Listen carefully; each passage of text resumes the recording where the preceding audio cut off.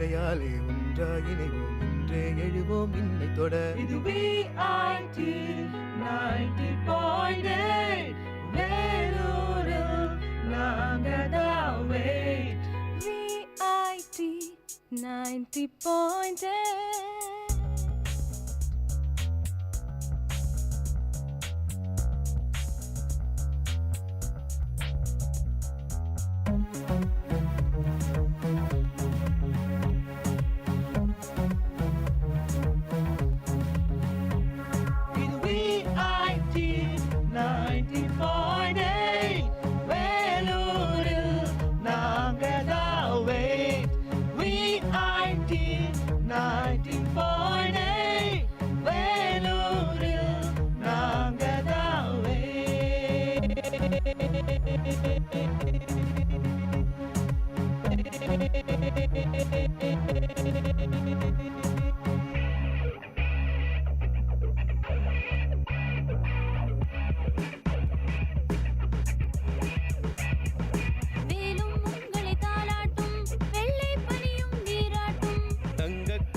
சிங்கக்கோட்டை ஊரும் உலகும் பாராட்டும். கல்வி சாலைகள் ஏராளம், கனரகாலைகள் தாராளம். தீரா நோய்கள் ஆரா காயம், தீவேகம் தீராகும்.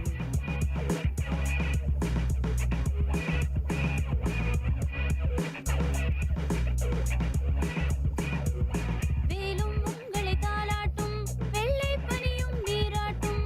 தங்க கோயில் சிங்கக்கோட்டை ஊரும் உலகும் பாராட்டும். கல்வி சாலைகள் ஏராளம், கனரகாலைகள் தாராளம். தீரா நோய்கள் ஆரா காயம், தீவேகம் தீராகும். இது VIT 90.8 வேலூரில் நாங்கதான் wait. VIT 90.8 வேலூரில் நாங்கதான் wait.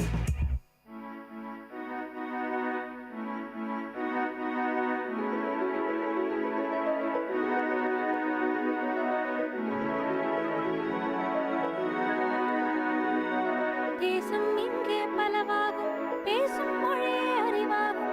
ஜாதி மதங்கள் எல்லா உலகம் VIT-யால் உருவாகும். தேசம் இங்கே பலவாகும், பேசும் மொழியே அறிவாகும். ஜாதி மதங்கள் எல்லா உலகம் VIT-யால் உருவாகும். திறமை கொண்ட பட்டாளம் உங்கள் அன்பால் உலகாளும். மக்கள் பணிக்கு துடிக்கும் எங்கள் இதயம் ஒன்றே அடையாளம். இது VIT 90.8 வேலூரில் நாங்கதான் wait. VIT 90.8 வேலூரில் நாங்கதான் wait.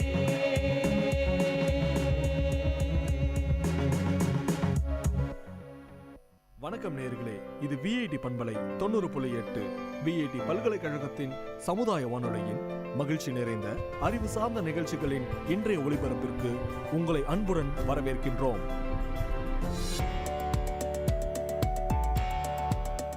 வணக்கம் வேலூர். இன்று 2024 ஆண்டு மார்ச் மாதம் 27ஆம் தேதி, சோபகிருது வருடம் பங்குனி மாதம் 14ஆம் நாள் புதன்கிழமை. சொந்த காலில் நீங்கள் நிற்க உதவும் ஒரே உறுதுணை உங்கள் கல்வி மட்டுமே. கல்வியே நம்மை நம் வாழ்க்கையில் கால் ஊன்ற உதவும். இன்றைய தினத்தை இனிதாய் துவங்குவோம்.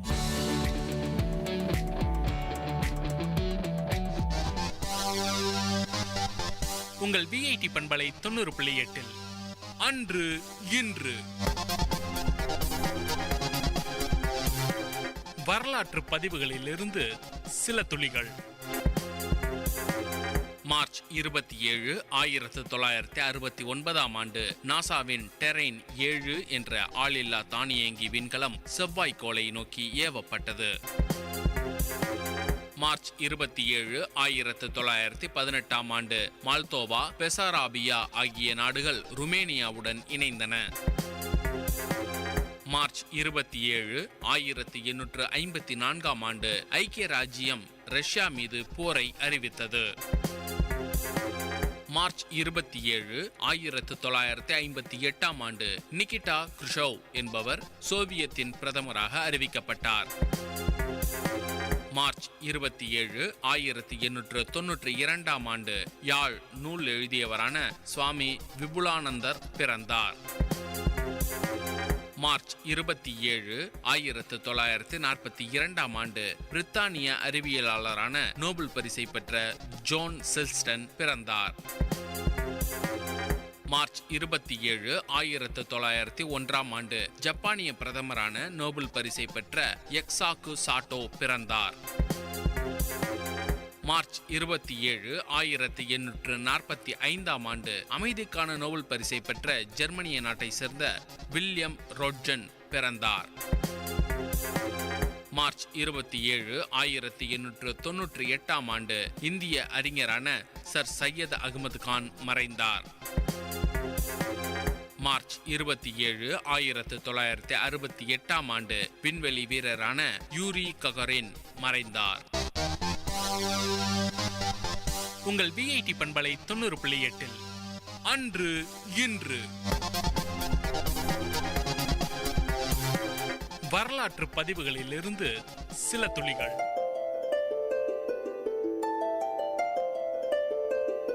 வணக்கம் நேயர்களே, இது விஐடி பண்பலை 90.8 விஐடி பல்கலைக்கழகத்தின் சமுதாய வானொலி.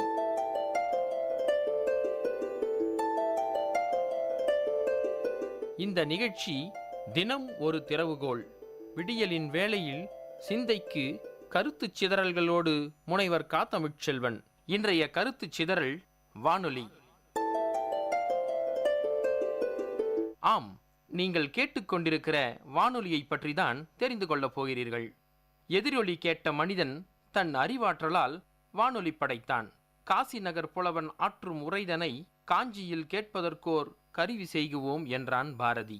வானொலியினால் உலகமே ஒரு குடும்பமாகிவிட்டது என்றால் அது மிகையாகாது. ஓரிடத்தில் பேசுவதையோ பாடுவதையோ வானின் வழி கதிர்களின் வாயிலாக ஒளியாக மற்றொரு இடத்தில் கேட்கச் செய்தல் வானொலியாகும். வானொலி நிலையத்தில் ஒலி அலைகள் மின்காந்த அலைகளாக மாற்றப்படுகின்றன. அவ்வலைகள் வானில் நிரம்பியுள்ள ஈதர் வழியாக பரவுகின்றன. நம் வானொலி பெட்டியிலுள்ள ரிசீவர் என்று ஆங்கிலத்தில் அழைக்கப்படும் ஒளி வங்கிகள் அந்த மின் அலைகளை மீண்டும் ஒளியாக மாற்றி நாம் கேட்குமாறு செய்கின்றன. வானொலியினால் நாம் அடையும் பயன்கள் ஏராளம். வானொலியினால் உலகெங்கும் நடக்கும் நிகழ்வுகளை உடனுக்குடன் அறிந்து கொள்ளலாம். காலநிலையை அறிந்து கொள்ளலாம். விளம்பரங்களை தரலாம், பெறலாம். படித்தவர் முதல் பாமரர் வரை பயன்படுத்தும் ஒரு அரிய சாதனம் வானொலி. கல்வி, வேளாண்மை, அறிவியல், சமூக பயன்பாடு, இலக்கியம் என வானொலி பெரிய பயன்பாடாக அமைகிறது. கற்றிலனாயினும் கேட்க என்ற தமிழ் வரிகளுக்கு இலக்கணமாய் இருப்பது இந்த வானொலி. அறிவியல் வளர்ச்சியின் ஒரு வரப்பிரசாதம் இந்த வானொலி என்பது சாலச் சிறந்தது. செல்வத்துள் செல்வம் செவிச்செல்வம், அச்செல்வம் செல்வத்துள் எல்லாம் தலை என்னும் நான்மறை கூறும் மொழிக்கேற்ப செவிச்செல்வத்தை அளிப்பது வானொலி. குறிப்பாக விஐடியின் சமுதாய வானொலி பண்பலை 90.8 ஆனது பயன்மிக்க இலக்கிய, அறிவியல், கல்வி செய்திகளையும் அள்ளித்தருகிறது. கேட்டு பயனடையுங்கள். வானொலி உங்களுக்கு தேனொலியாக அமையும் என்பது இன்றைய தினத்தின் திறவுகோள். இன்றைய கருத்து சிதறலில் சிந்தனை துளிகள் உங்களை சிந்திக்க வைத்திருக்கும் என்ற நம்பிக்கையோடு மற்றும் ஒரு தினம் ஒரு திறவுகோள் நிகழ்ச்சியில் சந்திக்கும் வரை உங்களிடமிருந்து விடைபெறுவது முனைவர் கா. தமிழ்ச்செல்வன். இது விஐடி பண்பலை 90.8 விஐடி பல்கலைக்கழகத்தின் சமுதாய வானொலி. நன்றி. நல்ல நல்ல நிலம் பார்த்து நாமும் விதை விதைக்கணும். விஐடி பண்பலை 90.8 விஐடி பல்கலைக்கழகத்தின் சமுதாய வாசனை நிகழ்ச்சியில் இன்று விஐடி வேளாண் துறை வழங்கும் தினம் ஒரு வேளாண் செய்தி. வணக்கம் நேயர்களே, இது உங்கள் விஐடி பண்பலை 90.8 விஐடியின் சமுதாய வானொலி. தினம் ஒரு வேளாண் செய்தியில் நான் உங்கள் திவ்யநேகா. விஐடி வேளாண் துறை மாணவி. பெரிதாக யோசி சிறிதாக தொடங்குன்னு பெரியவங்க சொல்லுவாங்க. அது என்னமோ கரெக்ட் தான் போல. வயல்ல நமக்கு தட்டுப்படாத சின்ன சின்ன விஷயங்கள் தான் பெரிய பயிர் சேதத்தை ஏற்படுத்துது. நெல் அறுவடை செய்யும்போது அரிவாளை பயன்படுத்தி தான் அறுப்போம். ஆனால் ஸ்போடோப்டெரா மருஷியா என்ற வெட்டுப்புழு அரிவாளை பயன்படுத்தாமையே பயிர் நாற்றுகளை வெட்டுமாங்க. இந்த புழுக்கள் இரவு நேரத்தில் கூட்டம் கூட்டமாக பக்கத்து வயலுக்கு சென்று தீவிரமாக பரவுமாம். இன்னைக்கு ஆரோக்கியமாக இருந்த பயிரெல்லாம் வெட்டுப்புழு தாக்குச்சுன்னா ஒரே இரவில் மாடு புல் மேய்ஞ்ச நிலம் போல மாறிடுமாம். இதுக்காக விடிய விடிய காவல் காக்கவா முடியும் அப்படின்னு நீங்கள் கேட்பீங்க. காவல் காக்கெல்லாம் வேண்டாம், நான் சில வழிமுறைகளை சொல்கிறேன், அதை நல்லா கவனித்து உங்கள் வயலில் பயன்படுத்துங்க போதும். முதல்ல நாற்றங்கால் உள்ள நீரெல்லாம் வடிச்சிட்டு 40 மில்லி குளோரோபைரிபோஸை 20 லிட்டர் தண்ணீரில் கலந்து 8 சென்ட்டுக்கு தெளிக்கலாம். இரண்டாவது, நம்ம எப்படி வெயில் அடித்தா நிழலில் மறைவோமோ அப்படி தான் அந்த வெட்டுப்புழுக்களும் வயலில் அங்கங்கே மறைஞ்சிருக்கும். அதனால் நாற்றங்கால தண்ணீர் தேங்கி இருக்குமாறு செஞ்சால் மறைஞ்சிருக்கும் வெட்டுப்புழு எல்லாம் வெளியே வந்துடும். இப்படி செஞ்சால் பறவைகளுக்கு மறைமுகமாக நம்மளால் முடிஞ்ச உணவை கொடுக்கலாம். மூன்றாவது, நீர்ப்பாசனம் செய்யும்போது மண்ணெண்ணெயை கலந்தால் அந்த புழுக்கள் மூச்சு திணறி இறக்கவும் நேரிடுமாம். நான்காவது முறை என்னன்னா, வயலில் தண்ணீர் எல்லாம் வடிச்சிட்டு 1 லிட்டர் தண்ணீருக்கு 2.5 மில்லி குளோரோபைரிபோஸை கலந்து தெளிக்கலாம். ஆனால் முதல்ல சொன்ன குளோரோபைரிபோஸ் அளவு நாற்றங்கால வெட்டு புழு தாக்குச்சுன்னா பயன்படுத்தணும். இப்போ சொன்ன அளவு நடவு வயலில் புழு தாக்குச்சுன்னா பயன்படுத்தணும். இதையெல்லாம் கரெக்டாக செயல்முறைப்படுத்தினீங்கன்னா உங்கள் வயலில் வெட்டுப்புழுங்கிற பேச்சுக்கே இடம் இருக்காது. மீண்டும் தினம் ஒரு வேளாண் செய்தியில் நாளை சந்திப்போம். நான் உங்கள் திவ்யநேகா, வேளாண் துறை மாணவி. இது உங்கள் விஐடி பண்பலை 90.8 விஐடியின் சமுதாய வானொலி. நல்ல நல்ல நிலம் பார்த்து நாமும் விதை விதைக்கணும். விஐடி பண்பலை 90.8 விஐடி பல்கலைக்கழகத்தின் சமுதாய வானொலியில் நேயர்கள் இதுவரை கேட்டது வேளாண்மை சார்ந்த பயனுள்ள செய்திகளை வழங்கும் மண் வாசனை நிகழ்ச்சியில் விஐடி வேளாண் துறை வழங்கிய தினம் ஒரு வேளாண் செய்தி.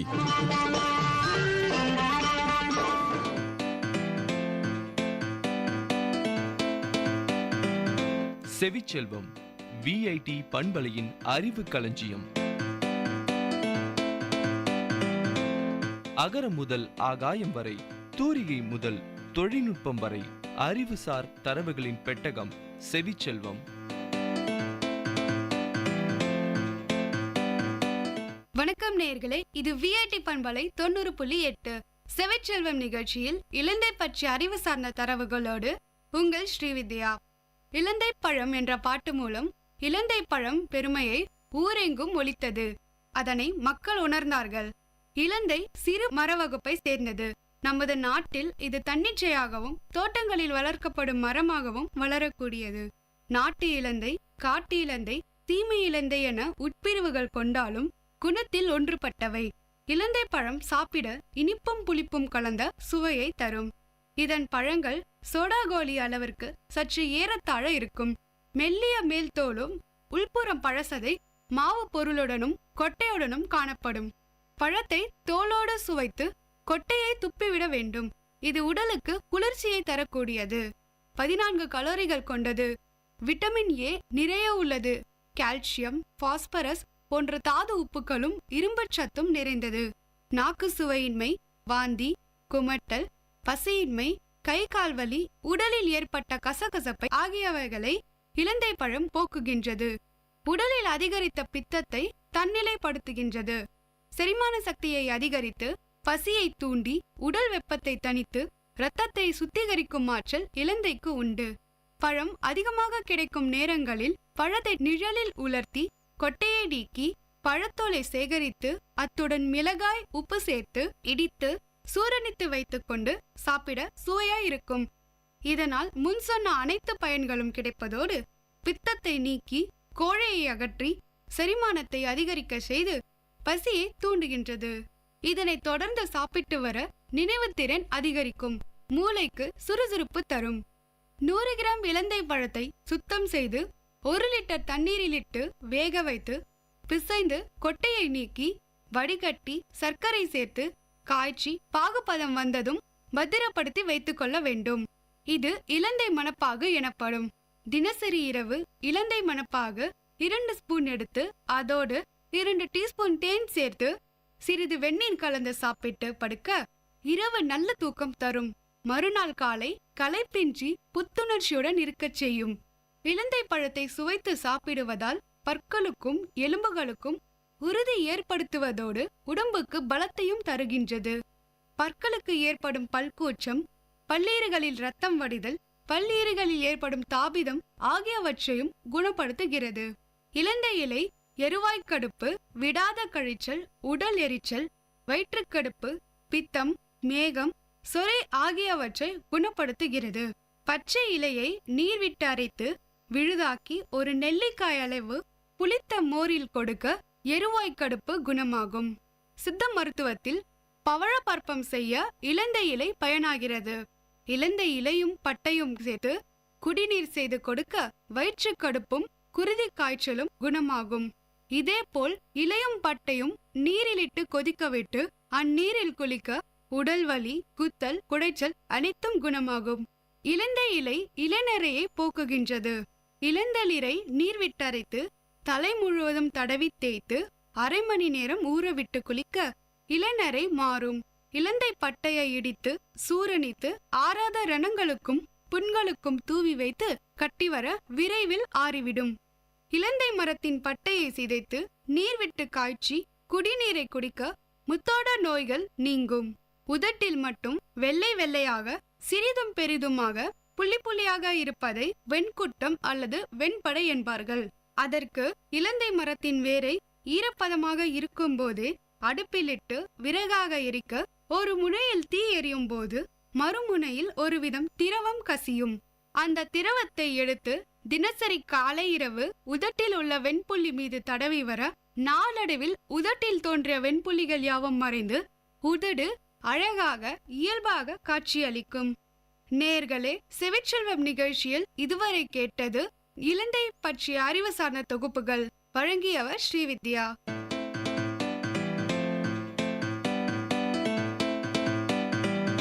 செவிச்செல்வம் VIT பண்பலையின் அறிவு களஞ்சியம். அகரம் முதல் ஆகாயம் வரை, தூரிகை முதல் தொழில்நுட்பம் வரை, அறிவுசார் தரவுகளின் பெட்டகம் செவிச்செல்வம்.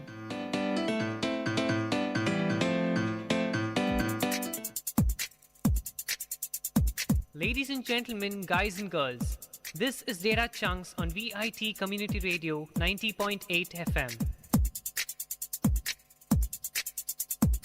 This program features chunks of informative data on various fields, be it computers, environment, technology, physics, or any field.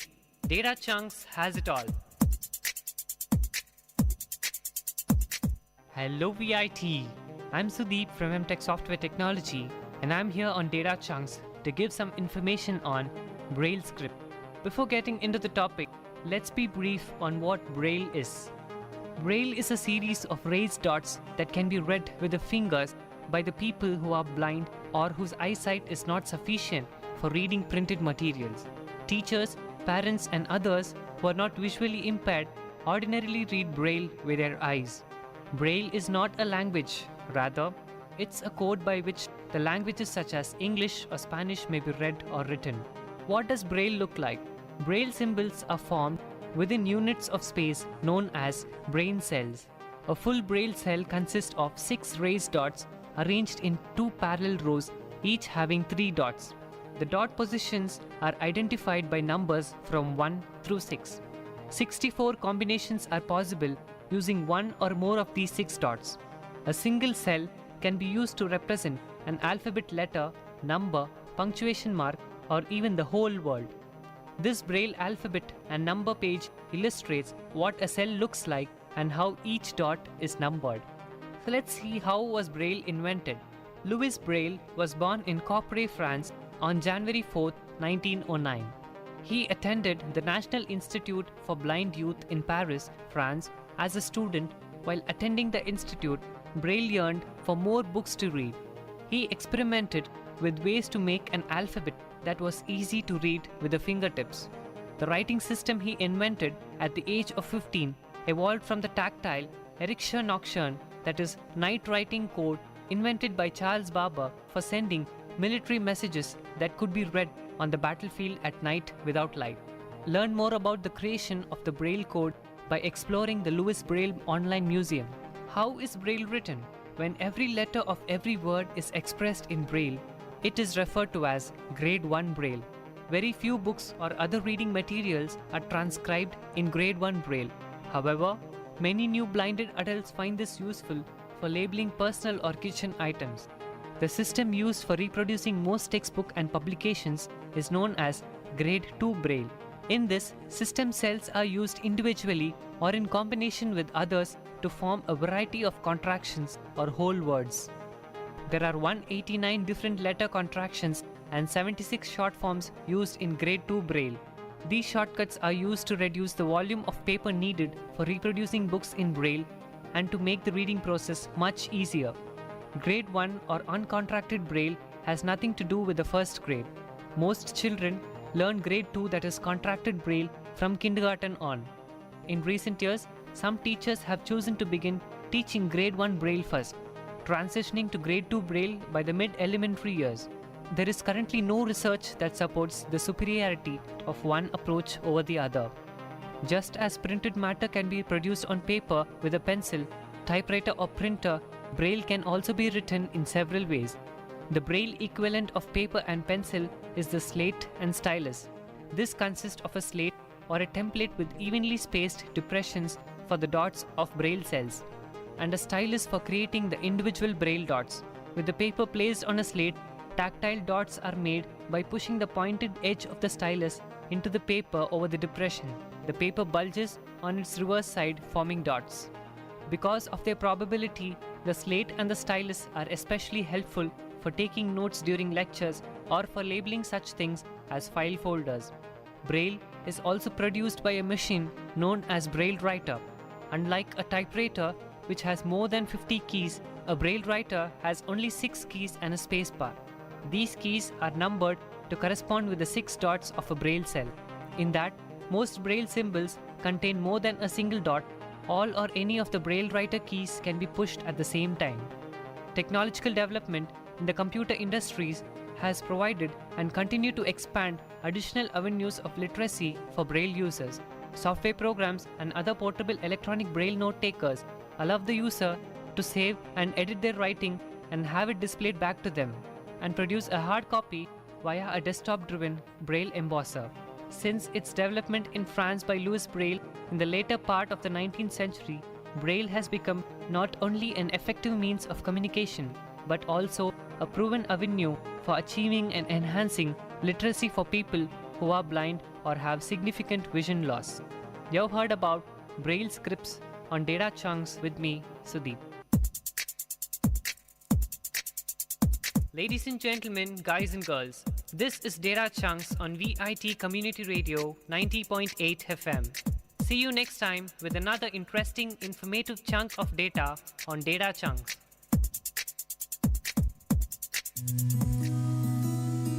பாட்டி நேற்று பார்க் போகலான்னு சொன்னீங்க, ஆனால் கூட்டிகிட்டு போகாமல் ஏமாத்திட்டீங்க. போங்க பாட்டி, நான் உங்கள் மேலே கோவமாக இருக்கேன். கோச்சிக்காதடா, வா நம்ம இப்போவே போகலாம். அப்படியே செல்வனையும் பாட்டி கூப்பிட்டேன்னு கூப்பிடு. நீதான் பாட்டி பெஸ்ட்டு, இதோ இப்போவே போகிறேன். இன்னைக்கு ஷட் டவுன்னு நியூஸ்ல சொன்னாங்கப்பா. அதனால வரப்போ மறக்காம யூபிஎஸ்ல ஓடுற ஃபேன் லைட் எல்லாம் ஆஃப் பண்ணிட்டு வந்துரு, இல்லனா நமக்கு தான் கஷ்டம். சரி பாட்டி, அதெல்லாம் நான் பாத்துக்கிறேன், வாங்க போவோம். அண்ணா, பாட்டி சொன்ன மாதிரி ஃபேன் லைட் எல்லாம் ஆஃப் பண்ணிட்டு தானே வந்த? ஆஃப் பண்ணிட்டேன்னு தான் நினைக்கிறேன். அதெல்லாம் விட்டு தள்ளு, வா நம்ம போய் ஊஞ்சல் விளையாடலாம். செல்வா, நான் உன்கிட்ட என்ன சொன்னா நீ என்ன பண்ணி வச்சிருக்க? சாரி பாட்டி, பார்க் போற அவசரத்துல மறந்துட்டேன். இப்ப சாரி கேட்டு என்னப்பா பண்ண முடியும்? இன்னைக்கு பூரா கரண்ட் இல்லாம நம்ம தான் அவதிப்பட போறோம். இது போலதான் முந்த நேத்து குளிச்சுட்டு குழாய மூடாம வந்துட்ட. அதனால எவ்வளோ தண்ணி வீணா போச்சு தெரியுமா? உன்னை பார்த்து தானே செல்வியும் வளர்றா. அவளுக்கு நீ ஒரு நல்ல எடுத்துக்காட்டா இருக்கணும் தானப்பா. மின்சாரத்தையும் தண்ணியையும் வீணாக்க கூடாது, சரியா? சரி பாட்டி, இனிமே நான் கவனமா இருக்கேன். நல்லதுப்பா. ஆற்றலை சேமிக்க பழகுவோம், சிறப்புடன் வாழ்வோம்.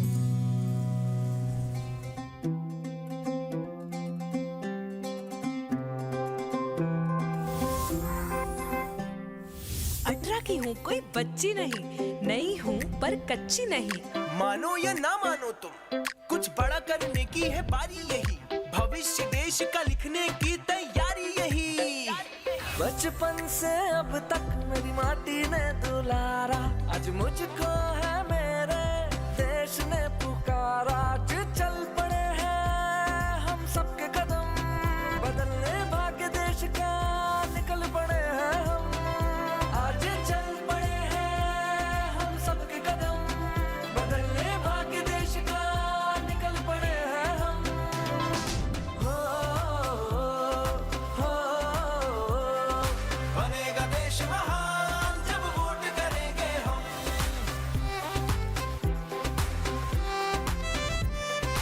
ये जीवन ये तन मन सब कुछ है तुम्हारा, आज मुझको है मेरे देश ने पुकारा। जो सोचे और ठाने तो करके दिखा दे, ऐसे है मेरे देश के फौलादी इरादे। आज चल पड़े हैं हम सबके कदम, बदलने भाग्य देश का निकल पड़े हैं हम। हो बनेगा देश महान जब वोट करेंगे हम।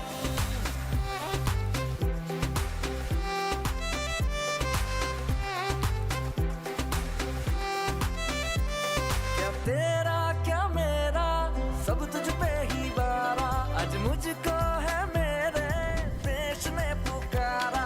अपनी यारों की खाओ कसम, बदलने भाग्य देश का निकल पड़े हैं हम। हो कश्मीर से कन्याकुमारी है सब अपने, यहाँ पे कोई बेगाना नहीं। हम तो यहाँ पे सब देश के दीवाने, तो हमसे कोई टकराना नहीं। आवाज यही, अधिकार यही, आजादी का पुरस्कार यही, लोकतंत्र का पहले संस्कार यही, संस्कार यही। अपनी यारी की खाओ कसम, करेंगे अपना पहला वोट देश के लिए हम। ये जीवन फर्स्ट टाइम जी सर, सब कुछ है तुम्हारा, आज मुझको है मेरे देश ने पुकारा।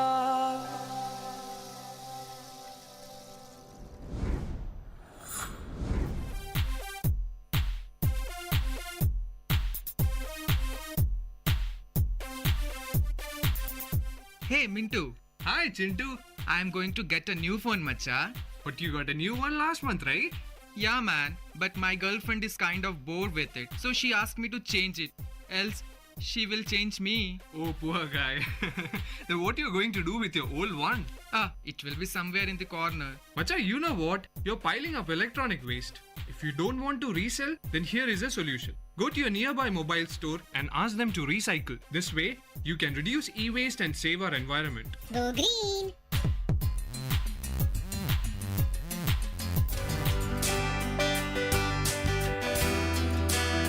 உங்கள் விஐடி பண்பலை 90.8 அனுபவ மேடை. மக்கள் தங்கள் வாழ்க்கை அனுபவங்களையும் முன்னேற்ற பாதைகளையும் விரிவாக கலந்துரையாடும் நிகழ்ச்சி.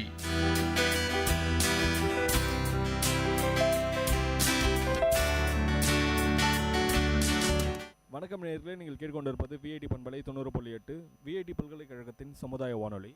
இந்த நிகழ்ச்சி அனுபவ மேடை நிகழ்ச்சியில் சமுதாய மக்கள் அவங்களுடைய வாழ்க்கை அனுபவங்களை நம்மக்கிட்ட பகிர்ந்துக்கிறாங்க. அந்த வகையில் இன்றைக்கி நம்ம கூட ஒருத்தர் இருக்காங்க. வணக்கம், உங்களை அறிமுகப்படுத்திக்கோங்க. சார் வணக்கம் சார், பேர் அஜீஸ். அப்புறம் சமோசா வியாபாரம் பண்ணுறேன் சார். நான் திருவள்ளூர் சுற்றி விற்கிறேன். எத்தனை வருஷமாக சமோசா வியாபாரம் பண்ணுறீங்க? சார் சுமார் 8 வருஷமாக பண்ணுறேன். 8 வருஷமாக வியாபாரம் பண்ணிருக்கிறீங்க. எதனால் உங்களுக்கு சமோசா வியாபாரம் பண்ணுன்ற மாதிரி உங்களுக்கு தோணுச்சு? இப்போ வேறு தொழில் இல்லை சார். 68 வயசு ஆயிடுச்சு எனக்கு. 68 வயசு நடக்குது, எதுவுமே செய்ய முடியல.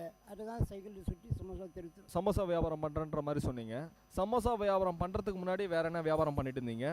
பீடி சுற்றிருந்தேன் சார். உட்காந்து பீடி சுற்றினேன். பீடி தொழில் இப்போ முடியல. பீடி தொழில் கூட இல்லை, சும்மா இருக்கிறேன். இப்போ அதுக்காக வயிற்றுக்கு பொழுப்புறதுக்கு எதுவும் செய்ய முடியல. அதுக்காக சமோசா வியாபாரம் பண்ணுறேன். சமோசா வியாபாரம் பண்ணி தான் உங்களுடைய குடும்பம் நடத்திட்டு இருக்கிறீங்களா? ஐயா ஆமாம் ஐயா, குடும்பம் அப்படியே தான் நடக்குது. 150 ரூபா 160 ரூபா கிடைக்கிது ஒரு நாளைக்கு. அதே மாதிரி வந்து சமோசா வியாபாரம் வீட்டில் பிடி வேலை செய்கிறாங்க. அது இது வந்து கண்ட்ரோல் பண்ணிக்கிற ஃபேமிலியை.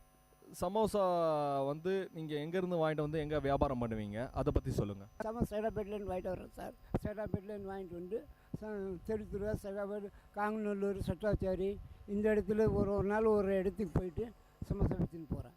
அங்கே உங்களுக்கு என்ன ரேட்டில் வந்து தராங்க? நீங்கள் எவ்வளோ வந்து சமோசா, ஒரு சமோசா மேலே இவ்வளோ லாபத்தை வச்சு வியாபாரம் பண்ணுவாங்க, அது மாதிரி எவ்வளோ ஒரு சமோசாவில் வச்சு நீங்கள் வியாபாரம் பண்ணுறீங்க? ஆமாம் சார், ஒரு சமோசா 40 பைசா வச்சு வியாபாரம் பண்ணுறோம். 160 ரூபா கொடுக்குறாங்க, 800 ரூபா விற்கிறோம் நம்ம. இது மாதிரி ஒரு நாளைக்கு எத்தனை சமோசா வந்து நீங்கள் வியாபாரம் பண்ணுவீங்க? இப்போ இருக்கிற வியாபாரம் கம்மி சார். வியாபாரம் இல்லைன்னா 300 சமோசா விற்பேன், இல்லைன்னா 350 சமோசா விற்பேன். இப்போ என்ன 200 சமோசாக்கு மேலே போகல. வியாபாரம் ரொம்ப டல்லாக இருக்குது. தொழில் சுற்றினா கூட தொழில் கம்மியாக தான் இருக்குது. நடக்கிற வரைக்கும் நடக்கட்டோன்னு நினைக்கிறேன். காலையில் எத்தனை மணிலேருந்து எத்தனை மணி வரையும் உங்களுக்கு வியாபாரம், அதை பற்றி சொல்லுங்கள். காலையில் 10 மணிக்கு கிளம்புறேன் சார். 10 மணிக்கு கிளம்புறோம், 4 மணி வரைக்கும் சுற்றி விற்கிறேன். ஸ்கூலு பசங்களுக்கிட்ட ஸ்கூல் கிட்ட நிற்கிறேன். காங்கநல்லூர் ஸ்கூலில் வியாபாரம் பண்ணுறேன். வியாபாரம் பண்ணிட்டு அப்படியே போயிடுறேன். விற்கிறோம், கொஞ்சம் மிச்சம் ஆயிடுச்சுன்னா அப்படியே திருவா சுற்றுன்னு போயிடுறேன். எப்படி சுற்றினாலும் வந்து உங்களுடைய சமோசா கடைசியில் வந்து காலி ஆகிடுதுங்களா? காலி பண்ணி தான் போகணும் சார். காலி பண்ண 5 மணி ஆகுனா கூட 6 மணி ஆகுனா கூட காலி பண்ணி தான் போகணும். வேறு வழி இல்லை. ஏன்னா சமோசா மறுநாள் விற்க முடியாது அது. அதனால் அந்த இட்லி நாள்னா கூட இத்தனை மணி நேரம் ஆகுனா கூட சுற்றி தான் போகிறேன். இத்தனை வருஷமாக வந்து சமோசா விற்கிறேன் அப்படின்ற மாதிரி சொன்னீங்க. நீங்கள் ஏன் வந்து நீங்கள் ஒரு வண்டி வாங்கிக்கலாம்ல, இன்னமும் ஏன் வந்து சமோசா வந்து நீங்கள் சைக்கிள்லேயே விற்றுட்ருக்குறீங்க? சைக்கிளில் விற்றுனா வண்டி வாங்குற வசதி இல்லையா சார்? வசதி ஒன்று இருந்துச்சுன்னா வண்டி வாங்கலாம். வண்டி வாங்கினா 15 செகண்ட் ஹேண்ட் வண்டி ஒன்று கூட கிட்டால் கூட 15,000ன்றாங்க. இதுவும் சைக்கிள்லேயே சுற்றிட்டு சைக்கிள் வாங்கினேன் சார். 400 ரூபா கொடுத்து சைக்கிள் வாங்கினேன். சைக்கிள் வாங்கிட்டு அதில் சைக்கிளில் சுற்றி நிற்கிறேன். வேறு வழி இல்லையா சார்? இந்த சமோசா வியாபாரத்தில் வர வருமானம் வச்சு உங்கள் குடும்பத்துக்கு போதுமானதாக இருக்குதுங்களா? இல்லை சார், போதுமான குடும்பம் இல்லை, கம்மியாக தான் இருக்குது. இதையும் தான் ரேஷன் அரிசி சாப்பிட்றோம்.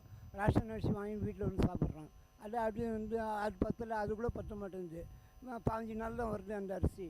15 நாள் இந்த வழி அரிசி வாங்கி வச்சு சாப்பிட்டு நிற்கிறோம். இதில் குடும்பம் இப்படி இருக்கான குடும்பம் அதிலே அட்ஜஸ்ட் பண்ணுறோம்.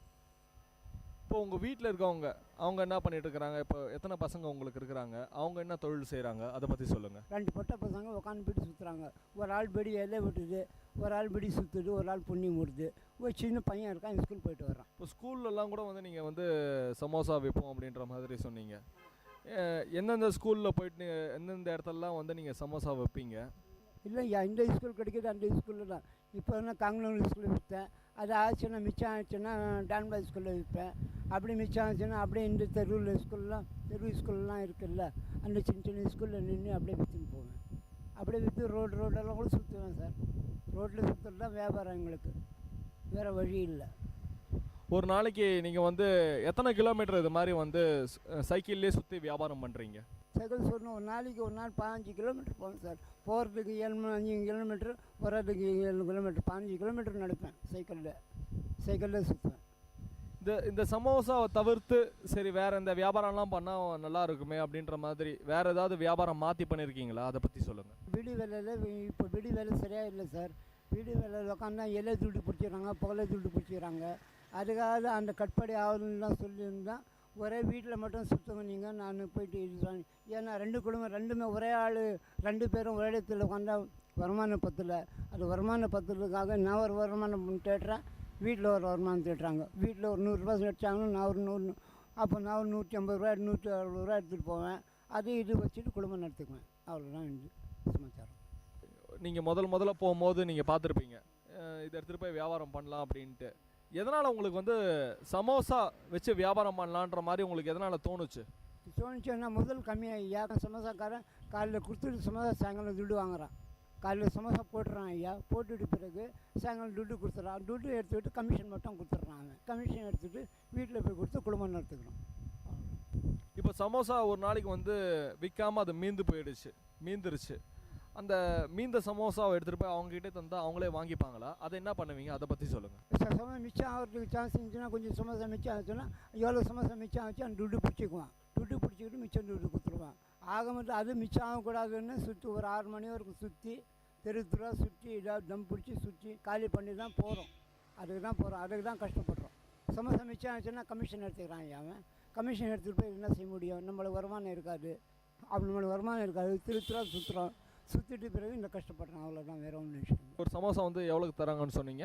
1 ரூபா 60 பைசா கொடுக்குறாங்க. ரூபா 60 பைசா 160 ரூபா ஆச்சு 100 சமோசா. அப்போ 100 சமோசா விற்றாங்கன்னா 100 சமோசானா 40 ரூபா கிடைக்கிது.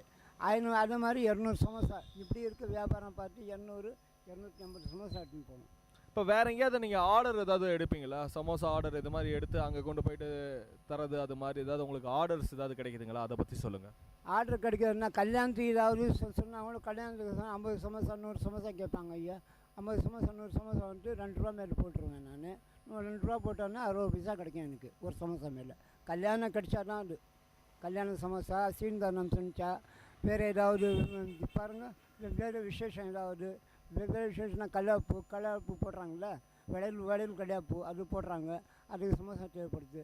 வேறு விஷயம் என்ன சாவா ஆகிடுச்சு காரியத்துக்கு 200 சமோசா 100 சமோசா கேட்குறாங்க, அந்த மாதிரி விஷயத்துக்கு போய் கொடுப்போம். இப்போ உங்கள் உங்ககிட்டே வந்து சமோசா வாங்கிட்டு போகிறோம் அப்படின்ற மாதிரி ஏதாவது ஆர்டர் தருவாங்க. இப்போ உங்கள் வீட்டுக்கிட்டே வந்து நிறைய பேர் ஆர்டர்லாம் தண்டு போவாங்களா, எனக்கு இத்தனை சமோசா வேணும் அப்படின்ற மாதிரி, அதை ஏதாவது சொல்லுங்கள். அது இல்லை, அப்படி ஒன்றும் இல்லை சார். நாங்கள் சுற்றி தான் ஆர்டர் வாங்கினே தவிர வீட்டு தேடி ஆள் வராது. இது வீட்டு தேடி ஆள் எப்படி சார் வரும்? வீட்டு தேடி நம்ம தேடி போனால் தான் தொழில் தேடி போனால் தான் நம்மளுக்கு துடி கிடைக்கும். தொழில் இருக்கணும்னா எப்படி துடி கிடைக்கும்? காலையில் நீங்கள் எத்தனை மணிக்கு கிளம்புறீங்க? எத்தனை மணிக்கு உங்களுடைய சைக்கிள் மிதித்து நீங்கள் இந்த சமோசா வியாபாரத்தை நீங்கள் ஆரம்பிக்கிறீங்க? சாயந்தரம் எத்தனை மணி வரையும் வியாபாரம் செய்வீங்க? எங்கெங்கெல்லாம் போயிட்டு இந்த சமோசா வியாபாரம் செய்வீங்க? அதை பற்றி சொல்லுங்கள். காலையில் 10 மணிக்கு கிளம்புவேன் சார். 10 மணிக்கு கிளம்புனா சாயங்காலம் 4, 4:30, 5 கூட ஆகிடும். 5 கூட சமோசா வீட்டுக்கு போச்சுன்னா 5 மணிக்கு போயிடும். சமோசா விற்கலைன்னா 6, 7 மணி வரைக்கும் வீட்டுக்கு போகிறோம். 7 மணிக்கு வீட்டுக்கு போய் சேரும். அவ்வளோதான். இந்த 7 மணிக்கு மேலே இந்த சமோசாலாம் விற்று முடிச்சுட்டு வேறு ஏதாவது கூட இந்த வேலையை செஞ்சால் நல்லா இருக்குமே அப்படின்ற மாதிரி நீங்கள் வேறு ஏதாவது செய்யலான்ற மாதிரி யோசிச்சுருக்கீங்களா? ஆமாம், யோசனை இருக்குது சார். பணம் இல்லை சார், வசதி இல்லை செய்கிறதுக்கு. வேறு ஏதாவது வேறு சேமியா ஏதாவது விற்கலான்னு யோசனை பண்ணுறேன். சேமியாவுக்கு முதல் வைக்கணும், அதுங்கிட்ட முதல் இல்லைங்கிட்ட இல்லை. என்னோட குடும்பம் வருமானம் வர்றதுக்கு குடும்பம் செய்கிறதுக்கு அதில் மிச்சம் ஆக மாட்டேங்குது, அதில் பற்ற மாட்டேங்குது. அதை இப்படி அட்ஜஸ்ட் பண்ணி போய் நினைக்கிறோம். பாருங்கள், ஒரு நாளைக்கு கொஞ்சம் போனால் 250 ரூபா ஆகிடுது சார் வீட்டு செலவு. அதுக்கு மேலே வீட்டு வாடகை கொடுக்கணும். வீட்டு வாடகை 2300 ரூபா தரணும். வீட்டு வாடகை 2300 ரூபா தரணும். தண்ணிக்கு 30 ரூபா தரணும். கக்கஸ் பாத்ரூம் கார் கொடுக்கணும். அதெல்லாம் சேர்ந்து சேர்த்தாங்கன்னா 3000 ரூபாய் கிட்ட வந்துச்சு. இங்கே சார் செய்ய முடியும் நம்ம. அதில் மிச்சம் பண்ணி டெய்லி 50 ரூபா எடுத்து வச்சு வீட்டு வாடகை கொடுத்து அட்ஜஸ்ட் பண்ணுறோம். இப்போ நீங்கள் சேமியா வியாபாரம் கூட பண்ணால் நல்லாயிருக்கும் அப்படின்ற மாதிரி சொன்னீங்க. இந்த சமோசாவோட சேர்த்து வந்து சேமியா வியாபாரம் பண்ணணுமா, இல்லை எப்படி அந்த சேமியா வியாபாரம் பண்ணுறதுக்கு என்ன மாதிரி ஐடியா யோசித்து வச்சுருக்கீங்க? நான் சேமியா வியாபாரம் பண்ணுறதுக்கு சமோசா கூட சேமியா விற்று வியாபாரம் பண்ணலாம். பண்ணிட்டு பிறகு சேமியாவுக்கு முதல் சீக்கிரம் கொடுக்கணும். முதல் காலையில் கொடுத்தா தான் சாயங்காலம் செய்வாங்க. அதுக்கு முதல் இல்லை என்கிட்ட. முதல் இல்லைன்னு தான் நான் வந்து சமோசா மட்டும் விற்று நிற்கிறேன். ஏன்னா சமோசாக்காரன் பணம் வாங்குறது இல்லை. சமோசா விற்றுட்டு பிறகு மிச்சம் ஆச்சுன்னா கூட கமிஷன் கட் பண்ணிடலாம். சமோசா மிச்சம் ஆச்சுன்னா கூட வாங்கிடுறான்.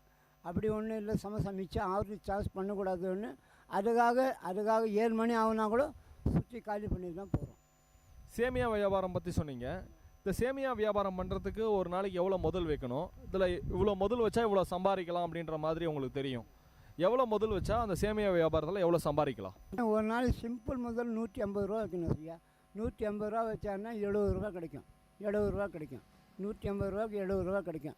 அப்படி சமோசா 70 ரூபா முதல் கிடைச்சாதான் அது சேமியா மிச்சம் ஆச்சுன்னா வாங்குறது இல்லை. அவங்க சேமியா மிச்சம் ஆச்சு. சப்போஸ் மிச்சம் ஆச்சு சேமியா வாங்குறது இல்லை. 100 சேமியா விற்று தான் காலி பண்ணணும். விற்கல 50 சேமியா மிச்சிச்சு 50 சேமியா நம்ம வீட்டுக்குலாம் போய் சாப்பிடணும். அந்த 50 சேமியா 150 ரூபா 75 ரூபா முதல் போயிடுச்சுன்னா 75 ரூபா இன்னும் நிற்கும். அதுக்காக தான் ஒன்றும் செய்யலை. சேமியா வரும். கொஞ்சம் மழை பெஞ்சா குளிர் காலம் வந்துச்சுன்னா சேமியா விற்கும். இப்போ வெயில் காலத்தில் சேமியா விற்கிறதுக்கு சான்ஸ் இல்லை. அதுக்காக சேமியா எடுத்தா இருக்குல்ல. நான் அதுக்கு முன்னே சேமியா எடுத்தான்னு இருந்தேன். சேமியா வெயில் காலத்தில் யார் வேண்டாமேன்றாங்க. காலையில் சாயங்காலம் சேமியா வடை செய்யலாம்னா சாயங்காலம் கொஞ்சம் மழை பெஞ்சு குளிர் காலம் வந்துச்சுன்னா குளிர் காலையில் பாருங்கள், ஏப்ரல், மே, ஜூன், ஜூலை, ஆகஸ்ட், செப்டம்பர், அக்டோபர்லேருந்து ஆரம்பிக்கலாம். அக்டோபர், நவம்பர், டிசம்பர் 3 மாதம் குளிர் காலம். 3 மாதம் வரைக்கும் கொஞ்சம் சேமியா நடக்கும். இந்த சேமியா வியாபாரம் சொன்னீங்க. எதனால் வந்து இந்த வெயில் காலத்தில் சேமியா விற்காது, மழை காலத்தில் தான் சேமியா விற்குன்ற மாதிரி சொன்னீங்க. எதனால் சொன்னீங்க அது மாதிரி? சேமியா அதிகம் குளிர் காலத்தில் சாப்பாடு செய்ய மாட்டாங்க. பெரிய பெரிய வீடுங்களில் ஜீரண சக்தி கம்மி. சாப்பாடு செய்யாது சேமியா வாங்கி சாப்பிடுவாங்க. சேமியா வாங்கி சாப்பிட்டுட்டு குடும்பம் தள்ளிடுவாங்க அவங்க. அதுதான் பெரிய வீட்டிலங்கள்லாம் பெரிய பெரிய இடத்துல பெரிய வீட்டில் வசதியான வீட்டிலங்கள்லாம் சேமியா தான் சாப்பிடுவாங்க. சாயங்கால நேரத்தில். சேமியா சொன்னீங்க, சேமியா அதிக எவ்வளோக்கு வியாபாரம் பண்ணலாம்? நீங்கள் அங்கேருந்து சேமியா எவ்வளோ கொண்டு வரீங்க, இங்கே எவ்வளோக்கு வியாபாரம் பண்ணுறீங்க, அதை பற்றி சொல்லுங்கள். ஆமாம் சார், சேமியா 100 சேமியா எடுத்தால் சார் 100 ரூபா. 100 சேமியா 150 ரூபா. 100 சேமியா 50 பைசா ஒரு சேமியா கிடைக்கும். 50 சேமியா 100 சேமியா விற்கலாம் ஐயா. ஒரு 100 சேமியா எடுத்தால் 50 பைசா விற்பாங்க. 100 சேமியா எடுத்தால் 50 ரூபா கிடைக்கும். அதாவது 10 ரூபாய்க்கு வந்து 4 சேமியா தராங்க. நீங்கள் வந்து 10 ரூபாய்க்கு எத்தனை சேமியா தரீங்க? இப்போ இருக்கிற சமயத்தில் 5 சேமியா தரோம் நாங்கள். நான் 5 சேமியா கொடுத்துட்றேன் 10 ரூபாய்க்கு. சேமியாவுக்கு 50 பைசா, ஒரு சேமியாவுக்கு 50 பைசா போதும். 5 சேமியா எடுத்தால் 2000 ரூபா. அதே மாதிரி 5 சேமியா இன்னும் கொடுத்தோன்னா சீக்கிரம் வியாபாரம் ஆகும். 4 சேமியா கொடுத்தாங்கன்னா டீ கடையில் ஹோட்டலெல்லாம் 4 சேமியா தராங்க. நாங்கள் சில்லறை வியாபாரி, ரோடு வியாபாரி, சுற்றி விற்கிற ஆளுங்களும் 5 சேமியா கொடுக்குறோம். 5 சேமியா தந்துடுறீங்க. சேமியா வியாபாரம் சொன்னீங்க, செஞ்ச சமோசா கூட வந்து நிறைய பேர் வந்து சேமியா வச்சு சாப்பிடுவாங்க. ஏன் அந்த சமோசா கூட நீங்கள் வந்து வடை அது மாதிரி கூட எடுத்துகிட்டு வந்து நீங்கள் வியாபாரம் பண்ணலாம்ல? ஆமாம், செய்யலாம் ஐயா, எல்லாமே செய்யலாம். வசதி இருந்துச்சுன்னா எல்லாம் நம்ம இருக்கிற வருமானத்துக்கு தகுந்த மாதிரி செய்துன்னு போகிறேன் நான். வரோம். ஏன்னா ஒருத்தங்களை கடன் வாங்கக்கூடாது, ஒருத்தர் தொழில் வாங்க. ஏன்னா தொழில் மிச்சம் ஆச்சுன்னா கடன் கொடுக்க முடியாது. வீட்டில் வந்து அசிங்கம் பண்ணுவான். நாங்கள் பண்ணுவோம், அவங்க வீட்டில் அசிங்கம் பண்ணால் பொட்டை பசங்க வச்சுக்கிறோம். 4 அக்கட் பக்கத்தில் பார்த்தா என்ன சொல்லுவாங்க? அதுக்காக இருக்கிற ஒரு மாமூல் தள்ளு. யார்கிட்ட கை நீட்டு வாங்குறது இல்லை, யார்கிட்ட கை நீட்டி கொடுக்குறது இல்லை. நீ இருக்கிற தொழில் எவ்வளோ கொடுக்குறோம் ஆண்டவனே அது வரைக்கும் நடந்து போய் நிற்கிறேன். அவ்வளோதான் விசுவாசம். இப்போ ஒரு நாளைக்கு வந்து கிட்டத்தட்ட நீங்கள் சொன்னீங்க ஒரு 15 கிலோமீட்டர் சைக்கிள்லே சுற்றுறோம் அப்படின்ட்டு. உங்களுக்கு கால் வலிக்குதுங்களா? அது மாதிரி பிரச்சனைகள் இருக்குதுங்களா? டெய்லி கால் 5 கிலோமீட்டர் 17 கிலோமீட்டர் சைக்கிளில் போகிறேன் வரேன் சார். நைட்டில் கூட போகிறேன், பகலில் கூட போகிறேன். இப்படி ஆட்டோ கிடைக்கிற அப்படி போகிறேன். அப்படி சார் நான் உடம்புக்கு டயர்ட் ஆகிடுது. ஒன்று படிச்சுட்டு ஒன்று படுக்கிற நேரத்தில் உடம்பெல்லாம் வலிக்குது. என்ன செய்யுது? ஏதாவது பாருங்கள், ஏதாவது ஆக்ஷன் பாயிண்ட் மெட்டாக்ஷன் மாத்திரை போட்டுட்டு சாப்பிட்டு படுத்துடுறேன். உங்ககிட்ட வந்து பேரெல்லாம் கூட பேசுகிறாங்களா? எங்களுக்கு வந்து இத்தனை சமோசா தாங்க, ஒன்று எக்ஸ்ட்ரா தாங்க அப்படின்ற மாதிரி கூட கேட்பாங்கல்ல? அவர் கேட்குறாங்க. ஒரு சமோசா 10 ரூபா சமோசா வாங்கினா கூட ஒன்று போட பைக்குன்னு கேட்பாங்க. அதுக்கு சமோசா 10-20 ரூபாய்க்கு வாங்கணும், ஒன்று போட வேண்டியதாக வரும். ஏன்னா காரணம் என்னென்னா மாமல் வாங்குகிற ஆளுங்க, மாமூலில் வாங்குகிற ஆளுங்க என்ன பதிவிக்கக்கூடாது. சரி, இன்றைக்கி ஒரு சமோசா கொடுத்தா நாளைக்கு கூப்பிட்டு வாங்குவான். அதுக்காக ஒரு சமோசா கூட நம்ம நஷ்டம் ஆகுனா கூட பரவாயில்ல, நம்ம கமிஷன் தானே போட்டோம், அதில் ஒரு சமோசா கொடுத்துருவோம். வியாபாரத்தில் வந்து ஒரு எல்லாருமே வியாபாரத்தில் வந்து ஒரு வச்சுருப்பாங்க, சூழ்ச்சிமை வச்சுருப்பாங்க. இப்போ உங்களுடைய வியாபாரத்தில் நீங்கள் என்ன மாதிரியான ஒரு சூழ்ச்சிமை வச்சு நீங்கள் வியாபாரம் செய்கிறீங்க? நான் சூழ்ச்சி என்ன செய்வேன் சார், கொடுத்தல் வாங்குறதுல இருக்கும்போது கொஞ்சம் அன்பாக போச்சுட்டு, அன்பாக கொடுத்துட்டு, கொஞ்சம் தாழ்மையாக போயிட்டான்னா அந்த தொழில் செய்ய முடியும் ஐயா. இந்த தொழில் மட்டும் எப்படின்னா கொஞ்சம் கௌரவமாக பேசக்கூடாது. மன்னிச்ச மாதிரி ஐயா கொடுக்குறேன் ஐயா, வாங்கிக்கோ ஐயா அவனு சொல்லி கொடுத்துட வேண்டியதுதான். 1-2 கேட்டால் கொடுத்துட வேண்டியதுதான். கொடுத்தா தான் நாளைக்கு தொழில் நடக்கும். ஏன்னா ஒரேடியாக முரட்டான்னு நினச்சுன்னா தொழில் நடக்காது. சைதாப்பேட்டிலேருந்து வந்து வியாபாரம் பண்ணிகிட்ருக்கிறேன், சமோசா தான் நான் வியாபாரம் பண்ணிகிட்ருக்கிறேன் அப்படின்ற மாதிரி 8 வருஷமாக வியாபாரம் பண்ணுறீங்க. உங்கள் வாழ்க்கையில் நடந்த ஏதாவது ஒரு சுவாரஸ்யமான விஷயங்கள் இருக்குதுங்களா? சமோசா விற்கும் போது இது மாதிரி நடந்துருக்குது அப்படின்ற மாதிரி, இல்லை எந்த ஒரு சுவாரஸ்யமான விஷயங்களாக இருக்கலாம்? சமோசா இருக்கும்போது தெருவில் அசிங்கமாக பேசுவாங்க சார், போடான்னு சொல்லுவாங்க. அது கூட கேட்டுட்டான்னு சில பேர் தண்ணி அடிச்சுட்டு 5 சமோசாவுக்கு 7 சமோசா கொடு, வயசு பார்க்காத கூட அடிச்சுடுவாங்க சார் சில பேர். அது கூட தாங்கிட்டு போக வேண்டியதான் உலகத்தில். இதுவும் வீட்டில் சொல்கிறதில்ல. நான் நம்ம ரோட்டில் நடக்கிற சமாச்சாரம் வீட்டில் சொல்கிறதில்ல. அந்த நம்ம கஷ்டம் நம்ம எவ்வளோ போட்டோன்னு நான் அந்த அனுபவத்தில் போய் நிற்கிறேன் ஐயா, வேறு ஒன்றும் இல்லை. 8 வருஷமாக அந்த வியாபாரம் பண்ணிகிட்ருக்கிறீங்க. உழைப்பை நம்பியே உங்களுடைய வாழ்க்கையில் நீங்கள் பயணம் பண்ணிகிட்ருக்கிறீங்க. உழைக்கிறவங்களுக்கு நீங்கள் என்ன சொல்ல விரும்புகிறீங்க? உழைக்கணும், இதே மாதிரி கஷ்டப்பட்டு உழைச்சா தான் 4 பேர்கிட்ட கை நீட்ட முடியாது. இப்போ டீ சாப்பிட்னா கூட நம்ம துட்டு அதிகமாக சாப்பிட்லாம். இப்போ நம்ம குடும்பத்துக்கு நம்ம பாதுகாப்பு பண்ணிக்கினே இருக்கலாம். வேறு ஒன்றும் இல்லை ஐயா, வேறு என்ன செய்ய முடியும் இந்த வருஷத்தில்? இருக்கிற வரைக்கும் கொஞ்சம் பாருங்கள், 68 வயசு ஆகிடுச்சு. இன்னும் என்ன இருக்குது? இருக்கட்டு இன்னும் மிஞ்சி நிற்க போகிறோம். 10 வயசு இருந்தால் கூட கஷ்டம், 5 வயசு இருந்தால் கூட இப்போ நாளைக்கு இப்படி ஆண்டவன் கூப்பிட்றான், போய் சேர போகிறோம், அவ்வளோதான். ரொம்ப நல்லா நிறைய விஷயங்கள் வந்து பகிர்ந்துக்கிட்டீங்க எங்களுக்காக. விஐடி கம்யூனிட்டி ரேடியோ சார்பாக நான் நன்றியை தெரிவிச்சுக்கிறோம். நன்றி ஐயா. இன்றைக்கி நம்ம அனுபவ மேடை நிகழ்ச்சியில் அஜீஸ், சைதாப்பேட்டை சேர்ந்த அஜீஸ் அவர்கள் சமோசா வியாபாரி, நிறையா விஷயங்களை நம்மகிட்ட பகிர்ந்துக்கிட்டாங்க. மீண்டும் ஒரு அனுபவ மேடை நிகழ்ச்சியில் உங்களை சந்திக்கும் வரை உங்களிடமிருந்து விடைபெறுவது நான் சரவண கார்த்திக். நீங்கள் கேட்டுக்கொண்டிருப்பது விஐடி பண்பலை 90.8 விஐடி பல்கலைக்கழகத்தின் சமுதாய வானொலி.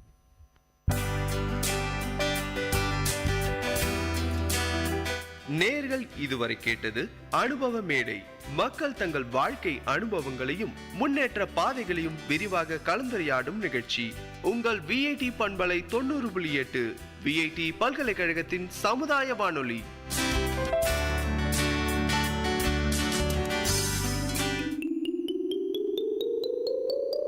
ஹாய் குட்டீஸ், இது விஐடி பண்பலை 90.8 விஐடி பல்கலைக்கழகத்தின் சமுதாய வானொலியில் கதை கேளு. சின்ன கதை சொல்லி பெரிய கருத்தை சொல்ல வந்திருக்கோம். நான் உங்கள் லீஷு.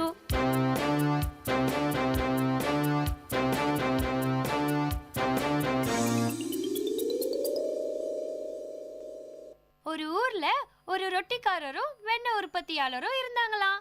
அந்த ரொட்டிக்காரர் தினமும் வெண்ணெய்க்காரரிடம் வெண்ணெய் வாங்குவது வழக்கமா செஞ்சுட்டு வந்தாரு. இதே போல தினமும் வெண்ணெய்க்காரரும் ரொட்டிக்காரரிடம் ரொட்டி வாங்குவது வழக்கமா இருந்துச்சு. இதே மாதிரி 2 பேருக்குள்ளயும் கொடுக்கல் வாங்கல் நடந்தது. அவங்க 2 பேரும் நண்பர்களா மாறிட்டாங்க. எது செஞ்சாலும் ஒன்னா செய்ய ஆரம்பிச்சாங்க. கொஞ்ச நாளாவே ரொட்டிக்காரருக்கு ஒரு சந்தேகம். அது என்ன சந்தேகம்னு தானே கேக்குறீங்க? வெண்ணெய்க்காரர் கொடுக்கிற வெண்ணெயுடைய அளவை சந்தேகப்பட்டார். இவருக்கு ஏன் இந்த சந்தேகம் வந்துச்சுன்னா, அவரே முதல்ல நேர்மையா இல்ல. அவர் தயாரிக்கிற ரொட்டியின் அளவு கரெக்டா இருக்காது. அவர் மத்தவங்களை ஏமாத்துறதாலேயோ என்னவோ அவர் எல்லாரையும் சந்தேகப்படுவார். அதே போலதான் தனது நண்பராகிய வெண்ணெய்க்காரர் மேலையும் அதே சந்தேகம் வந்துச்சு. அந்த சந்தேகத்தோடையே ஒரு நாள் என்ன பண்ணாரு தெரியுமா? எப்பவும் அவர் வெண்ணெய் வாங்கும்போது அப்படியே தான் வாங்குவாரு. ஆனா அன்னைக்கு ஒரு நாள் அவரோட நண்பரான வெண்ணெய்க்காரர் வரும்போது எடை போடுவதற்கு தேவையான தராசு எல்லாம் மேல எடுத்து வச்சிருந்தாரு. அவர் வெண்ணெய கொடுக்கும்போது அதை அப்படியே வாங்காம தராசுல எடை போட்டு பார்த்தாரு. வெண்ணெய்க்காரருக்கு ரொம்ப அதிர்ச்சி ஆயிட்டாரு. என்ன இவன் இவ்ளோ நாளா வியாபாரம் பண்றோம், அதுலயும் நண்பரா இருந்துட்டு நம்மளையே சந்தேகப்படுறானேன்னு நினைச்சுக்கிட்டு அதுக்கு சரின்னு சம்மதமும் சொல்லி எடை போட்டே கொடுத்தாரு. அப்படி அவங்க எடை போடும்போது 2 பேருக்கும் அதிர்ச்சி. என்னன்னா 1 கிலோக்கு 100 கிராம்க்கு மேல அளவு கம்மியா இருந்துச்சு. தினமும் வெண்ணெய்க்காரர் நம்மள இப்படியே குறைஞ்ச அளவு வெண்ணெய கொடுத்து ஏமாத்துறதா நினைச்சு ரொட்டிக்காரர் கோவப்பட்டாரு. ரொட்டிக்காரர் பொறுக்க முடியாத கோவத்துல கோர்ட்ல வெண்ணெய்க்காரர் மேல கேஸ் போட்டாரு. இவங்களோட இந்த பிரச்சனை கோர்ட்டுக்கு போச்சு. வழக்கு விசாரணை அப்போ நீதிபதி வெண்ணெய்க்காரரிடம் நீ ஏதாவது வச்சு தானே அளவு அளந்து கொடுக்கறேன்னு கேட்டாரு. அதுக்கு அந்த வெண்ணெய்க்காரர், ஐயாவுக்கு வணக்கம், நான் ரொம்ப படிக்காதவன், ஆனா யாரையும் ஏமாத்த தெரியாதுங்க. என்கிட்ட முறையான அளவுல படிக்கல் இல்லதான், இருந்தாலும் என் அறிவுக்கு எட்டிய ஒரு அளவுக்கல்ல வச்சிருக்கேன். நீதிபதி அது என்னன்னு தெளிவா சொல்லுங்கன்னு கேட்டாரு. வெண்ணெய்க்காரர், ஐயா என்கிட்ட முறையான அளவுக்கல் இல்லாதது தப்பு தான், ஆனா தினமும் நான் ரொட்டிக்காரரிடம் 1 கிலோ ரொட்டி வாங்குவது வழக்கம். அவர் எவ்வளோ ரொட்டி கொண்டு வராரோ அதை தராசின் இடது பக்கம் வச்சு அந்த ரொட்டி அளவுக்கு சமமான அளவு வெண்ணெய வலது பக்கம் வச்சு எடை போட்டு அதையே தான் அவருக்கு கொடுப்பேன்னு சொன்னாரு. உடனே நீதிபதி, தப்பு ரொட்டிக்காரர் மேலதான், வெண்ணெய்க்காரரோ பாவம் படிக்க தெரியாதவரு, படிக்க தெரியாத ஒருத்தரை ரொட்டிக்காரர் தான் ஏமாத்தி இருக்காருன்னு சொல்லி தீர்ப்பை வழங்கினாரு. இதுல இருந்து என்ன தெரிஞ்சுக்கிட்டீங்க குட்டீஸ்? எப்பவுமே நம்ம யார் மேலேயாவது குறை சொல்வதற்கு முன்னாடி நம்ம நேர்மையா இருக்கணும். நம்ம தவற உணராத போது மற்றவங்களுடைய தவற சுட்டி காட்டுவது எளிது. என்ன குட்டீஸ், இதுக்கப்புறம் நம்ம கரெக்டா இல்லாத போது அடுத்தவங்கள தப்பு சொல்லக்கூடாது.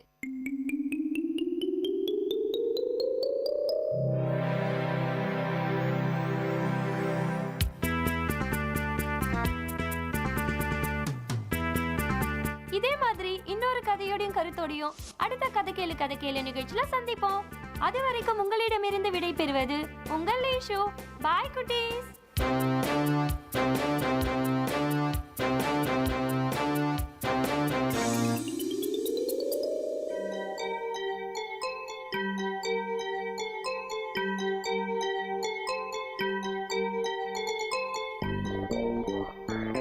வணக்கம், நமஸ்தே, நமஸ்கார், சலாம் அண்ட் வந்தனம். நீங்கள் கேட்டுக்கொண்டிருப்பது விஐடி பண்பலை 90.8. இது விஐடி பல்கலைக்கழகத்தின் சமுதாய வானொலி. உங்க எல்லோரையும் புதுமை பெண்கள் நிகழ்ச்சிக்கு வரவேற்கிறேன். நான் உங்க அட்டானா.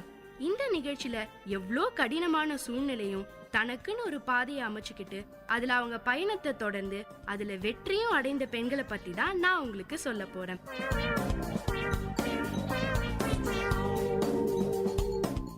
வணக்கம், நமஸ்தே, நமஸ்கார், சலாம் அண்ட் வந்தனம். நீங்க கேட்டுக்கிட்டு இருக்கிறது விஐடி பண்பலை 90.8. இது விஐடி பல்கலைக்கழகத்தின் சமுதாய வானொலி. இதய துடிப்பு ஒலி கேட்கும் சத்தம் நின்றுவிட்டால் மனிதனின் வாழ்க்கை முடிந்துவிடும். இந்த டெக்னாலஜி வேர்ல்ட்ல எல்லாருக்குமே இதய நோய் ப்ராப்ளம் வந்துகிட்டு தாங்க இருக்கு. முக்கியமா சின்ன வயசுல வரும்போது இது கண்டுபிடிக்க முடியாத ஒரு பெரிய பிரச்சனையா இருக்கு. இந்த மாதிரி இருக்க குழந்தைகளுக்காக பெங்களூர்ல ஐஸ்வர்யா ட்ரஸ்ட் ரிதம் ஆஃப் ஹார்ட்ன்ற ஒரு அமைப்பு மூலமா பல குழந்தைங்களுக்கு சிகிச்சை அளிச்சு உயிர் பிழைக்க செய்யறாங்க. இந்த புனிதமான சேவையை நடத்திட்டு வராங்க நம்ம சித்ரா விஸ்வநாதன். நம்ம எல்லாம் பாத்தீங்கன்னா சோகம் வரும்போது அழுது புலம்பிக்கிட்டே இருப்போம். ஆனா நம்ம சித்ரா விஸ்வநாதன் மேடம் சோகத்தோட உச்சத்துல இருக்கும்போது கூட ஒருவருக்கு சேவை செய்யறத பத்தி யோசிச்சிருக்காங்க. இவங்க வாழ்க்கையில என்ன நடந்தது, எதனால இந்த அமைப்பை தொடங்கினாங்கன்றத பத்தி தான் நான் இன்னைக்கு உங்களுக்கு சொல்ல போறேன். சித்ரா விஸ்வநாதனுக்கு 2 பொண்ணுங்க. ஐஸ்வர்யா இவங்களோட 2வது குட்டி பொண்ணு. ஐஸ்வர்யா பிறந்த 40வது நாள்லயே அவளுக்கு ஏதோ பிரச்சனை இருக்குன்னு கண்டுபிடிச்சிட்டாங்க. ஏன்னா ஐஸ்வர்யா இதயத்துல இருந்து ஏதோ ஒரு வினோதமான சத்தம் வந்துகிட்டே இருந்துதாங்க. என்னடா இது, இந்த மாதிரி வினோதமான சத்தம் வந்துகிட்டே இருக்கே, சரி டெஸ்ட் பண்ணி தான் பாப்போம்னு டிசைட் பண்ணாங்களாம். அப்படி டெஸ்ட் எடுத்து பார்த்ததுல ஐஸ்வர்யாவுக்கு இதயத்துல பெரிய பிரச்சனை இருக்கிறது தெரிஞ்சிருக்கு. ஐஸ்வர்யாவுக்கு முதல் பிறந்த நாள் கொண்டாடின நேரத்துல அவளோட இதயத்துல இருக்கிற நல்ல ரத்தமும் கெட்ட ரத்தமும் கலக்க ஆரம்பிச்சிருக்கு. அதை தடுக்க விபி ஷண்ட்னு ஒரு தற்காலிகமான அறுவை சிகிச்சையை செஞ்சிருக்காங்க. அந்த அறுவை சிகிச்சையோட பலன் கொஞ்ச நாள் தாங்க இருந்தது. 3.5 வயசு வரைக்கும் நல்லாதான் இருந்திருக்கு ஐஸ்வர்யா. அப்ப சித்ராவோட ஹஸ்பண்ட் லண்டன்ல வேலை பார்த்துக்கிட்டு இருந்திருக்காரு. திருப்பி நம்ம ஐஸ்வர்யா குட்டிக்கு உடம்பு சரியில்லாம போனதால அவளுக்கு 2வதா வேற ஏதோ ஒரு ஆபரேஷன் பண்ணணும்னு சொல்லியிருக்காங்க டாக்டர்ஸ். அதனால இவங்களும் அந்த ஆபரேஷனுக்கு ஒத்துக்கிட்டாங்க. உலகத்திலேயே ரொம்ப நல்ல ஹாஸ்பிட்டல்ஸ் லண்டன்ல இருக்கிறது தெரிஞ்சுக்கிட்டு அவங்க கணவரும் லண்டன்ல இருந்ததால லண்டன்லயே ஆபரேஷன் பண்ணிருக்காங்க ஐஸ்வர்யாவுக்கு. ஆனா அந்த ஆபரேஷன் முடிஞ்சதும் ஐஸ்வர்யாவுக்கு நிறைய சிக்கல்கள் உடல் அளவுல வர ஆரம்பிச்சிருச்சு. கிட்டத்தட்ட 2 மாசம் ஃபுல்லா ஐசியூல இருந்தாங்களாம். ஐஸ்வர்யாவுக்கு இவங்களால முடிஞ்ச அளவுக்கு ட்ரீட்மெண்ட்ஸை கொடுத்திருக்காங்க. அவளை ரொம்ப நல்லா கவனிச்சுக்கிட்டாங்க சித்ரா. என்னதான் அவங்க ஐஸ்வர்யாவை காப்பாத்தணும்னு போராடினாலும் ஐஸ்வர்யாவை காப்பாத்த முடியல. ஐஸ்வர்யா இல்லாத இந்த உலகத்துல ஒவ்வொரு நாளும் ஒவ்வொரு யுகமா போயிருக்கு நம்ம சித்ரா விஸ்வநாதனுக்கு. அவ்வளவு ரணத்தையும் கஷ்டத்தையும் மனசுக்குள்ள போட்டு புழங்கிக்கிட்டு இருந்தாலும் அவங்க வார்த்தைகளிலையும் செயல்களையும் அந்த கஷ்டம் வெளிப்படவே இல்லை. சங்கு சுட்டாலும் வெண்மை தரும்னு சொல்லுவாங்க. அந்த மாதிரி அவங்களுக்குள்ள எவ்வளவு சோகம் இருந்தாலும் அதை வெளியே காமிக்காம மற்றவங்க வாழ்க்கையில சந்தோஷம் மட்டுமே கொடுத்துக்கிட்டு இருக்காங்க நம்ம சித்ரா. அந்த சந்தோஷமே ஐஸ்வர்யா ட்ரஸ்ட் மூலமா தாங்க கொடுத்துக்கிட்டு வராங்க. ஐஸ்வர்யாவுக்கு கான்ஜினென்டல் ஹார்ட் டிசீஸ்னு சொல்ற ஒரு பிரச்சனை தாங்க இருந்திருக்கு. இந்த பிரச்சனை இந்தியாவில மட்டும் இல்லைங்க, உலகத்துல இருக்க பல நாடுகள்ல பல குழந்தைங்களுக்கு இது ஒரு பெரிய பிரச்சனையாவே இருக்கு. உலக அளவுல 1000ல ஒரு குழந்தைக்கும் இந்தியா அளவுல 100ல ஒரு குழந்தைக்கும் இந்த பிரச்சனை இருந்துட்டு வருது. இந்த கான்ஜினென்டல் ஹார்ட் டிசீஸ் என்னன்னு பாத்தீங்கன்னா, குழந்தை தாயோட வயித்துல இருக்கும் போதே அதோட இதயம் சரியா உருவாகாமலோ இல்ல ரத்த குழாய்கள் சரியா இல்லாத நிலை தாங்க ஏற்படுது. நாம இதை கண்டுபிடிக்க அல்ட்ரா சவுண்ட் ஸ்கேன் என்ற ஒரு கருவியை தான் பயன்படுத்துறோம். இத பயன்படுத்தினா 20 வார கர்ப்பத்திலேயே இந்த பிரச்சனை இருக்கா இல்லையான்னு உறுதிப்படுத்திடலாமா. அப்படி இல்லைனாலும் குழந்தை பிறந்த சில நாட்களிலேயே இதை கண்டுபிடிச்சிடலாம்னு சொல்றாங்க. அதே மாதிரி இந்த பிரச்சனையோட பிறக்கிற குழந்தைங்களுக்கு அறுவை சிகிச்சை இல்லாம கூட குணப்படுத்திடலாமா. ஆனா இந்த சூழ்நிலையும் அறுவை சிகிச்சை தான் செய்யணும்ன்ற பட்சத்துல இருக்க ஏழை குழந்தைகளுக்கு பத்தி யோசிச்சிருக்காங்க நம்ம சித்ரா விஸ்வநாதன். ஒரு நாள் சித்ரா விஸ்வநாதன் அவங்க அப்பா நாகராஜன் கிட்ட பேசிக்கிட்டு இருக்கும்போது இந்த பிரச்சனையை பத்தி சொன்னாங்களாம். உடனே நம்ம சித்ரா விஸ்வநாதனுக்கு ஒரு ட்ரஸ்ட் ஆரம்பிக்கலாம்னு ஒரு ஐடியா வந்திருக்கு. அதை அவங்க அப்பா கிட்ட சொன்னோனையும் அவங்க அப்பா உடனே ஏத்துக்கிட்டாராம். அது மட்டும் இல்லைங்க, அந்த ட்ரஸ்ட் நடத்த மிகவும் உதவி செஞ்சுக்கிட்டு வராரு. இன்னும் கூட அந்த ட்ரஸ்டுக்கு ஒரு முதுகெலும்பாவே இருந்துட்டு வராரு. இந்த கான்ஜினென்டல் ஹார்ட் டிசீஸை பொறுத்த வரைக்கும் அதுக்கான செலவு அந்தந்த குழந்தையோட கண்டிஷனை பொறுத்து தான் இருக்குமா. அப்படி பார்த்தா 1 லட்சம் ரூபாயில இருந்து 4 லட்சம் ரூபாய் வரைக்கும் கூட செலவாகுமாம். இதனாலேயே இந்த மாதிரி குழந்தைங்களுக்கு ஹெல்ப் பண்ணணும்ன்ற நோக்கத்துல தான் இந்த ட்ரஸ்டையே ஆரம்பிச்சிருக்காங்க. கண்டிப்பா இந்த மாதிரியான ட்ரஸ்ட் ஆரம்பிக்கும் போது நமக்கு பணம் ரொம்பவே அவசியம்னு உங்களுக்கே தெரியும். அந்த மாதிரி நம்ம சித்ரா விஸ்வநாதனுக்கும் ஆரம்பத்துல ஒரு பெரிய சவாலா இதை எடுத்துக்கிட்டு பணம் திரட்ட ஆரம்பிச்சிருக்காங்க. அப்ப அவங்களுடைய சொந்தக்காரர்களும் ஃப்ரெண்ட்ஸும் நிறையவே ஹெல்ப் பண்ணிருக்காங்க. அப்புறம் சில கார்ப்பரேட் நிறுவனங்களும் இதுக்காக உதவி செஞ்சிருக்காங்க. அதுக்கப்புறம் அவங்க போட்ட ஃபர்ஸ்ட் பிளான் சிகிச்சைக்காக வர குழந்தைகளுக்கு முதல்ல ஒரு அரசு காப்பீட்டு திட்டத்தை அணுக வழிகாட்டணும்னு நினைச்சாங்க. அதுல கிடைக்கிற தொகை போக மிச்சம் இருக்கிற தொகையை ஆபரேஷனுக்கு அவங்க ட்ரஸ்ட் மூலமா கொடுத்துட்டு வராங்க. இந்த வினோதமான இதய நோயால பாதிக்கப்பட்ட குழந்தைகளை தேடி கண்டுபிடிக்க தமிழ்நாட்டுல உள்ள எல்லா மாவட்டங்கள்லயும் மாதம் ஒரு முறையாவது ஸ்கிரீனிங் கேம்ப் நடத்துவாங்களாம். அப்படி கண்டுபிடிக்கப்பட்ட குழந்தைகளுக்கு தேவையான சிகிச்சைய இந்த ட்ரஸ்ட் மூலமா கொடுத்துட்டு வராங்க. அது மட்டும் இல்லாம சின்ன சின்ன கவர்மெண்ட் ஹாஸ்பிட்டல்ஸ்ல இருந்து கூட குழந்தைகளை டெஸ்டுக்கு அனுப்புறாங்க. இப்ப கூட புதுச்சேரி கவர்மெண்ட் ஹாஸ்பிட்டல்ல பிறந்த குழந்தைகளுக்கான இலவச ஸ்கிரீனிங் டெஸ்ட் பண்ணிக்கிட்டு இருக்காங்களாம். அது மட்டும் இல்லைங்க, சென்னையில சைதாப்பேட்டையிலயும் புளியந்தோப்புலயும் மாநகராட்சி ஹாஸ்பிட்டல்ல இந்த ஸ்கிரீனிங் டெஸ்ட் நடத்திட்டு வராங்க. இந்த மாதிரி பிரச்சனை குழந்தைங்களுக்கு இருக்குன்னு அவங்க பேரண்ட்ஸ்க்கு தெரிய வரும்போது அவங்க எல்லாம் உடனே அதிர்ச்சி ஆயிடுறாங்க. இது மட்டும் இல்லாம இந்த ஆபரேஷன்ஸ்க்கு எவ்வளோ செலவாகுதுன்னு யோசிக்கும் போது ஒரு பெரிய ஸ்ட்ரெஸ்லயே இது அவங்களை கொண்டு போய் விடுது. அதனாலேயே ஐஸ்வர்யா ட்ரஸ்ட்ல இருக்க டாக்டர்ஸ் எல்லாம் பேரண்ட்ஸ் கிட்ட இதயத்தோட படத்தை வரைஞ்சி இதுதான் பிரச்சனைன்னு தெளிவா சொல்றாங்க. அது மட்டும் இல்லாம சிகிச்சைக்கான செலவை அரசு காப்பீட்டு திட்டத்தோட நிதி உதவியும் இவங்க ட்ரஸ்ட் மூலியமா கிடைக்குதுன்னு அவங்களுக்கு தைரியம் சொல்றாங்க. அதே மாதிரி சில குழந்தைங்களுக்கு சிகிச்சைக்கு முன்னாடி வரைக்கும் பேசவும் நடக்கவும் முடியாது. ஆபரேஷனுக்கு அப்புறம் அந்த குழந்தைகள் பேசுறதையும் நடக்கிறதையும் பார்க்கும்போது அவங்க பெற்றோர் ஆனந்த கண்ணீரோட சித்ராவுக்கு நன்றி சொல்றாங்க. இத பார்க்கும்போது சித்ரா விஸ்வநாதனுக்கு மனசு நிறைவாவும் ரொம்ப சந்தோஷமாவும் இருக்கு. இந்த மாதிரி பல உதவிகளை செஞ்சுட்டு வர நம்ம சித்ரா விஸ்வநாதன் அவங்களுடைய ட்ரஸ்டின் மூலமா அடுத்து குழந்தைகளுக்கான இதய மாற்று அறுவை சிகிச்சைக்கான உதவிகளையும் செய்ய தொடங்கி இருக்காங்க. இது வரைக்கும் பாத்தீங்கன்னா 3 குழந்தைகளுக்கு அறுவை சிகிச்சையை வெற்றிகரமா நடத்தி முடிச்சிருக்காங்க. இந்த கான்ஜினென்டல் ஹார்ட் டிசீஸை பொறுத்த வரைக்கும் இந்த நோயை நம்ம எவ்வளோக்கு எவ்வளோ சீக்கிரமா கண்டுபிடிக்கிறோமோ அவ்வளோ சீக்கிரம் சரி பண்ணிடலாம்ங்க.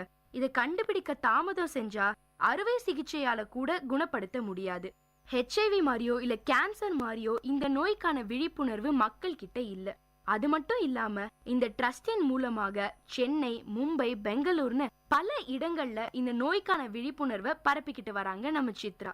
ஒவ்வொரு குழந்தையும் இந்த நோயில இருந்து விடுவித்து அவங்களோட உயிரை காப்பாற்றணும்ன்றதுதான் இந்த ஐஸ்வர்யா ட்ரஸ்டோட நோக்கமேங்க. குழந்தையை இழந்ததோட பெரிய வலிய இன்னமும் அவங்களால மறக்க முடியல. அது வாழ்நாள் பூரா அவங்க கூடவே இருக்கும்னு சொல்றாங்க. நம்ம சித்ரா விஸ்வநாதன் ட்ரஸ்ட் மூலியமா இதுவரைக்கும் 700 குழந்தைகளுக்கும் மேல உயிரை காப்பாத்திருக்காங்களாம். இந்த குழந்தைங்களோட உருவத்திலையும் உயிர்லயும் அவங்க ஐஸ்வர்யாவையே பாக்குறதா சொல்றாங்க. அது மட்டும் இல்லாம ஐஸ்வர்யா அவங்களோட இருக்கிறதாவும் தோணுதான். என்ன நேயர்களே, நம்ம சித்ரா விஸ்வநாதனோட இந்த சேவை எவ்வளவு முக்கியம், அதனால எவ்வளவு குழந்தைங்க பயனடைறாங்கன்னு உங்களுக்கு தெரிஞ்சிருக்கும். இதை செய்ய நம்ம சித்ரா விஸ்வநாதன் எவ்வளோ கஷ்டப்படுறாங்கன்னு உங்களுக்கு தெரிஞ்சிருக்கும். ஆனாலும் அவங்க கனவை நினைவாக்குற இந்த போராட்டத்துல போராடிக்கிட்டே தான் இருக்காங்க. இதே மாதிரி இன்னொரு புதுமை பெண்ணோட உங்களை சந்திக்கும் வரை உங்களிடமிருந்து டாடா பை பை சொல்லி விடைபெறுவது உங்க அட்டானா. இது VIT பண்பலை 90.8.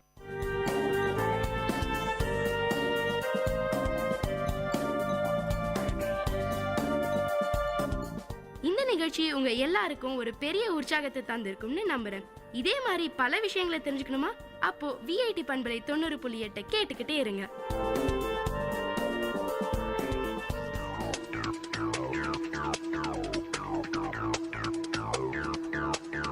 நேர்களை இது VIT பண்பலை 90.8. இந்த நிகழ்ச்சி திரைக்கடலோடி கண்டங்களை இணைக்கும் ஒரு புரிதல் தொடர்.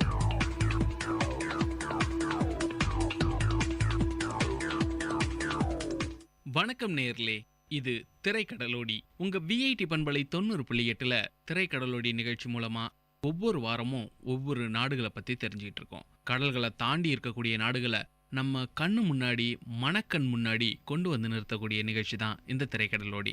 சரி, இன்னைக்கு எந்த நாட்டை பத்தி தெரிஞ்சுக்க போறோம் அப்படின்னு யோசிச்சோம்னா, இன்ப சுற்றுலா அப்படின்னு சொன்ன உடனே ஞாபகத்துக்கு வர ஒரு நாடுங்க. வங்கிக்கு ரொம்ப பெயர் போன ஒரு நாடு. என்னங்க, கண்டுபிடிச்சிட்டீங்க போல? சுவிட்சர்லாந்து. ஆமாங்க, சுவிட்சர்லாண்டை பத்தி தான் இன்னைக்கு கேட்க போறோம்.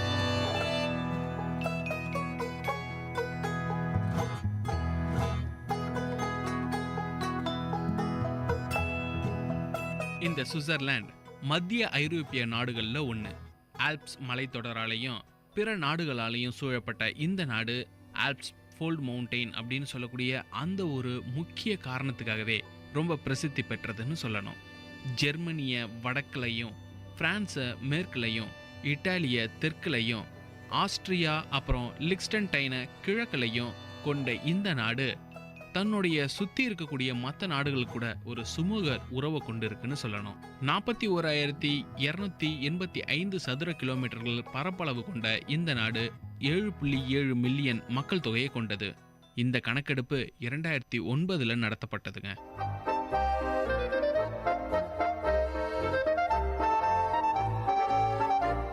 இதுல நீர்ப்பரப்புன்னு சொன்னோம்னா 4.2% நீர்ப்பரப்பால சூழப்பட்டிருக்கு. இந்த சுவிட்சர்லாந்துல நீர் ஒரு முக்கிய ஆதாரமா இருக்கிறது ரொம்பவும் சிறப்பான ஒரு விஷயம். அது மட்டும் இல்லாம இந்த சுவிட்சர்லாந்து மண்டலங்கள் அப்படின்னு சொல்லக்கூடிய ஒரு பகுப்பு முறையில பிரிக்கப்பட்டிருக்கு. 26 மண்டலங்களை கொண்ட இந்த நாடு மாநிலங்கள் அப்படின்னு சொல்லக்கூடிய ஒரு நிலையை தாண்டி மண்டலங்கள் அப்படின்ற ஒரு நிலையில அமைஞ்சிருக்கிற ஒரு கூட்டாட்சி குடியரசு நாடு. கூட்டாட்சி குடியரசுனா என்னன்னு தானே கேக்குறீங்க? அதாவது இப்ப மண்டலங்கள்னு சொன்னோம் பாத்தீங்களா, அந்த 26 மண்டலங்களும் தனித்தனியா தன்னுடைய ஆட்சிக்கு கீழே அந்தந்த இடங்களை கொண்டிருக்கும். அது மட்டும் இல்லாம மற்ற மண்டலங்கள் கூட சேர்ந்து ஒரு சட்ட வரைவை ஏற்படுத்தும். அப்படி ஏற்படுத்தி மக்களுடைய ஆட்சி முறைக்கு கீழே இருக்கிறது தான் கூட்டாட்சி குடியரசு நாடு அப்படின்னு சொல்றாங்க. இந்த 26 மண்டலங்களுடைய கூட்டமைப்பு அதிகார தலைமையிடம் எங்க இருக்குன்னு கேட்டீங்கன்னா பெர்ன் நகரம். அதாவது சுவிட்சர்லாந்துல இருக்கக்கூடிய பெர்ன் நகரத்துல தான் இந்த கூட்டாட்சி குடியமைப்போட மொத்த அதிகாரமும் அடங்கி இருக்குன்னு சொல்லணும். பொருளாதார மையங்களாக ஜெனீவா, யூரிச் இந்த 2 இடமும் ரொம்ப பிரசித்தி பெற்று விளங்கிட்டு இருக்கு. சுவிட்சர்லாண்டோடைய தனி நபருக்கான மொத்த உள்நாட்டு உற்பத்தி படி பணக்கார நாடு அப்படின்னு சொல்றாங்க. ஒரு பணக்கார நாடு தனி நபர்களுடைய வருமானத்தோட அடிப்படையில தான் கருதப்படுது. அதுபடி சுவிட்சர்லாந்து ரொம்ப பணக்கார நாடுன்னு தான் இந்த உலக அளவுல தெரியப்படுது. சரிங்க, அப்படி என்ன அந்த தனிநபருக்கான வருமான வரம்பு உச்சமா இருக்கு அப்படின்னு தானே கேக்குறீங்க? அதாவது சராசரியா ஒவ்வொரு தனி மனிதனுடைய வருமானம் எப்படி இருக்குன்னா $67.384, அதாவது யுஎஸ் டாலருடைய மதிப்புப்படி $67.384 அவங்களுக்கு இருக்கு. இத ஆங்கிலத்துல ஆவரேஜ் இண்டிவிஜுவல் ஜிடிபி அப்படின்னு சொல்றாங்க. இந்த ஜிடிபி மூலமா தான் ஒரு நாட்டுடைய நிலையான பொருளாதாரம் நிர்ணயிக்கப்படுது. அப்படி உயர்ந்த பணக்கார நிலையில இருக்கக்கூடிய இந்த சுவிட்சர்லாண்டோடைய 2 நகரங்கள் ரொம்ப பிரசித்தி பெற்றது. எதுக்கு பிரசித்தி பெற்றதுன்னு தானே கேக்குறீங்க? அதாவது இந்த உலகத்திலேயே உயர்ந்த வாழ்க்கை தரம் கொண்ட நகரங்கள் அப்படின்னு ஒரு 2 நகரத்தை 2வது இடத்துலயும் 3வது இடத்துலயும் சொல்றாங்க. 2வது இடத்துல இருக்கக்கூடிய அந்த நகரம் எதுன்னு கேட்டீங்கன்னா யூரிச். சுவிட்சர்லாந்துல இருக்கக்கூடிய யூரிச்சை தான் இந்த உலகத்திலேயே வாழ்க்கை தரம் மேம்பட்ட ஒரு நகரம் அப்படின்னு சொல்றாங்க. 3வது இடம் ஜெனீவாக்கு கொடுத்திருக்காங்க. சுவிட்சர்லாந்துல 2வது இடம் 3வது இடம் 2மே அவங்களுக்கே கிடைச்சிருக்கிறது ரொம்ப பெருமையான ஒரு விஷயமா அவங்க கருதுறாங்க. இதுதாங்க சுவிட்சர்லாந்துல இருக்கக்கூடிய ஒரு சிறப்பான ஒரு நிலை. சரி, ரொம்ப நேரமா சுவிட்சர்லாண்டோட இப்ப இருக்க நிலைமையை மட்டுமே பேசிக்கிட்டு இருக்கோம். அதோடைய வரலாறை தெரிஞ்சுக்கணும் அப்படின்னு தானே ஆசைப்படுறீங்க. இப்ப உங்களுக்கு சொல்றேன், அதோடைய வரலாறு எப்படி மேம்பட்ட ஒரு வரலாறு அப்படின்றது உங்களுக்கு புரியும். சுவிட்சர்லாந்து ஒரு நடுநிலையான நாடு அப்படின்னுட்டு ஒரு பெயர் பெற்றிருக்கு. இதுக்கு காரணம் என்ன அப்படின்னு கேட்டீங்கன்னா 1815வது ஆண்டுலேருந்து இன்னைக்கு வரைக்கும் எந்த ஒரு போர்லயுமே அது பங்கேற்கல அப்படின்றது ஒரு சிறப்பான நடுநிலையான ஒரு விஷயம். உலக செஞ்சிலுவை சங்கம் அங்கதான் ஆரம்பிச்சிருக்காங்க. உலக வர்த்தக அமைப்பும் அங்கதான் இருக்கு. ஐநாவுடைய 2 ஐரோப்பிய அலுவலகங்கள் கொண்ட நாடு சுவிட்சர்லாந்து. பல பன்னாட்டு நிறுவனங்கள் சுவிட்சர்லாந்துல தங்களுடைய தலைமையகத்தை வைக்கணும் அப்படின்ற ஒரு முயற்சியில ஈடுபட்டு இன்னைக்கு அந்த இடத்துல தங்களுடைய தலைமையகத்தை அமைச்சு ரொம்ப பெருமையா அவங்க தங்களுடைய நிறுவனங்களை நிறுவிக்கிட்டு இருக்காங்க. இதெல்லாமே வரலாறு அடிப்படையில ரொம்ப சிறப்பான ஒரு விஷயம்தான். சரி, அப்போ வரலாறு அடிப்படையில வேற என்னென்ன விஷயங்கள் இருக்கு இப்ப தெரிஞ்சுக்கலாம். ஒரு சுவாரஸ்யமான விஷயமும் இருக்குங்க. அதாவது ஐநா அலுவலகம் அங்கேயே இருந்தாலும் கூட 2002 வரைக்கும் அதுல இணைந்திடாத ஒரு தேசிய நல்லிணக்க உறுப்பு நாடாவே சுவிட்சர்லாந்து அமைஞ்சிருக்கு. அதாவது ஐநாவில் பங்கேற்கலானாலும் கூட தன்னுடைய நல்லிணக்கத்தை அந்த ஐநா சபைக்கு கொடுத்துட்டு இருக்கிற ஒரு நாடா சுவிட்சர்லாந்து நடந்துட்டு இருந்துச்சு. 2002 தான் அது ஐநாவில் பங்கேற்கிற ஒரு நாடா மாறினது. 1990 ஐரோப்பிய யூனியனுடைய இணையணும் அப்படின்ற ஒரு ஒப்பந்தத்துக்காக மக்கள் கிட்ட வாக்கெடுப்பு நடத்தினாங்க. ஆனா அந்த வாக்கெடுப்பு முற்றிலும் ஒரு தோல்வியை தழுவுனுச்சு. எந்த ஒரு பிரச்சனையும் வரக்கூடாது அப்படின்ட்டு வணிக ஒப்பந்தங்கள்ல முக்கியமான ஒரு ஒப்பந்தமான ஸ்டேஜன் ஒப்பந்தத்துல அங்கம் வகிக்கிற ஒரு நாடா சுவிட்சர்லாந்து விளங்கிக்கிட்டு இருக்கு. இந்த உலகத்திலேயே ரொம்பவும் தொன்மையான மக்களாட்சி கொண்ட நாடுகள் ரொம்ப கொஞ்சம் தாங்க. அதுல சுவிட்சர்லாண்டும் ஒன்று. ஜெர்மன் மொழி, பிரெஞ்சு மொழி, இட்டாலியன் மொழி, உரோமாஞ்சி மொழி, இப்படி 4 விதமான மொழிகளை தன்னுடைய தேசிய மொழிகளா கொண்ட ஒரு நாடு சுவிட்சர்லாந்து. 1291 ஆண்டு ஆகஸ்ட் மாதம் 1 தேதி மரபு ரீதியான சுவிட்சர்லாந்து நிறுவப்பட்டது. இந்த நாளை தான் இன்னைக்கு வரைக்கும் தேசிய நாளா சுவிட்சர்லாந்து கொண்டாடிக்கிட்டு இருக்கு. வரலாற்றுல விடுதலையை பதிவு செய்த நாடுகள்ல சுவிட்சர்லாண்டும் ஒன்று. இந்த தினத்தை விடுமுறை தினமாவும் அவங்க கொண்டாடுறாங்க. 1291 சுதந்திரம் அடைஞ்சாலும் 1499 செப்டம்பர் 22 வரைக்கும் மற்ற கட்டமைப்பு கூட்டமைப்பு ஆட்சிகளுக்கு கீழே தான் அது இருந்தது. ஆனா அதுக்கப்புறமா 1648 அக்டோபர் 24 அப்ப அங்கீகாரம் பெற்ற ஒரு தனித்துவ கூட்டாட்சி நாடா இது மாறுனுச்சு.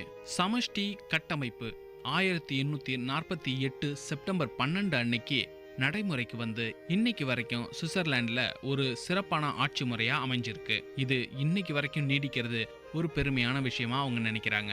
நிலங்களை மீட்கப்பட்டு பரந்த நாடா 1848 நவீன சுவிட்சர்லாந்து உருவானுச்சு. இன்னைக்கு நாம பார்க்கக்கூடிய இந்த சுவிட்சர்லாந்து 1848 உருவாக்கப்பட்டது. தங்களை சுத்தி இருக்கக்கூடிய தங்களால விட்டு கொடுக்கப்பட்ட ஒரு சில இடங்களை அவங்க மீட்டெடுத்தாங்க.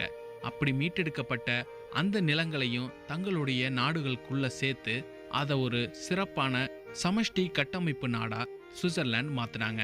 இந்த ஆண்டு 1848. சரிங்க, வரலாறு அப்படின்றத பத்தி பேசணும் அப்படின்னு ஆரம்பிச்சோம்னா நவீன வரலாறை பத்தி பேசிட்டோம்.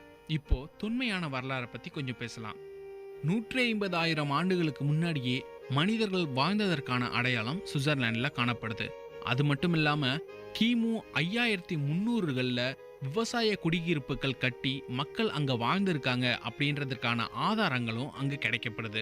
தொன்மையான வரலாறுன்னு அப்படி ஆரம்பிச்ச இந்த சுவிட்சர்லாந்துடைய வரலாறு ரோம பேரரசுக்கு கீழே இருந்த ஆட்சி முறை, அல்மானியர்களுடைய ஆட்சி, பழைய சுவிட்சர்லாந்துடைய கூட்டமைப்பு ஆட்சி, நெப்போலியனுடைய காலகட்டத்துல இந்த சுவிட்சர்லாந்து அவருக்கு கீழே இருந்த ஒரு நிலை, கூட்டாட்சி மாகாண அமைப்பு, முதலாம் உலகப்போர் நடந்த காலத்துல லெனினுக்கு பாதுகாப்பு தந்த ஒரு புகலிடமா இருந்த சுவிட்சர்லாந்து நடுநிலைமையில ஒரு சின்ன பிரச்சனைகளை ஏற்படுத்தின ஒரு காலம், 2ஆம் உலகப்போர்ல ஜெர்மனி குறி வச்ச ஒரு நாடு ஆனாலும் அது தாக்கப்படலை அப்படின்ற ஒரு நிலை, இது மாதிரி பல நிலைகள்ல இந்த சுவிட்சர்லாந்துடைய வரலாறு சொல்லப்படுது. சுவிட்சர்லாந்துடைய பழைய ஆட்சி முறையில கூட்டாட்சி மட்டத்துல 3 பிரதான ஆட்சி ஆணையங்கள் அமைக்கப்பட்டது. இப்படி அமைக்கப்பட்ட அந்த ஆணையங்களுக்கு அடுத்து நாடாளுமன்றத்துல 2 அவைகள் இருந்தது. இந்த 2 அவைகளை தாண்டி கூட்டமைப்பு ஆட்சி குழுக்கள் இருந்தது. இந்த குழுக்களையும் அடுத்து கூட்டமைப்பு நீதிமன்றங்கள் அப்படின்ற ஒரு கூட்டாட்சி தத்துவத்தோடைய மொத்த வடிவமா சுவிட்சர்லாந்துடைய இந்த கூட்டாட்சி தத்துவம் அமைஞ்சிருக்குன்னு சொல்லணும். இப்படிப்பட்ட கூட்டாட்சி தத்துவத்துக்கு கீழே பொது வாக்கெடுப்பு முறை அப்படின்னு சொல்லக்கூடிய ஒரு சிறப்பான விஷயமும் அங்க இருக்குங்க. அதாவது பொது வாக்கெடுப்பு மூலமா சட்ட திருத்தங்களையுமே கொண்டு வரக்கூடிய ஒரு அதிகாரம் பெற்ற ஒரு நாடா சுவிட்சர்லாந்து இருக்கு. அதாவது மொத்தமா தங்களுடைய சட்டங்களை தாங்களே வரையறுத்துக்கலாம் அப்படின்ற ஒரு நிலையில சுவிட்சர்லாந்து மக்கள் வாழ்ந்துகிட்டு இருக்காங்க. இதுக்கு ஒரு சில வரைவுகள் இருக்கு. அந்த வரைவுகளை பத்தி பின்னாடி நம்ம தெரிஞ்சுக்கலாம். அது மட்டும் இல்லாம அங்க இருக்கக்கூடிய ஆட்சிகள், பதவிகள் எல்லாமே சுழற்சி முறையில தான் இயங்கிட்டு இருக்கு. கூட்டமைப்புடைய தலைவர் பதவியும் கூட 2 ஆண்டுகள் சுழற்சி முறையில மாற்றம் பெற்றே வருகிறது. 1959 முதல் 2002 வரை 4 முக்கிய கட்சிகள் மட்டுமே இந்த ஆட்சியில கூட்டமைப்புல இருந்துகிட்டு இருக்காங்க. அதாவது கூட்டாட்சி அப்படின்றது தனித்துவம் பெற்ற மண்டலங்களையும் தாண்டி தங்களுடைய ஆட்சியில் இருக்கக்கூடிய கட்சிகளும் ஒரு சூத்திரத்தை பயன்படுத்துறாங்க. இந்த சூத்திரத்தை மாய சூத்திரம் அப்படின்னு சொல்றாங்க. அதாவது அவங்களுக்குள்ளேயே ஒரு கூட்டமைப்பை ஏற்படுத்திக்கிட்டு ஆட்சி நடத்துற ஒரு முறை. 2007 தேர்தல் படி 2 சமுதாய ஜனநாயக கட்சிகள், 2 சுதந்திர ஜனநாயக கட்சிகள், 2 சுவிஸ் மக்கள் கட்சிகள், ஒரு கிறிஸ்துவ ஜனநாயக கட்சி சேர்ந்து இந்த ஆட்சியை நடத்திட்டு இருக்காங்க. இது எல்லாத்துலயுமே மொத்தமா ஒரு கூட்டு முறையில பங்கேற்கிறதுனால அங்க இருக்கக்கூடிய பிரச்சனைகள் அனைத்தும் ரொம்ப சுமூகமா தீர்க்கப்படுது. மண்டலங்கள் அல்லது கூட்டமைப்பு நீதிமன்றங்களுக்கு எதிரான முறையீடுகளை கையாள்வதற்கு ஒரு கூட்டமைப்பு உச்ச நீதிமன்றம் இருக்கு. அங்க இருக்கக்கூடிய நீதிபதிகளுடைய பதவிக்காலம் 6 ஆண்டுகளா சுழற்சி முறையில மாறி வருது. 1848ஆம் ஆண்டுலேருந்து நேரடியான மக்களாட்சி முறை அங்க அமல்ல இருக்கு. அது என்ன நேரடியான மக்களாட்சி முறை அப்படின்னு கேட்டீங்களா? அதாவது இந்த மண்டலங்களை தாண்டின கூட்டாட்சி முறை தத்துவத்துல மக்கள் தங்களுடைய உரிமைகளை தாங்களே கேட்டு பெற்றுக்கிறதுக்கான ஒரு வாய்ப்பை நேரடி மக்களாட்சி முறை கொடுக்குது. அதுதாங்க பொது வாக்கெடுப்பு முறை. இந்த பொது வாக்கெடுப்பு முறையை பத்தி விரிவா பேசலாம்னு சொல்லியிருந்தேன்ல, இப்ப சொல்ற கேட்டுக்கலாம். அதாவது பொது வாக்கெடுப்பு அப்படின்னா உரிமைகள் அதிலிருந்து உருவாக்கப்படக்கூடிய அரசியல் அமைப்பு தொடக்க திட்டம் சமர்ப்பித்தல். இது என்ன அப்படின்னு கேட்டீங்கன்னா ரொம்ப பெரிய விஷயம் கிடையாதுங்க. நமக்கு என்ன சட்டம் வேணும் அப்படின்றத நம்மளுடைய உரிமையின் அடிப்படையில நாமளே புரிஞ்சுக்கிட்டு அதுக்கான ஓட்டுகளை நாமளே செஞ்சு அதுல இருந்து ஒரு சட்டத்தை வரையறுக்கிறது தான். இதோடைய முடிவுகள் தோற்கடிக்கப்படலாம். அப்படி தோற்கடிக்கப்பட்டுச்சுன்னா திரும்பவும் அது மேல இன்னொரு வாக்கெடுப்பு நடத்துறதுக்கான வாய்ப்புகளும் இருக்கு. ஒரு குழு அறிவிக்கிற ஒரு பொது வாக்கெடுப்புல 100 நாட்களுக்குள்ள 50,000 கையொப்பங்கள் இருக்கணும். இப்படி 50,000 கையொப்பங்கள் மக்கள்கிட்டேருந்து வாங்கப்பட்டுச்சு அப்படின்னா அந்த பொது வாக்கெடுப்பு நேரடியான அமலுக்கு வரும். அப்ப பொது வாக்கெடுப்பு நடக்கக்கூடிய நாள், என்னத்துக்காக, எப்படிப்பட்ட கேள்விகள் அந்த வாக்கெடுப்புல கேட்கணும், இப்படிப்பட்ட எல்லாத்துக்கும் ஒரு குழு அமைக்கப்பட்டு அந்த குழுக்கள் இந்த தேர்தலை நடத்தும். இது இல்லாம தேசிய வாக்கெடுப்பு நடத்துறதுக்கான மொத்த அதிகாரமும் அந்த 50,000 கையொப்பங்கள் பெற்ற பிறகுதான் உருவாக்கப்படும். 18 மாதங்களுக்குள்ள இந்த தேர்தல் நடத்தப்படணும். முன்மொழியப்பட்ட சட்ட திருத்தமும் முழுமையா நிறைவேற்றப்படணும். இதுக்கு தேவையான வாக்குகள் பாத்தீங்கன்னா 1,00,000 வாக்குகள். திருத்தத்துல மேலும் திருத்தங்கள் செய்யறதுக்கும் இதுல வாய்ப்புகள் இருக்கு.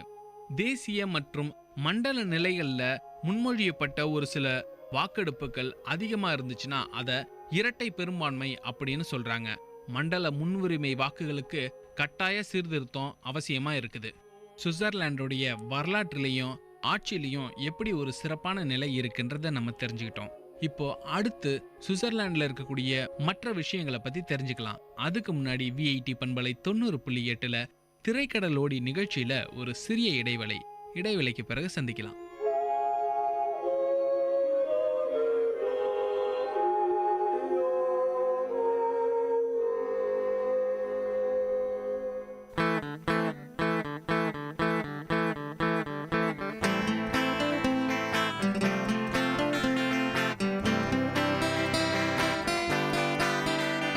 உங்கள் இல்லம் நுழைந்திடும், உங்கள் செவிகளை தீண்டிடும், உங்கள் மனதினை வருடவே பொன்பலையாய் மலருதே. உங்கள் இல்லம் நுழைந்திடும், உங்கள் செவிகளை தீண்டிடும், உங்கள் மனதினை வருடவே பொன்பலையாய் மலருதே. விஐடி 90.8 வேலூரில் நாங்க Tambe. VIT 90.8. Ladies and gentlemen, you're listening to VIT Community Radio 90.8 FM. Engage, evolve, empower.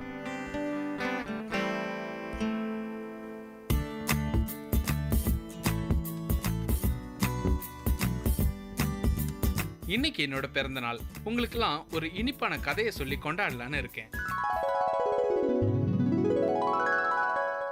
பல வருஷங்களுக்கு முன்னாடி ஒரு மழை காலத்துல ஒரு அம்மா தன்னோட குழந்தைய பெத்தெடுத்தாங்க.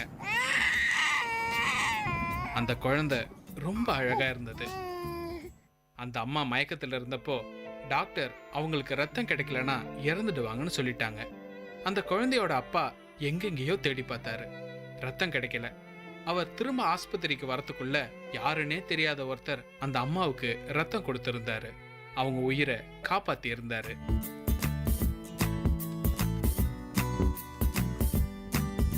இதை ஞாபகத்துல வச்சிருந்த அந்த அப்பாவும் அம்மாவும் 18 வருஷம் கழிச்சு அந்த பையனோட ஒவ்வொரு பிறந்த நாளைக்கும் ரத்த தானம் செய்யணும்னு கேட்டுக்கிட்டாங்க.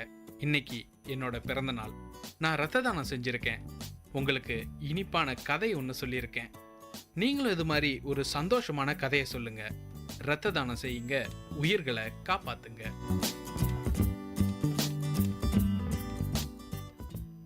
VIT 90.8 FM. உள்ளம் கொள்ளை போகுமே விஐடியின் ரேடியோ, பங்கு பெற வாருங்கள். நிகழ்ச்சிகளாயிரம் தீரன்களின் சங்கமம், திறமைகள் வெளிப்படும். விஐடியின் ரேடியோ, உங்கள் ரேடியோ.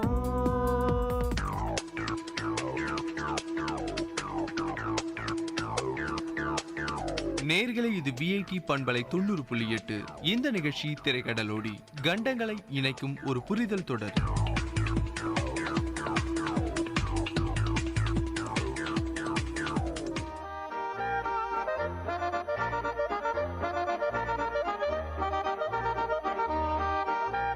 வணக்கம் நேர்களே, திரைக்கடலோடி நிகழ்ச்சிக்கு உங்களை மீண்டும் வரவேற்கிறேன். இந்த நிகழ்ச்சியில சுவிட்சர்லாந்து பற்றிய பல சுவாரஸ்யமான தகவல்களை உங்களுக்கு கொடுத்துட்டு இருக்கேன். திரைக்கடலோடி நிகழ்ச்சியில சுவிட்சர்லாண்டை பத்தி இன்னும் பல தகவல்களை இப்ப தெரிஞ்சுக்கலாம். சுவிட்சர்லாந்து எந்த ஒரு காலகட்டத்திலையும் இராணுவம், அரசியல், நேரடி பொருளாதார செயல்பாடுகளை பழங்காலத்திலிருந்து தவிர்த்துக்கிட்டு வராங்க. அதாவது இராணுவத்திலிருந்து செய்யப்படக்கூடிய எந்த ஒரு அதிரடி தாக்குதல்கள், போர், இந்த மாதிரியான விஷயங்களை அவங்க செய்யறது கிடையாது. அதுவும் இல்லாம அரசியல் சார்ந்த நெருக்கடிகளை மற்ற நாடுகளுக்கு கொடுக்கறது கிடையாது. அதுவும் இல்லாம நேரடியான பொருளாதார செயல்பாடுகள், வேற ஒரு நாட்டிலேருந்து வந்து நடத்தப்படக்கூடிய வணிக ரீதியான விஷயங்களுக்கு கூட அவங்க பலவிதமா தடைகளை பழங்காலத்திலிருந்தே கொடுத்துட்டு இருக்காங்க. 1515 ஆண்டு நவீன சுவிட்சர்லாண்டுடைய விரிவாக்கத்துக்கு அப்புறமா நடுநிலைமை காக்கப்பட்டு வருது. இரு நாடுகளுக்கு உள்ள இருக்கக்கூடிய பிரச்சனைகளை இடையீட்டாளரா நின்று தீர்த்து வைக்கிறதுக்காக சுவிட்சர்லாந்து செயல்படுது. 1990 இருந்து ஐரோப்பிய யூனியன்ல சேர்றதுக்கான ஒரு சில வாய்ப்புகள் உண்டான போதும் மக்களுடைய எதிர்ப்பாலையும் மக்களுடைய வாக்கெடுப்புல இருந்த ஒரு தோல்வி காரணத்தினாலையும் இது ஐரோப்பிய யூனியனை முற்றிலுமா தவிர்த்து வருது. சர்வதேச பனி ஹாக்கி ஒன்றியம், பன்னாட்டு ஒலிம்பிக் குழு, ஃபிஃபா சர்வதேச கால்பந்து கூட்டமைப்பு ஒன்றியம், UEFA அப்படின்னு சொல்லப்படக்கூடிய ஐரோப்பிய கால்பந்து கூட்டமைப்பு ஒன்றியம்னு பல விதமான ஒன்றியங்களை தன்னுடைய நாட்டில் அமையப்பெற்ற ஒரு சிறப்பான நாடு சுவிட்சர்லாந்து. உலக பொருளாதார மன்றத்துடைய துவக்கம் ஜெனீவால தான் நடந்தது. அது மட்டும் இல்லாம ஒவ்வொரு ஆண்டும் பல அரசியல் தலைவர்கள் ஒன்று கூடி சுகாதாரம் மற்றும் சுற்றுச்சூழல் விவாதங்களை நடத்துறதுக்கு டோவோசி நகரம் முதன்மையா இருக்கு. டோவோசி நகரத்துல தான் ஒவ்வொரு ஆண்டும் சுகாதாரம் மற்றும் சுற்றுச்சூழல் பற்றிய விவாதங்கள் ரொம்ப அதிகப்படியா நடத்தப்படுது. இந்த ஒரு சுற்றுச்சூழல் விவாதத்துல உலகத்தில் இருக்கக்கூடிய பலவிதமான சுற்றுச்சூழல் பாதுகாப்பு அமைப்புகள் பங்கெடுக்குது. அரசியல் தலைவர்களும் பங்கெடுக்கிறாங்க. இது ஒரு சிறப்பான விஷயம். இராணுவத்தை பத்தி சொல்லும் போது தரைப்படை, விமானப்படை, ஆயுதப்படை, இப்படி 3 நிலைகள்ல இராணுவம் கட்டமைக்கப்பட்டிருக்கு. கட்டாயமான இராணுவ சேர்க்கையும் இதுல இருக்கு. அதாவது தொழில்முறை வீரர்கள் ரொம்ப கம்மிங்க. 5% தான் தொழில்முறை வீரர்களா இராணுவங்கள்ல இருக்காங்க. அது மட்டும் இல்லாம 20 to 34 வயதுக்குள்ள தான் இராணுவத்துல அவங்க பங்கேற்கிறாங்க. இராணுவ அடிப்படையில இன்னொரு சுவாரஸ்யமான விஷயம் என்னன்னா, கப்பற்படை இவங்களுக்கு கிடையவே கிடையாது. ஏன்னா சுத்திலும் நிலங்களால சூழப்பட்ட இந்த நாட்டுக்கு கப்பல் படை அவசியம் இல்லைன்னு அவங்க கருதுறாங்க. அதுவும் இல்லாம கட்டாய இராணுவ சேர்க்கையில பெண்களும் பங்கேற்கிறதுக்கு இங்க வசதி செஞ்சு கொடுத்துருக்காங்க. பிற நாட்டினர் இவங்களுடைய இராணுவத்துல சேரவே முடியாதுங்க. ஆனா வேட்டிக்கனுடைய சுவிஸ் காவலர்களுக்கு இதுல இருந்து விதிவிலக்கு அளிக்கப்படுது. 20,000 பேருக்கு 18 முதல் 21 வாரங்கள் இராணுவ பயிற்சி அளிக்கப்படுது. இது கட்டாய இராணுவ பயிற்சியா அமைஞ்சிருக்கு. சுவிட்சர்லாந்துல 3 படைத்திறச்சிகள் இருக்கு.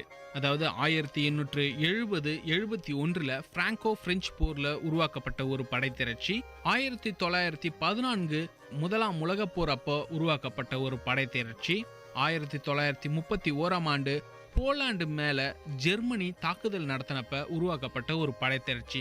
இந்த படைத்திறச்சிகள் பனிப்போருடைய இறுதியில மொத்தமா அழிக்கப்படணும் அதாவது ஆயுதங்களை எல்லாமே நீர்க்க செய்யணும் அப்படின்ற ஒரு பொது வாக்கெடுப்பு நடத்தினாங்க.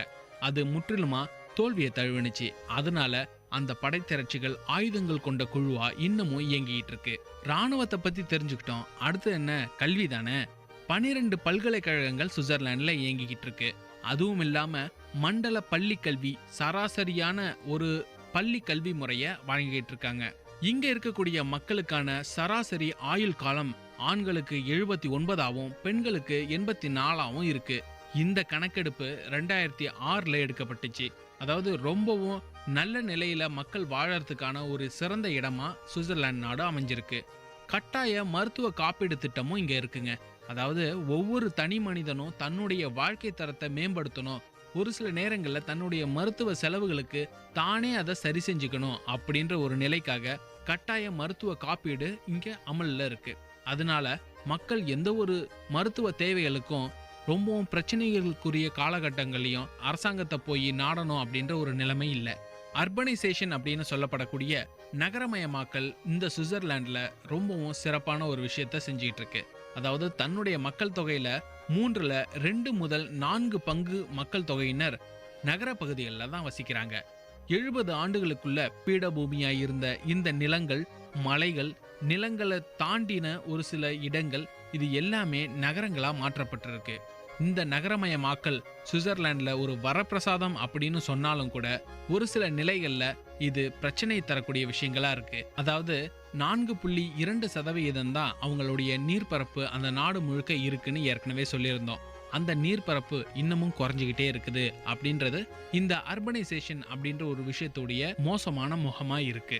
இன்னும் ஒரு சில சுவாரஸ்யமான தகவல்கள் நம்மள்கிட்ட இருக்கு.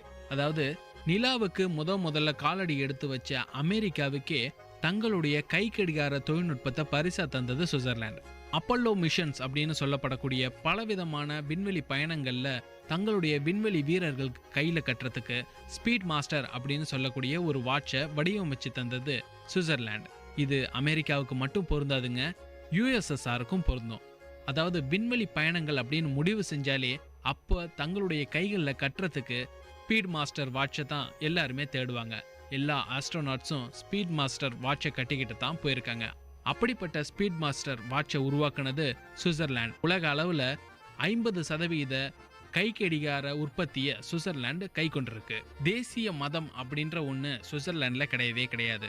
2005ஆம் ஆண்டு கணக்கெடுப்பு படி 48 பேர் இறை நம்பிக்கை கொண்டவர்களாகவும் 39 பேர் மெய்ப்பொருள் வாழ்வு சக்தியை கொள்கையா கொண்டவங்களாகவும் 9% இறை மறுப்பாளர்களாகவும் 4% அரிய ஒன்னாவாதிகள், அதாவது தான் என்ன பண்றோம் அப்படின்றதே தெரியாத ஒரு நிலையில இருக்கிறதாவும் சொல்லப்படுது.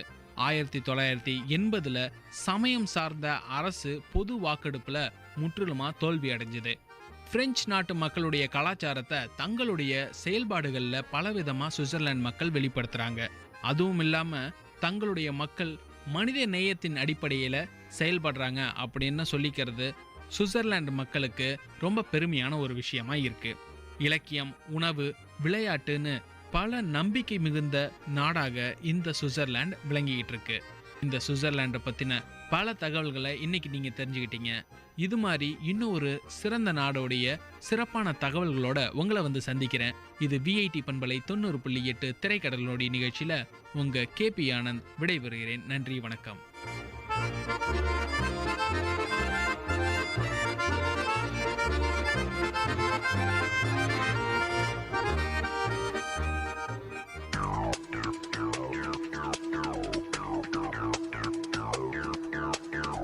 நேயர்கள் இதுவரை கேட்டது திரைக்கடலோடி, கண்டங்களை இணைக்கும் ஒரு புரிதல் தொடர்.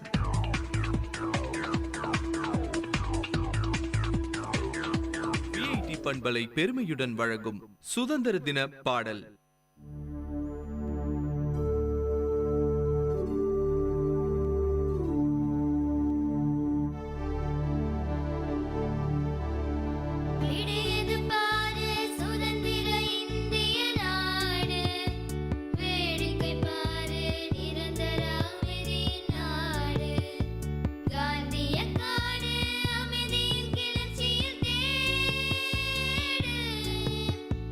சூழ்ச்சியை வென்று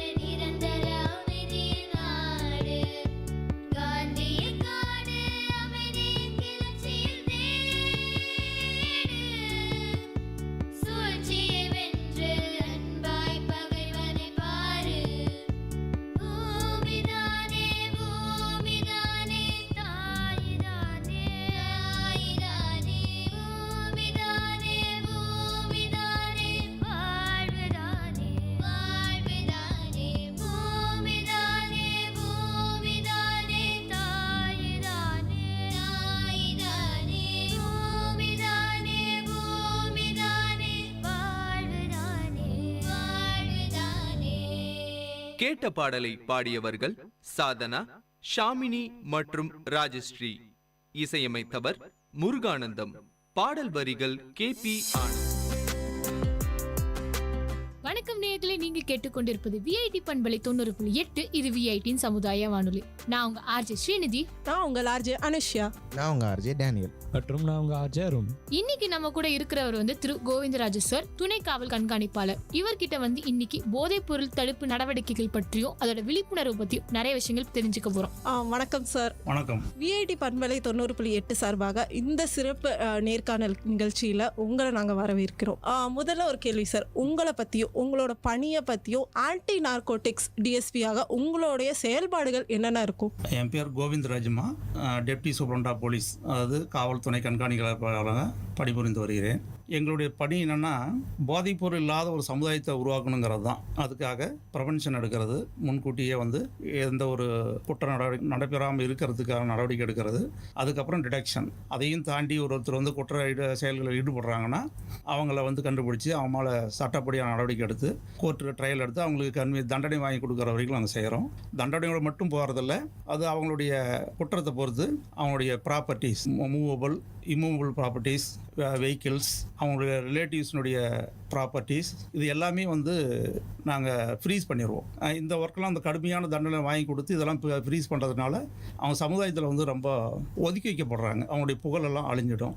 அவங்க சமுதாயத்தில் அவங்களுடைய அந்தஸ்து வந்து குறையும். இதெல்லாம் வந்து கண்ட்ரோல் பண்ணுறதுக்காக எங்களுடைய துறை வந்து எங்கிட்ட இருக்குது. ஸோ வந்து பார்த்தீங்கன்னா சார், என்னதான் வந்து இப்போ நம்ம சொசைட்டி வந்து ஒரு வளர்ச்சி பாதை நோக்கி போயிட்டு இருக்கு. அதில் வந்து எங்களை மாதிரி யங்ஸ்டர்ஸ் வந்து ஒரு முக்கியமான இடத்துல இருக்காங்கன்னு சொன்னாலுமே, அதே பக்கம் வந்து அந்த இளைஞர்கள் கிட்ட தான் வந்து போதைப் பொருள் அடிமைத்தனம் வந்து கூடி இருக்கிறதா சொல்றாங்க. ஸோ அதுக்கு வந்து உதாரணமாக பார்த்தா வந்து இன்ஸ்டிடியூட் ஆஃப் சோஷியல் எஜுகேஷன்ற ஒரு நிறுவனம் வந்து ஒரு ஆய்வு நடத்தியிருக்காங்க. அதில் வந்து 3 மாவட்டத்தில் மட்டுமே 9% பள்ளி மாணவர்கள் வந்து போதைப் பொருளுக்கு வந்து அடிமையாக இருக்காங்கன்னு சொல்கிறாங்க சார். இதனால வேற என்னெல்லாம் பிரச்சனைகள் வரும்ன்றது உங்களோட பார்வையில் சார்? அதாவது பொதுவாக வந்து ஒருத்தர் போதை பழக்கத்திற்கு ஆளாகிறாங்கன்னா அது ஒரு நிறைய காரணம் இருக்குது. அதில் மெயினாக சொல்லப்போனால் குடும்பத்திலேயே அவங்களுடைய உறவினர்கள், பெற்றோர்கள் இதெல்லாம் வந்து அவங்களே வந்து அந்த பழக்கத்திற்கு இருப்பாங்க. அதை பார்த்து அவங்க தெரிஞ்சுக்கிறாங்க.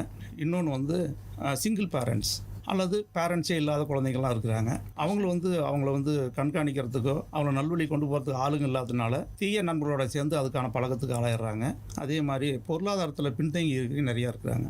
அவங்களும் ஒரு குறிப்பிட்ட இதுக்கு மேலே நமக்கு எதுவும் கிடைக்கலைங்கிறதுனால யாராவது ஒரு ஃப்ரெண்ட்ஸ் மூலிமா இதை போனால் நீங்கள் வந்து நல்லா சொகுசான வாழ்க்கை வாழலாம், இது மாதிரி நல்லா இருக்கலாம்னு சொல்லி தவறான ஒரு உத்தரவாதத்தை கொடுத்து அவங்கள அந்த இதுலேருந்து பழகிடுறாங்க. மனப்போக்கு தான், எண்ணங்கள் தான். நல்வழியில் போகணும், நல்ல சிந்தனைகளை போகணும், சிந்திச்சு படிக்கிறவங்க வந்து உயர்ந்த போயிட்டே இருக்கிறாங்க. அதே மாதிரி இது மாதிரி ஒரு கெட்ட நண்பர்கள், அதாவது குற்ற செயலில் ஈடுபடுகிற நண்பர்களோட பழக்கம் ஏற்பட்டு இது மாதிரி போதைக்கு அடிமையாகி தன்னுடைய வாழ்க்கை எல்லாத்தையுமே இழந்துடுறாங்க. குடும்பம், அந்தஸ்து எல்லாத்தையும் இழந்து இருக்கிறதுனால அந்த குறிப்பிட்ட ஸ்டேஜில் இருக்கிற பசங்கள்லாம் வந்து இது மாதிரி நிறைய இது பண்ணுறாங்க.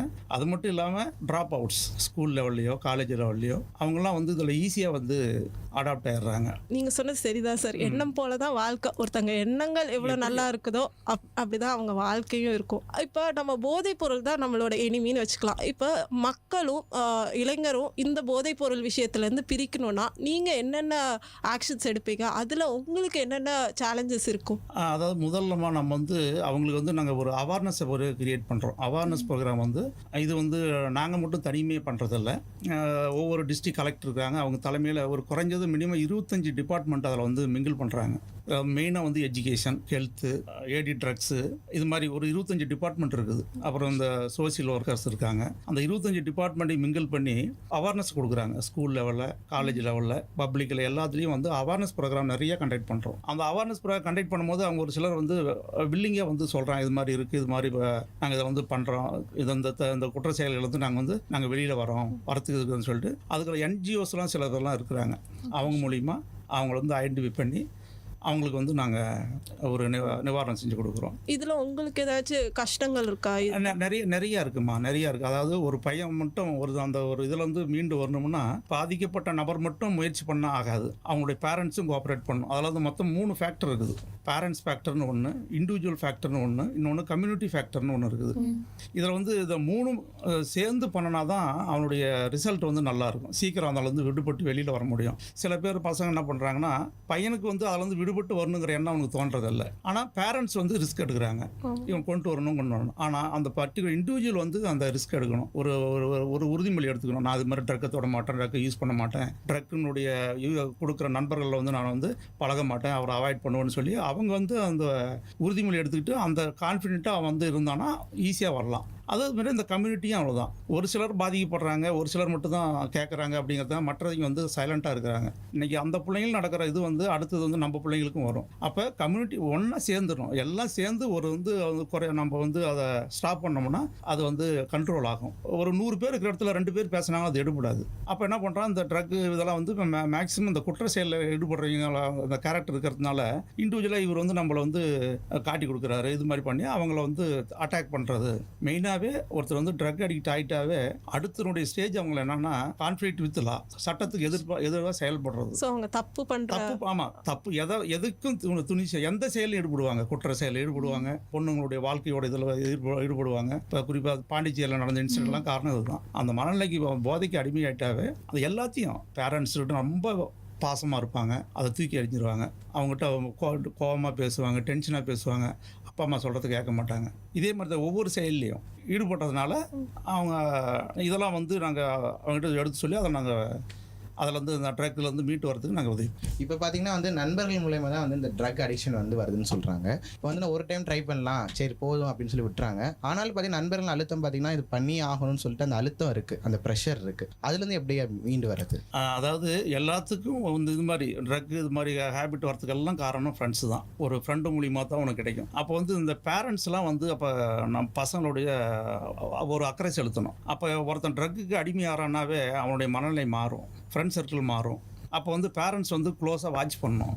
இவன் வந்து இது 2 நாள் வரைக்கும் இந்த ஒரு குறிப்பிட்ட ஃப்ரெண்ட்ஸோட இருந்தான், இப்போ அந்த ஃப்ரெண்ட்ஸில் விட்டுட்டு புது ஃப்ரெண்ட்ஸில் உருவாக்குறான்னாவே அந்த புது ஃப்ரெண்ட்ஸ் மூலிமா இவனுக்கு வந்து ட்ரக் இதுக்கு அடாப்ட் ஆகிறான்னு அர்த்தம். அவங்களுடைய எண்ணம் என்னவா இருக்குதுன்னா இதெல்லாம் சம்பாதிக்கணும், பிஸ்னஸ் பண்ணணும் அப்படிங்கிறவன் என்ன பண்ணுறான், யாரெல்லாம் இதுக்கு வந்து ஒவ்வொருத்தருடைய மனநிலை பார்க்குறாங்க, யாரெல்லாம் எதுக்கு அடிக்ட் ஆகுவாங்க, யார் சொன்னால் கேட்பாங்கிறத கரெக்டாக முதல்ல அனலைஸ் பண்ணிக்குவான். முதல்ல வந்து ஃப்ரீயாக கொடுப்பான். இந்த ட்ரக்கினுடைய இது பவர் என்னென்னா ஒவ்வொருத்தருக்கும் ஒரு கஷ்டம் இருக்கும். நம்ம ஏற்கனவே சொன்னீங்களா, ஒருத்தருக்கு பொருளாதார பிரச்சனை கஷ்டம் இருக்கும், ஒருத்தருக்கு ஃபேமிலி இஷ்யூஸ் இருக்கும், ஒருத்தருக்கு பர்சனலாக படிக்கக்கூடாது அப்படிங்கிற ஒரு எண்ணத்தில் இருப்பாங்க.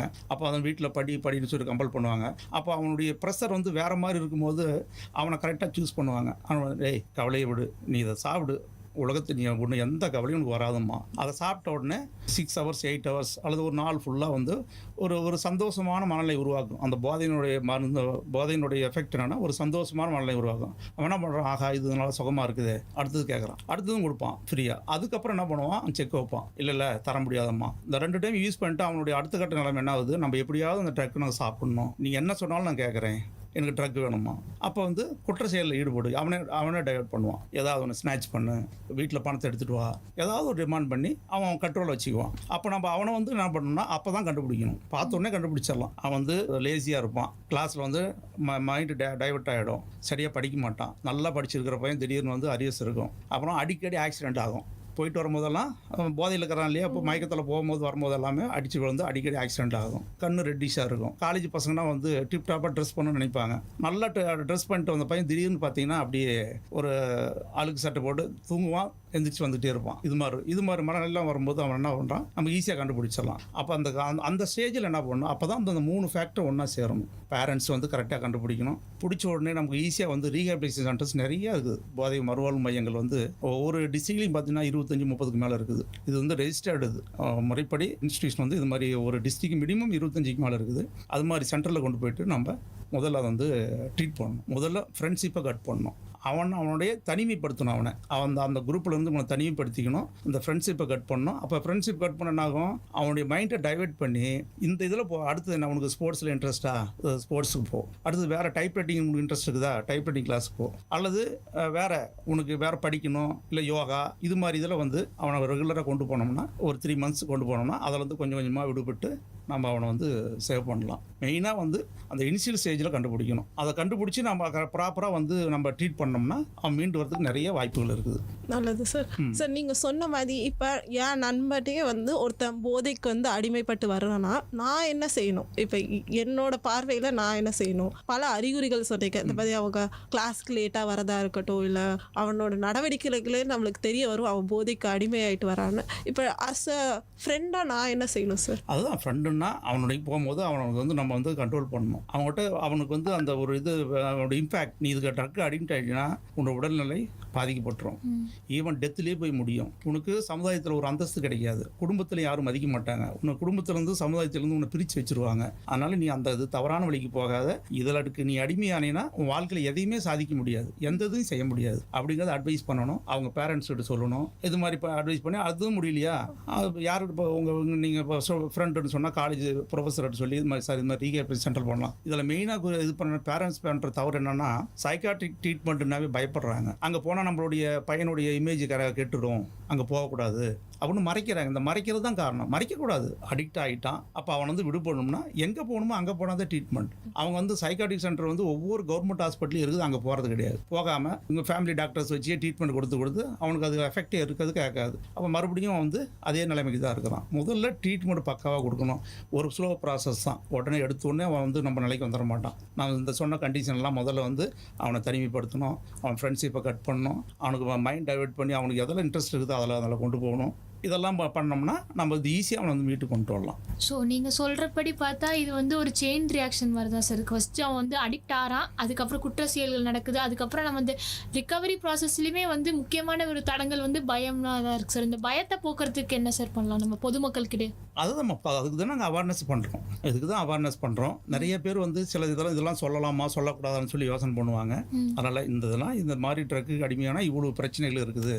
சமுதாயத்தை சீர்கேடு நீ மட்டும் கட்டுறதில்ல, குடும்பம் ஸ்பாயில் ஆகுது, சமுதாயம் சீர்கேடு ஆகுது, எல்லாம் ஆகுது. அப்போ உங்களுக்கு எதிர்கால வாழ்க்கையே இல்லாமல் போயிடுது. அதனால் இதில் வந்து நீங்கள் மீண்டும் வரணுங்கிறத சொல்லி நம்ம கொஞ்சம் அதிகமாக கான்சன்ட்ரேட் பண்ணோம். மெயினாக ஒரு பிரச்சனைனா மேக்ஸிமம் இப்போ பார்த்தீங்கன்னா எல்லாமே வந்து 2 பேரும் ஹஸ்பண்ட் ஒய்ஃப் 2 பேரும் எம்ப்ளாயாக இருப்பாங்க, போயிடுவாங்க, தனிமையாக இருப்பாங்க. அப்போ அந்த பேரண்ட்ஸ் என்ன பண்ணோம், காலேஜ் போயிட்டு வர டைமில் அந்த வந்து ஃப்ரீ டைமில் லோன்லியாக இருக்கிற டைமை வந்து வேறு எதுக்கு ஒரு ஃபிக்ஸ் பண்ணோம். ஒரு ஸ்போர்ட்ஸு ஒரு ஈவெண்ட்லேயோ அல்லது ஒரு வேறு ஒரு கோச்சிங் கிளாஸ்லேயோ அதில் வந்து இது பண்ணிவிட்டு மேக்ஸிமம் தனிமையாக விடாத பார்த்துட்டு இருந்தோம்னா 100% வந்து நம்ம அவனை செக்யூர் பண்ணி கொண்டு வந்துடலாம். Okay sir. ஸோ ஸ்டூடெண்ட்ஸாக நாங்கள் என்ன சார் இதில் இந்த காஸ்ட்டில் வந்து கான்ட்ரிபியூட் பண்ண முடியும்? இதுதான் ஒவ்வொருத்தரும் வந்து ஒரு உறுதிமொழி எடுத்துக்கணும். இந்த ட்ரக்ஸை வந்து யாரும் பயன்படுத்தக்கூடாது, பயன்படுத்துறவங்களை தெரிஞ்சாலும் நம்ம அவங்கள விடக்கூடாது. அவங்களுக்கு வந்து அவங்க பேரண்ட்ஸ் மூலியமாவோ இல்லை நம்மளுடைய காலேஜினுடைய ப்ரொஃபஸர் மூலியமாவோ தகவலை தெரிவித்து அது யாருக்கு சொல்லி அவங்கள கண்ட்ரோல் பண்ணணுமோ அது மாதிரி ஒவ்வொருத்தரும் அந்த இதை எடுத்துக்கிட்டா. இப்போ ஸ்டூடெண்ட்டு மட்டும் கிடையாது, பப்ளிக்கும் எடுத்துக்கணும். அந்த கம்யூனிட்டியில் இருக்கிற எல்லாமே ஒவ்வொருத்தரும் நினைச்சா தான் பண்ண முடியும். இப்போ எல்லாத்தினுடைய ஃபோக்கஸும் இதில் நடக்குது, ட்ரக்ஸில் தான் இருக்குது. ஏன்னா ட்ரக்ஸில் ஒருத்தர் வந்து அடிக்ட் ஆகிட்டாங்கன்னா அவருடைய எதிர்காலம் போயிடுது. அவருடைய எதிர்காலம் மட்டும் போகக்கூடாது, எதிர்காலம் நாட்டினுடைய எதிர்காலமும் கேள்விக்குறியாயிடுது. நல்ல இளைய தலைமுறைலாம் அப்படியே அழிஞ்சிக்கிட்டே வந்தாங்கன்னா அப்புறம் எந்த ஃபீல்ட்லையும் ஒரு நல்ல இருக்கிறது வாய்ப்புகள் குறையுது. அதனால் இதை மெயினாக வந்து அதை கண்ட்ரோல் பண்ணுறது நீங்கள் முன் வரணும். நிறைய பேர் வந்து சொல்கிறதில்ல, தகவல் சொன்னால் அது வந்து ஓப்பனாக சொல்லக்கூடாது. சில நாங்களாம் வந்து ஒரு கண்ட்ரோலில் வந்து டோல் ஃப்ரீ நம்பர்லாம் வச்சுருக்கிறோம். ஏன்னா மொபைல் நம்பர் வச்சு மொபைல் நம்பர் வச்சு யாருன்னு ட்ராக் பண்ணிடுவாங்க. இந்த டோல் ஃப்ரீ நம்பர் வச்சு யாரும் கண்டுபிடிக்க முடியாது, அதெல்லாம் கொடுத்துருக்குறோம். அதை சொல்ல முன் வரணும். நிறைய ஸ்கூல்லையும் மறைக்கிறாங்க, காலேஜ் இன்ஸ்டியூட்டில் மறைக்கிறாங்க. ஏன்னா தன்னுடைய புகழ் போயிடும். மறைக்கக்கூடாது. 4 பசங்க வெளியில் போனாலும் பரவாயில்ல, நம்மளுடைய இன்ஸ்டியூட்டினுடைய பேர் கிடக்கூடாது, நம்ம இளைய சமுதாயம் வந்து கிடக்கூடாதுங்கிற எண்ணத்தில் அவங்க எல்லாத்துக்கும் நம்ம பர்ஃபெக்டாக பண்ணணும். சார் அந்த டோல் ஃப்ரீ நம்பர் சொன்னீங்களா, அது நம்ம நேயர்களுக்கு வந்து சொன்னீங்கன்னா வந்து மக்களுக்கு பயனாக இருக்கும். 10-581. ஓகே, மக்களுக்கு தயவு செஞ்சு கேட்டுக்கோங்க. இந்த நம்பரை வந்து உங்களுக்கு தெரிஞ்சவங்களோ நீங்கள் சொசைட்டியில் யாரை பார்த்தாலும் இந்த மாதிரி ஒரு பிரச்சனையில் இருக்கிறவங்களுக்கு வந்து இந்த நம்பருக்கு கால் பண்ணிங்கன்னா அந்த துறை சார்ந்த நடவடிக்கைகள் இமீடியட்டாக எடுப்பாங்க. நீங்கள் வந்து ஐயோ நம்ம பேர் கெட்டுறோம்னு நினச்சி இந்த மாதிரி இன்னொருத்தரோட வாழ்க்கையை நம்ம வந்து கைவிடக்கூடாதுன்னு நினைக்கிறோம். எல்லாருமே வந்து இந்த உறுதிமொழியில் கண்டிப்பாக எடுத்துக்கணும். நானும் அதில் கண்டிப்பாக எடுத்துவேன். என்ன ஒன்று நீ எடுத்துப்பியா? நாங்களும் எடுத்துக்கிறோம். போதை பழக்கத்தில் வந்து பார்த்தீங்கன்னா வந்து சட்டத்தில் வந்து என்ன இது வந்து ரொம்ப இப்போ வந்து கடுமையாக ஃபோக்கஸ் எல்லாமே வந்து ட்ரக்கு சம்மந்தமாக இருக்கிறதுனால ஏற்கனவே இருந்த சட்டங்கள் தான் அதில் வந்து ரொம்ப கடுமையாக இப்போ வந்து தண்டனைகளை கொடுக்குறாங்க. நீங்கள் வந்து கஞ்சா டிரான்ஸ்போர்ட் டிரான்ஸ்போர்ட் பண்ணாதான் இல்லை சேல் பண்ணாதான் குற்றங்கிறது கிடையாது. அந்த கஞ்சா செடி பயிரிட்டாவே குற்றம் தான். இல்லை ஒரு டிரான்ஸ்போர்ட் எடுத்துகிட்டு போய் இங்கே ஒரு இடத்துலேருந்து இன்னொரு இடத்துல வாங்கி எடுத்துகிட்டு போனதும் குற்றம் தான். டிரான்ஸ்போர்ட்டில் குற்றம் வருது. இன்னொரு ஃப்ரெண்ட்ஸு சாப்பிட்றோன்னா கூட இருந்தாலும் அதுவும் அஃபென்ஸ் தான். இல்லை நம்ம கூட ரூமில் இருக்கிற வந்து இதுதான் யூஸ் பண்ணுறான் நம்ம யூஸ் பண்ணலன்னு சொன்னாலும் அவனும் அதில் அஃபெண்டர் தான். ஏன்னா அவர் வந்து தங்கறதுக்கு அகாமடேஷன் வந்து கொடுத்துருக்காரு. அதனால் எந்த செயல் எடுத்தாலும் குற்றங்கள். நீ வந்து அவருக்கு பணம் கொடுத்திருந்தீங்கன்னா கூட போதும். அவர் வந்து வேறு எது கூட கேட்டிருப்பாரு, நீங்கள் வந்து பணம் கொடுத்துருப்போம், அதை வாங்கி அவர் வந்து ஒரு ட்ரக் வாங்கி சாப்பிட்ருந்தாருன்னா அதுவும் குற்றம் தான். அதுக்கு கூட இவங்க சும்மா டிஸ்கஸ் பண்ணால் கூட அது குற்றம் தான். நம்ம இது மாதிரி பண்ணலாம், அது வந்து ப்ரிப்பரேஷனுமாங்க, நாளைக்கு நம்ம ட்ரக்ஸ் யூஸ் பண்ணலாம், அப்படி பண்ணலாம், இப்படின்னா இதுவுமே வந்து அஃபென்ஸ் தான். இதில் எது பண்ணனாலுமே அஃபென்ஸு. ஆனால் இதில் என்னென்னா ஒரு ஸ்டார்டிங் பீரியடில் ஒருத்தர் வந்து ட்ரக் அடிமை ஆகிட்டார்.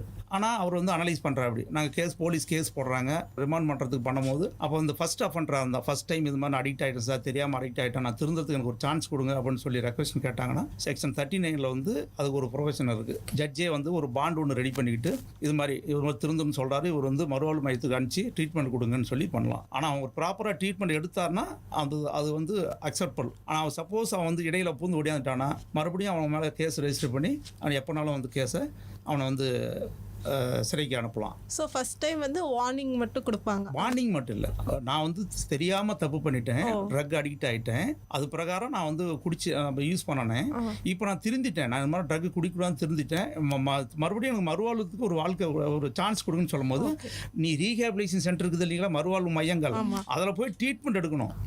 எடுத்தால் மட்டும்தான் அது அவங்க அக்செப்ட் பண்ணிக்குவாங்க. சப்போஸ் நீ போய் ஒரு நாளைக்கு 2 நாளைக்கு போய் ஜாயின் பண்ணிட்டு நான் இதுக்கு மேலே வெளியில் வந்துட்டு பண்ணேன்னா அது கோர்ட் ஏற்றுக்காது. மறுபடியும் அவரை ப்ரொடியூஸ் பண்ண சொல்லி அவர் கோர்ட்டில் மறுபடியும் இது பண்ணிடுவாங்க. ஆனால் சான்ஸ் வந்து கொடுக்குது. சட்டங்கள் வந்து கடுமையாக இருக்குது. இதில் என்னென்னா மற்ற கேஸ்லாம் பார்த்தீங்கன்னா நிரூபணம் பண்ணுறது, அந்த கேஸ் வந்து உண்மையாக பொய்யான நிரூபணம் பண்ணுறது வந்து எங்களை சார்ந்தது காவல்துறையை. ஆனால் இந்த போதைப்பொருள் சட்டத்தில் மட்டும் இது அக்யூஸ்டை சார்ந்தது. அவன் தான் ப்ரூவ் பண்ண, நான் பண்ணலைங்கிறத அவன் தான் ப்ரூவ் பண்ணோம். நாங்கள் இன்வெஸ்டிகேஷன் ப்ராப்பராக பண்ணி நாங்கள் ட்ரையல் பண்ணாவே போதும். ஆனால் அந்த பர்டன் ஆஃப் ப்ரூஃபுங்கிறது யார் அக்யூஸ்டா அவர் தான் நான் வந்து பண்ணலைங்கிறதுக்கான எல்லா அனைத்து ஆதாரங்களையும் கோர்ட்டில் வந்து கொடுக்கணும். அதனால் இப்போ பனிஷ்மெண்ட் வந்து முன்னெல்லாம் வந்து சாதாரண குற்றத்துக்கு பார்த்தீங்கன்னா மினிமம் மேக்ஸிமம்னு இருக்கும். இப்போ ஒருத்தர் கஞ்சாவில் ட்ரக்ஸ் வந்து சாப்பிட்ருக்காருன்னு சொன்னாங்கன்னா அதுக்கு வந்து மினிமம் வந்து ஒரு 6 months 10,000 ரூபா ஃபைன். முன்னெல்லாம் பார்த்தீங்கன்னா ஒரு 100 ரூபா ஃபைனு, ஒரு 50 ரூபா ஃபைன் போடுவாங்க. இப்போ மேக்ஸிமம் போடுவாங்க. அதே மாதிரி பெரிய கேஸில் ஒருத்தர் மாட்டிட்டாருன்னு சொன்னாங்கன்னா மினிமம் வந்து 10 வருஷம், மேக்ஸிமம் 20 வருஷம். இப்போ மேக்ஸிமம் பனிஷ்மெண்ட் தான் கொடுப்பாங்க. அதனால் ஒன்ஸ் இதில் வந்து குற்ற செயல்கள் இந்த மாதிரி ட்ரக்ஸ் சம்மந்தமான கேஸில் மாட்டிக்கிட்டாவே மேக்ஸிமம் பனிஷ்மெண்ட் கொடுக்கறதுனால அவங்களுடைய வாழ்க்கையை டோட்டலாகவே ஜெயிலே போயிடும், அவங்களுடைய எதிர்காலமே இருக்காது. அது மட்டும் இல்லாத அவங்க ப்ராப்பர்ட்டி எல்லாமே ஃப்ரீஸ் பண்ணிடுவாங்க. அவங்க ப்ராப்பர்ட்டி மட்டும் இல்லை, அவங்க ரிலேட்டிவ்ஸ், பிரதர்ஸு, சிஸ்டர்ஸு, அது மாதிரி அவங்க அந்த ப்ராப்பர்ட்டி எல்லாமே அவர் வந்து சொந்தமாக கஷ்டப்பட்டு கூட வாங்கியிருப்பார். ஆனால் அவர் கேஸு பதிவு பண்ணதுலேருந்து ஒரு 6 வருஷத்துக்குள்ள ஏதாவது ப்ராப்பர்ட்டி புதுசாக வாங்கியிருந்தாலும் அந்த ப்ராப்பர்ட்டி எல்லாமே ஃப்ரீஸ் பண்ணிடுவாங்க. பைக் வாங்கியிருந்தா கூட பைக்கை கூட ஃப்ரீஸ் பண்ணிடுவோம். இவ்வளோ கடுமையான சட்டங்கள் இருக்குது. ஸோ சட்டங்கள் கடுமையானதுக்கப்புறம் ஏதாச்சும் மாற்றங்கள் தெரியுதா சமுதாயத்தில் வந்து மக்கள் கிட்ட? நிச்சயமா இப்போ ஒருத்தர் வந்து இப்போ நாங்கள் வந்து ஒரு பெரிய ஒரு ரெகுலர் அஃபெண்டர் ஒருத்தர் பிடிச்சி நமக்கு இது போடுறோம்னா அவர் ஜெயிலில் 3 வருஷம் 4 வருஷம்னா கூட வெளியில் வர முடியாது. அதுக்கப்புறம் ட்ரையல் முடிச்சு கேஸ் கன்விக்ஷன் ஆகிடும். 10 வருஷமாக வந்து 10-15 வருஷம் வந்து ஜெயிலே இருப்பாங்க. ஆட்டோமேட்டிக்காக அது வந்து குறையிறதுக்கு வாய்ப்பு இருக்குது. இருந்தாலும் இந்த ரெகுலராக யூஸ் பண்ணுறவங்க வந்து அங்கங்கே கொஞ்சம் கொஞ்சமாக போய் வாங்கிட்டு வந்து பண்ணுறதுக்கான வாய்ப்புகள் இருக்குது. இப்போ அதை தான் வந்து நாங்கள் வந்து இந்த பழைய குற்றவாளிகள்லாம் தேடி கண்டுபிடிச்சி அவங்களும் வந்து அதெல்லாம் ஈடுபடக்கூடாதுங்கிறதுக்காக நிறைய விழிப்புணர்வு பிரச்சாரங்களை மெயினாக அதுதான் விழிப்புணர்வை ஏற்படுத்துகிறோம். அதில் மேக்ஸிமம் வந்து அக்செப்ட் பண்ணி வராங்க.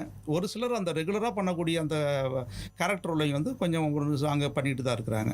சார் இப்போ ஒருத்தவங்களை வந்து இந்த மாதிரி கேஸில் வந்து அவங்கள சிறையில் அடைக்கணும்னா அந்த சிறைச்சாலையில் அவங்களுக்கு வந்து ஒரு ரீஹேப்கான ஜேர்னி ஏதாவது இருக்குமா? எப்படி சார் அங்கே சிறைச்சாலையில் வாழ்க்கை அவங்களுக்கு எப்படி இருக்கும் சார்? நிச்சயமாக அங்கே போய் அங்கே சிறைச்சாலைன்னா அங்கே வந்து இப்போ தண்டனை கைதியாக இருக்கும்போது அது வந்து கன்விக்ஷன் ஆன பிறகு தனி அது ஜெயில் இருக்குது. அதில் போகும்போது ஒவ்வொருத்தருடைய கேரக்டர் தகுந்த மாதிரி என்னென்ன பண்ணுறாங்க, அவன் எப்படி பிகேர் நடந்துக்கிறாங்கிறதுக்காக எல்லாருடைய மறுவாழ்வு மையத்துக்கு அவங்களுடைய என்ன தொழில் பண்ணலாம், படிக்கலாம், தொழில் கற்றுக்கலாம், என்னன்னாலும் பண்ணலாம். அதுக்கு எல்லா ஆப்பர்ச்சுனிட்டியும் இருக்குது. போதைப்பழக்கத்துக்கு அடிமையாளர்களும் இருக்குது. அரசும் சரி, தன்னார்வ தொண்டு நிறுவனங்களும் சரி நிறைய செயல்பட்டு வராங்க.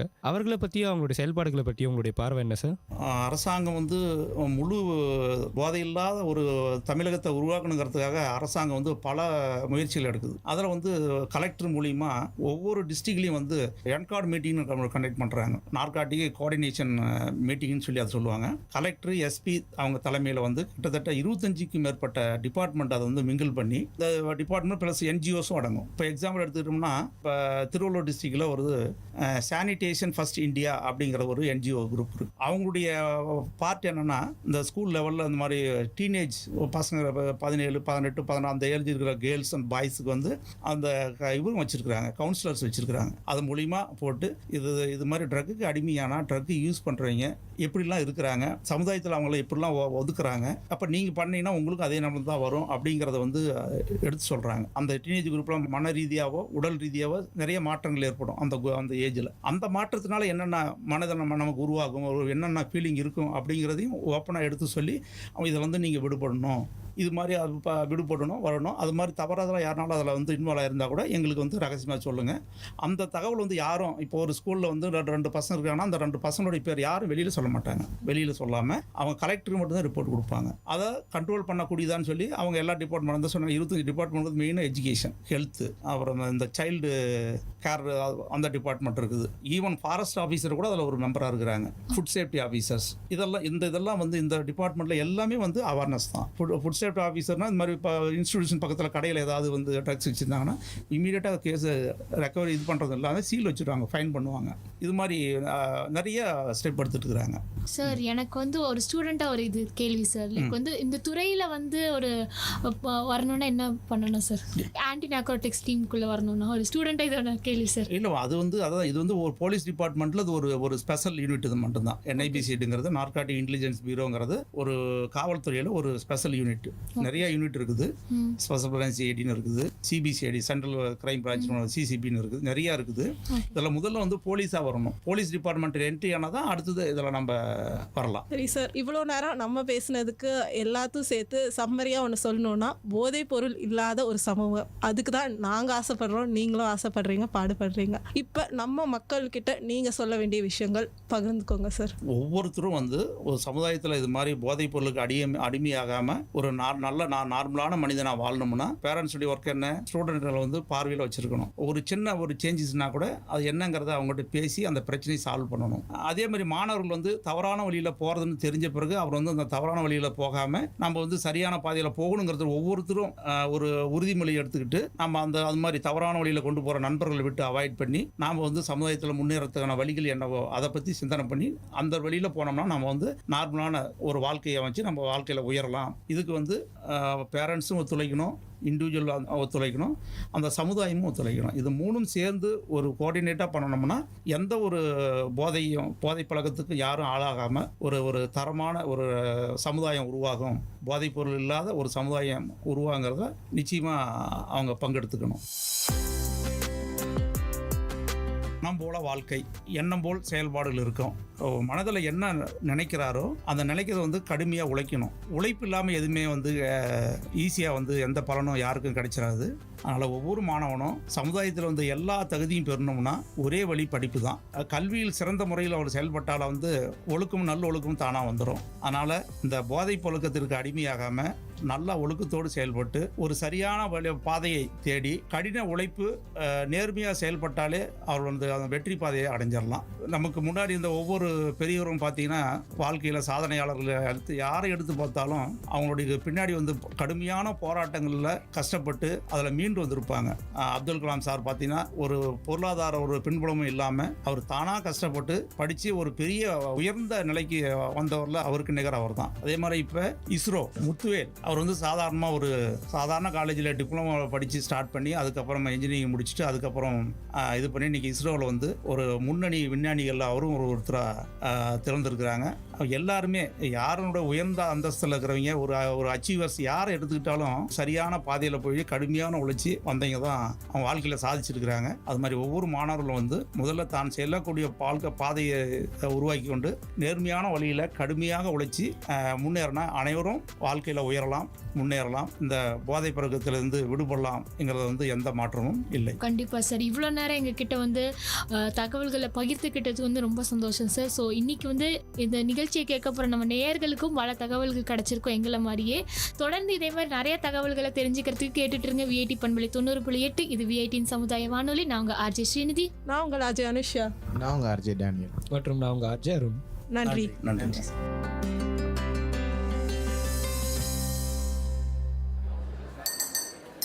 அண்ணா, சூடா ஒரு டீ, ஒரு பஞ்சு வச்ச சிகரெட்டு. புகைப்பழக்கம் புற்றுநோயை உண்டாக்கும். இதை படிச்சுட்டே தான் அந்த சிகரெட்டை பிடிக்க வேண்டியதா இருக்கு.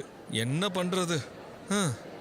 பழக்கம் ஆயிடுச்சு. சுரேஷே, அப்போ இந்த புகை பழக்கத்தை நீ விடணும்னு நினைக்கிறேன். 5 வருஷமா அப்படிதான் ரமேஷ் நானும் நினைக்கிறேன். நான் மட்டும் இல்ல, சிகரெட் பிடிக்கிற எல்லாருமே அதை விடணும் தான் நினைக்கிறாங்க. ஆனா முடியலையே. இன்னைக்கு ஒரு நாள் நீ சிகரெட் பிடிக்காம இருந்து பாரு. இன்னைக்கு ஒரு நாள் இதை பிடிக்காம இருந்தா என்ன ஆயிட போகுது ரமேஷ்? என்ன ஆகுமா? நீ சிகரெட் பிடிக்கிற நிறுத்தின 20 நிமிஷத்துல உன்னோட இதய துடிப்பும் உன்னோட ரத்த அழுத்தமும் நார்மல் ஆகிடும். 8 மணி நேரத்துல உன் ரத்தத்தில் இருக்க கார்பன் மோனாக்சைடு குறைஞ்சு ஆக்சிஜன் லெவல் சீராகிடும். ஒரு வாரத்துல உன்னுடைய வாசனையும் ருசி உணர்வும் கொஞ்சம் கொஞ்சமா தெரிய ஆரம்பிச்சிடும். ஒரு வாரத்துல இவ்வளோ நடக்குமா? ஒரு வாரத்துக்கு எப்படின்னா நீ 1 வருஷம் சிகரெட் பிடிக்காம இருந்து பாரு.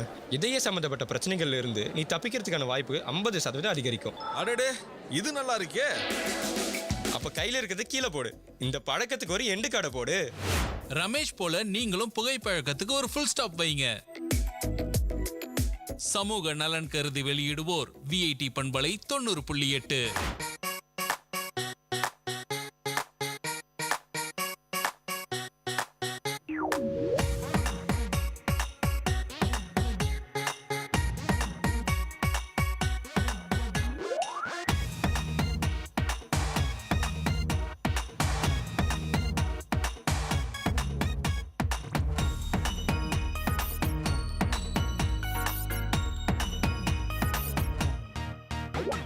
சோழராஜன் அவன் பேரன், இவன் செந்தமிழ்நாட்டின் வீரன். பெருமையோடு தான் சொல்வேன், நான் தமிழன். சாதனை செய்யும் வீரன், நான் உங்கள் அன்பு தோழன். பெருமையோடு தான் சொல்வேன், நான் தமிழன். ஆவை சொன்ன தமிழ் மொழியும் கம்பனாவன் கவி வரையும் என்றும் எங்கும் எங்கும் காக்கும் தன்மான தமிழன் நான். எங்குமான குரல் வரையில் வீரமை செய்யும் வழியில் திமிரும் ஒன்று உலகம் என்று உயும் தமிழன் நான்.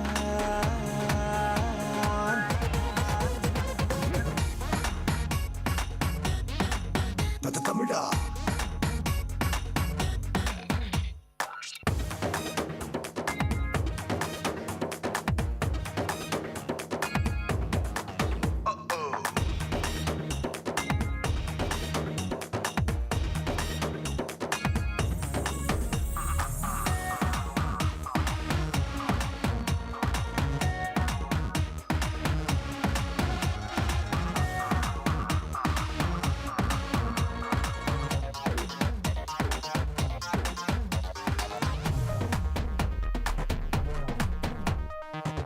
யுகத்தின் தலைவா, நீ நோபல் வெல்வது புதிதா. நாசாவின் தவ புதல்வா, நீ தமிழன். வானில் பறந்திடும் நண்பா, அணு ஆய்வின் வெற்றி தோழா. இஸ்ரோவின் தங்க மனிதா, நீ தமிழன். உலகம் சுற்றும் துணிவும் இணைய உலகின் தரமும் திறனும் பலமும் இணையும் தன்மான தமிழன் நீ. தேசம் மாறி போகும், திசைகள் கூட மாறும், என்றும் மாறாது வந்து போக வெற்றி தமிழன் நீ.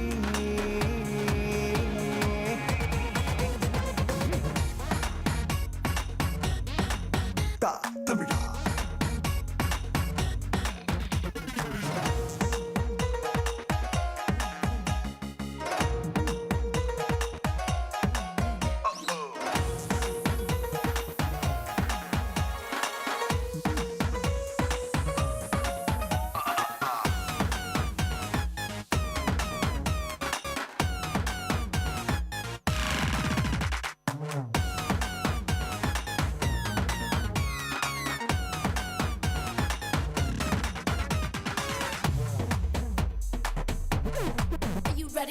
உலக நாயகன் தமிழன், நாம் இசையின் புயலும் தமிழன். சினிமாவின் நிஜ கலைஞன் இவன் தமிழன்.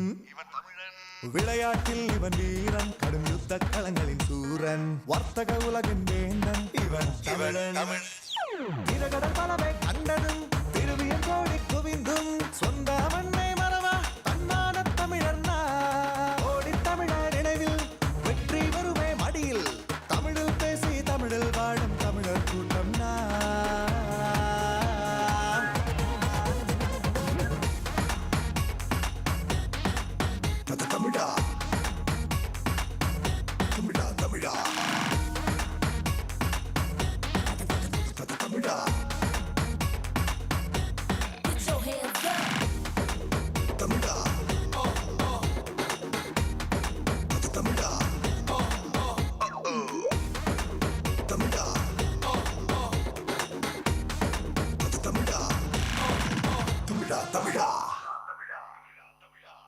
கேட்ட பாடலை இசையமைத்து பாடியவர் நீரஜ் கோபால். பாடல் வரிகள் கணதீபன் ஞானகுமரன்.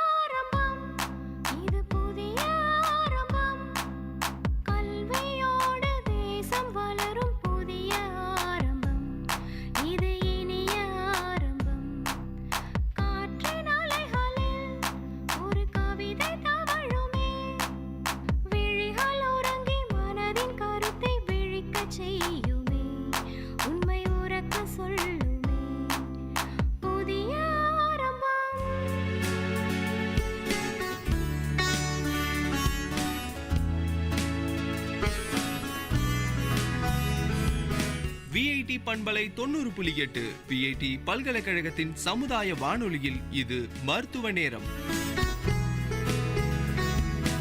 பல்வேறு மருத்துவ துறைகளிலிருந்து தேர்ச்சி பெற்ற மருத்துவர்களுடன் கலந்துரையாடும் நேரம் இது.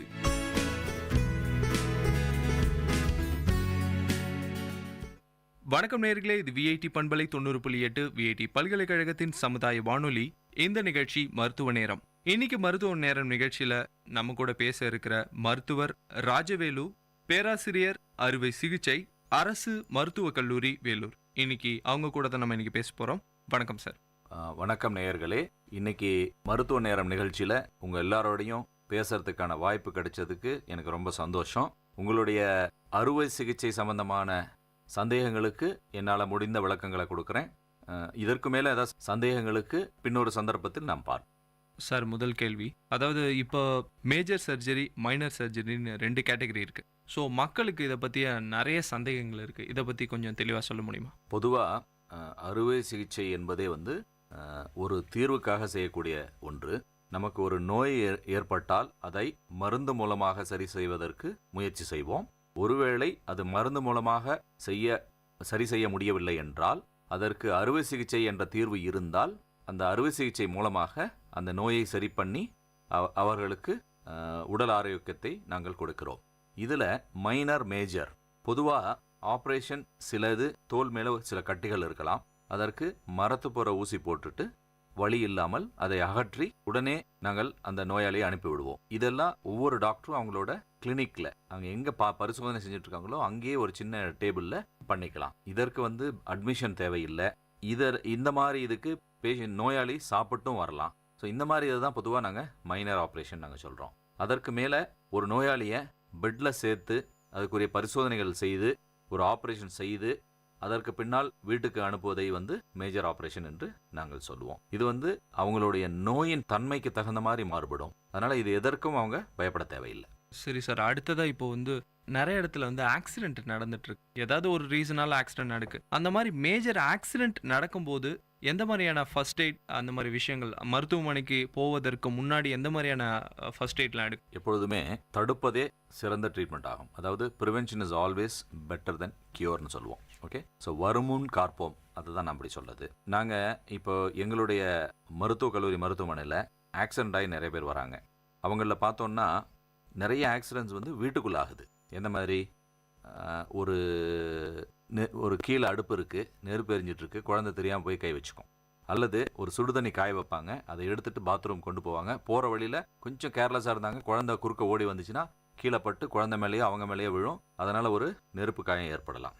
அடுத்து ஏதாவது ஒரு சுவிட்சை ஆனில் வச்சுருப்பாங்க, தெரியாமல் குழந்தை போய் கை வை. இல்லை வெளியில் மேலே துணி காய போடுறோம் போட்டுட்டு எலக்ட்ரிக் ஒயரை சரியாக கவனிக்காமல் அது மேலேயே காய போடுவாங்க ஈர துணியை. அதனால் ஷாக் அடி. இல்லை என்னைக்காவது லேம்ப் போஸ்ட் சரியாக இல்லாமல் இருந்துக்கும், அதை நம்ம அலட்சியப்படுத்தி இருப்போம், அது என்னைக்காவது கீழே விழலாம், அதனால் ஏற்படும். ஸோ நம்ம வீட்டை சுற்றி ஏற்படக்கூடிய ஆக்சிடென்ட்ஸ் ரொம்ப அதிகமாக இருக்குது. இதை நம்ம அவங்கவுங்க வீட்டில் அவங்க கவனம் செலுத்தணும். இப்போ வெளியில் ரோட்டில் நடக்கிற ஆக்சிடென்ட்டை பற்றி பேசலாம். இதில் லாரி ஓட்டிகிட்டு இருக்காங்க, ஆக்சிடென்ட் ஆகுது. இது ஆக்சிடென்ட் ஆகிறதுக்கு நிறைய காரணங்கள் இருக்குது.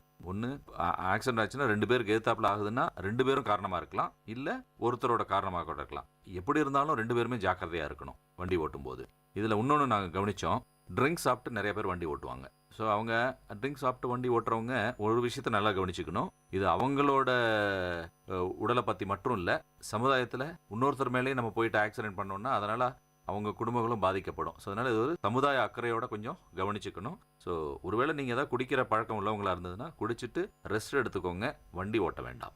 இன்னொன்று, தூக்கம் வந்தால் அது தொடர்ந்து ஓட்டுறது. இதனால தான் பெரும்பாலானோட ஆக்சிடென்ட்ஸ் ஆகிறத நாங்கள் கவனிக்கிறோம். தூக்கம் உங்களுக்கு வந்துச்சுன்னா வண்டியை கொஞ்சம் ஓரமாக நிறுத்திட்டு ஒரு 10 நிமிஷமோ 15 நிமிஷமோ தூங்கிட்டு அதுக்கப்புறம் நீங்கள் வண்டி ஓட்டத்தை தொடருங்க. தூக்கத்தினால வர ஆக்சிடென்ட்ஸ் தான் அதிகமாக இருக்குன்னு சமீபத்துடைய ஸ்டாட்டிஸ்டிக்ஸ் சொல்லுது. இது ஒன்று. 3வது, செல்ஃபோன் உபயோகப்படுத்திட்டே வண்டி ஓட்டுறது. இப்போது சைக்கிள் ஓட்டுறவங்க, 2 வீலர் ஓட்டுறவங்க, கார் ஓட்டுறவங்க, இன்னும் போக போனால் எல்லாருமே ஆண் பெண் உட்பட. போன வாரம் கூட நான் கவனித்தேன், ஒரு பெண் டிவிஎஸ் 50 ஓட்டிட்டு காதில் செல்ஃபோனை வச்சுட்டு கழுத்தை சாய்ச்சிக்கிட்டு ரோட்டை கூட பார்க்காம வண்டி ஓட்டிகிட்டு இருக்காங்க.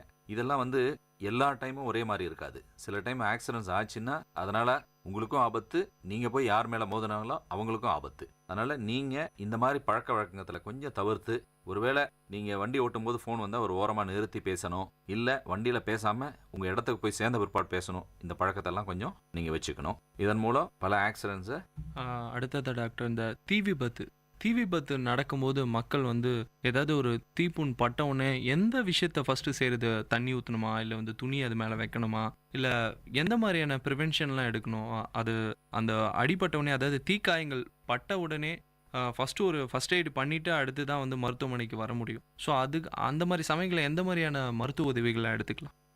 இப்போது பொதுவாக இது 2 வகையான காயம் ஏற்படும். ஒன்று நெருப்புனால் ஆகக்கூடியது. இதை இங்கிலீஷில் பர்ன்ஸ் அப்படின்னு சொல்லுவோம். இல்லை சுடுநீர் அல்லது சூடான டீ, சூடான காஃபி இந்த மாதிரி மூலமாக நமக்கு மேலே கொட்டுறதுனால அது ஸ்கால்ஸ்ன்னு சொல்கிறது. ஸ்கால்ஸ்.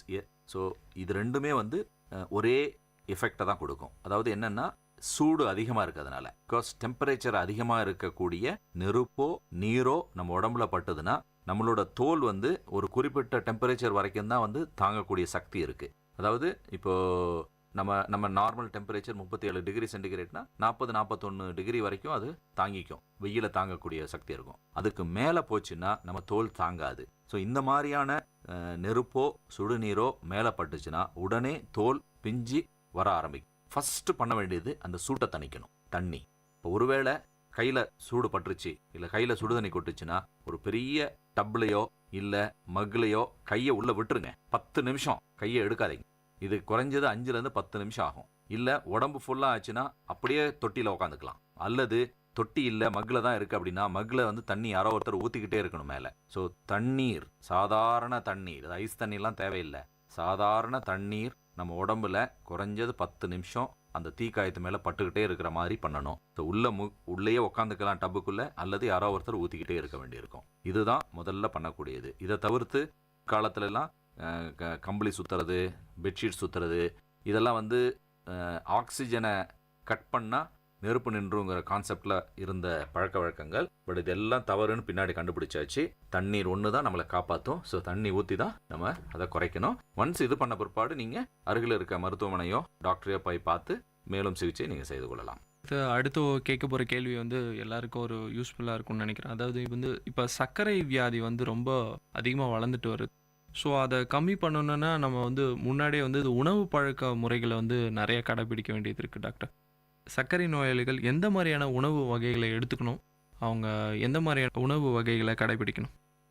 சர்க்கரை நோய் என்பது இப்பொழுது தவிர்க்க முடியாத ஒரு பிரச்சனையாகிவிட்டது. நாம் எல்லோரும் உணவு உட்கொள்ளும் போது அந்த உணவு பொதுவாக மாவு, கார்போஹைட்ரேட்ஸ், மாவு சத்து, இல்லை புரோட்டீன்ஸ், புரத சத்து, இல்லை ஃபேட், ஓகே, எண்ணெய் சம்பந்தமான சக்தி, இந்த 3 வகையான சக்தி தான் இருக்கும். இந்த சக்தி இது மூலமாக தான் நம்ம உடம்புக்கு ஒவ்வொரு செயல்பாட்டுக்கும் வேணுங்கிற எனர்ஜி கிடைக்கும். இதில் முக்கியமானது கார்போஹைட்ரேட், அதாவது மாவுச்சத்து.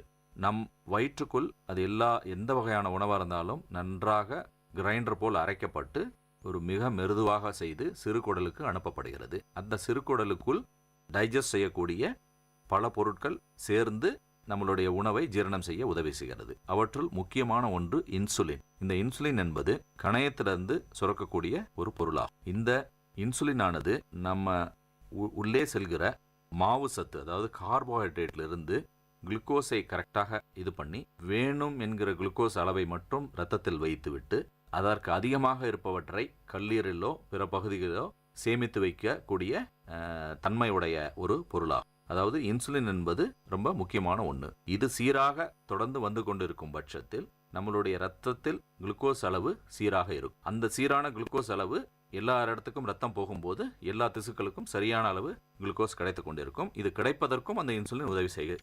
ஏதோ ஒரு காரணத்தினால், அது பரம்பரையினாலோ நம்மளுடைய பழக்க வழக்கத்தினாலோ இந்த சுரக்கின்ற இன்சுலின் கம்மியாக சுரந்தாலோ, தரமில்லாக சுரந்தாலோ, வேலை சரியாக செய்யாமல் இருந்தாலோ இந்த நிலையைத்தான் நாம் டயபெட்டிஸ் மெல்லிட்டஸ், அதாவது சர்க்கரை நோய் என்று கூறுகிறோம். இந்த மாதிரி வந்துவிட்டால் அவர்கள் என்ன செய்ய வேண்டும் என்றால், முதலில் அவருடைய நேரடியாக நிறையா இனிப்பு சாப்பிடுவதை தவிர்க்க வேண்டும்.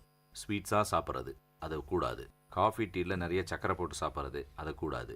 ஆனால் சாதம் கண்டிப்பாக சாப்பிடலாம், அளவு கம்மியாக. ஸோ இவர்கள் கொஞ்சம் கொஞ்சமாக சாப்பிட்டால் அந்த டைமில் இருக்கக்கூடிய கொஞ்சம் இன்சுலின், இருக்கக்கூடிய கொஞ்சம் உணவை ஜீரணம் பண்ணுறது ஈஸியாக இருக்கும். அடுத்த உணவு வரும்போது அப்போ சுரக்கிற இன்சுலின் கரெக்டாக வேலை செய்யும். ஒரே சமயத்தில் நிறைய உணவை உட்கொண்டோன்னா இருக்கிற இன்சுலின் பத்தாதனால சுகர் லெவல் அதிகமாகி அதுக்குரிய பிரச்சனைகளை அவங்க சந்திப்பாங்க. ஸோ மிதமான உணவு, அதே சமயத்தில் கொஞ்சம் எக்ஸசைஸ், என்ன நடக்கிறது, உங்களுக்கு தெரிந்த உடன்படுற எக்ஸசைஸை நீங்கள் பண்ணணும். உடலை அந்த மாதிரி எக்ஸசைஸ் மூலமாக இயக்குனாதான் கணையம் தூண்டப்பட்டு அதுலேருந்து இன்சுலின் சுரக்கும், உங்களுக்கு ஆரோக்கியத்துக்கும் நல்லது. இது எதுலையுமே கட்டுப்படலைன்னா மேற்கொண்டு மருந்தோ இல்லை அவசியப்பட்டா இன்சுலின் வெளியேறந்தோ கொடுத்து உங்களுடைய ரத்தத்தில் சர்க்கரையை சீராக வைத்துக்கொள்ள மருத்துவர்கள் உதவி செய்வார். டாக்டர், இப்போ உடல் பருமன்ன்றத ஒரு விஷயம் அதிகமாக வளர்ந்துட்டு வருது. நிறைய பேர் எப்படியாவது தன்னோட உடல் எடை, உணவு பழக்க முறைங்களால் உடல் எடை கூடிடுது. எனக்கு உடனே உடம்பு இழைக்கணுன்ற அதனால பல தேவையில்லாத மருந்துகளை எடுத்துக்கிட்டு சைடு எஃபெக்ட் உண்டாகிற வாய்ப்புகள் இருக்கு. அறுவை சிகிச்சை மூலமாக உடல் எடை குறைவதற்கான வாய்ப்புகள் இருக்கா? உடல் எடை என்பது பெரும்பாலும் நம்மளுடைய எப்படி நாம் உருவாகி வருகிறோமோ, அதாவது ஜெனட்டிக் பேக்கப், நாம் நம்மளுடைய பரம்பரையுள்ள ஜீன்ஸ் வழியாக நம்ம வந்து கொண்டிருப்போம். ஒரு குழந்தை அவருடைய அப்பா அம்மா இவங்க மூலமா, ஜீன் மூலமா நம்ம உருவாகிற ஒரு குழந்தையாக உருவாகிறோம். இந்த ஜீனில் உடல் பருமன் ஏற்படக்கூடிய ஜீனும் கலந்திருந்தால் நாம் கண்டிப்பாக உடல் பருமனாக தான் இருப்போம். ஆனால் இதை நம்ம உட்கொள்ளும் உணவு, நம்மளுடைய பழக்க வழக்கங்கள், உடற்பயிற்சி இவற்றின் மூலமாக நிவர்த்தி செய்யக்கூடிய வாய்ப்பு இருக்கிறது. இதை நிவர்த்தி செய்ய முடியாதவர்கள், இல்ல முயற்சி செய்ய மனமில்லாதவர்கள், இப்படிதான் பெரும்பாலும் இருக்கிறார். மனமில்லாதவர்கள் உடனே உடல் எடையை குறைக்க வேண்டும் என்றால் அவங்க பெரும்பாலும் என்ன செய்கிறார்கள், அவங்களுக்கு ஏதோ ஒரு நோய், ஒரு சக்கரை வியாதி வந்துருச்சுனாலோ இல்ல வேற ஏதோ ஒரு பிரச்சனை வந்தாதான் உடல் எடையை குறைக்கணும் அப்படிங்கறது நினைக்க ஆரம்பிக்கிறாங்க. அந்த மாதிரி இருக்கவங்களுக்கு ஒரு வரப்பிரசாதம் மாதிரி இப்போ ஒரு அறுவை சிகிச்சை வந்திருக்கு. அது பேர் பேரியாட்ரிக் சர்ஜரி. அதாவது வயிற்றுக்குள் வயிற்று பகுதியை இருக்கிற அளவை பாதியாகவோ இல்லை 1/3 சிறிதாக்கி வைத்து விட்டால் அவர்கள் உட்கொள்ளும் உணவு எவ்வளவுதான் முயற்சி இருந்தாலும் ஒரு குறிப்பிட்ட அளவை மீறி சாப்பிட முடியாது. வயிறு நிரம்பியது போல் ஃபீலிங் இருக்கும். ஏன்னா நம்ம சாப்பிடும்போது நம்ம பசிக்காக மட்டும் சாப்பிடுவதில்லை, வயிறு நிறைவதற்காகவும் சாப்பிடுகிறோம். இது நம்மளை அறியாமல் மனம் அதை ஏற்றுக்கொள்ளும், கரெக்டாக இருக்கும். ஸோ வயிற்று பகுதியை கம்மியாக்கி விட்டால் நம் மனம் ஈஸியாக அமைதிப்படுத்தப்படும். This is called satiety centre. இது நம்ம மனசு மூளையில சட்டைட்டி சென்டர்னு ஒரு இடம் இருக்கு. அந்த இடம் தூண்டப்பட்டால் மட்டும்தான் நம்ம போதும் நம்ம நிறுத்துவோம். அது இல்லாட்டினா சாப்பிட்டுக்கிட்டே தான் இருப்போம். இது எவ்வளவு தூரம் வயிறு விரிவடைந்து உணவை ஏற்றுக்கொள்கிறதோ அதை பொறுத்தது.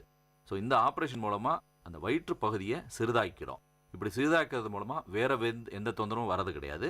அதனால அதுக்கு தகுந்த மாதிரியான அறுவை சிகிச்சை செஞ்சு வயிற்று பகுதியை சுருக்கி விடுவதால் சாப்பிடும் அளவு குறைந்து காலப்போக்கில் அவருடைய எடை குறைந்து அவர்கள் நலமாக ஆவார்கள்.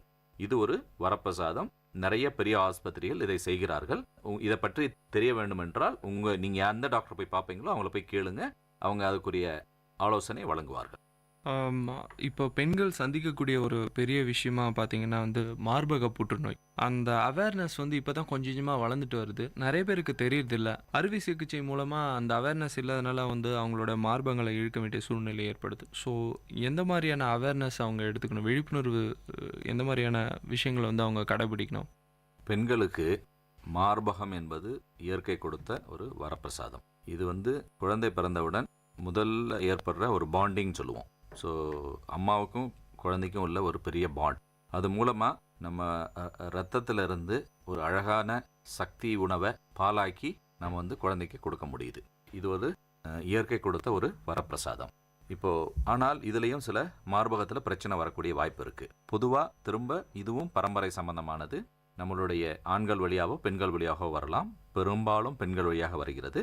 அம்மா, பாட்டி, பாட்டியோட அம்மா, அவங்க பாட்டி, இல்லை அத்தைமார்கள், எப்படி வேண்டுமானாலும் அந்த பரம்பரை ஜீன் இருக்கலாம். ஸோ அவங்களுக்கு இருக்கிற அதே ஜீன் நமக்கும் வந்ததுன்னா நமக்கும் வந்து அந்த பிரச்சனை வரதுக்கூடிய வாய்ப்பு இருக்குது. இதை தவிர்க்க முடியுமா என்பது ஆராய்ச்சியில் உள்ளது. ஆனால் சீக்கிரம் கண்டுபிடிச்சிக்கலாம். ஒருவேளை சீக்கிரம் கண்டுபிடிச்சிட்டோன்னா அதுக்குரிய ட்ரீட்மெண்ட்டை சீக்கிரம் ஆரம்பிச்சுக்கலாம்.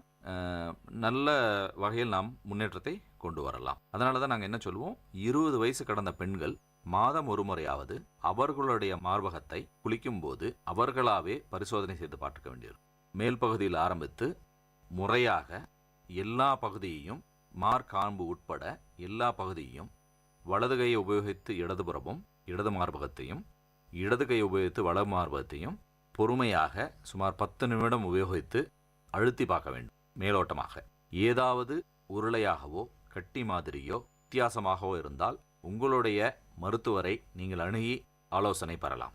இது எல்லோருக்கும் கண்டிப்பாக தெரிய வேண்டிய ஒரு விஷயமாகும். ஓகே டாக்டர், அடுத்ததான் வந்து இந்த தைராய்டு ப்ராப்ளம் இருக்கு இல்லையா, அது வந்து உணவு வகைகளும் ஒரு விதமான காரணமா இல்லை வந்து ஜெனட்டிக்கல் ப்ராப்ளமா டாக்டர்?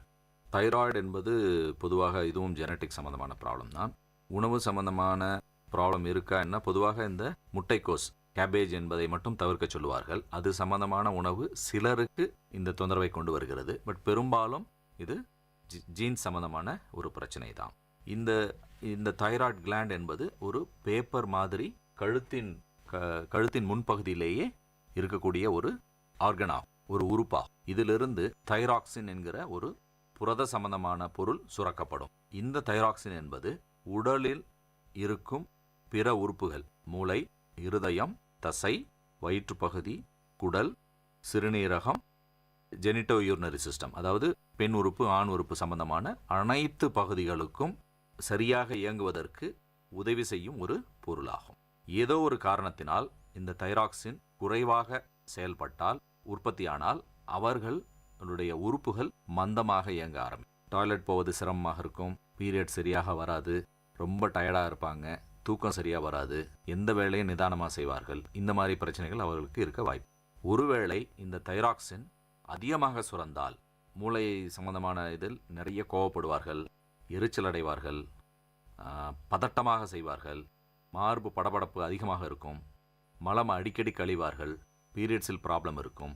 ஸோ இந்த மாதிரி இவர்கள் வந்து வெப்பத்தை அவங்க ஈஸியாக தாங்க மாட்டாங்க. தைராக்சின் குறைவாக சுரந்தா குளிர் தாங்க மாட்டாங்க. ஸோ இந்த மாதிரி உடல் சுத்தமாக ஆரோக்கியம் கெட்டு இருக்கும். ஸோ இதை பரிசோதனை மூலம் அளவு எவ்வளவு இருக்கிறது தைராக்சின் அளவு என்று பார்த்து அதில் வித்தியாசங்கள் இருந்தால், குறைவாக இருந்தால் தைராக்சினையும், அதிகமாக இருந்தால் அது குறைவதற்கான மருந்தையும் கொடுத்து அதை சரி செய்யலாம். இது வந்து தைராக்சின் உற்பத்தி ஆகும் அளவை பொறுத்து. இது மேலும் இந்த தைராய்டில் பேப்பர் போல் இருக்கும் என்று நான் கூறினேன். அதில் சில கட்டிகள் உருவாகலாம். அந்த கட்டிகள் சாதாரண கட்டிகளாகவும் இருக்கலாம், அல்லது கேன்சர் கட்டியாகவும் இருக்கலாம்.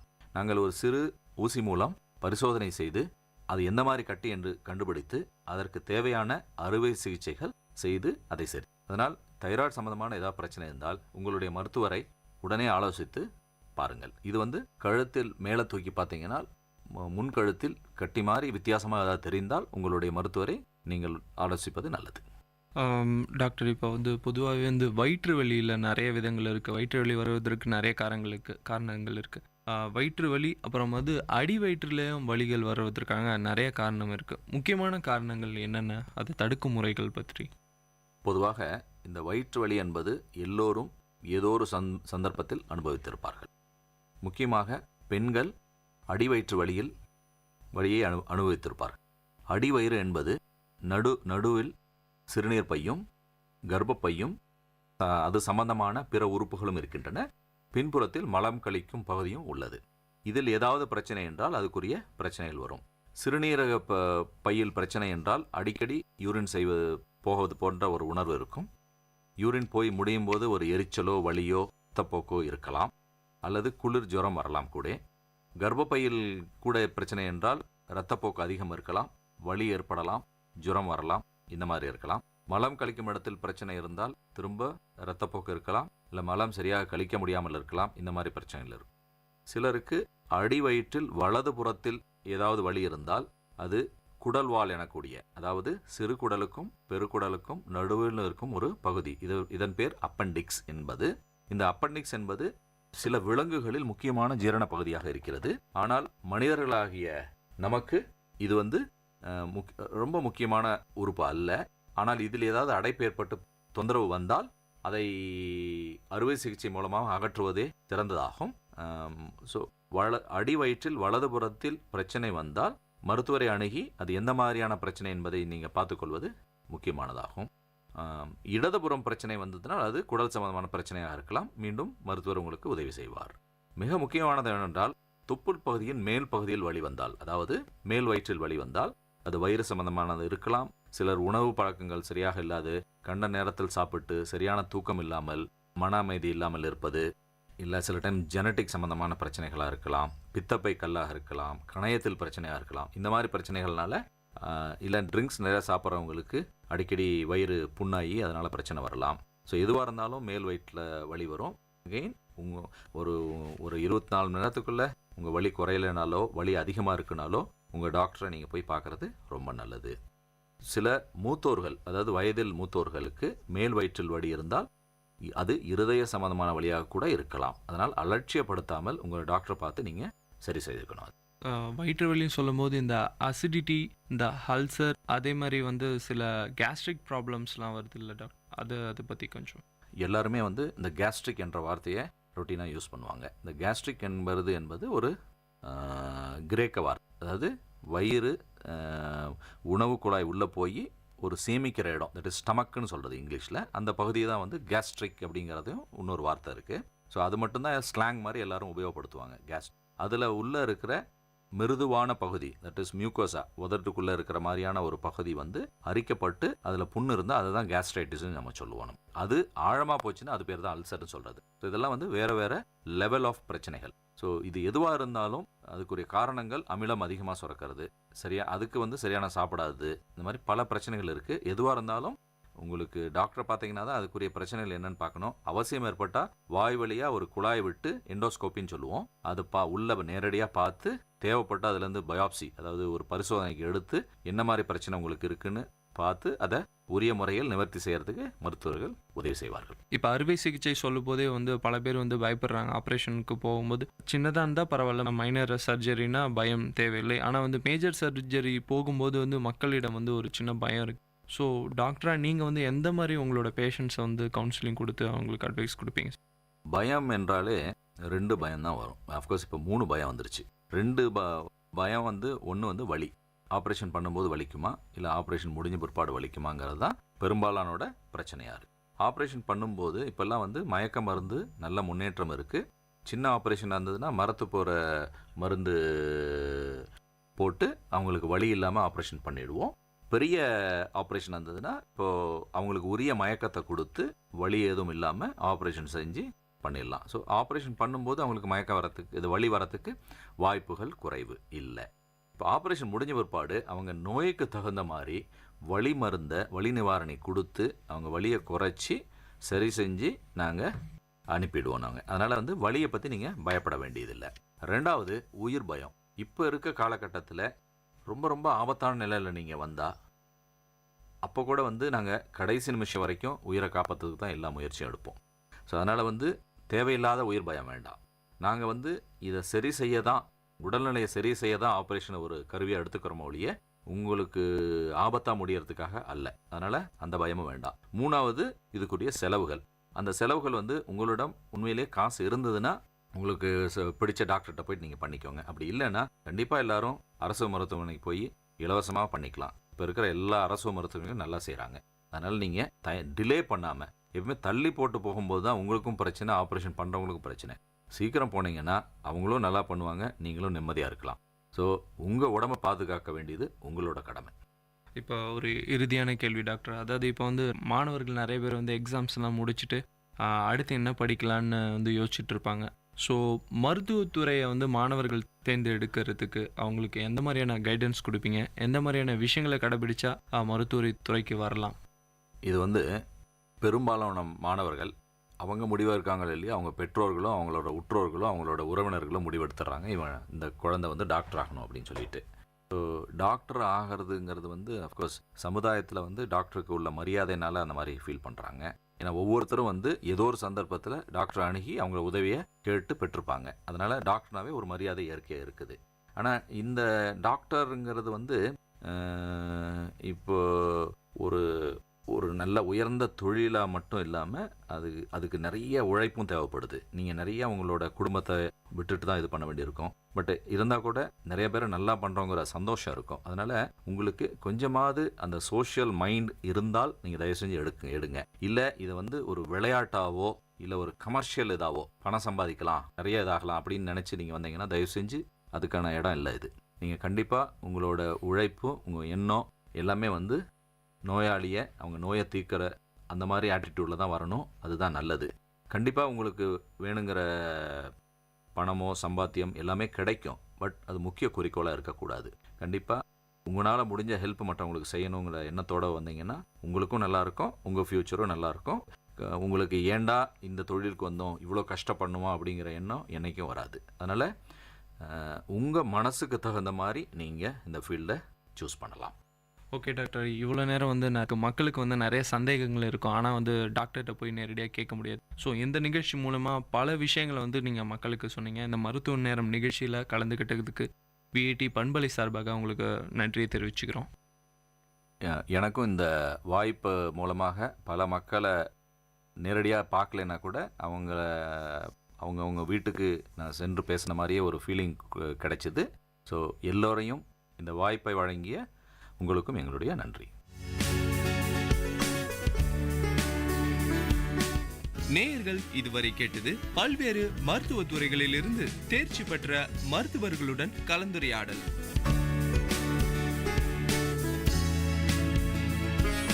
மருத்துவ நேரம் விஐடி பண்பலை 90.8. நன்றி, வணக்கம்.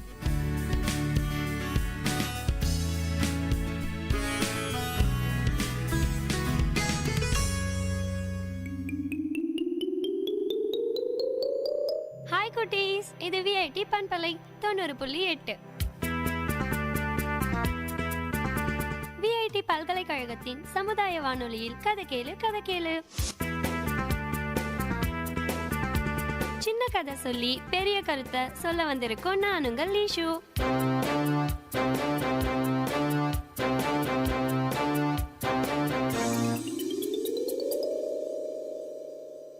அந்த காலத்துல மகாபாரத போர் நடந்துட்டு இருந்தப்ப போர்க்களத்துக்கு ஒரு மாவீரன் வந்துட்டு இருந்தான். அவனை பார்த்த கிருஷ்ணருக்கு அவனுடைய நேர்பார்வையும் வீர நடையும் நிமிர்ந்த நெஞ்சும் ரொம்ப பிடிச்சிருந்தது.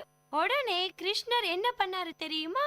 தன்னோட கையில வச்சிருந்த புல்லாங்குழலையும் தலையில வச்சிருந்த மயில் இறகையும் தூக்கி போட்டுட்டு சாதாரண மனுஷனை போல தன்னோட உருவத்தை மாத்திக்கிட்டு அந்த வீரன் கிட்ட போய் எதுக்கு இங்க வந்தேன்னு கேட்டார்.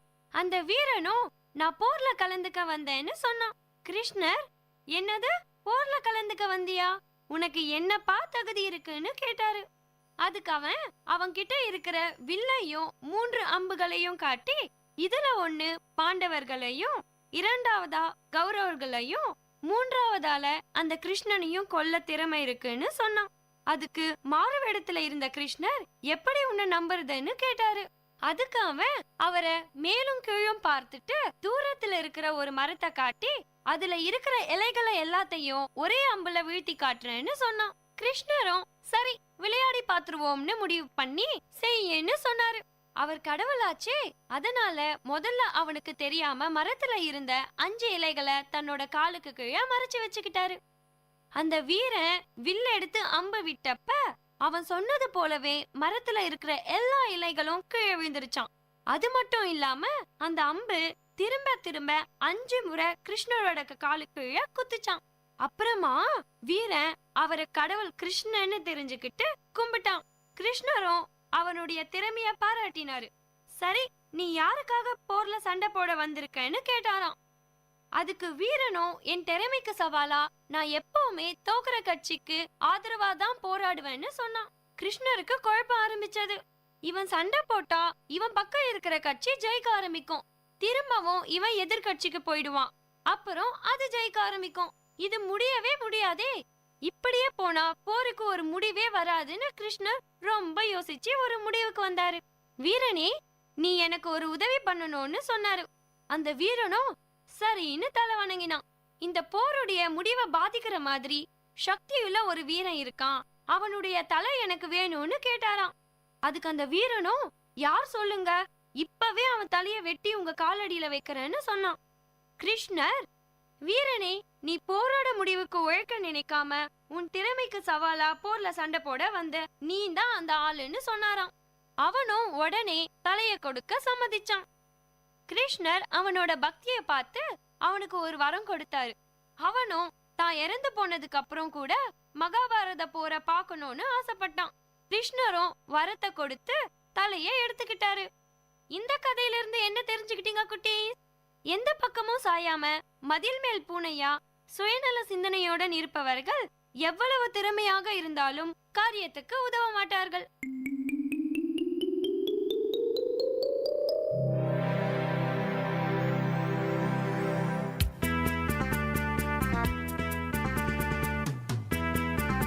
இதே மாதிரி இன்னொரு கதையோடையும் கருத்தோடையும் அடுத்த கதை கேளு நிகழ்ச்சியில சந்திப்போம்.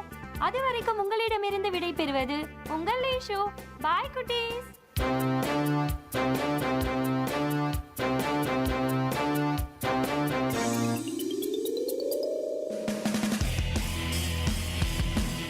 உங்கள் விஐடி பண்பலை 90.8 வழங்கும் கருத்துக்களம். மக்கள் கருத்துக்கள் அரங்கேறும் ஒளித்தளம். உங்கள் குரல்களில் ஒருங்கிணையும் கருத்துக்களம். விஐடி பல்கலைக்கழகத்தின் சமுதாய வானொலியில்.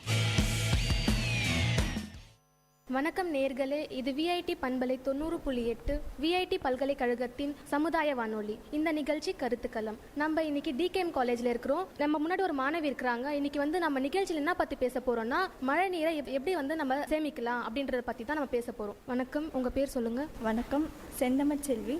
என்ன டிபார்ட்மெண்ட் படிக்கிறீங்க? என்ன படிக்கிறீங்க? ஃபஸ்ட் இயர் தமிழ் டிபார்ட்மெண்ட் படிக்கிறேன். ஓகே, உங்களுடைய கருத்து சொல்லுங்கள். எப்படி மழை நீரை சேமிக்கலான்ட்டு உங்களுடைய கருத்து என்னவோ அதை சொல்லுங்கள். மழை பெய்யும் போது வீட்டில் தண்ணீர், அதான் மழைநீர் சேகரிப்புன்னு ஒரு தொட்டி கட்டிட்டு அது மூலிமா மழை பெய்யும் போது அந்த தண்ணீராக சேவ் பண்ணலாம். ஓகே, தண்ணீராக சேவ் பண்ணலாம். இப்போ வாட்டரோடைய ஃபெசிலிட்டி ரொம்ப கம்மியாயிடுச்சு இல்லைங்களா? இப்போ பியூர் வாட்டர் 3% தான் இருக்குது.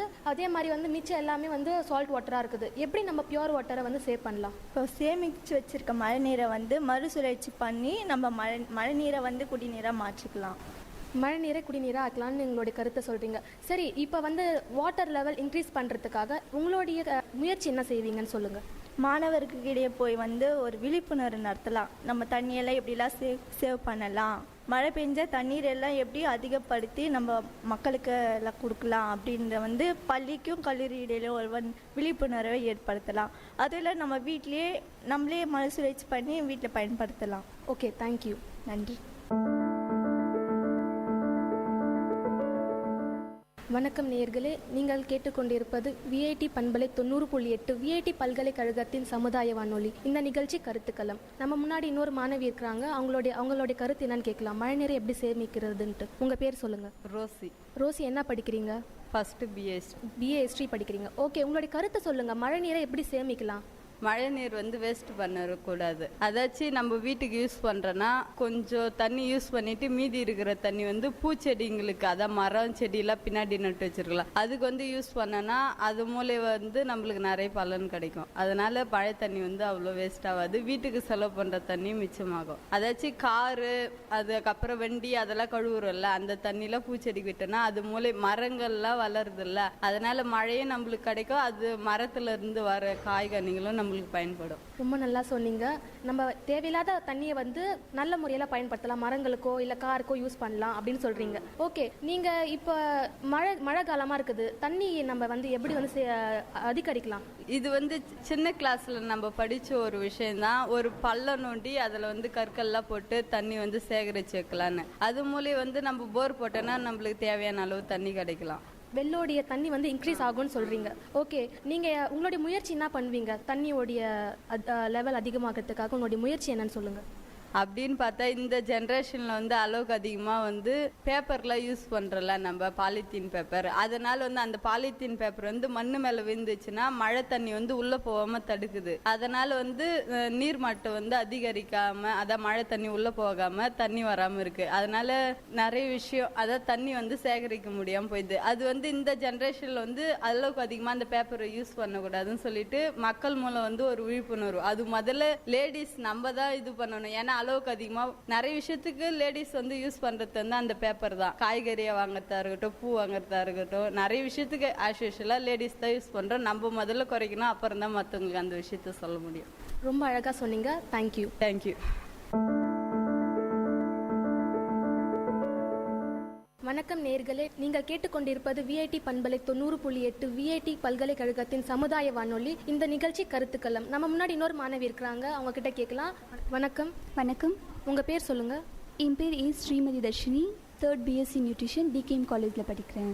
சரி, உங்களுடைய கருத்து சொல்லுங்கள். இப்போ நிறைய தண்ணி வந்து ரொம்பவே கம்மியாயிட்டு போகிறது இல்லைங்களா? இப்போ அந்த வேலி முள்களை வந்து எடுக்க சொல்லி கவர்மெண்ட் வந்து ஆர்டர் பண்ணிக்கிறாங்க. நீங்கள் என்ன நினைக்கிறீங்க அதை பற்றி? அது ஒரு நல்ல விஷயம் தான் நான் நினைக்கிறேன். நம்ம கவர்மெண்ட் வந்து ஒரு நல்ல செயலுக்காக தான் அதை ஏற்படுத்தியிருக்காங்க. அது மட்டும் இல்லாமல் நம்ம வாழ்க்கையில் சாப்பாடு இல்லாமல் கூட இருந்துடலாம், ஆனால் ஒரு நாள் கூட கொஞ்ச நேரம் கூட தண்ணி இல்லாமல் நம்மளால இருக்க முடியாது. நம்ம வீட்டில் நம்ம வந்து அதிகமாக பயன்படுத்த இடம் பார்த்திங்கன்னா சமையலறை. அந்த இடத்துல நம்ம வந்து சாப்பாடு, அப்புறம் இந்த காய்கறிகள் கழுவுறதுக்கு, அதுக்கெலாம் நம்ம வந்து நிறைய தண்ணி யூஸ் பண்ணுவாங்க. நிறைய பேர் வந்து 3-4 வாட்டி கூட யூஸ் பண்ணிவிட்டு வேஸ்ட்டாக கீழே ஊற்றுவாங்க. அப்படிலாம் இல்லாமல் நம்ம அந்த வேஸ்ட்டாக இருக்கிற தண்ணியை நம்ம பூச்செடிங்களுக்கெலாம் ஊற்றுனா அந்த செடியும் நல்லா வளரும். அது மூலயமா நம்மளுக்கு மழை தண்ணியும் கிடைக்கும். அந்த தண்ணியும் நம்ம சேமித்து வச்சுக்கலாம். அப்புறம் ரீசைக்கிள் பண்ணி வேறு எதுக்குன்னா வேஸ்டேஜ், இப்போ வாஷ் பண்ணுறதுக்கு, சைக்கிள் வாஷ் பண்ணுறதுக்கு, அது மாதிரி கூட நம்ம தண்ணி யூஸ் பண்ணிக்கலாம். ரொம்ப நல்லா சொன்னீங்க. இப்போ வந்து உங்களுடைய முயற்சி என்ன? தண்ணி வந்து எப்படி நம்ம சேமிக்கலாம்னு சொல்லுங்கள். இப்போ வந்து நிறைய பேர் வீட்டில் டாப்லாம் அப்படியே ஓப்பன் பண்ணிவிட்டு அப்படியே தண்ணி யூஸ் பண்ணிகிட்ருப்பாங்க. அது மாதிரி நம்ம இல்லாமல் தண்ணியை வந்து ஒரு வாளியில் பிடிச்சி வச்சு நம்ம யூஸ் பண்ணோன்னா தண்ணியோட சேமிப்பும் அதிகமாக இருக்கும். அப்புறமா வந்து குறைவாக நம்ம செலவு பண்ணலாம். அது மாதிரி நம்ம நிறைய விஷயத்தில் செய்யலாம். நிலத்தடி நீரை எப்படி வந்து நம்ம வந்து இன்க்ரீஸ் பண்ணலான்னு சொல்லுங்கள் கொஞ்சம். நிறைய பேர் வீட்டிலலாம் இப்போ வந்து நிறைய போர்லாம் போட்டுடுறாங்க. போர்லாம் போட்டு நிலத்தடி நீரை வந்து எடுத்துக்கிறாங்க. அது மாதிரிலாம் இல்லாமல் நம்ம வர தண்ணியே நம்ம மிச்சப்படுத்தி வச்சு யூஸ் பண்ணாலே நம்மளுக்கு நம்ம வாழ்க்கையில வந்து நிறைய நாளைக்கு வந்து நம்ம தண்ணி யூஸ் பண்ணலாம். இது மாதிரி நம்ம யூஸ் பண்ணுறனால நம்மளுக்கு மட்டும் நிறைய கிடச்சிடும், மற்றவங்களுக்கும் தண்ணி இல்லாமல் கஷ்டப்படுறாங்க. இதனால் இப்போ இருக்கிற சூழ்நிலையில் விவசாயிங்க வந்து ரொம்ப கஷ்டப்படுறாங்க. தண்ணி இல்லாமல் நிறைய பேர் நிறைய விஷயத்தினால பாதிக்கப்படுறாங்க. உங்களுடைய கருத்து என்னன்னா தண்ணி வந்து சிக்கனமாக சேமிக்குங்க. ஓகே, நன்றி. தேங்க்யூ. வணக்கம் நேயர்களே, விஐடி பண்பலை 90.8 விஐடி பல்கலைக்கழகத்தின் சமுதாய வானொலி. இன்றைய நிகழ்ச்சி கருத்துக்களம். நான் உங்கள் அன்பு தோழியுமா. இந்த நிகழ்ச்சியோட தலைப்பு என்னன்னு பார்த்தீங்கன்னா நிலத்தடி நீரை நம்ம எப்படி சேமிக்கின்றதை பற்றி தான் நம்ம கேட்டுட்டு இருக்கோம். நம்மளோட ஒரு மாணவி இணைஞ்சிருக்காங்க, அவங்க கிட்டே கேட்போம். வணக்கம். வணக்கம். உங்கள் பேர்? ஹேமலதா. நிலத்தடி நீர் வந்து நம்ம சேமிக்கணும். எப்படி சேமிக்கணும்னா, நம்ம நிலத்தடி நீரை வந்து நிறைய இழுக்கிறது வந்து கருவேல மரம் தான். கருவேல மரத்தை நம்ம அழிச்சாலே நிலத்தடி நீர்லாம் நம்ம சேமிக்கலாம். ஏன்னா கருவேல மரம் வந்து நிறைய தண்ணீரை இழுக்கும், ஆனால் அது வேஸ்ட்டு. அந்த மரம் இருக்கிறது வேஸ்ட்டு, ஆனால் அந்த தண்ணி மொத்தத்தையும் அது உறிஞ்சிரும். அது இல்லாமல் பண்ணால் நம்மளுக்கு நிலத்தடி நீர் நிறைய கிடைக்கும். அதனால் நம்ம விவசாயம் அதெல்லாம் நிறையவே பண்ணலாம். தண்ணீரை நிறைய சேமிக்கலாம். அதை வச்சு தண்ணீரை நல்லா யூஸ் பண்ணலாம். நீங்கள் சொல்கிறீங்க நிலத்தடி நீரை சேமிக்கணும்னா கருவேல மரம் அகற்றணும்னு சொல்லியிருக்காங்க. அதுக்காக நீங்கள் எதாவது ஸ்டெப் எடுத்துருக்கீங்களா? மை ட்ரீம் வெல்லூர் கிளப்பில் அந்த கருவேல மரத்தை நாங்கள்லாம் போய் அகற்றி இருக்கோம். நன்றி, ரொம்ப நன்றி. உங்களோட கருத்தை போயிட்டு ரொம்ப நன்றி. தேங்க்யூ. வணக்கம். விஐடி பண்பலை 90.8 விஐடி பல்கலைக்கழகத்தின் சமுதாய வானொலி. இன்றைய நிகழ்ச்சி கருத்துக்களம். நான் உங்கள் அன்பு தோழியுமா. இன்றைய நிகழ்ச்சியோட தலைப்பு என்னென்னு பார்த்தீங்கன்னா நிலத்தடி நீரை எப்படி சேமிக்குன்றதை பற்றி தான் தலைப்பு. நம்மளோட ஒரு மாணவி இணைஞ்சிருக்காங்க, அவங்க கிட்ட கேட்போம். வணக்கம். வணக்கம். உங்கள் பேர்? என் பேர் வி கார்த்திகா. நான் பிபிஏ செகண்ட் இயர் படிக்கிறேன் ஃப்ரம் டிகேஎம் காலேஜ். நீரின்றி அமையாது உலகினில் யார் யாருக்கும் வானின்றி அமையாது ஒழுக்கு, வள்ளுவர் பெருந்தகை. இந்த வள்ளுவர் குரலுக்கு ஏற்ற மாதிரி இப்போ எத்தனை பேர் நம்ம வந்து நீரை பாதுகாத்துட்டு இருக்கோம். என் அன்பு தோழி சொன்ன மாதிரி சீமை கருவேல மரங்கள் அது வந்து இருக்கிறதுனால நிலத்தோட நீர் மட்டம் குறையிறது மட்டும் இல்லாமல் ஒரு குருவி கூட கூடு கட்ட முடியாத நிலைமை. சுற்றி இருக்கிறவங்களுடைய வந்து உடம்புல இருக்கிற நீர் பசையும் எண்ணெய் பசையும் அது வந்து உறிஞ்சிடுது. அது மட்டும் இல்லாமல் அந்த ஒரு இடத்துல சீமை கருவேல மரம் இருந்ததுன்னா அதை சுற்றி ஒரு மாடு கட்டினாலோ எதுவா ஏதாவது மனுஷன் நின்னா கூட அவன் உடம்புல இருக்கிற எண்ணெய் பசையும் நீர் சத்தும் போயிடுது. அது மட்டும் இல்லாமல் ஒரு மாடை கட்டினா அந்த மாடு வந்து கருத்தரிக்கிறதே கிடையாது. அப்படியும் அதை மீறி கருத்தரிச்சா பிறக்கிற அந்த சிசு வந்து ஊனமுற்றதா பிறக்குது. இவ்வளோ பிரச்சனை இருக்கிற அந்த சீமை கருவேல மரத்தை வந்து நம்ம எல்லாம் ஒழிக்கணும். அது எப்படி ஒழிக்கலாம்? இப்போ நம்ம கிட்ட வந்து எல்லார்கிட்டயுமே ஒரு லேண்ட் இருக்கும். அதை பார்த்தீங்கன்னா அங்கே இருக்கிற சீமை கருவேல மரங்களை அழிச்சாலே போதும். ஒருத்தர் வந்து 5 ஏக்கர் 10 ஏக்கர் வச்சுட்டு இருக்கவங்க எல்லாம் கூட இருக்காங்க. அவங்க அதை வந்து நம்ம வந்து சரியா பாதுகாக்கிறது கிடையாது. நம்ம இடத்துல இருந்துட்டு போட்டோம், அது ஏதோ ஒரு யூஸுக்கு நினைச்சிருக்கோம். அது வந்து ஃபர்ஸ்ட் எப்படி இந்தியாக்குள்ள வந்தது? அந்நிய நாடுகள் வந்து நம்ம இந்தியா விட்டு போகும்போது மழை வரக்கூடாது, நாட்டோட வளம் கெடணுன்றதுக்காக யூஸ் பண்ண விதை தான் அதெல்லாம். அதை நம்ம வந்து அழிக்கணும். அது சீரான முறையில் நம்ம பாதுகாத்தாலே முதல்ல பெரிய மழைநீர் சிக்கனத்தை வந்து நம்ம வந்து ஏற்படுத்துற மாதிரி ஒரு இடத்துல இருக்கிற மழை நீரை வந்து அந்த இடத்துல அந்த முள் மரம் இருந்ததுன்னா இருக்கிற சுத்தி இருக்கிற ஃபுல்லா நீரையே உறிஞ்சிட்டதுக்கு அப்புறம் அந்த இடத்துல எப்படி நம்ம எவ்வளவுதான் வாட்டர் சேவ் பண்ணாலும், இவங்க சொல்ற மாதிரி என் தோழிகள்லாம் சொன்ன மாதிரி டேப்பை மூடி வச்சாலும் சரி, எது பண்ணாலும் ஒரு இடத்துல வந்து இப்ப நான் வரும்போதே வெள்ளூர் வரும்போதே நான் ஆர்னில இருந்து வரேன், வெள்ளூர் வரும்போதே நான் ஒரு 100கணக்கான மரம் பார்த்திருப்பேன். அப்ப அந்த இடத்துல இருக்கிற மரம் அந்த சுத்தி இருக்கிற தண்ணி எல்லாம் எங்க போகுது? அப்ப எப்படி நம்ம வெள்ளூர்ல தண்ணி பஞ்சத்துக்கு தீக்கிறது? முதல்ல கருவேலை மரங்களை அழிக்கணும். ரொம்ப அழகா சொன்னீங்க. அந்த கருவேலை மரத்தால் மனிதனுக்கும் பாதிப்பு இருக்கு, அதை தவிர விலங்குகளுக்கும் பாதிப்பு இருக்குன்னு சொன்னா அதை அகத்தினாலே போதும் அப்படின்னு நீங்க சொல்றீங்க. இதுக்கான உங்களோட ஸ்டெப் ஏதாச்சும் இருக்கா?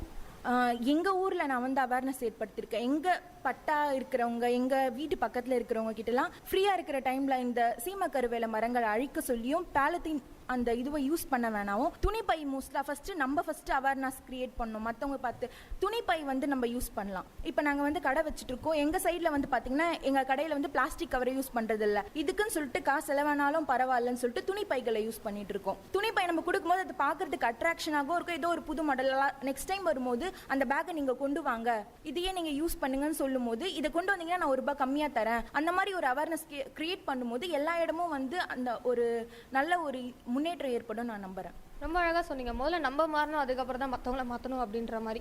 இந்த உங்களோட கருத்தை பகிர்ந்துட்டு நன்றி. தேங்க்யூ. வணக்கம் நேயர்களே, இது விஐடி பண்பலை 90.8 விஐடி பல்கலைக்கழகத்தின் சமுதாய வானொலி. இந்த நிகழ்ச்சி கருத்துக்களம். இது நான் உங்கள் ஸ்ரீமதி. நம்ம இன்னைக்கு எதை பற்றி அலச போகிறோன்னா, நீரை எப்படி சேமிக்கலாம், தண்ணீரை பாதுகாக்கலாம், அதை பற்றி நம்ம பேச போகிறோம். இன்னைக்கு நம்ம கூட டிகேஎம் கல்லூரியிலேருந்து ஒரு மாணவி இருக்காங்க. அவங்க பேர் என்னன்னு கேட்கலாம். ஹேமிஷாலினி. என்ன படிக்கிறீங்க? நான் பிகாம் படிக்கிறேன். நீங்கள் தண்ணீர் எப்படி எப்படிலாம் சேமிக்கலாம்னு நீங்கள் நினைக்கிறீங்க, இல்லை எப்படி எப்படிலாம் பாதுகாக்கலாம், எந்த முறையெல்லாம்? முதல்ல நம்ம வீட்டில் கடைப்பிடிக்கணும். டேப் தண்ணி வந்துச்சுன்னா வேஸ்ட் பண்ணாமல் லிமிட்டாக நம்மளுக்கு எவ்வளோ யூஸ் பண்ணணுமோ அந்த அளவுக்கு லிமிட்டாக யூஸ் பண்ணலாம் அப்படின்னு நான் சொல்கிறேன். இன்னொன்று என்னென்னா, வெளியில் டேப் தண்ணி போச்சுன்னா நம்ம கொஞ்சம் போயிட்டு கொஞ்சம் கேர் பண்ணிக்கணும். அப்படி நம்மளால் முடியலன்னா யார் அதுக்கு ரெஸ்பான்சிபிலிட்டியாக இருக்காங்களோ அவங்கக்கிட்ட போய் சொன்னால் அவங்க நிச்சயமாக அவங்க ஸ்டெப் எடுத்து செய்வாங்க. வீட்டில் வந்து நிறைய பிளான்ஸ் எல்லாம் டெஸ்ட்ராய் பண்ணக்கூடாது. அந்த பிளான்ட் எல்லாம் நம்ம நட்டு வச்சாங்கன்னா நிச்சயமா நம்ம சேமிக்கலாம். நிலத்தடி நீரை எப்படியெல்லாம் நம்ம அதிகரிக்கலாம்னு நீங்கள் நினைக்கிறீங்க? எந்தெந்த வழிமுறையெல்லாம் பின்பற்றலாம்? முதல்ல நம்ம மண்ணெல்லாம் எதுவுமே எடுத்து டிஸ்ட்ராய் பண்ணக்கூடாது.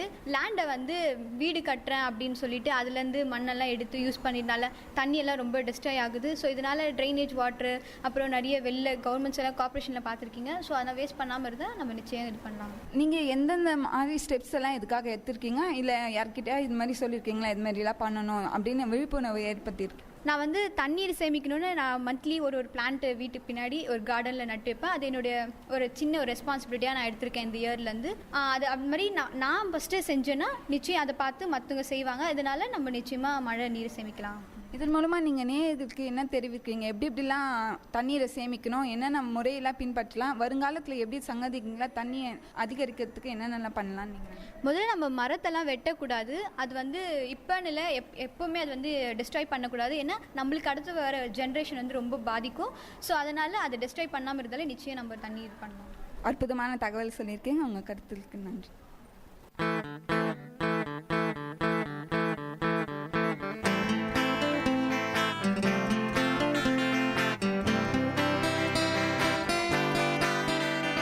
உங்கள் இல்லம் நுழைந்திடும், உங்கள் செவிகளை தீண்டிடும், உங்கள் மனதினை வருடவே பண்பலையாய் மலருதே. உங்கள் இல்லம் நுழைந்திடும், உங்கள் செவிகளை தீண்டிடும், உங்கள் மனதினை வருடவே பண்பலையாய் மலருதே. விஐடி 90.8 வேலூரில் நாங்கதாம்பே. VIT 90.8.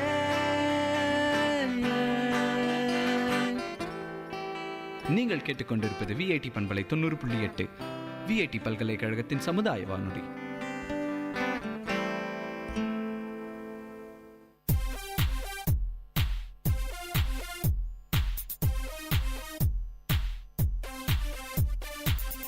Hey Mintu, do you know anything about waste sorting? Now, is that any of your new eco-conservation ideas? Exactly, you know me so well. Yeah. Tell me, what is it? Actually, this is very simple. Just sort waste into biodegradable and non-biodegradable waste bins, and this way you can do some waste management. That sounds cool. Go green!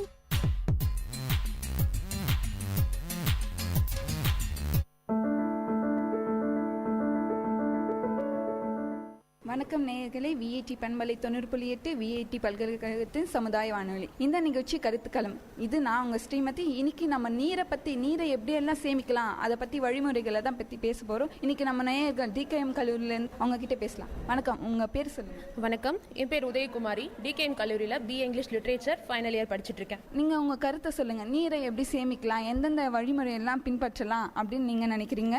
கண்டிப்பாக இந்த கருத்தை சொல்கிறதுக்கு நான் நிஜமாவே கடமைப்பட்டிருக்கேன். ஏன்னா வேலூர்னாவே வெயில்னு சொல்லிட்டு இருப்போம். அது வெயில் மட்டுமே அப்படின்னு சொல்லிட முடியாது. எல்லாத்துக்குமே ஃபேமஸ்னு சொல்கிறத விட தண்ணி பஞ்சம் நிறையவே இருந்துட்டு இருக்கு. முக்கியமான இது எடுத்துக்கிட்டிங்கன்னா, தனிப்பட்ட மனிதனா வீட்டில் எல்லாருமே நேரம் இருக்கிறது கிடையாது. நேரம்னா வாளியில் பிடிச்சி தண்ணியை யூஸ் பண்ணுறதுக்குலாம் எனக்கு நேரம் இல்லை அப்படின்னு சொல்லிட்டு போகிற யங்ஸ்டர்ஸ் இருக்காங்க. ஸோ அப்படிப்பட்ட இடங்களில் நம்ம என்ன பண்ணலாம்? டேப்ஸ் யூஸ் பண்ணுவாங்க இல்லையா, ஷவர் யூஸ் பண்ணுவாங்க. அந்த ஷவரோட அளவு குறைச்சிட்டோம் அப்படின்னா அவங்க கரெக்ட் டைமுக்கு குளிச்சுட்டு வெளியில் வரதுக்கு கரெக்டாக இருக்கும். தண்ணி வீணாகிறது தடுக்கலாம். அது மட்டும் இல்லாமல் தானியங்கி குழாய்களை யூஸ் பண்ணலாம், பயன்படுத்தலாம். இந்த மாதிரி பயன்படுத்துறதுனால இப்போ ஒரு 500 மில்லி லிட்டர் தண்ணி நம்ம பயன்படுத்துறோம் நார்மலாக கை கழுவும் போது அப்படின்னா, தானியங்கி குழாய்களை பயன்படுத்தும் போது 80 மில்லி லிட்டர் தான் வீணாவது. அதுக்கப்புறம் இன்னொரு விஷயம் என்ன சொல்றோம் அப்படின்னா, இப்போ நம்ம சமையல் அறையில் நிறைய தண்ணி பயன்படுத்துறோம், முக்கியமாக இந்த வாஷ் பேஷன்ல. அப்புறமா காய்கறி கட் பண்ணும்போது நிறைய தண்ணி யூஸ் பண்றோம். அந்த மாதிரியான தண்ணிகளை கண்டிப்பா குடிக்க திரும்ப பயன்படுத்த முடியாது. அந்த தண்ணியை நேராக எங்க அனுப்பலாம் அப்படின்னு பார்த்தீங்கன்னா, செடிகளுக்கு அனுப்பலாம். இப்போ எல்லாருக்குமே செடிகளுக்கு தண்ணி ஊற்றணும், வீணாவாம இருந்தா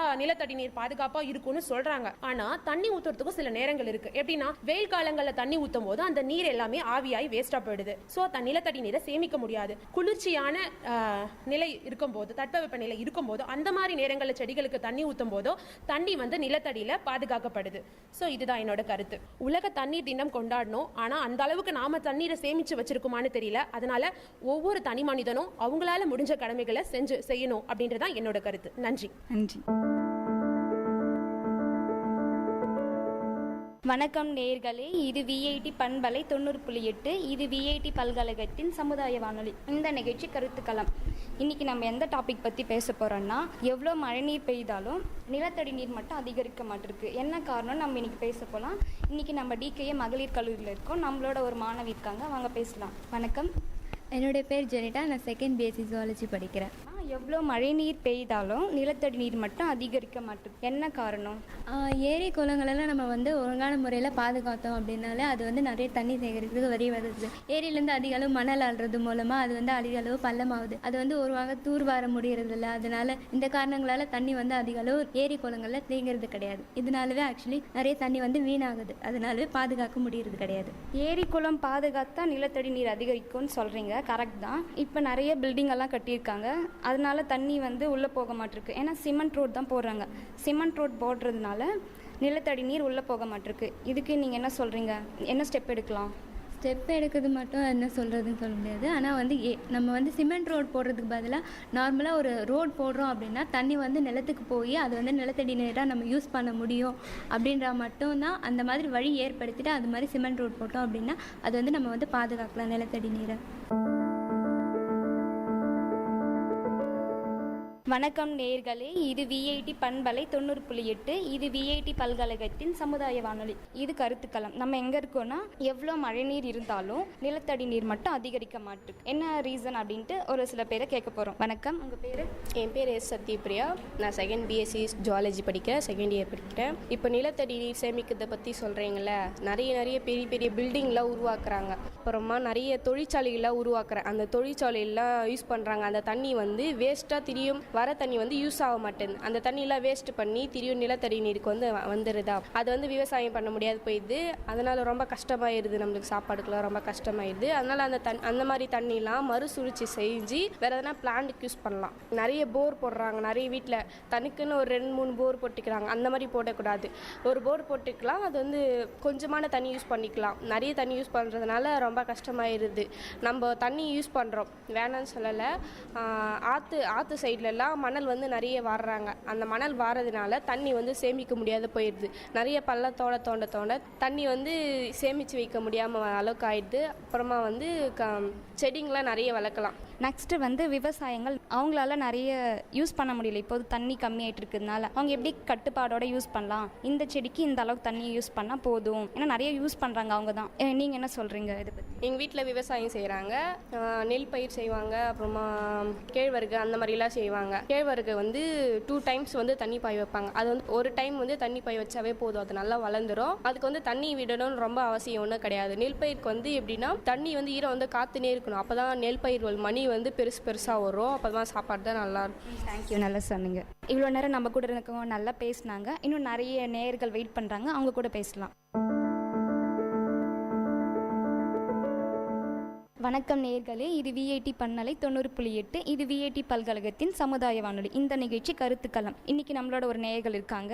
நம்ம என்ன டாபிக்னா, எவ்வளோ மழை நீர் இருந்தாலும் நிலத்தடி நீர் மட்டும் அதிகரிக்க மாட்டேங்குது, என்ன காரணம்ன்ட்டு நம்ம டிஸ்கஸ் பண்ணலாம் நம்ம கூட இருக்கிறவங்க கூட. வணக்கம். வணக்கம், என் பேர் மோகனப்பிரியா, டிகேஎம் காலேஜில் படிக்கிறேன். மழை நீரை சேகரிக்கிறோம் அப்படின்னு மட்டும் சொல்கிறோம். மழை முதல்ல வந்தால் தானே அது வர தண்ணியை நம்ம சேகரிக்க முடியும். முதல்ல வந்து அதுக்கு மரத்தை வெட்டாமல் இருக்கணும். மரத்தை வெட்டாமல் இருந்தால் தான் மழை வரும். அதுக்கப்புறம் தான் அந்த மழையை நம்ம சேமித்து வைக்கணுமா வைக்க வேண்டாமான்ற டாப்பிக்கே நம்ம பேசணும். இங்கே இப்போ வர ஜென்ரேஷன் பார்த்திங்கன்னா மரம் வந்து ரொம்ப கம்மியாயிட்டு போகுது, அதனால மழைநீரும் ரொம்ப கம்மியாயிட்டு போகுது. ஸோ கண்டிப்பாக சேகரித்து வைக்கிற கட்டாயத்தில் தான் நம்ம இப்போ இருக்கிறோம். அதனால் தண்ணியை வந்து எதுக்கு யூஸ் பண்ணணுமோ அதுக்கு மட்டும் தேவையான அளவு நம்ம யூஸ் பண்ணிக்கலாம். இப்போ செடிக்கெல்லாம் தண்ணி ஊற்றுறோன்னா, இப்போது நம்ம ட்ரெஸ்லாம் வாஷ் பண்ணுற அந்த வேஸ்ட் வாட்டர்ஸ்லாம் கூட நம்ம செடிக்கெலாம் தோட்டத்துக்கெலாம் யூஸ் பண்ணிக்கலாம். அதுக்காக பியோர் வாட்டர் தான் நம்ம யூஸ் பண்ணணும் அப்படின்லாம் அவசியம் கிடையாது. ஸோ நம்ம தேவையான அளவுக்கு நம்ம வாட்டர் வந்து சேவ் பண்ணலாம். அப்புறம் இந்த மழைநீர் சேகரிப்பு அந்த திட்டத்தெல்லாம் நம்ம கொண்டு வந்து இன்னும் நல்லா அதை டெவலப் பண்ணி தண்ணியை வந்து நல்லா சேகரிக்கலாம். அதுக்கப்புறம் இப்போ வந்து குடி தண்ணீரை கூட வாட்டர் பாட்டிலில் நம்ம விற்கிற நிலைமை ஆயிடுச்சு இப்போ இந்த ஜென்ரேஷனில். ஸோ அந்த நிலைமை மாறணும்னா மழைநீரை சேகரிக்கணும். அதுக்கு முன்னாடி மரத்தை வெட்டாமல் இருக்கணும். உங்களால் முடிஞ்ச அளவுக்கு மரத்தை நல்லா நட்டு வைங்க.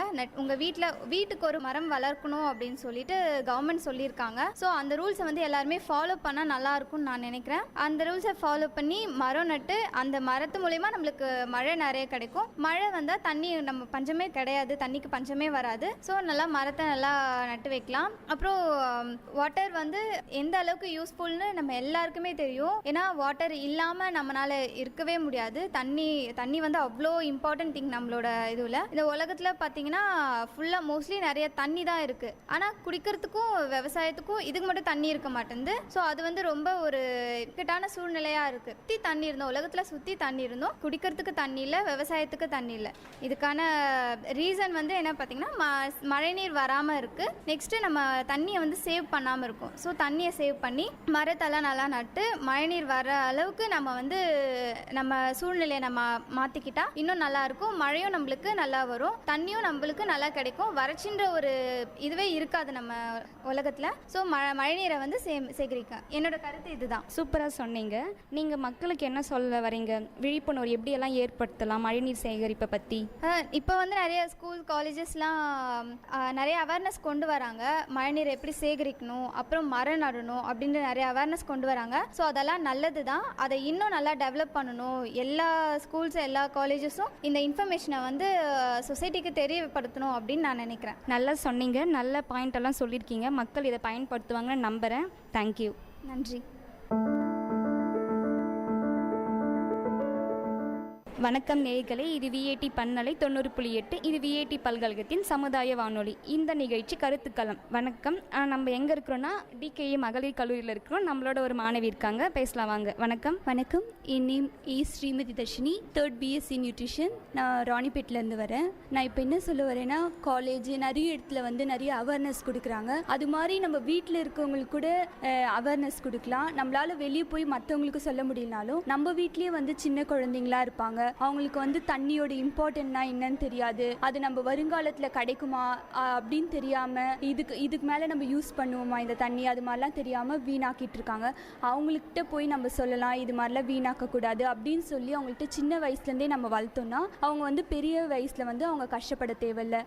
நம்ம வீட்டு சுற்றுப்புறத்தில் இருக்கவங்களுக்கும் நம்மளால் முடிஞ்சதை வந்து சொன்னால் அவங்க தெரிஞ்சுப்பாங்க. இது மாதிரிலாம் நாட்டில் நடந்துட்டுருக்கு. வயசான பாட்டி தாத்தா அவங்களுக்குலாம் வந்து தெரியாது இவ்வளோ கஷ்டம்லாம் இங்கே நடந்துட்டுருக்குன்னு. அவங்கள்ட்டலாம் போய் நம்ம ஒரு கதை சொல்கிற மாதிரி இது மாதிரிலாம் நடக்குது பாட்டி, நீங்கள் தண்ணியை வந்து வீணாக்காதீங்க, அப்புறம் குழந்தைகிட்ட சின்ன குழந்தைகிட்ட கதை சொல்கிற மாதிரிலாம் சொன்னால் அவங்க கேட்டுப்பாங்க. நம்ம பெரியவங்க என்ன பண்ணுறோமோ அதை தான் வந்து சின்ன குழந்தைங்களும் திரும்ப பண்ணுவாங்க. அவங்க எதிர்க்க நம்மளும் வந்து தண்ணியை கரெக்டாக சேமிச்சோன்னா அவங்களும் அதை புரிஞ்சுட்டு நல்லபடியாக யூஸ் பண்ணுவாங்க. நல்லா சொன்னீங்க. நீங்கள் என்ன சொல்ல விரும்புகிறீங்க மழைநீர் சேகரிப்பு பற்றி? எப்படியெல்லாம் சேகரிக்கலாம், இந்த மாதிரி சேகரித்தா நிலத்தடி நீர் அதிகரிக்கும் அப்படின்னு நீங்கள் என்ன சொல்ல வரீங்க? வீணாக்காமல் நம்ம சேகரிக்கணும், கிடைக்கிற தண்ணியை வந்து சிக்கனமாக பயன்படுத்தணும், அனாவசியமாக யூஸ் பண்ணக்கூடாது. தேங்க்யூ. வணக்கம் நேயர்களே, இது விஐடி பண்பலை 90.8 விஐடி பல்கலைக்கழகத்தின் சமுதாய வானொலி. இந்த நிகழ்ச்சி கருத்துக்களம். வணக்கம். நம்ம பேச போகிற டாபிக் வந்து தண்ணீர் சேகரிப்பு. நம்ம கூட ஒரு மாணவி இருக்காங்க, அவங்க கூட பேசலாம். வணக்கம். வணக்கம். நீங்கள் எங்கேருந்து வரீங்க? நான் டிகேஎம் மகளிர் பெண்கள் கல்லூரி. உங்கள் பேர்? உமா மகேஸ்வரி. தண்ணீரெல்லாம் எப்படி சேமிக்கலாம், நிலத்தடி நீரெல்லாம் எப்படி சேமிக்கலான்றதை பற்றி கொஞ்சம். நம்ம முதல்ல வந்து தண்ணியை நிறைய வேஸ்ட் பண்ணாமல் இருந்தாலே நம்ம நிறைய தண்ணி சேமிக்கலாம். அது எப்படின்னு பார்த்தீங்கன்னா ரீசைக்கிள் பின் அப்படின்ட்டு ஒரு டாபிக் இருக்குது. அது நிறைய பேருக்கு தெரியுமா தெரியாதுங்கிறது கூட தெரியாது. நம்ம யூஸ் பண்ணுற தண்ணியை மறுசுழற்சி செஞ்சு மறுபடியும் நம்ம அதை யூஸ் பண்ணோம்னா தண்ணி வந்து நம்ம ரொம்ப குறைக்கலாம். ஏன்னா இப்போ நம்ம யூஸ் பண்ண தண்ணியை ரீசைக்கிள்ன்ற அப்படி ஒரு டாப்பிக்கில் நம்ம மறுபடியும் அதை க்ளீன் பண்ணி நாமளே அதை யூஸ் பண்ணோம்னா அடுத்த வர ஜென்ரேஷனுக்கு நம்ம தண்ணி சேமிச்சு வைக்கலாம். அதுவும் இல்லாமல் அவங்களும் நிலத்தடி நீரை சேமிக்கிறதுக்காக கற்றுப்பாங்க. அதுக்கப்புறம் பார்த்தீங்கன்னா விவசாயிகள் வந்து ரொம்ப தண்ணி இல்லாமல் கஷ்டப்படுறாங்க. விவசாயிகளுக்கு பார்த்தீங்கன்னா இந்த நம்ம நாட்டில் வந்து நிறைய விஷயமே அவங்களுக்கு தெரியாமல் இது வரைக்கும் இருக்குது. நம்ம இந்த மாதிரி இடத்துல அவேர்னஸ் கிரியேட் பண்ணால் அவங்களும் நிறைய விஷயம் தெரிஞ்சுப்பாங்க. அவங்களும் தண்ணி எப்படி சேமிச்சு நம்ம சிக்கனமாக எப்படி நம்ம விவசாயம் பண்ணுறதே தெரிஞ்சுப்பாங்க. முதல்ல அவங்க கிட்ட இருந்து நம்ம அவேர்னஸ் கிரியேட் பண்ணணும்னு ஆசை. நீங்கள் அது மாதிரி ஏதாவது பண்ணியிருக்கீங்களா? நான் வந்து நிலத்தடி நீரை சேமிக்கிறதுக்காக எங்கள் வீட்டில் ஒரு சின்னதாக ஒரு தொட்டி மாதிரி கட்டி வச்சிருக்கோம். அது வந்து நான் ஒரு அவேர்னஸ் மூலமாக தெரிஞ்சுக்கிட்டு நான் எங்கள் வீட்டில் சொல்லி அதை வந்து நான் ரெடி பண்ணி கட்டி அந்த மாதிரி தான் நிலத்தடி நீரை சேமித்து வச்சுட்ருக்கோம். நன்றி. நன்றி. வணக்கம் நேயர்களே, இது விஐடி பண்பலை 90.8. இது விஐடி பல்கலைக்கழகத்தின் சமுதாய வானொலி. இந்த நிகழ்ச்சி கருத்துக்களம். நான் உங்க அன்பு தோழி கார்த்திகா, டிகேஎம் காலேஜ்லேருந்து பேசுகிறேன். நம்ம கூட இப்போ பேசுறதுக்காக மகளிர் கல்லூரியிலேருந்து ஒரு மாணவி தயாராக இருக்காங்க. இப்போ நம்ம அவங்க கிட்ட கேட்கலாம். உங்கள் பேர் சொல்லுங்கள். யூவி பூவி. நான் செகண்ட் பிஎஸ்சி மேக்ஸ் படிக்கிறேன். இப்போ நிலத்தடி நீர் சேகரிப்பு எப்படி அதை நம்ம பாதுகாக்கணும், இது எல்லாத்தையும் விட நிலத்தடி நீர் மட்டத்தை எப்படி அதிகரிக்கலாம், அதை பற்றி உங்களோட கருத்து என்ன? இப்போ எல்லாமே வந்து தமிழ்நாட்டில் இருக்கிற மிகப்பெரிய பிரச்சனையில் வந்து தண்ணீர் பிரச்சனை இப்போ ரொம்ப வந்து பெரிய பிரச்சனையாக இருக்குது. இதனால் வந்து நம்மளோட நாட்டோட நம்ம இந்தியாவோட முதுகெலும்பே விவசாயம் தான். விவசாயத்துக்கு அடிப்படையானதே தண்ணீர் தான். இது தண்ணீர் குறைஞ்சி போகிறதுக்கு முக்கியமான காரணம்னா நம்ம நிலத்தடி நீர் குறையிறது சொல்லலாம். இதை நம்ம வந்து பல வழியில் பாதுகாப்பலாம். இப்போ வந்து நம்ம உதாரணமாக எடுத்துனா 2015 வெள்ளம் வந்துச்சு. அப்போது அவ்வளோ தண்ணி வந்து நம்மளால் பாதுகாக்க முடியாமல் தான் போச்சு. ஏன்னா அவ்வளோ தண்ணியை வந்து கடலில் தான் போய் தேவையில்லாமல் கலந்துச்சு. அப்போ நம்ம நினச்சிருந்தா கண்டிப்பாக அதை பாதுகாத்துருக்கலாம். இது மாதிரி நம்மளுக்கு எப்போ மழை வருதோ அப்போல்லாம் வந்து அதை ஒழுங்காக ஏரி குளம்லாம் நம்மளுக்கு எவ்வளோ இருக்குது அது சரியான முறையில் அதெல்லாம் தூர்வாரி அதெல்லாம் ஒழுங்காக நிலத்தடி நீர் சேமிச்சா கண்டிப்பாக நம்ம விவசாயிகளுக்கு எந்த பிரச்சனையும் இருக்காது. மழை வர டைமில் ஒழுங்காக சேமிச்சா அவங்களோட விவசாயமும் கண்டிப்பாக நல்லபடியாக இருக்கும். அதனால எந்த பிரச்சனையும் வராது. நம்ம எல்லாருமே வந்து 3வது உலகப் போர் வந்து தண்ணீருக்காக தான் வரும் சொல்லிட்டே இருக்குமே தவிர அதற்கான நடவடிக்கை வந்து எதுவுமே எடுக்காம தான் இருக்கும். அதனால் இது மாதிரி சின்ன சின்ன ஒரு செயல்களால் கூட கண்டிப்பாக நிலத்தடி நீரை நம்ம பாதுகாக்கும். இப்போ நீங்கள் சொல்கிற மாதிரி பார்த்தீங்கன்னா விவசாயம்னு எடுத்துக்கிட்டோன்னா இப்போ எவ்வளோ பிரச்சனை விவசாயத்தில் நடந்துட்டு இருக்கு. அதை வந்து எப்படி சீரான முறையில் வந்து நம்ம வந்து விவசாயத்துக்காக நீரை பயன்படுத்தலாம் அப்படின்ற மாதிரி ஏதாவது சில கருத்துக்கள் எங்களோட பகிர்ந்துக்கோங்க. விவசாயிகளுக்காக நீர் நம்ம தரது பார்த்திங்கன்னா இப்போது அணைகள்லாம் இருக்குது. அதெல்லாம் வந்து நம்ம தமிழ்நாட்டுக்கு கிடைக்கிற மாதிரி பண்ணி நம்மளும் முடிஞ்ச அளவுக்கு தமிழ்நாட்டில் அணைகள் இருக்குது, அது தண்ணியும் இருக்குது, அது மழை வரப்போ ஒழுங்காக சேமித்து அது விவசாயிகளுக்கு கொடுத்து நம்ம விவசாயத்தை காப்பாற்று. உங்கள் தரப்புலேருந்து பார்த்தீங்கன்னா எப்படி நிலத்தடி நீர் சேகரித்துக்கான அவேர்னஸ் நீங்கள் எப்படி கிரியேட் பண்ணிட்டு இருக்கீங்க, எப்படி கிரியேட் பண்ணிட்டு வரீங்க, அதை பற்றி கொஞ்சம் ஷேர் பண்ணிக்கோ. என்னால் முடிஞ்ச அளவுக்கு பெரிய விஷயம்லாம் இல்லை, சின்ன சின்ன விஷயம். அதாவது தண்ணி எங்கே வேஸ்ட்டாக போச்சுன்னா அதை பாதுகாக்கிறது, அதை முடிஞ்ச அளவுக்கு நம்மளுக்கு தெரிஞ்சவங்களுக்கு சொல்கிறது, இது மாதிரி மரம் நடுறது, தண்ணி வந்துச்சுன்னா அதை நாங்கள் ஒழுங்காக சேமித்து எங்கள் வீட்டிலே கிணறு இருக்குது, அது மூலமாக நாங்கள் வந்து அந்த மழை தண்ணி வரும்போது மாடியிலேருந்து வரது வந்து கிணத்துக்குள்ளே விடுறோம். இது மாதிரி சின்ன சின்ன விஷயங்களை செஞ்சு அது மாதிரி பண்ணிட்டு வரோம். நன்றி தோழி. வணக்கம் நேயர்களே, இது விஐடி பண்பலை 90.8. இது விஐடி பல்கலைக்கழகத்தின் சமுதாய வானொலி. இந்த நிகழ்ச்சி கருத்துக்களம். இன்னைக்கு நம்ம பேச போற டாபிக் என்னன்னா, நிலத்தடி நீரை நம்ம எப்படியெல்லாம் சேமிக்கலாம்னு நம்ம கேட்க போறோம். இன்னைக்கு நம்மளோட ஒரு மாணவி இருக்காங்க, அவங்க கிட்ட கேட்கலாம். உங்க பேர்? மீனா. என்ன படிக்கிறீங்க? டிகேஎம் காலேஜில் தான் ஃபர்ஸ்ட் பிஏ ஹிஸ்ட்ரி படிக்கிறேன். இன்னைக்கு நான் கேட்க போற கேள்வி என்னன்னா, நிலத்தடி நீரை எப்படியெல்லாம் சேமிக்கலாம் அப்படின்றத பொறுத்து உங்களோட கருத்து. போர்லாம் போடுறது அதெல்லாம் விட்டுடலாம். நிறைய போர் ஒருத்தரே வந்து தண்ணி வரலன்னு சொல்லிட்டு ரொம்ப ஆழத்தில் போய் போர் போடுறாங்க. அந்த போர் வருது, அந்த மண்ணெல்லாம் வெளியே வர்றதுனால விவசாயம் பண்ண முடியல. அந்த மண்ணெல்லாம் வெளியே வந்துச்சுன்னா அந்த மண்ணில் வந்து எந்த செடியுமே வளரவே வளராது. அதனால வந்து விவசாயம் வந்து அந்த இடத்துல வந்து விவசாயம் செய்ய முடியாது. அவங்களாம் வந்து பாதிக்கப்படுவாங்க. அதுக்கப்புறம் வந்து சிமெண்ட் சாலை போட்டோன்னா தண்ணி வந்து உள்ளே போகும். தண்ணி வந்து அவ்வளோ இழுக்காது. தார் சாலை போட்டோன்னா அது தண்ணி ரொம்ப இழுக்கிறதுனால ரொம்ப தண்ணி வந்து வேஸ்ட் ஆகும். நம்ம யூஸ் பண்ணுற தண்ணியை விட அது நிறைய தண்ணி வந்து அது இழுத்துக்கும். நீங்க சொன்ன கருத்து ரொம்ப நல்லா இருந்துச்சு. இது மக்களுக்கு போய் சேரும்னு நான் நம்புறேன். நேயர்கள் இதுவரை கேட்டது மக்கள் கருத்துக்கள் அரங்கேறிய கருத்துக்களம் உங்கள் விஐடி பண்பலை 90.8. நன்றி, வணக்கம். Exchange of ideas. God is considered the creator and the sustainer of the universe. Atheism, that there is no God. So the latest science theory says that the Big Bang created the universe. Let us define what is God. Let's just say that the God exists for every planet. Why not every planet has atmosphere? God couldn't create a universe with constant energy because that is just not possible. Hello VIT, this is Milan Manjunath Chennai with Anshuman Mishra and you are listening to your own VIT Community Radio 90.8. We are back with another episode of an exchange of ideas. Today our topic is existence of God.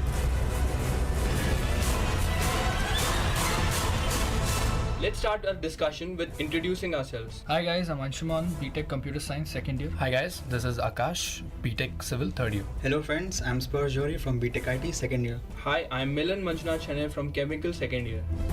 Let's start off our discussion with our first segment, the origins of God. How the concept of God came about, how the early men perceived the existence of God, and what all things they started to worship. Okay, let's start off this discussion with first of all addressing the concepts involved. The first concept involved is religion. The second concept involved is the conception of God in our minds. And the third concept is that of the entity called God, whether it exists or not. So first of all, let's talk about religion. Let's make a distinction between religion and God in the sense that whether you adhere to a religion or not, it doesn't matter. We're going to talk about God. So basically, what is religion? Religion is basically an institutionalized effort by man to make attempts at reaching enlightenment. Through various means, the paths may be different and therefore we have a large number of religions. So that's religion. And what is the concept of God? Human beings started conceptualizing about God since the great evolution of our minds. I mean, ever since we had been able to think beyond our ancestors. Okay, so what is God? First of all, let's start off with the conception of God in our minds. That is, human beings have started conceptualizing about God ever since we observed phenomena in nature that we could not explain. So in order to explain these natural phenomena, it could be anything as simple as, say, waves in the ocean, or winds, the sun rising in the east and setting in the west. We started explaining these phenomena via conceptions which we called God. There are two different things, the acts of God and the mysterious dispensation of providence. Early man, when they can't apprehend a normal natural force, such as an earthquake, they thought it was an act of God, that God's wrath especially, and something that you can't apprehend, something you can't define, that the early men termed as acts of God. That is the basic difference between a God and religion. Religion and God need not to be connected. Religion is a particular set of institutions and rules that early men and that men today still follow, and God is an entity, is omnipresence, omniscience, an entity that is something, a human being which is much more capable of neglecting human emotions and who is somewhere beyond, who has infinite knowledge. That is the difference between God and religion. And these are the acts of God which were apprehended by the early men and that they thought are the acts of God, such as an earthquake or storms. God in many religions is conceived as the supreme being and principal object of faith. God is the creator and the sustainer of the universe. God is attributed to have omniscience, omnipotence and omnipresence. Also, religion can be distinguished from God as a set of rules, a set of regulations by which you need to abide so as to gain higher intellectual spirit. Yeah, I agree with Anshuman. At the beginning of the human civilization, when we made the transition from hunting to agriculture, then the human had a time to think about the various mysteries of life. And just like a child asks why and why to each and every phenomena while he's growing up, similarly, humans asked themselves why the sun revolves, why we see stars, why the river flows, why the storm comes. So then we tried to think about the concept of God, entity that is supernatural and controls all the phenomena that goes around us. And as the time progressed, religions came into existence, and these religions tried to use the concept of God to civilize us. Exactly. Spursh has summed up everything that we were talking about. That is basically what is religion. So now that we've explained what religion is, we should basically divide religion on the basis of the concept of God, how religion deals with God. So there are three types of religions. One is theism, the second is deism, and the third is pantheism. Basically, in the first, theism, God is considered the creator and the sustainer of the universe. In deism, God is the creator, but there is no sustainer in this universe. In pantheism, God is the universe itself. That is to say, God is the cosmos. The concept of God, as is described by the theologians, commonly includes the attributes such as omnipresence, having infinite knowledge. The concept of God came when early man couldn't describe the difference between the animate and the inanimate. When a storm comes, basically, the first question that was asked is the phenomena, how it comes, how it happens. When there was an outcast, there was an earthquake, people would generally say that this was God's wrath on them, that they couldn't adhere to the rules of the religion that they made. This is the concept of God. The first God to be worshipped is perhaps the Mother Earth, a stone itself. They worshipped the God because they thought that when you follow God, you are in the good looks of God, and God gives you powers. That was the conception of the early man. As Akash said, at one time or another, mortal man has worshipped everything on the face of earth, including himself. He has worshipped about everything imaginable in the sky and beneath the surface of the earth. Even the shooting star, which was awesome to early man, and he easily believed that such a blazing streaks marked the passage of spirit on its way to the earth. Even today, the inexplicable things that happen to us in the daily lives are still termed as acts of God. Even in the insurance policies, the things that occur due to earthquake or lightning strikes are termed as acts of God. Yeah, I completely agree with Akash. And if you look at the literature produced by Shakespeare in the Elizabethan period, the people used to consider the climate or the weather conditions as a manifestation of the mood of God. So if there is a storm, the God is angry. Or if there is a drought, people have committed some sins. And if there is plenty of harvest, yes, the God is favoring the people. Okay, so now that we've summed up people's beliefs, now let's go into a detailed discussion on the difference between God and the concept of God. So as I explained in the first round, that there's a difference between what we conceptualize as God and what is God. Let us define what is God. Many people would believe God to be a human-like figure that is with arms, legs and all, and worship such a deity. Others consider God to be a form of energy, or maybe something that is totally immaterial. Others consider God to be the universe itself, and God manifesting himself in each of us, or every object that can be worshipped. So what are our conceptions on God? Anshuman, I agree with the point here, and I'm gonna quote a very famous quote given by Macbeth. I dare do all that may become a man, who dares more as none. Then there's God. God as a concept defines motivation. Why do we need God comes from the basic need of human being to validate himself. Why do we need God comes from the basic selfishness of human mind. We need God because it channelizes a faith within us that things suddenly seem to go in a right way. The concept of fate and destiny comes from God itself. When people say, for like example, like a kid who's like in a 12th class, and he gives us exam of let's say science, he doesn't get good marks. The first thing that would come to a guy who's a religious fella will be like, God is angry at me. And I didn't follow his rules, and that's why I got bad marks. This is the mentality of human beings these days. They associate everything, every bad thing that happens with fate and destiny, and ultimately with God. Yeah, furthering Anshuman's point, there are many belief systems, like he said, monotheism. People believe that there is one God. Polytheism, people believe that there are many deities that control all the happenings around us. Then there is pantheism, that the God is universe itself, and then there is panentheism, that the universe is part of the God. And one more concept of monism, all things originate from God. And then comes the atheism, that there is no God. What I personally believe is that cannot exist an entity whose sole aim is to judge humankind on the basis of act they perform and grant them hell or heaven. I think the concept of God was developed over time to make us more civilized so that we don't cut each other's throat. Exactly. Our concept of God, I mean, the general concept of God is quite primitive. What we should think about is, what is God? Now that we've discussed the classical or the general concepts people have in their mind regarding God, let's go into a more of an objective discussion on God. That is, let us logically think, why would there be a person, like supernatural person, who would send people to hell and heaven? I mean, there's no proof against this, but it simply doesn't make sense according to the universe that we've observed till now. According to what observations, God is basically the universe, as quoted by pantheism. My conception of God is basically the creator of the universe, and let us not go into sustaining the universe, but basically the universe had to have a point of creation. Now that we have discussed about the concept of origins of God,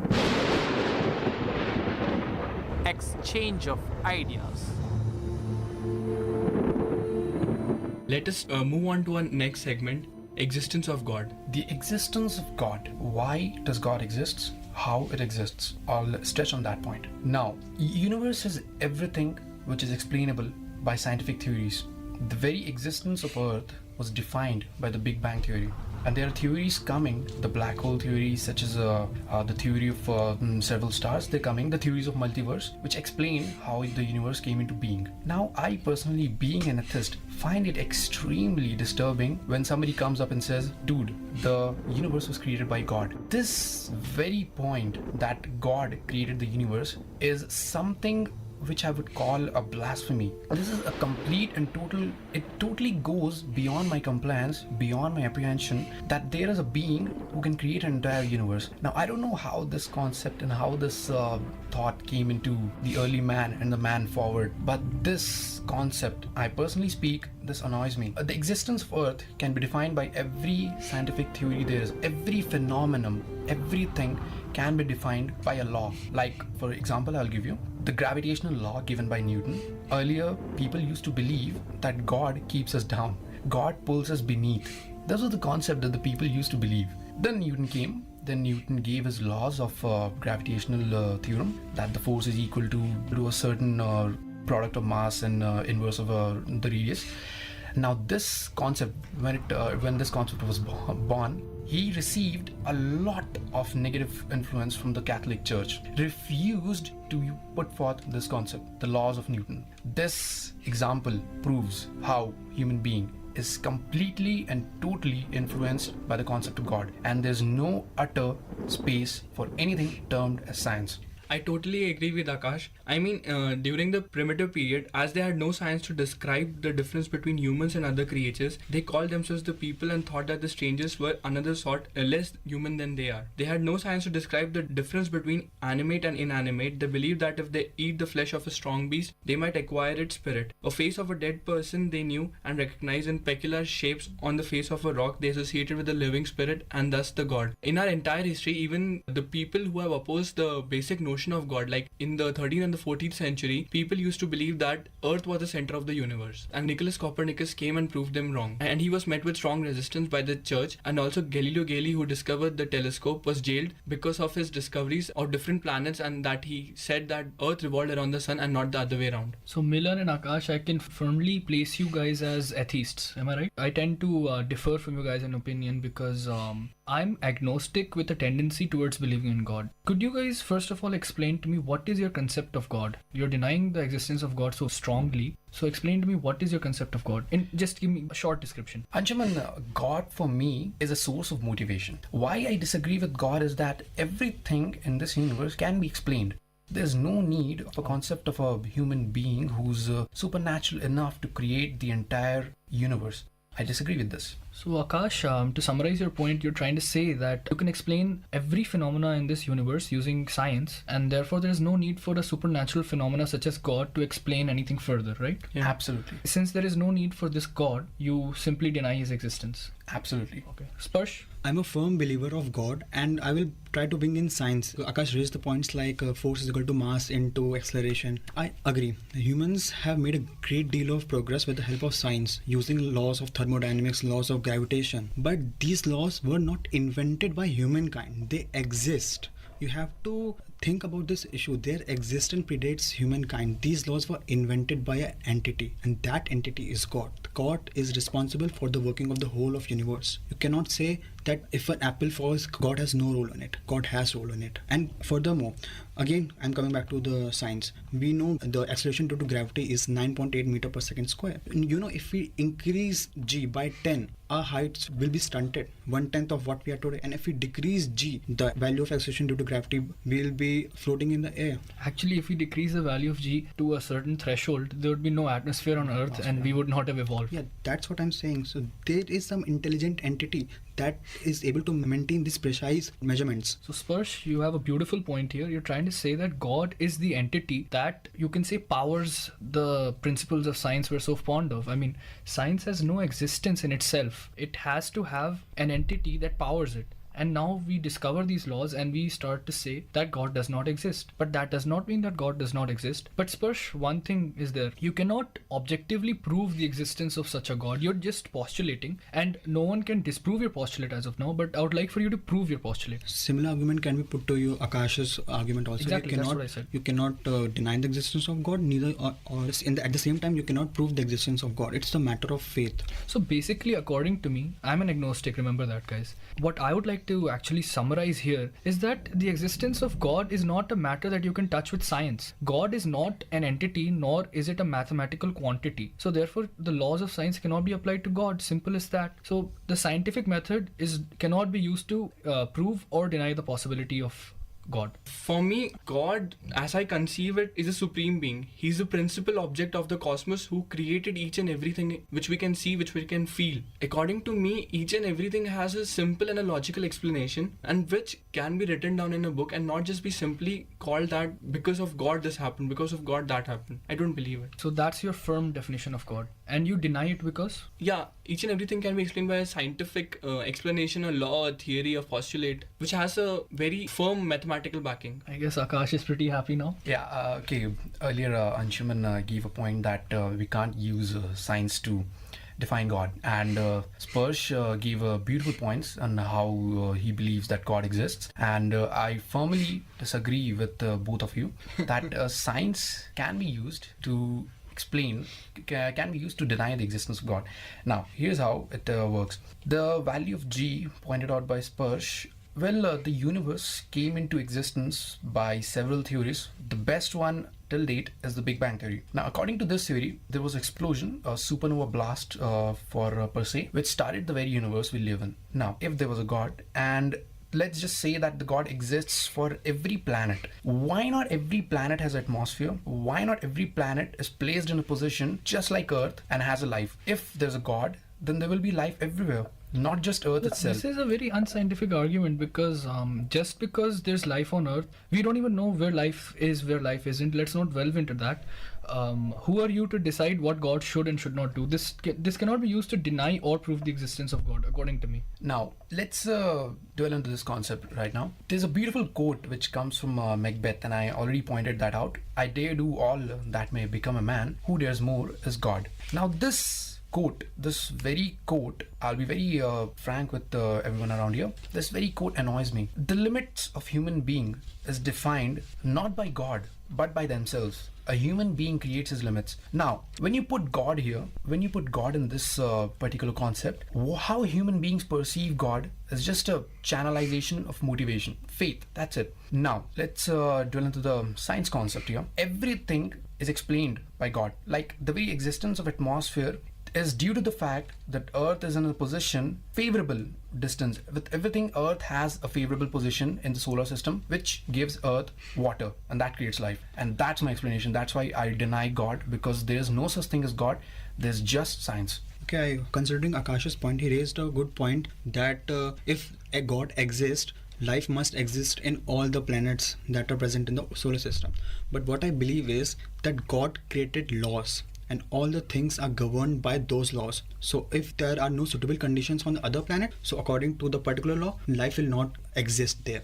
And life exists on Earth because it is at an optimum distance from the sun and it has a particular radius revolving around the sun, and all the conditions are in favor of life. Sparsh has beautifully countered your point, Akash.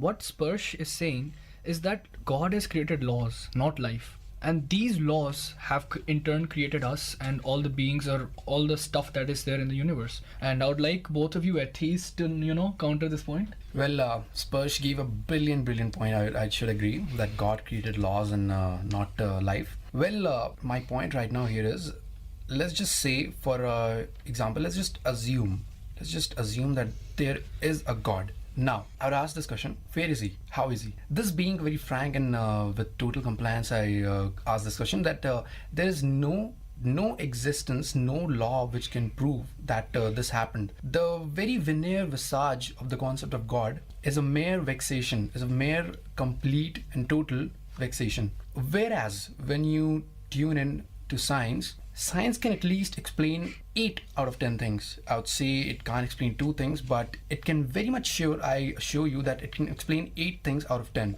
When you pull in the concept of God, you're denying everything that we have achieved till now. You're completely ignoring the fact that everything is governed by a law, and the laws came into existence because of the theory which we have evolved, and that theory is the Big Bang theory. That is my answer to Sparsh's point that God creates law and not life. Akash, I would like to counter your point.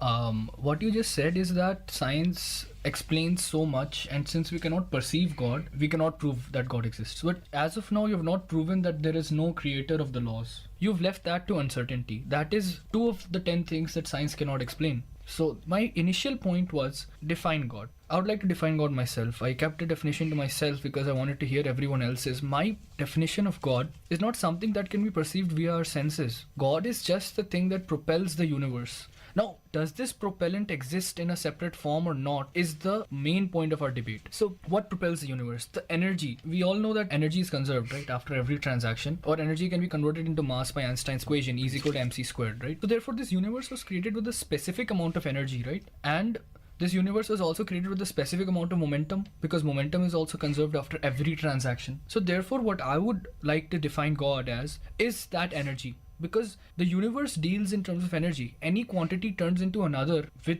respect to time via an energy transaction. That's all the universe is. And that's what I believe is God. Now, whether this God exists or not, I mean, this energy, something propelling these changes exists or not, is the form of debate. And I'm agnostic because I've never found a proof against or for this postulate. Sparsh? I think we are confusing God with the God of the religion and the real God. The God of the religion is basically anthropophobic, whose sole aim is to judge human beings on the basis of their acts. But the real God is something else that our mind cannot perceive, because we live in a 3-dimensional space. There are many more dimensions there. So if we live in a box, we can't see out of it. It doesn't mean the world is not out there, that we cannot perceive. So Sparsh, what you're trying to say is that we should not deny the existence of God because our senses lack. We do not have the senses to be able to prove or deny God. I think we should not consider science as separate from God. Science follows laws of God. But there's no proof for this. No, I said again that there are laws like Newton's law of gravitation, and they are created by God. What do you understand by God, Sparsh? Give me your definition of God. Give me a very short, objective. Don't make it subjective. Give me a totally objective definition of God. God is everything. So you are quoting pantheism. Yeah. So according to you, God is the cosmos. Yeah. There's a God in everyone. Me, you, Akash. Yeah. When you say there is God in me and you also, you are separating God from yourself. You are saying that, okay, God is some other thing, something foreign. No, we are part of God. Okay, so you're not talking about pantheism then, right? You're talking about the concept that comes ahead of pantheism, the one you mentioned at the start. Panentheism. Panentheism. That's what you're talking about. Am I right? Yeah. So you're trying to say is that we're all manifestations of this God? Yeah. Exactly. Okay, so therefore you're not talking about pantheism, you're talking about us being manifestations. But no one as of now has proven or disproven God. We are still at the same place. I would like to formally disagree with Anshuman's earlier point that energy being conserved. According to Anshuman, as he said, is God created the universe with a certain specific amount of energy, and that energy remains constant. According to Hubble's law, the law that he gave in 2010, that the universe is expanding with the force which is directly proportional to the square velocity at which the universe is expanding. According to this law, the creation of dark matter has been proved. Now, energy is not constant. Why? Because the mass, due to the existence of black holes, energy is infinite. We can't calculate the net amount of energy, and we can't say that the energy is conserved, because every now and then there's a supernova explosion, and that creates energy, and that energy is not equal directly to the mass from which it's created. And that is how I explain that energy is not conserved, and God couldn't create a universe with constant energy because that is just not possible. Akash, I would like to counter your point totally. First of all, you used the word God. Perception of God is faith, right? So why did you use the word God? I countered the point which you said that God created a universe. Yeah, I have a counter for that. See, you've used Hubble's principles and all these, the latest findings, right? Yeah.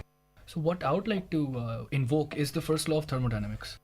The laws of thermodynamics have never been disproven. Right. They've never been proven either, but they've been assumed to be true because all of our experiences and most of engineering is based on these thermodynamics laws. As of now, they've always held true. Okay. So what does the first law of thermodynamics say?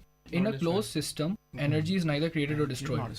Now let us all take a step out of the universe. We're looking at the universe from outside. The whole universe can be considered a system. So by the first law of thermodynamics, the energy will remain constant. No, the very definition of a closed system is, if you consider a room, that is a closed system, and universe minus the room is the open system. So you cannot consider universe as a closed system. No. Exactly. The universe as a whole from outside. Cannot. Basic definition of a closed system is that if we consider this room as a closed system, then universe minus this room, whatever exists there, is an open system. Exactly. Because you're defining this room with respect to the universe, right? You're talking about this room within the universe. If I take a step out of the universe, all of the universe cannot be considered an open system, right? Because I'm enclosing everything within the universe that exists. What is the definition of a closed system? Again, I say closed system is like, suppose you have a box, fine? You consider it as a closed system, and everything that exists except the box comes under the open system. Okay, exactly. Yeah. So now what I'm saying is that I'm taking everything that exists, letting it stay in the universe, and taking a step out and looking at everything. So that makes the universe a closed system in that sense, in the same sense as you're calling the box a closed system. Again, we move back to the universe. We don't have a confirmed theory regarding the universe. There are universe, many universe, exactly. parallel universe. The latest theory is that you have multiple universes. Again, a theory. Big Bang is a theory. Multiverse is a theory. So judging by what I'm saying is that let's take up the latest findings of science, apply their principles, and see what happens. We take a step out of our universe. We go into that embedded multi-universe theory. And we see that all of these universes are closed systems within themselves because they cannot exchange matter between them. Okay, let's just talk in terms of the multiverse. You have multiple universes. Yeah. None of these universes exchange matter or energy, right? Yes. So therefore, they're closed systems in themselves.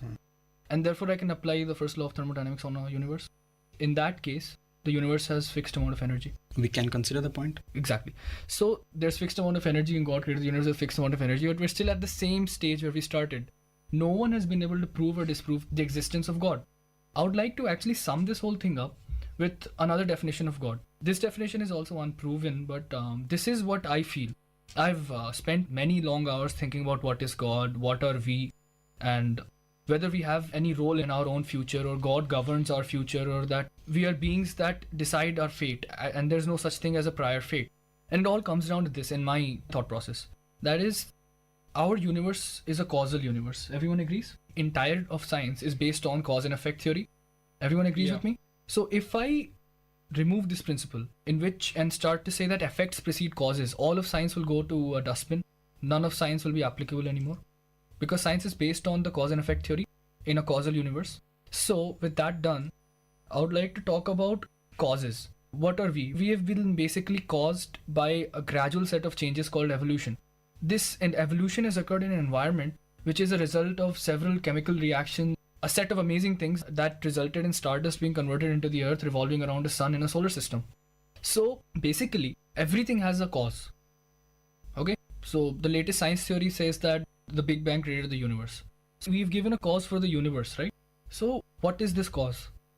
What caused the creation of everything here? That is what I call God. That change in the cause and effect theory, in which the effect and cause no longer are related to each other, that is God, according to me. And you cannot prove or disprove him because actually no one knows what happened at that point of time. Yeah, I agree. The Big Bang Theory states that we and all the things have evolved from one source and have expanded. The universe is still expanding. I completely agree. And I firmly believe that everything is God. We all are manifestations of God. We all are forms of energy, and energy is God. On that point, I could agree with Anshuman and Sparsh that everything is energy, and if you call energy as God, then we are all forms of God, manifestations of God. Exactly. So everything comes into one. The basic issue is that our conceptions of God are different. But if we come down to an objective definition of God, I'm pretty sure most of us, if not all, can agree that there has to be a supernatural entity that made this universe. I mean, otherwise it just isn't possible, even according to the great laws of science Akash abides by. Well, I'll stick to my faiths. And the thing being said that who created the Big Bang explosion. Now, that being said, I think I'll still be an atheist, and I'll just say that there were a series of events, and we are the effects emanating from the theory that is known as Big Bang. We are the effects of evolution. Everything has a chain of events. That chain reaction causes a certain things which affects our life. Now, what happened before Big Bang or what happened after Big Bang could have been a chain of events which could have extended from a point to infinity, and we can't really discover that concept. That's one thing that science can't explain. I would firmly agree with this point that there's this one thing that science here can't explain, is that what started this thing and from where it started. That's the question that is left. Isn't that what we should call God? That's the point that I would completely disagree. You just don't want to agree with God, yeah. right? I'd like to add a finishing note. The greatest of scientists, Albert Einstein and Sir Isaac Newton, were both believers in God. And modern day scientists such as Stephen Hawking, Richard Dawkins, these people do not believe in God. But even some of the great scientists have believed in God, and now it's up to the listeners to decide what they want to, and we've done our job, I think. Right, Milan? Yeah. So on this note, I would like to conclude this discussion. Hope this discussion was as informative and exciting for you guys as it was for us to make it. Signing off, Milan Manjunath Chennai and Anshuman Mishra from an exchange of ideas, VIT Community Radio 90.8. Exchange of ideas.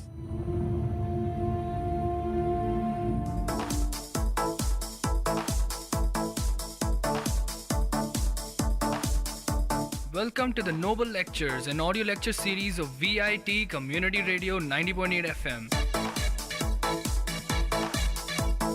Interesting innovations, technological inventions, technical presentations, inspiring impressions, philosophical thoughts, lingual leaps, artistic amusements, and lecture formats delivered by eminent professors, researchers, and innovators from various fields. Let the talks touch your thoughts with our noble notions.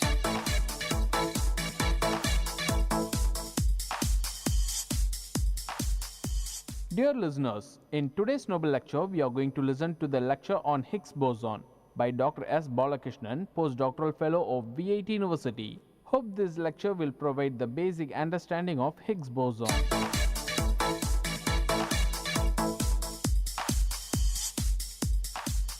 Hello listeners, a warm wishes to all the listeners of VIT Community Radio. Last week, I met my friend in my hometown. He asked me a logical question. What is that question? Prove that God is blind. Don't take it in an offensive way. Rather, try to use your logic, prove that God is blind. If you are so curious to know the answer, continue to hear this lecture. By the way, why we got into talk about God? Because I and my friend were discussing about the Church of Higgs particle, which is also known as God's particle.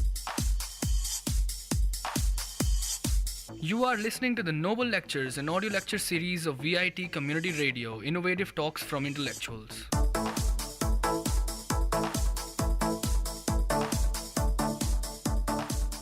You may know something about God particle in recent times from popular science lecture stories, especially if you are interested in knowing Nobel Prize winners and their contribution. Yes, you are correct. The Nobel Prize in Physics for the year 2013 is awarded to Peter Higgs from Great Britain and Francis Eglert from Belgium for their contribution towards the discovery of Higgs boson. In fact, the concept of Higgs boson is theorized by 6 gentlemen in the year 1964. Who are they? Can you name some of them? It is difficult. Don't worry, I can tell the name. They are Brout, Eglert, Egg, Grolnick, Hagen, and Cable. You might have this question in your mind that concept of Higgs boson was proposed in the year 1964, but the Nobel Prize was given nearly after 40 years. Why it is so? This is because the existence of Higgs boson was tentatively confirmed only in the month of March 2013. Do you know where the experiment was performed? If you are a regular reader of newspapers, then you must know the answer for this question. Indeed, the experiment was performed at Large Hadron Collider, shortly known as LHS. This is the another buzzing word in the recent times. You must hear about LHC and media. They are going to talk about scientists' work in LHC for the origin of universe and so on. So fascinating scientific stuff, is it not? Okay, I am getting you listeners. You don't find connection between various whimsical terms: God particle, Higgs boson, Large Hadron Collider, origin of universe, and so on. Let me put things together so that you will come to know the painstaking efforts of more than 1,000 scientists across the globe for the last 30 years with the financial support of $3,000 billion from different countries. Hope you will continue to hear this lecture to know more about Higgs boson and its consequences. You are listening to the Noble Lectures, an audio lecture series of VIT Community Radio, innovative talks from intellectuals.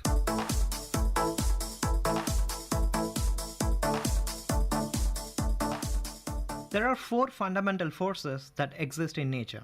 Using these 4 types of forces, any kind of interactions between the macroscopic bodies as well as the particles at the atomic scales can be explained. When we throw an object above the ground, it comes back to the ground. Why does this happen? I know very well you know the answer. Yes, it is because of the gravitational force that attracts all the objects towards the center of the earth. Therefore, we say gravitational force is responsible for the attraction between all the heavenly bodies. Gravitational pull keeps the solar system intact, otherwise we would be a flying object. You know very well from our school textbooks that like poles of magnets repel each other and unlike poles of magnet attract each other.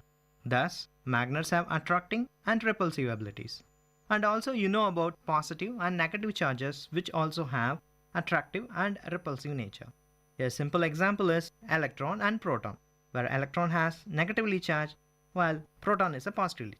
Scientists thought that electricity and magnetism were 2 different aspects of science. However, it was found in the 18th century that 2 subjects can be clubbed together, and it is widely known as electromagnetic tearing. Now we know for sure that electromagnetic force that exists between any 2 charged particles. The revolution in present day today communication is because of the unification of electricity and magnetism, thanks to Maxwell. The another 2 types of force that operate at the atomic level, they are known as weak force and strong force. Higher atomic number elements in the periodic table have a tendency of liberating energy in the form of particles. Then generally it is known as radiation. Radiation means stream of particles, and some well-known example for radiation is alpha decay, beta decay, and gamma decay. Okay, what is the layman example for radiation?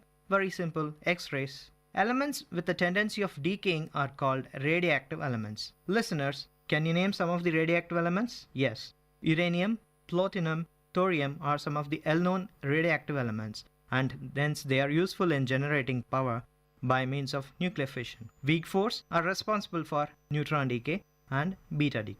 In the 19th century, scientists recognized that structure of an atom. While people thought that electron, proton, and neutron are the fundamental particles, particle physicists in the early 20th century come up with a new family of particles. They are known as quarks. Yes, quarks can be any group of elementary particles that combine to become a subatomic particles such as neutron and proton. In other words, quarks are some of the smallest building blocks of an atom. In the year 1964, the US physicist Murray Gell-Mann named the particle after a word he found in James Joyce's novel. Finnegan's Wake, Joyce's quotation reads as 3 quarks for Master Smart, with quark means crying of a seagull. Quark means it's a very small entity. The force that binds the quarks is known as strong force, which is very short-ranged in nature. So now we are familiar with 4 types of forces, namely gravitational force, electromagnetic force, weak force, and strong force. Scientists in particle physics identified that all the 4 types of force are mediated by particles and they are only supposed to be the fundamental particles. These particles are also known as force carriers. In general, interaction carriers act as fundamental particles. Okay, to sum up, what are the particles that are responsible for the 4 forces? Gravitational force is believed to be mediated by the particle known as gravitons. Electromagnetic force between the charged particle is due to the exchange of photons. We are all very much familiar with photons. Weak force is mediated by W boson and Z boson. Strong force is due to the particles called as gluon. While proton and gluons have 0 mass, W and Z bosons have finite mass. The 4 types of force and their properties are well explained by the notion known as Standard Model. You are listening to the Noble Lectures, an audio lecture series of VIT Community Radio, innovative talks from intellectuals.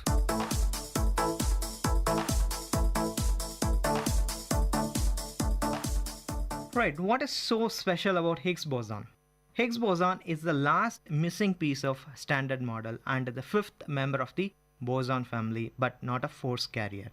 It is so interesting, no? The Higgs boson is a hypothetical particle that gives mass to all other particles that normally have mass. Higgs particle creates Higgs fields that spreads throughout the space and time. The particle and its corresponding field are critical to the understanding and validation of Standard Model. Since Higgs is believed to be the responsible factor for giving mass to all other force carriers, it is necessary to identify the existence of Higgs. The elusive Higgs, so central to the Standard Model and the theory on which the whole understanding of matter is based, if Higgs does not exist, we will not be able to explain the origin of mass of all the fundamental particles. So, it is necessary to identify the existence of Higgs so that we will come to know the existence and the origin of our own motherland. By the way, what is the concept of Higgs mechanism and how does it work? I can give you a simple analogy so that you can understand the complicated science in a much simpler fashion. Assume that numerous physicists chat quietly in a fairly crowded room. Suddenly, our friend Einstein enters the room so that there is a disturbance in the crowd. The followers of Einstein clustered him as a group of people and this forms a massive object. The Higgs mechanism operates in a very similar way to the case of Einstein in a crowded room. The particles that normally would have mass move through the Higgs field interacting with the Higgs particle. Through this interaction or the disturbance, particles may acquire more mass. Heavier particles interact more with Higgs field, taking on more mass. Those particles that normally don't have mass do not interact with Higgs field and therefore do not acquire any mass. In order for the Standard Model to retain its symmetry, all particles would have to be massless. This is not possible since, from our experiment, we know that weak forces have masses. Hideaki Ukawa, the first Japanese Nobel laureate, conceived a concept about elementary particles. According to Ukawa's formula, mass of a force carrier is inversely proportional to force range. In this way, we can also deduce that weak force carriers have mass.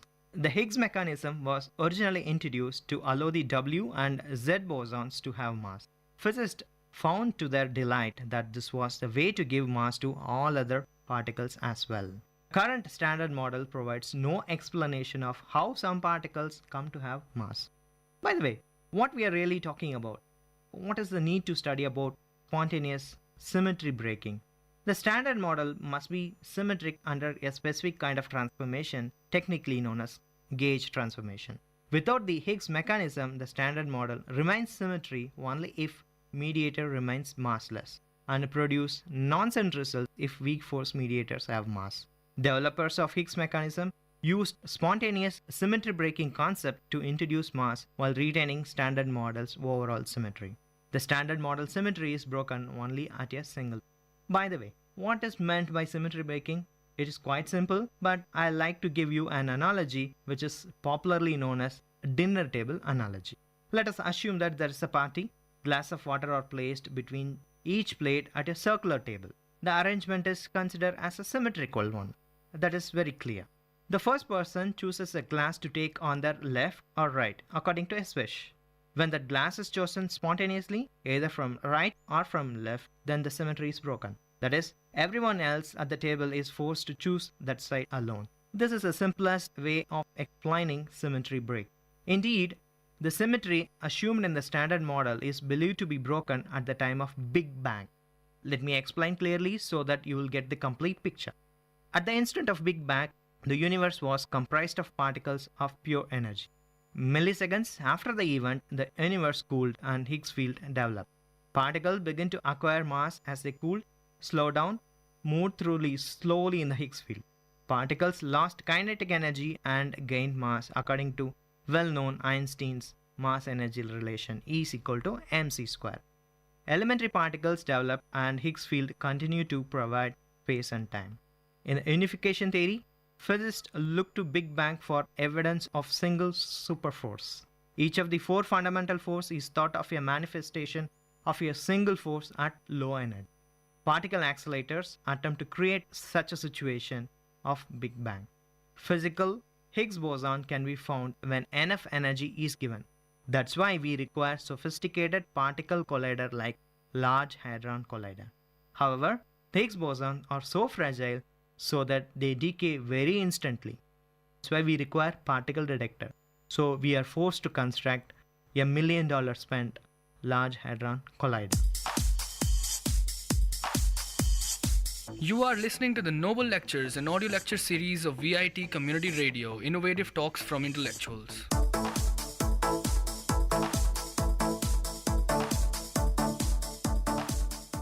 By the way, what is so special about Large Hadron Collider? Why is so much of scientists involved in the process at Large Hadron Collider?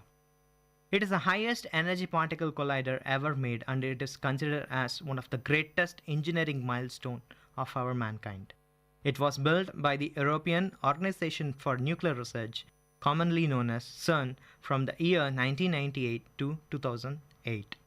LHC allows physicists to test the predictions of different theories of particle physics and high energy physics, and particularly prove or disprove the existence of theorized Higgs particles. The Higgs particle was confirmed by the date from LHC in the year 2013. The LHC is expected to address some of the unsolved questions of physics, advancing human understanding of physical laws. It contains 7 detectors, each designed for specific kinds of exploration. Okay, so having built this much of sophisticated detector, what we have achieved so far? We have achieved only on the surface level. Higgs boson or Higgs particle is an elementary particle initially theorized in the year 1964 and tentatively confirmed to exist on 14th March of 2013. The discovery has been called monumental because it appears to confirm the existence of Higgs field, which is pivot to the standard model. It would explain why some fundamental particles have mass when symmetry controlling their interaction. The discovery of Higgs boson should allow physicists to finally validate the last untested area of standard models approach. This unanswered question in fundamental physics is of such importance that it led to a series of more than 40 years of Higgs boson search. On 4th July 2012, it was announced that previously unknown particle with a mass between 125 and 125 GeV has been detected. By March 2013, the particle had been proven to behave, interact and decay in many ways as predicted by standard model. In the year 2013, it was further confirmed that the predictions of standard model will be correct. The Higgs boson is named after Peter Higgs, one of the physicists who proposed the mechanism of the existence of Higgs. Having devised such a huge particle detector, what we have achieved so far? Yes, the Higgs boson or Higgs particle has been identified from the experiment conducted at LHC. The discovery has been called monumental because it appears to confirm the existence of Higgs field, which is pivotal to the standard model and other theory. It would explain why some fundamental particles have mass when the symmetry controlling their interaction should require them to be massless, and linked to this why weak force has much shorter range than the electromagnetic force. The discovery of Higgs boson should allow physicists to finally validate the untested area of standard model approach. This unanswered question is fundamental physics is of such importance that it led to the search of more than 40 years for the Higgs boson, and finally the construction of one of the world's most expensive and complex experiment facilitated. By March 2013, the particle had been proved to behave, interact and decay in many ways as predicted by the Standard Model. Further, it was confirmed the properties of Higgs in a much more broader way.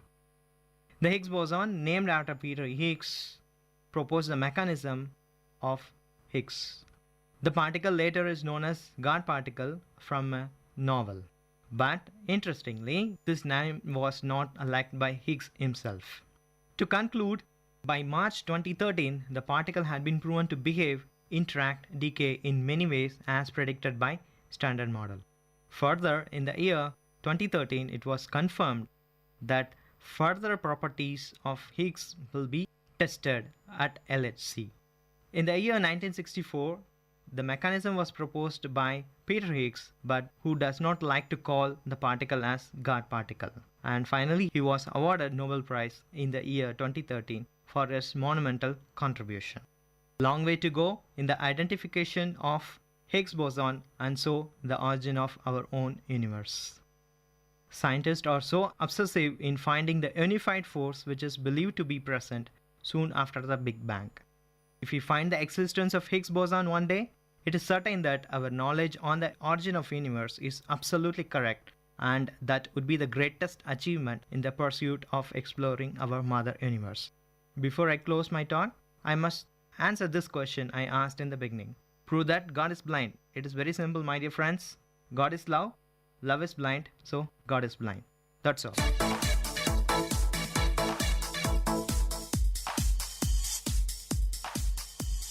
Dear listeners, we heard the lecture on Higgs boson by Dr. S. Balakrishnan, Postdoctoral Fellow of VIT University.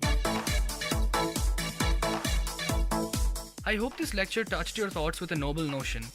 Tune into the Noble Lecture series of VIT Community Radio for another noble talk from eminent professors, researchers, and innovators from different fields.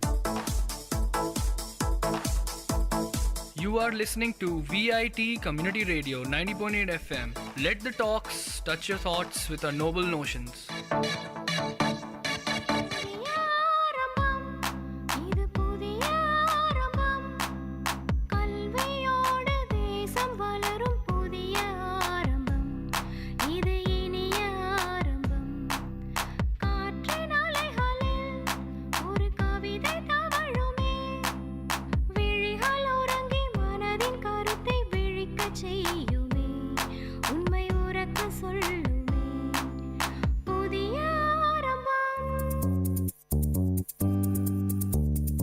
மாணவிகளின் மொழிகளோடும் மாணவர்களின் திறன்களோடும் வாராவாரம் ஆர்ப்பாட்டம், பள்ளி பிள்ளைகளின் கொண்டாட்டம். உங்கள் VIT பண்பலை 90.8 பள்ளிக்கூடம், வேலூர் நகரின் பள்ளிகளில் இருந்து மாணவர்களின் பல்சுவை நிகழ்ச்சி. இன்றைய பள்ளிக்கூடம் நிகழ்ச்சியில் நகராட்சி நடுநிலைப்பள்ளி காகிதப்பற்றை மாணவர்கள் வழங்கும் பல்சுவை நிகழ்ச்சிகளை கேட்கலாம். நிகழ்ச்சியில் அடுத்ததாக பாருக்குள்ளே நாடு என்ற பாரதியார் பாடலை பாட வருகிறார்கள் நர்மதா, ஆர்த்தி, வாசுகி, காயத்ரி. பாருக்குள்ளே நல்ல நாடு எங்கள் பாரத நாடு.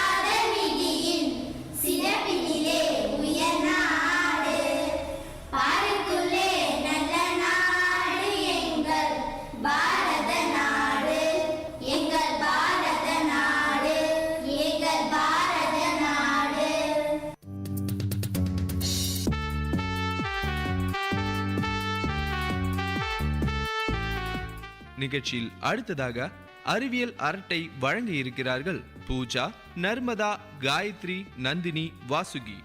பூஜா, இன்னைக்கு ஸ்கூல் முடிஞ்சு வாடி, நம்முடைய அரட்டை சங்கத்திலேயே பேசிக்கிட்டு இருக்கலாம். ஓடி சும்மா பேசி பொழுத வேஸ்ட் பண்ணாம அறிவியல் சம்பந்தமா எதனா பேசி தெரிஞ்சுக்கலாண்டி.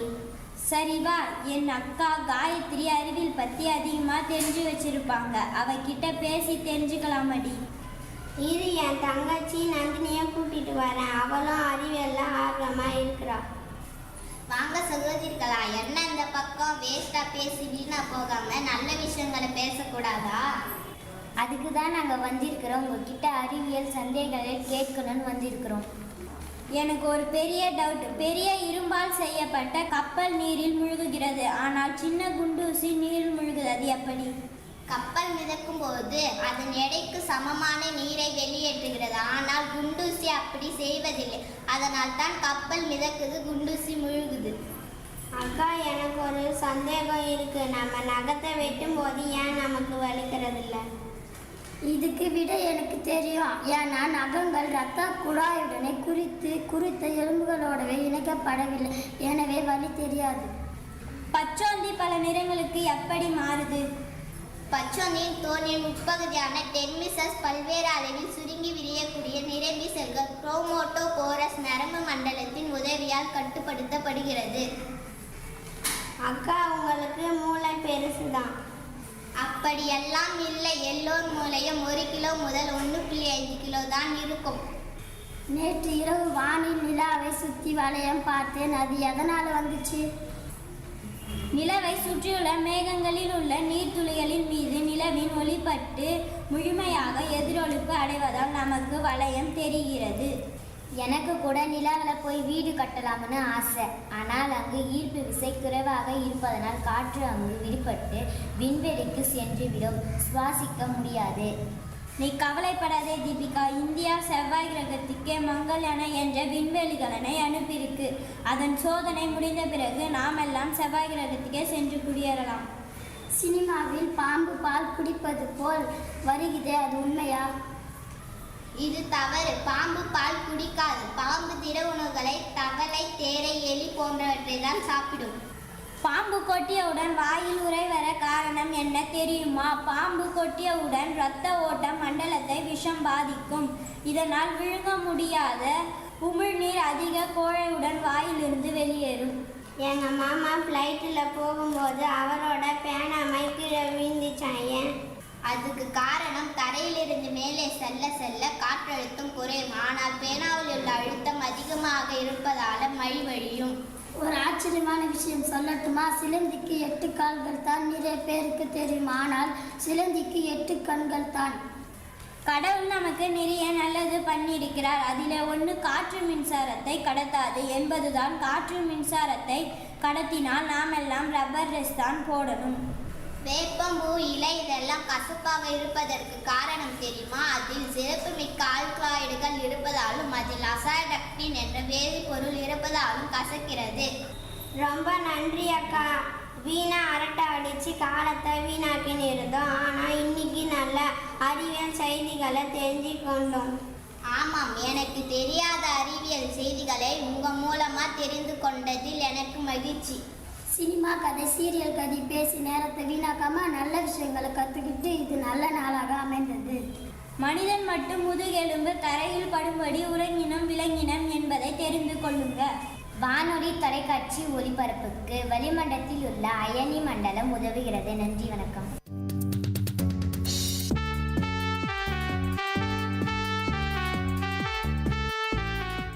நிகழ்ச்சியில் அடுத்ததாக தாலேலோ என்ற தாலாட்டு பாடலை பாட இருக்கிறார்கள் நந்தினி, பிரீத்தி. குரலின் இசையே தாலேலோ, குரலின் பொருளே தாலேலோ, நிழலின் இதமே தாலேலோ, நெல்லின் மணியே தாலேலோ, துள்ளும் மானே தாலேலோ, துளசி மனமே தாலேலோ, வெல்லும் வாலே தாலேலோ, வளபுரி சங்கே தாலேலோ, குளிரும் நிலவே தாலேலோ, குயிலின் குரலே தாலேலோ, வளரும் செல்வமே தாலேலோ, வெண்மை அன்னமே தாலேலோ, மங்க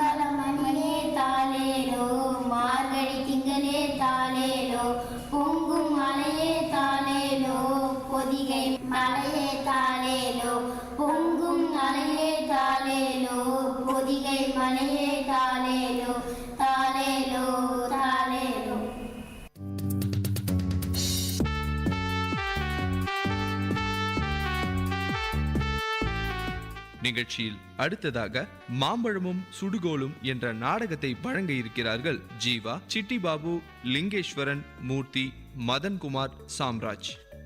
ராஜாதிராஜர், ராஜ கம்பீரன், ராஜகுல திலகர், அரசர் வருகிறார் வருகிறார் வருகிறார். அரண்மனை வைத்தியரை உடனே அழைத்து வாருங்கள். அரண்மனை வைத்தியரே, எங்களை அரசர் அழைத்தார். வணக்கம் மன்னரே, எதற்காக என்னை அழைத்தீர்கள்? வருத்தத்துடன் அரண்மனை வைத்தியரே, என் ஈர்த்த அன்பு தாயாரின் உடல்நிலை இப்போது எப்படி உள்ளது? கொஞ்சம் பொருத்த வேண்டும் அரசே. நாடியை பிடித்து பார்த்ததில் தங்களின் தாயார் பிறப்பது கடினம் என்று தெரிகிறது. இன்னும் சில நாளே இருப்பார். ஆகவே அவர் விரும்பியதனை செய்து அவரை மன்னிக்கலாம். அப்படியா? தாயாரின் அருகே செல்கிறார் அரசர். தாயே, தங்கள் விருப்பத்தை சொல்லுங்கள், அதை நிறைவேற்ற காத்திருக்கிறேன். மாம்பழம் வேண்டும். அரசரின் தாயார் முழுகியபடி ஏதோ மெல்ல சொல்கிறார். புரிந்து கொண்ட அரசர் ஆணையிடுகிறார். அமைச்சரே, என் அன்னை மாம்பழம் சாப்பிட விரும்புகிறார். இதுவே அவர் தம் விருப்பம். உடனே அதற்கு ஏற்பாடு செய்யுங்கள். பொறுத்தொழுதல் வேண்டும் அரசே. இது மாம்பழ காலம் இல்லை. எங்கிருந்தாலும் சரி, அண்டை நாடு சென்றாவது மாம்பழம் கொண்டு வாருங்கள். அப்படியாகட்டும் அரசே. சேவர்கள் பல திசைகளிலும் சென்று அடைகிறார்கள். ஆனால் மாம்பழம் கொண்டு வருவதற்குள் அவருடைய தாயாரின் உயிர் பிரிந்துவிட்டது.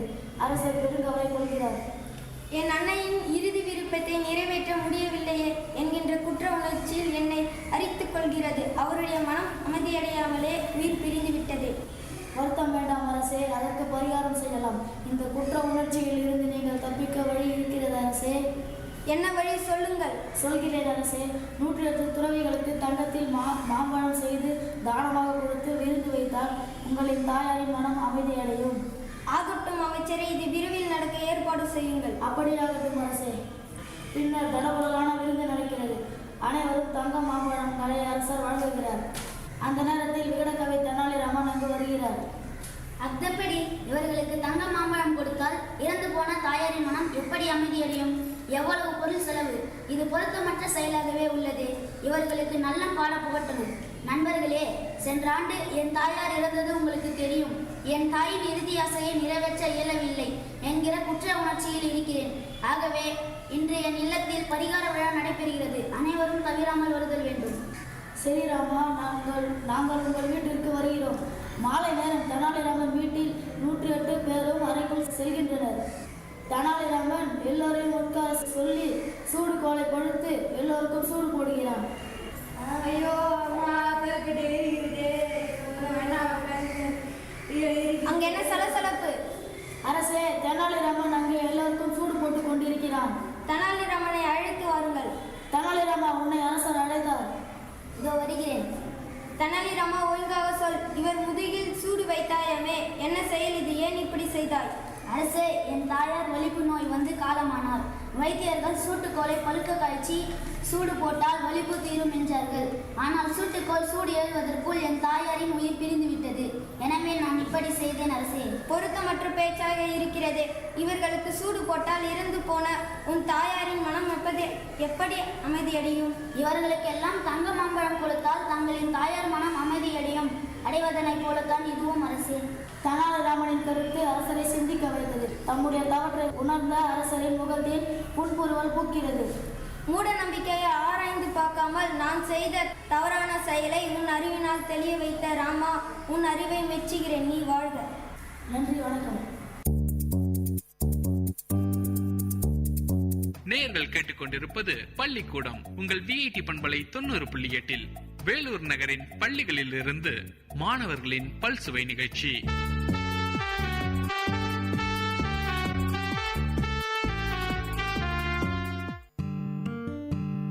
வானொலி ஒலித்திடுதே, மனிதத்தை வளர்த்திடுதே, சமுதாயத்தை நலமாய் மாற்றிடுதே, செவிகளை வருடுதே, கவிதைகள் வார்த்திடுதே, பண்பலைகளின் பயன்களை பரவிடுதே.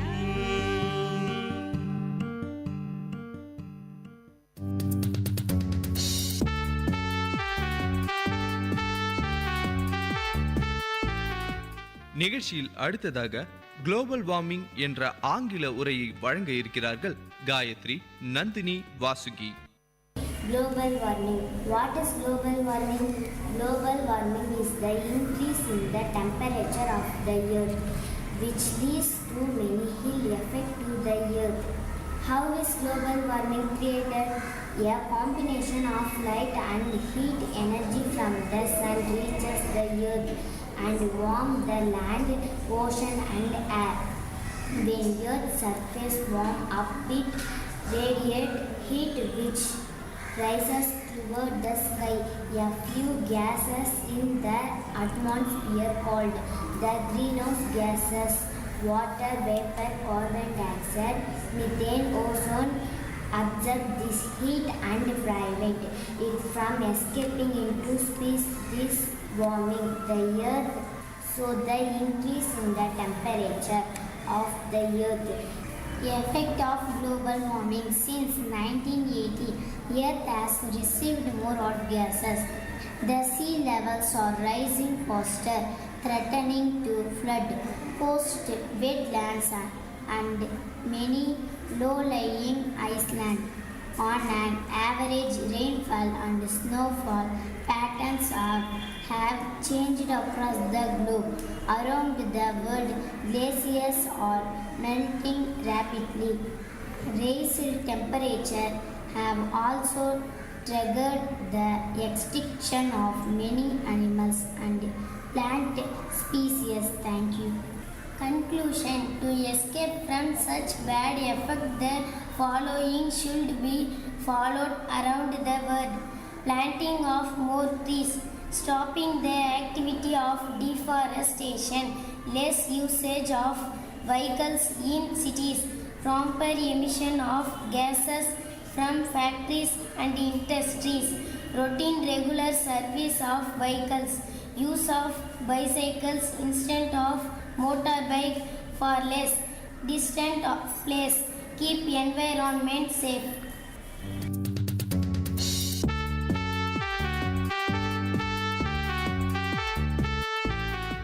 நிகழ்ச்சியில் அடுத்ததாக கீரை நாடகம் வழங்குகிறார்கள் ஸ்னேகா தனலட்சுமி. கீரையோ கீரை, அரைக்கீரை, சிறுகீரை, முளைக்கீரை, பசலைக்கீரை, வாங்கலையம்மா வாங்கல, கீரையம்மா கீரை. கிளிங். கீரைக்காரம்மா, நான் தான் சொல்கிறேன்ல கீரை வேணான்னு ஏமா வந்து சும்மா பெல் அடித்து தொந்தரவு பண்ணிட்டு போகிற? அம்மாடி வாமா இங்க. என்னன்னு சொல்லுமா. கூடைய கொஞ்சம் கீழே இருக்குமா. ஏம்மா நீ கீரையே வாங்க மாட்டேன்ற?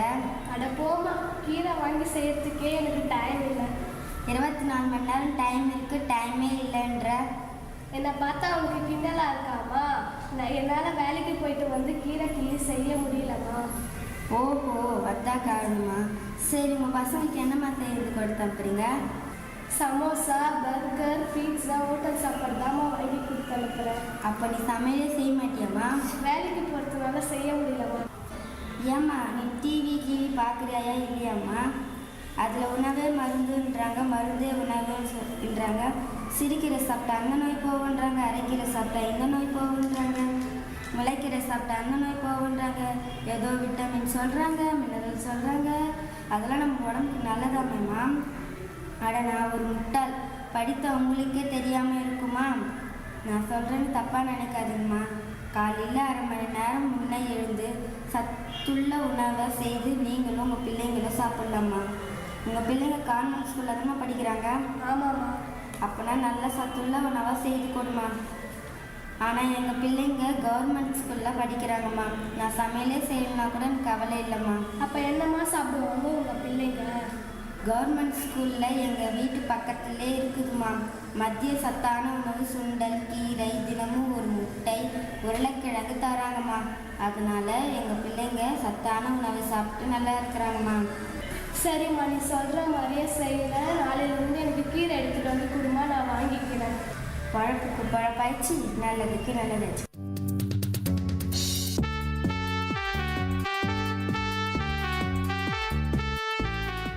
நிகழ்ச்சியில் அடுத்ததாக வினாடி வினா வழங்க இருக்கிறார்கள் ஜீவா, தனலட்சுமி. புதிர் வினாக்கள். லெட்டு போட்டு குறுக்கில் ஒரு கோடு போட்டால் அது எப்படின்னு படிப்பேன்? கட்லெட். சாம் போட்டு இப்படி பார் போட்டால் அது எப்படின்னு படிப்பேன்? சாம்பார். G1 4 T அது எப்படி சேர்த்து படிப்பேன்? ஒரு G 4 T, ஒரிஜினாலிட்டி. 3 அதை கூட்டு கழி பெரு வகு ஆனால் விட வந்து 6 வரணும். 3 3 9 9 3 கழிச்சா 6. 3 1 3 6 10 அப்படின்னா அடுத்த நம்பர் என்ன வரும்? 15. ஒரு எண்ணெய் 1லேருந்து 9 ஒரு எண்ணெய் நினச்சிக்கோ. அது கூட ஒரு 9 கூட்டு விடைய ரெட்டிப்பாக்கு. அது கூட ஒரு 9 கூட்டு 3 பெருக்கு 3 கழி. வந்த ஆன்சரை 6 வகு. நினச்ச எண்ணிலிருந்து அதை கழி. விட என்ன? 10. எப்படி? நான் 4 நினச்சேன். 9ஓட கூட்டினா 13 வந்தது. 13 2 வாட்டி கூட்டிக்கினேன். கூட்டினால 26 வந்தது. 26 3 கூட்டிக்கினேன். 29 வந்தது. 29 3 பெருக்கிக்கினேன். பெருக்கினால 87 வந்தது. 87 3 கழிச்சு 84. 84 6 வகுத்தேன் 14. 14 4 கழிச்சு 10. ராமானுஜர் யார்? அவர் எங்கே பிறந்தார்? தமிழ்நாட்டில் உள்ள ஈரோட்டில் பிறந்தார். அறிவியலின் அரசி யார்? அதாவது குயின். கணிதம். கணிதத்தின் அரசி? எண் முறையினம். ராமானுஜரை தெரியும்ல, ராமானுஜரோட எண் எது? 1729. ஒருவர் வந்து கடைக்கு போறாரு. மொத்தம் 70 எண்ணிக்கையுள்ள மாம்பழம் மற்றும் வாழைப்பழத்தை ரூபாய் 35 வாங்குறாரு. எனில் எவ்வளவு ரூபாய்க்கு வாழைப்பழம், எவ்வளவு ரூபாய்க்கு மாம்பழம் வாங்கியிருப்பாரு? 35 70. 40 பைசா 50 வாழைப்பழம் 20 ரூபாய். 75 பைசா 20 மாம்பழம் 15 ரூபாய். அதனால 70 ரூபாய் 35 பைசா 32 ரூபாய். ஒரு தவளை வந்து கிணற்றில் விழுந்து விட்டது. அது 4 படி ஏறினா 1 அடி சறுக்கி விடுகிறது. ஆக அந்த தவளை 12 அடி ஏற எத்தனை தடவை ஏறும்? 4 முறை. எந்த 3 இலக்க எண்ணையும் 1001 பெருக்கினால் என்ன எண் கிடைக்கும்? அதே எண் 2 முறை வரும். சதுர வயல் ஒன்றின் நடுவில் மாடு ஒன்று கட்டப்பட்டுள்ளது. புல் மேய்ந்தது. அதே சதுர வயல் முறையில் மாடு கட்டியுள்ளனர். அதன் பின்னர் ஒவ்வொரு முறையில் 4 முறையில் கட்டி மேயிட்டிருந்தன. அந்த பசு அதிகமாக உணவை எது உண்டிருக்கும்? ஒரே அளவுதான். ராமுவிடம் அவனுடைய நண்பன் உன்னுடைய வயசு என்ன கேட்குறான். என்னுடைய வயது என் அக்காவின் வயதை விட 2 வயது 6 குறைவு. என் தம்பியின் வயதை விட 2 வயது அதிகம். என் அக்காவின் வயதையும் என் தம்பியின் வயதையும் பெருக்கினால் 12. எனில் என்னுடைய வயது என்ன? 4.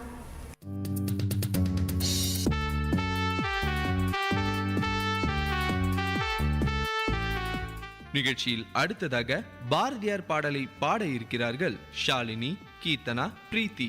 பாரத தேசம் ஆயுதம் செய்வோம், நல்ல காகிதம் செய்வோம், ஆலயமைப்போம், கல்வி சாலையமைப்போம், ஓய்தல் செய்வோம், நல்ல சாயுத செய்வோம், உண்மை செய்வோம், பல வன்மைகள் செய்வோம், கூடைகள் செய்வோம், முழு படைகள் செய்வோம், கோணிகள் செய்வோம், நீரும் பாடைகள் செய்வோம், நடையும் பரப்புணர் வண்டிகள் செய்வோம், நாடு நடுங்க வரும் கப்பல் செய்வோம், காரியம் செய்வோம், நல்ல காடு வளர்ப்போம், கலை வளர்ப்போம், கொலை முறை வளர்ப்போம், ஓவியம் செய்வோம், நல்ல ஊசிகள் செய்வோம், உலக தொழில் அனைத்து முன்வந்து செய்வோம், சாதி இரண்டொழிய வேறுலே செய், தமிழ் மகள் சுதி சொல்லாமிதமில்லும், நீதி நேர்மைத்து பிறக்குதவும், நேர்மைய மேலவர் கீழவர் மற்றும் மகாகவி பாரதியார். நன்றி, வணக்கம்.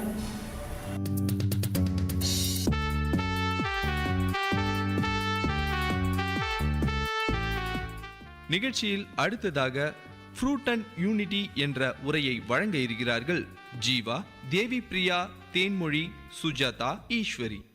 Fruit of unity. In Kodaikanal, owing to heavy rain, a rock rolls down from the top of a hill and reaches a busy street. Mighty person come forward one by one to remove the stone. I am Ranjit Singh. I am a boxer. The stone is an obstacle to my movement. I shall remove this stone. Oh God, he seems to be very heavy. I can't remove it. Pakkaji, daily 2 30 chapati, 1 kg rice and 10 liter of milk. I can remove this stone. Oh, I can remove it. Panijar, I am from the land of Emperor Shivaji. We had no for our bravery. I can remove this rock so people can move easily. Oh, it is not a rock, I cannot remove it.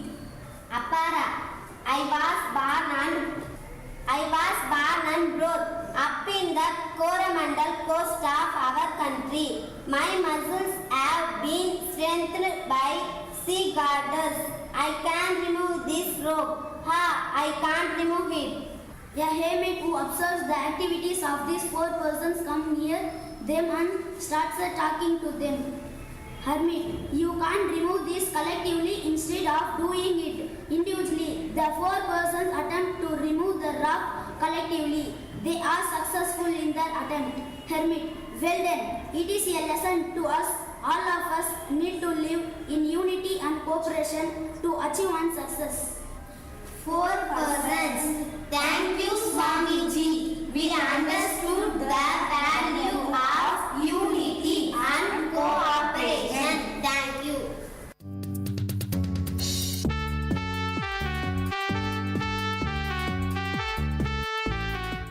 நிகழ்ச்சியில் அடுத்ததாக வினாடி வினா வழங்க இருக்கிறார்கள் bias Prithviraj.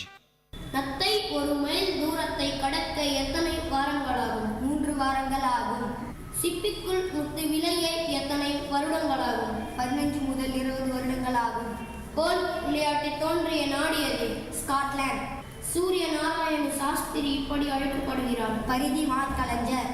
சிவப்பு ஒளி தரும் வாயு எது? நியான். ஐந்தாண்டுக்கு முதல் அறிமுகப்படுத்திய நாடு? ரஷ்யா. பாகிஸ்தானில் முதல் ஜனாதிபதி யார்? முகமது அலி ஜின்னா. கால்பந்தாட்ட விளையாட்டிற்கு வழங்கப்படும் கோப்பை எது? துராண்ட் கோப்பை. சரோஜினி நாயுடுவிற்கு கவிக்குள் என்று சூட்டியவர் யார்? ஜவஹர்லால் நேரு. சூரியனின் வெப்பநிலையை அளவிடும் கருவி எது? பைரோமீட்டர்.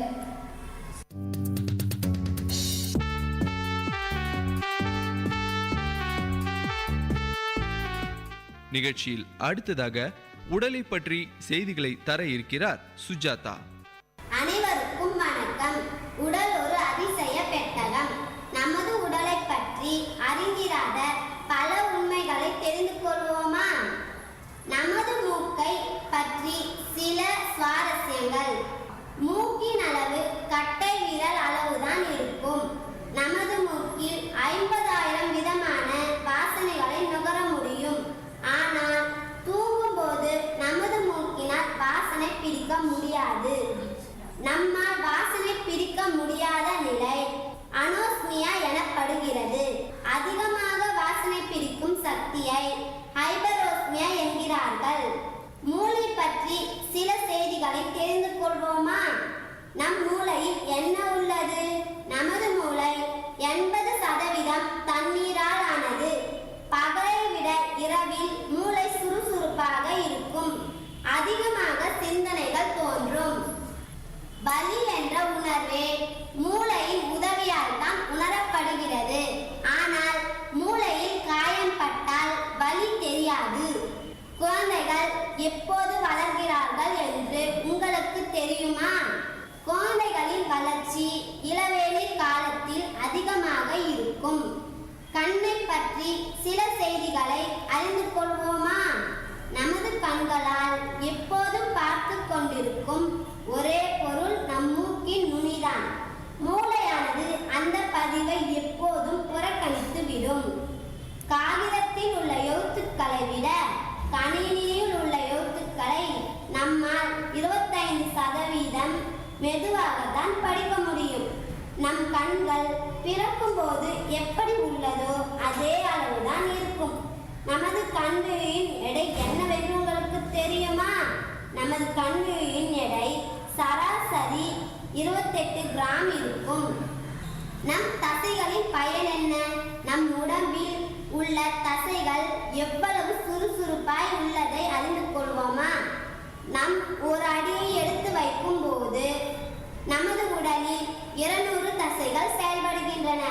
எலும்புகளை பற்றிய சில செய்திகளை அறிந்து கொள்வோமா? பிறக்கும் போது நமது உடலில் 300 எலும்புகள் உள்ளன. ஆனால் வளர்ச்சி அடைந்த மனித உடலில் 206 எலும்புகளே உள்ளன. பல எலும்புகள் ஒன்றிணைந்து விடுவதுதான் இதற்கு காரணம். எலும்புகள் வலிமையானவை என்று எண்ணுகிறீர்களா? அதன் வெளிப்புறமே கடினமானது. உட்புறம் எலும்புகள் மென்மையாகத்தான் இருக்கும். ஏனெனில் எலும்புகள் 75% தண்ணீரால் ஆனது. மனித உடலில் எலும்புகளின் பங்கு 14% ஆகும். இரத்தத்தின் தன்மையை அறிந்து கொள்வோமா? நமது இரத்தம் தண்ணீரை விட 6 மடங்கு அடர்த்தியானது. பெண்களின் உடலில் 4.5 லிட்டர் ரத்தமும் ஆண்களின் உடலில் 5.6 லிட்டர் ரத்தமும் காணப்படுகிறது. நமது உடலில் உள்ள இரத்த நாளங்களை ஒன்றிணைத்தால் 60,000 மைல்கள் நீளத்திற்கு இருக்கும். நுரையீரல் பற்றி சில சுவாரஸ்யங்கள். நமது நுரையீரல் 30 கோடிக்கும் அதிகமான நுண்ணறைகளை கொண்டிருக்கிறது. இவ்வளவு குட்டியான அறைகளில்தான் நாம் சுவாசிக்கும் காற்று நிரப்பப்பட்டு இரத்தத்தில் கலக்கிறது. இந்த நுண்ணறைகளை பரப்பி வைத்தால் டென்னிஸ் ஆடுகளத்தின் அளவு விரிந்திருக்கும். அதே வேளையில் ஒன்றை அடுத்து ஒன்று அடுக்கினால் சுமார் 15,000 மைல் தூரத்திற்கு நீளும் தன்மை கொண்டவை. அடேங்கப்பா என்று சொல்ல தூண்டும் நுரையீரலில் மகத்துவத்தை உணர்ந்தது நல்லவைகளாக மட்டும் சுவாசிப்போம். மனிதனின் வலது பக்க நுரையீரலை விட இடது பக்க நுரையீரல் சிறியது. சிறுநீரகத்தின் வேலையை தெரிந்து கொள்வோமா? சிறுநீரகம் ஒரு நிமிடத்திற்கு 1.3 லிட்டர் இரத்தத்தை சுத்திகரிக்கிறது. தினமும் 1.4 லிட்டர் சிறுநீரை வெளியேற்றுகிறது. நன்றி, வணக்கம்.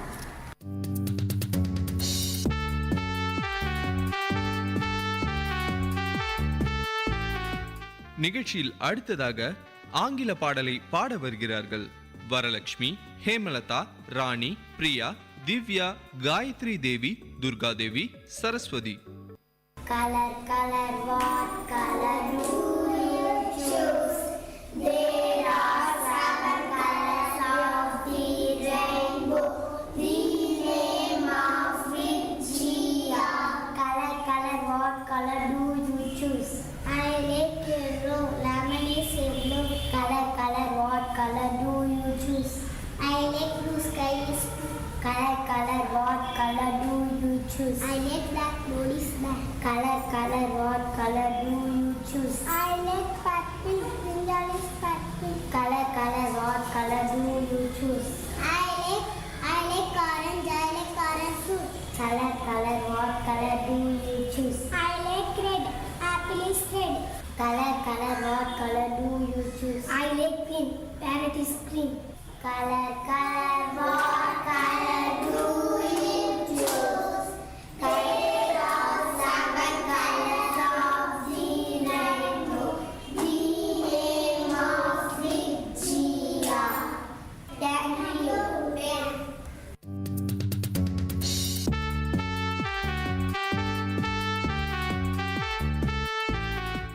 நிகழ்ச்சியில் அடுத்ததாக வில்லுப்பாட்டு வழங்க இருக்கிறார்கள் தேவி பிரியா, ரேவதி, சுஜாதா, தேன்மொழி, திலகவதி, மோனிஷா.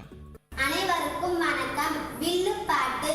தந்தனத்தோம் என்று சொல்லியே ஆமாம், வில்லினி பாட ஆமாம், வில்லினி பாட ஆமாம், வந்தொருவர் தமிழ் மக்களே ஆமாம், தந்தனத்தோம் என்று சொல்லியே ஆமாம், வில்லினி பாட ஆமாம், வில்லினி பாட ஆமாம், வந்தொருவர் தமிழ் மக்களே ஆமாம்.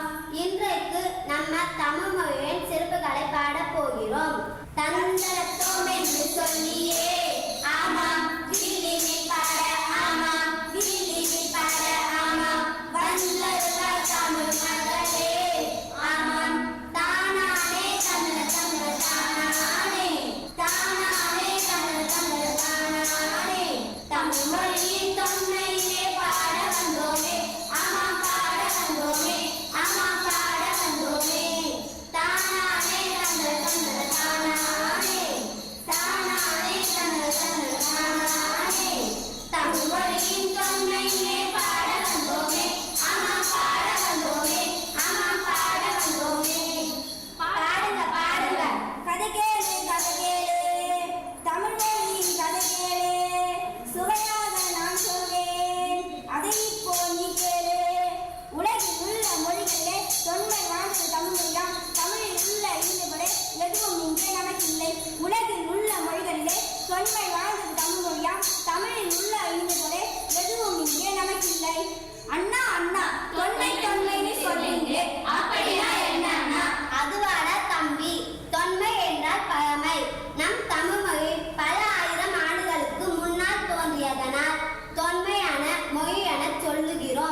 கல் தோன்றி மண் தோன்றா காலத்து முன்னால உண்டான மொழியே தமிழ்மொழி. ஆகா, பல்லாயிரம் ஆண்டு போனாலும் இப்போதும் புதுமொழியால் இருப்பதும் தமிழ்மொழி. ஓஹோ, அது எப்படியெல்லாம் உங்களுக்கு தெரியும்? அடே தம்பி, இது உலகத்துக்கே தெரியுமே. அதுதான் எப்படி அண்ணா? சொல்றேன் கேளு. பல ஆயிரம் ஆண்டுகளுக்கு முன்பு மக்கள் பயன்படுத்திய பொருட்கள் பூமிக்கு அடியில கிடைச்சிருக்கு. அப்படியா? எங்க அண்ணா? பழனி, ஆதிச்சநல்லூர், அரிகமேடு ஆகிய இடங்களில் கிடைத்தது. அந்த பொருட்களில் எல்லாம் ஆணையால் எழுதப்பட்டுள்ளது. இப்ப புரியுதா நம்ம மொழியின் தன்மையை? நல்லா புரியுதா? அது மட்டுமா, 2000 வருடங்களுக்கு முன்னரே திருவள்ளுவர் 1330 குறட்பாக்களில் சொல்லாத கருத்தும் இல்லை, கூறாத தத்துவமும் இல்லை. நம் வாழ்க்கைக்கு தேவையான அத்தனை அறச்செய்திகளும் உள்ளடக்கியது. ஆகவே திருக்குறளை உலக பொதுமறை என்று கூறுகிறார். ஆக நம் தமிழ் மொழியே தொன்மை மொழியாகும். நம் முன்னோர்கள் பல நூல்களை எழுதியுள்ளனர். திரைமாலை 150 இனியவை 40 திருக்குறள் திருக்கடுகம் இன்னாக்கிறது பழமொழி ஆசார கோவை காரணாக்கிறது சிறுபஞ்சமூலம் கரவடினாக்கிறது முதுமொழி காஞ்சி ஏராதி நிலை நாலடியா நன்மை கடிகை ஐந்தினை எழுவது ஐந்தினை 50 திரைமொழி 70. அண்ணா, காரணம் இல்லாமல் நீங்கள் தமிழ் மொழியின் சிறப்புகளை சொல்ல மாட்டீர்களே. சரியாக சொன்னாய். இத்தனை சிறப்புகளை கொண்ட தமிழ் மொழியை செம்மொழி என அறிவித்த மகிழ்ச்சியை வெளிப்படுத்தத்தான் இந்த வில்லுப்பாட்டு. தமிழுக்கு அமுதென்று பேர். அந்த தமிழின்ப தமிழங்கள் உயிருக்கு நேர், உயிருக்கு நேர், தமிழுக்கு நிலவென்று பேர். இந்த தமிழங்கள் சமூகத்தின் விரலுக்கு நீர், விரலுக்கு நீர், தமிழங்கள் வாழ்வுக்கு நிருமித்த ஊர், நிருமித்த ஊர், தமிழுக்கு மதுவென்று பேர். இந்த தமிழங்கள் உரிமை செம்பயிருக்கு வேர், செம்பயிருக்கு வேர், தமிழுக்கு அமுதென்று பேர். அண்ணா, செம்மொழி என்பது மிகப்பெரிய பட்டமா? ஆமாம் ஆமாம். உலக மொழிகளுக்கெல்லாம் மூத்த மொழி நம் தமிழ் மொழி. திராவிட மொழிகளுக்கெல்லாம் தாய்மொழி நம் தமிழ் மொழி. இதன் பழமையும் சிறப்பையும் கருதி நடுவண் அரசு செம்மொழி என அறிவித்தது. நம் மொழிக்கும் நமக்கும் பெருமைதானே? பெருமைதான். வாழியவே பல்லாண்டு காலம் செம்மொழி என்றென்று வாழியவே, வாழியவே பல்லாண்டு காலம் செம்மொழி என்றென்று வாழியவே, வாழிய வாழிய வாழியவே, வாழிய வாழிய வாழியவே. நன்றி, வணக்கம். நேயர்கள் இதுவரை கேட்டது உங்கள் விஐடி பண்பலை 90.8 பள்ளிக்கூடம் வேலூர் நகரின் பள்ளிகளில் இருந்து மாணவர்களின் பல்சுவை நிகழ்ச்சி.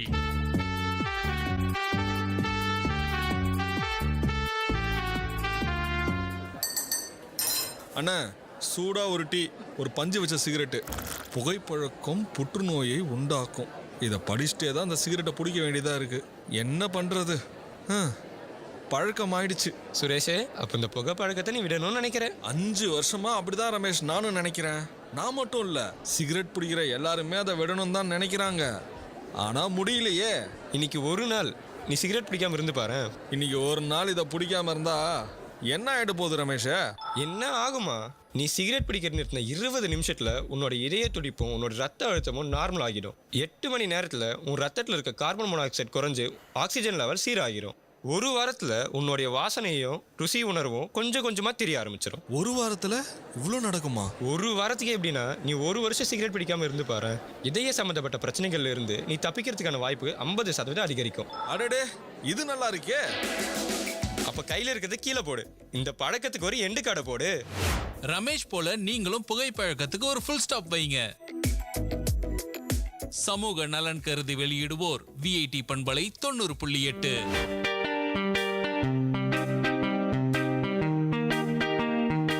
Dear listeners, for the next hour, you are going to listen to the program Team Speak Time in VIT Community Radio 90.8 FM. नमस्कार, VIT कम्युनिटी रेडियो 90.8 FM में आपका स्वागत है।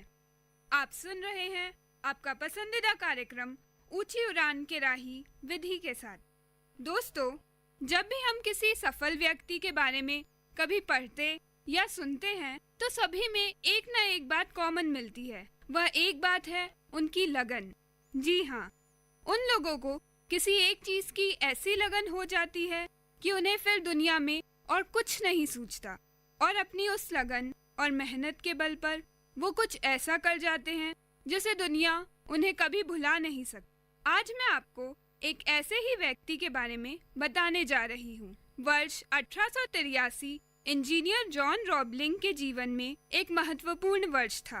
क्यों न हो, इसी वर्ष उन्हें न्यूयॉर्क से लॉन्ग आइलैंड को जोड़ने के लिए एक शानदार पुल का निर्माण करने का विचार आया था, लेकिन विशेषज्ञों ने उनका यह विचार खारिज कर दिया। पूरी दुनिया उनके विचारों के खिलाफ थी और कुछ लोगों ने तो यह तक कह दिया कि उन्हें इस योजना को ड्रॉप कर देना चाहिए।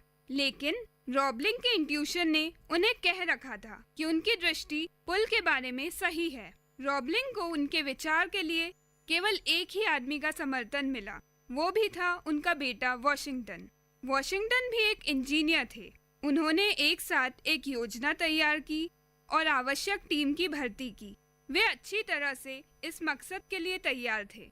पुल निर्माण का काम शुरू किया गया, परंतु कार्यस्थल पर हुई एक दुर्घटना में रॉबलिंग की मृत्यु हो गई।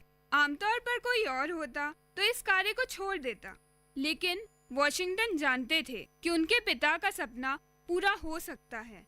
पर किस्मत तो देखिए, वॉशिंगटन को मस्तिष्क क्षति का सामना करना पड़ा और वह स्थिर हो गए। वह इस हद तक घायल हो गए कि ना तो वे चल सकते थे और ना ही बात कर सकते थे, यहाँ तक कि वे हिल भी नहीं सकते थे। एज यूजुअल, विशेषज्ञों जिन्होंने पुल का निर्माण नहीं करने की सलाह दी थी, उन्होंने दोनों को पागल और मूर्ख करार दिया। वॉशिंगटन अपनी सेवाओं का विस्तार करने की स्थिति में नहीं थे, पर निर्माण परियोजना को समाप्त करने के बारे में वे कभी सोच भी नहीं सकते थे। वह अपने उद्देश्य के बारे में स्पष्ट थे। अब वॉशिंगटन बातचीत करने के लिए अपनी पत्नी पर पूरी तरीके से निर्भर थे। उन्होंने बातचीत करने के लिए अपनी एक चलती उंगली का इस्तेमाल किया और अपनी बात समझाने की एक कोड प्रणाली विकसित की। शुरू में हर किसी को वह मूर्ख लगे, पर वॉशिंगटन ने हार नहीं मानी। अगले 13 सालों तक उनकी पत्नी ने उनके निर्देशों की व्याख्या की और इंजीनियर्स को समझाया। इंजीनियर उनके निर्देश पर काम करते गए और आखिरकार ब्रुकलिन ब्रिज हकीकत में बनकर तैयार हो गया। आज वह ब्रिज एक शानदार स्पेक्टेक्युलर लैंडमार्क के रूप में बाधाओं का सामना करने वाले लोगों के लिए एक प्रेरणादायक ट्रू लाइफ स्टोरी के रूप में खड़ा है। तो दोस्तों, हमने इस कहानी से सीखा कि परिस्थितियों को अपनी शक्ति खत्म करने की अनुमति कभी मत दीजिए। हमें हमेशा याद रखना चाहिए कि लहरों से डरकर नौका पार नहीं होती और कोशिश करने वालों की कभी हार नहीं होती। इसी के साथ आपकी होस्ट विधि को दीजिए इजाजत और सुनते रहिए आपका पसंदीदा शो ऊंची उड़ान के राही, सिर्फ VIT कम्युनिटी रेडियो 90.8 FM पर।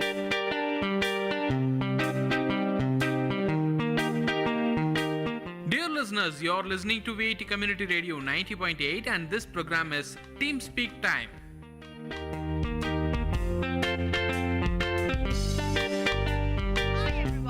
You're listening to VIT Community Radio 90.8 FM. Welcome to the most amazing and wonderful show, NRI TYA DICT B Nrityadik. Because addiction is a good thing.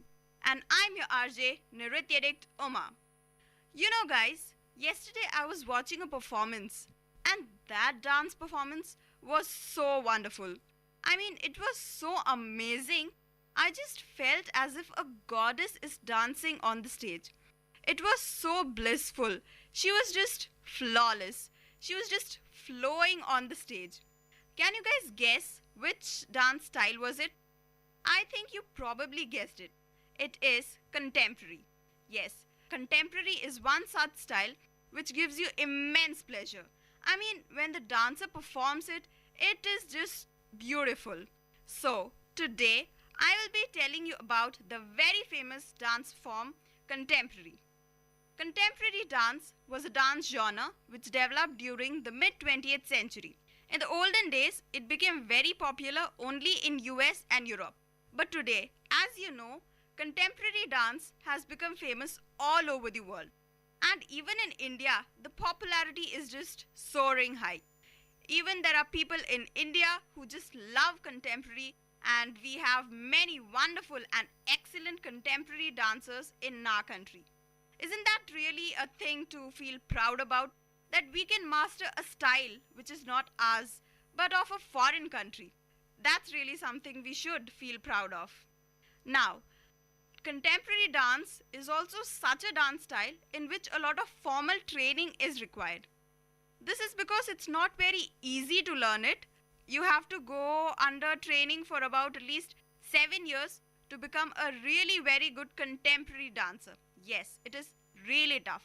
It requires a lot of determination and willpower. You have to do your classes every day, only then you can be perfect. Otherwise, doing contemporary is very difficult because you have to get that body movements and the balance and everything, which takes a lot of time. Now, contemporary dance was actually derived from many dance styles. Like many of the elements were derived from modern dance, classical dance such as ballet, and also jazz. Contemporary dance involves a lot of technique. So, in technique, when I say it includes strong and controlled leg work, which is derived from ballet, and it also includes a lot of stress on the torso, which is from the modern dance. It also includes other elements such as flow work, contract, release, fall, and recovery. At first, what used to happen is that a contemporary focused only on the Western elements. But nowadays, even non-Western elements are included in contemporary. The main point in contemporary is that our toes should always be pointed. If you're a contemporary dancer, even when you're sleeping, your toes should be pointed. That's how it is supposed to be. But nowadays, they also include non-Western elements such as bent knees, which are derived from the African style, and also some other things which have been taken from the Japanese contemporary dance, which is known as Butosh. So, let's do something interesting today. I'm going to teach you guys to dance through the radio. Doesn't that sound really interesting? So come on, stand up and start your warm-up. When I say warm-up, many people ask me, why do we always have to warm up? What is the need for it? We can just start our dance practice. Guys, warm-up and cool down are very important before you start and after you finish your dance. Warm-up is very important because only when you warm up your body, each and every part becomes a little active, and when you do your dance steps, it will be easy for you. Otherwise, what happens is that while you're dancing, you may do some wacky movements. Like suddenly you turn your head, suddenly you lift your hand or leg, and then you'll get a jerk. This will cause injuries. That is the reason you should always warm up before you start your dance practice. And cool down, why is it necessary is that your body needs to relax after the hectic practice, and it has to come back to the normal position. That is the reason we do cool down. So, start your warm up, guys. Starting with the head, up, down, right, left. Take it round, round, round. Do it also with your shoulders, back, back, back, and front, front, front. A bit of movement in the hip. You can do 2 or 3 hip rolls and a little exercise in the knees, and you can extend your legs and a bit of kicks. So you're done with the warm-up. I'll be telling you some of the postures or terms which are used in contemporary. So, starting with, the first one is known as forced arch. So what happens in forced arch is that you keep both your legs together, that is both your legs are joined, your left leg is straight, and on your right leg you stand on the toe. So when this happens, it feels as if there is an arch and it is forced. That is the reason it is also known as forced arch. So this is known as forced arch. Your left leg is straight and your right leg is on the toe. Now the second one is known as releve. In releve, you stand on the toe of both your foot. So that is known as releve. When it is one foot on the toe, it is forced arch, and when both are on the toe, then it is releve. The next one will be passe. Passe is when again you keep both your legs joined. Your left leg is straight. Your right leg's toe should touch your left leg's knee. And when this is happening, your right knee should be turned towards the right. So your left leg is straight, right leg toe touching the knee, and your right leg is turned towards the right. That is known as passe. Now, it is very interesting to hear rhyming words. So as with the rhyming of passe, next I will tell you about chasse. So chasse is again a French word which in English means to chase. I think you guys would have chased a lot of people in life. So today we are going to chase our legs. Yes. So what happens in this is that you keep your legs wide open. From your right leg comes towards your left and your left leg goes out. And that time your left leg is on the toe. Again your left leg comes in near the right leg and your right leg goes out. And now your right leg is on the toe. When you do this continuously, it feels as if one leg is chasing the other. You know, it is like two animals are chasing each other. The same way, two legs are chasing each other. So when one comes near, the other one runs away. Then the other one comes near, the other leg runs away. That is chasse. Now next one. You people know about buckling? Of course, we all would have worn shoes with buckles. You know, tying lace is such a tiring thing. If there is a buckle, you can just put it on and you can just go, you know. That's very easy. Lace is so hectic, sometimes it'll come, it won't come. Anyways, talking about buckling in contemporary, what you have to do is keep both your legs wide open and turn towards one side. That is, I would say, turn towards your right. You have to face your right and bend your right leg forward. When you bend your right leg forward, your left leg is on the toe. And also be very careful that your right leg's knee is in line with your right leg's toe. Your right leg's knee should not exceed the toe, because if that happens, it would cause a lot of pain in your knee, and that would be really very ridiculous. It is very painful. So be really careful about that. Your knee should be equal to your toe, and this line is known as plumber's line. So this is what buckling is all about. Now, you all would have seen tops, right? I'm not talking about the tops we wear for the jeans, but the spinning tops with which we used to play when we were kids long back, of course, because nowadays we just play on the internet. Nobody even knows what is a top. Okay, so even in dance, you have to spin like a top. The first spin is known as spinta.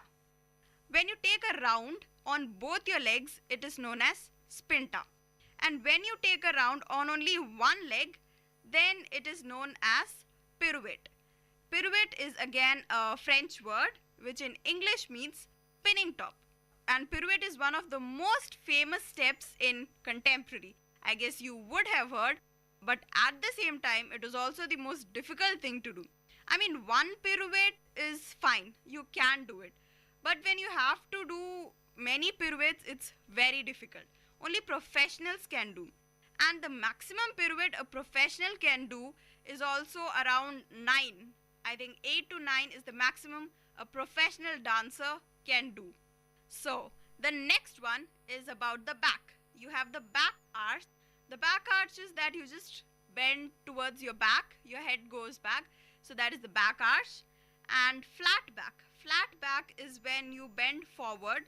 You don't bend forward fully, but only your head comes a bit forward and your back is inclined towards a certain degree. So it is as if it is inclined to, a certain degree. So that is known as flat back. Now, the next one is power move. So you move with power. No, that is not power move.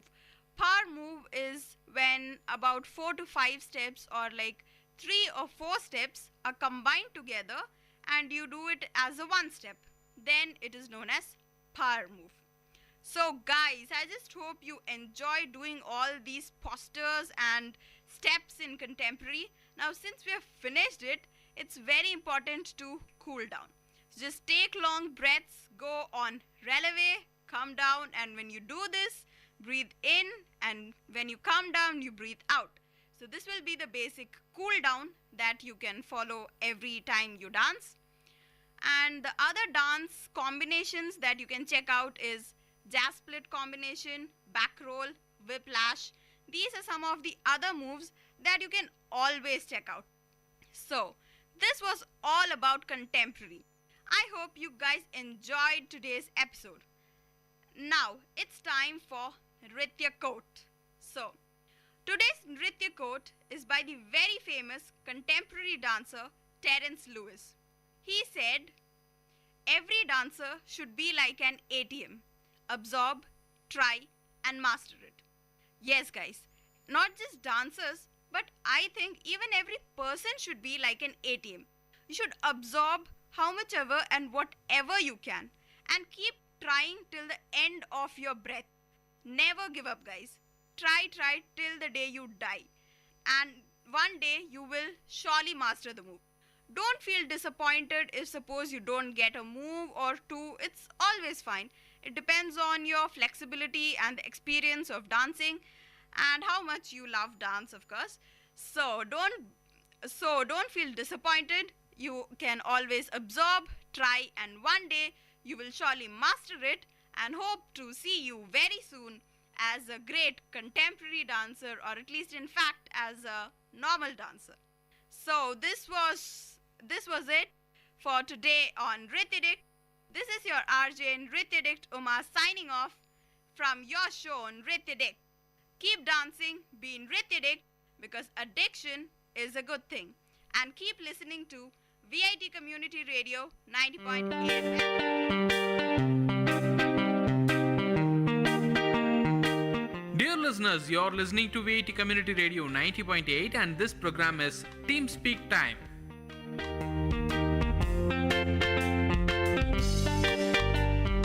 VIT మీరు వింటున్నారు VIT community radio 90.8 FM. గుర్తుకొస్తున్నాయి అనే ఈ కార్యక్రమానికి స్వాగతం. And మీతో మాట్లాడుతుంది RJ Durga. Memories అనేవి ఎప్పటికీ చాలా చాలా స్వీట్ అండి. ఎప్పుడైనా మనల్ని నవ్వించి మన ఫ్రెండ్స్ గురించి ఇంకా దేని గురించి అయినా గుర్తు తెంచుకోవాలంటే మన మెమరీస్ని నెమరు వేసుకుంటే చాలు. జ్ఞాపకాలు అనేవి ఎప్పటికీ మన గుండెల్లోనే పదిలంగా ఉంటాయి. అందుకే అవే మన బెస్ట్ ఫ్రెండ్స్. ఇంకా కాలేజ్ లైఫ్ గురించి అస్సలే చెప్పాల్సిన అవసరం లేదు, ఎందుకంటే మనం దాచుకోలేనన్ని జ్ఞాపకాలని కాలేజ్ మనకు అందిస్తుంది. మొదట కాలేజ్కి వచ్చినప్పుడు ఏదో తెలియని భయం ఉంటుందండి, కానీ అదే కాలేజ్ని విడిచి వెళ్ళేటప్పుడు ఏదో తెలియని చాలా బాధేస్తుంది. అదే కాలేజ్ చేసే మాయ. మరి ఈ 4 yearsలో ఏ అల్లర్లు చేశామో, ఫ్రెండ్స్తో ఏ కబుర్లు చెప్పామో, హాస్టల్లో గోలా, సినిమాలు, classes, exams, placements, what not అండి, అన్నీ చేశామనే చెప్పుకోవాలి. అసలు కొన్నిసార్లు క్యాంపస్ వదిలి వెళ్ళాలనే ఆలోచన కూడా చాలా భయం కలిగిస్తుంది. అంతగా తనలో మనల్ని కలిపేసుకుంటుంది మన కాలేజ్. అలాంటి జ్ఞాపకాల్ని మరొకసారి గుర్తు చేసుకుంటే ఎలా ఉంటుందో అన్న ఆలోచన నుంచి పుట్టిందే ఈ గుర్తుకొస్తున్నాయి అనే కార్యక్రమం. ఈ కార్యక్రమం మనకు కాలేజ్ వదిలి వెళ్ళిపోయే స్టూడెంట్స్కి వాళ్ళ మెమరీస్, ఎక్స్పీరియన్సెస్ షేర్ చేసుకునే అవకాశంతో పాటు మనకు వాళ్ళ గురించి మరింత తెలుసుకునే అవకాశాన్ని కల్పిస్తుంది. సో ఇవాళ ఈ షోలో తన మెమరీస్ని షేర్ చేసుకోవడానికి మనతో ఉన్నారు Nikhita from 4th year IT. Hello Nikhita. Hi Durga. So Nikhita, నీకు ఇవాళ ఇక్కడ ఇలాంటి షోలో మాట్లాడుతున్నావు, ఎలా అనిపిస్తుంది నిఖిత? చాలా న్యూ ఎక్స్పీరియన్స్ నాకు. అండ్ నేను ఇప్పుడు ఫైనల్ ఇయర్, సో నా కాలేజ్ ఆల్మోస్ట్ అయిపోయింది. సో చాలా మెమరీస్ ఉన్నాయి అండ్ చాలా థింగ్స్ ఉన్నాయి ఏవైతే షేర్ చేసుకోవచ్చు. సో ఫస్ట్ ఆఫ్ ఆల్, నువ్వు మాత్రం మాట్లాడడానికి ముందు నీకు చాలా పెద్ద కంగ్రాట్స్. నువ్వు సిస్కోలో ప్లేస్ అయ్యావు and it's a very big company actually. So చాలా చాలా కంగ్రాట్స్ VIT అందరి తరపున. Thank you so much. And so నీకు చాలా క్వశ్చన్స్ అడగాలి ఇక్కడ. సో ఫస్ట్ క్వశ్చన్ చెప్పు, నువ్వు VITకి రాకముందు ఎలా ఉండేదాన్ని అండ్ VITకి వచ్చిన తర్వాత నీలో ఎలాంటి చేంజెస్ వచ్చాయి? మనము ముందు 11th and 12th మనం చదువుకున్నప్పుడు నార్మల్ మన ఓన్లీ ఫోకస్ అనే like you know getting in to good college. Engineering కాలేజ్కి వెళ్ళాలి, కానీ మనకి ఎగ్జాక్ట్గా తెలియదు ఏం చేస్తాం ఏంటి అని. తర్వాత ఇంజనీరింగ్ కాలేజ్ వచ్చిన తర్వాత మనము చదివే కాకుండా ఎన్నో థింగ్స్ నేర్చుకుంటాం. చదువు అనేది ఉంటుంది, కానీ అది కాకుండా ఇక్కడ మనం ఇండిపెండెంట్ ఉండటం, లైక్ అందరం మనము హాస్టల్లో ఉంటాము, ఫ్రెండ్స్తో ఇంటరాక్ట్ అవుతాము. సో మనం ఒక మనిషిలా కూడా డెవలప్ అవుతాం ఇక్కడ. విఐటీలో నేను చాలా నేర్చుకున్నాను అండ్ నేను ఒక మనిషిలా కూడా చాలా బెటర్ పర్సన్ అయ్యాను. అండ్ విఐటీలో ఉన్న ఆపర్చునిటీస్ మేబీ నాకు వేరే కాలేజ్లో వచ్చేదో లేదో నాకు తెలియదు. సో చాలా గ్రేట్ ఎక్స్పీరియన్స్. ఈ 3 yearsలో చాలా నేర్చుకున్నాను. సో బేసిక్గా నువ్వు ఎక్కడి నుంచి, అంటే ఆంధ్ర నుంచి వస్తున్నావు? నేను హైదరాబాద్ నుంచి. నేను పుట్టి పెరిగింది మొత్తం హైదరాబాద్లో. సో మొత్తం జీవితం అంతా హైదరాబాద్. సో ఇప్పుడు ఇక్కడ రావడం వెల్లోర్ తమిళనాడు, ఇక్కడ completely different experience. So Nikhita, విఐటీకి ఎలా రావాలనుకున్నావు? అంటే ముందే కలలు కన్నావా విఐటీలో చదవాలి, లేకపోతే లక్ వల్ల ఇక్కడికి వచ్చావా? మనం అందరికీ ఉంటుంది, ఐఐటీలో వెళ్ళాలి, ఎన్ఐటీస్లో వెళ్ళాలి. సో నా దగ్గర ఉండే ఒక లిస్ట్, లైక్ ఈ కాలేజ్లో వెళ్ళాలి. అండ్ నేను విఐటీకి వచ్చినప్పుడు నాకు అంత సరిగ్గా తెలియదు విఐటీ ఎలా ఉంటుంది నాకు, ఎందుకంటే నాకు ఏం వేరేది ఉండే. బట్ స్టిల్ విఐటీకి వచ్చిన తర్వాత అండ్ నేను యాక్చువల్లీ సిఎస్ అనుకున్నాను, ఐటీ బ్రాంచ్ తీసుకున్నాను. అండ్ ఇనిషియలీ నేను జాయిన్ అప్పుడు నాకు అనిపించింది, అరే ఏమవుతుందో ఏంటో, నాకు నచ్చుతుందో లేదో, ఇక్కడ కాలేజ్ ఎలా ఉంటుందో, అదొక కొత్త ఎక్స్పీరియన్స్. యాక్చువల్గా మా అన్నయ్య ఉన్నాడు అనమాట, కజిన్. సో తను ఇక్కడ విఐటీలో చదివాడు. సో తన వల్ల నాకు విఐటీ గురించి తెలుసు, మంచి కాలేజ్ అని, కొంచెం భయం ఉంటుంది కదా.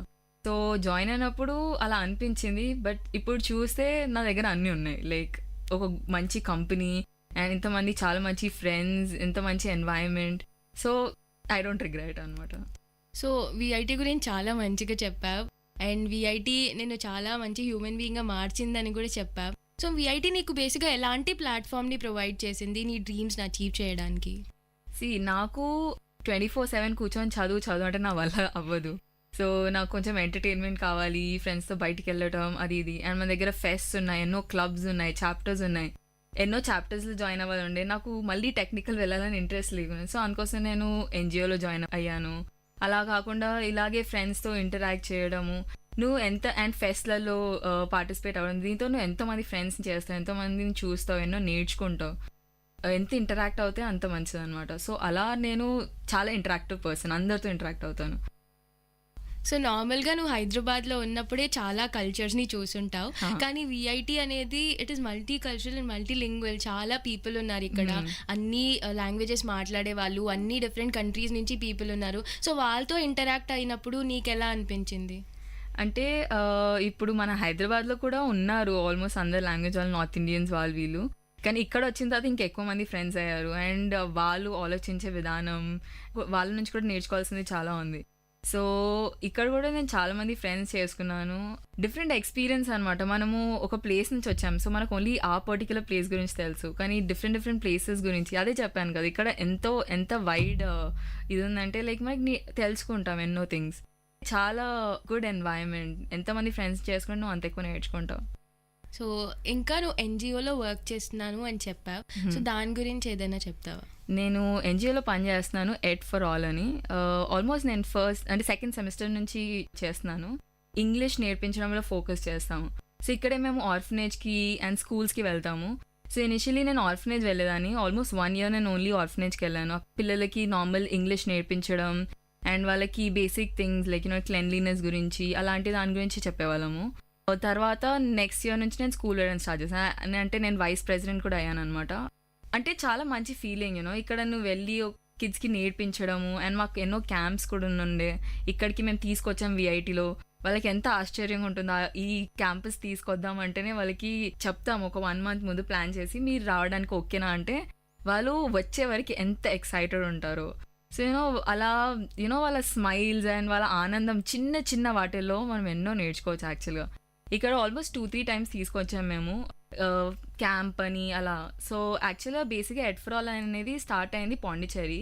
మా హెడ్ ఎవరైతే ఉన్నారో ఆనంద్ అని, తను యాక్చువల్లీ స్టార్ట్ చేశాడు. తనే యాక్చువల్లీ విఐటీ అని, తను ఇక్కడ మ్యాడ్లో పనిచేశాడు. సో తర్వాత పాండిచ్చేరిలో తన ఓన్ ఎడ్ ఫర్ ఆల్ అని స్టార్ట్ చేశాడు.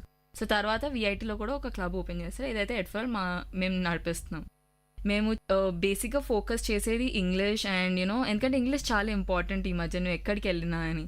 per week 2 hours per person అంతే. సో క్లాసెస్ అలా వెళ్తాం వస్తాం. అదే చిన్న పిల్లల గురించి చెప్తుంటే ఎంతైనా వినాలనిపిస్తూ ఉంటుంది.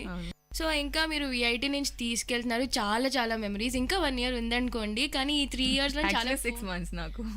ఓకే 6 months ఉంది, కానీ ఈ 3 yearsలో చాలా పోక్ చేసుకుంటారు మెమరీస్ని. కొన్నిటిని మాతో షేర్ చేసుకోండి. నేను చెప్పాను కదా, నేను ఫెస్ట్లో పార్టిసిపేట్ చేశాను. ఐ థింక్ లాస్ట్ గ్రావిటాస్ నేను చాలా ఎంజాయ్ చేశాను. ఎంత అంటే అసలు చెప్పలేనంత. అండ్ ఎంతోమంది ఫ్రెండ్స్ చేసుకున్నాం.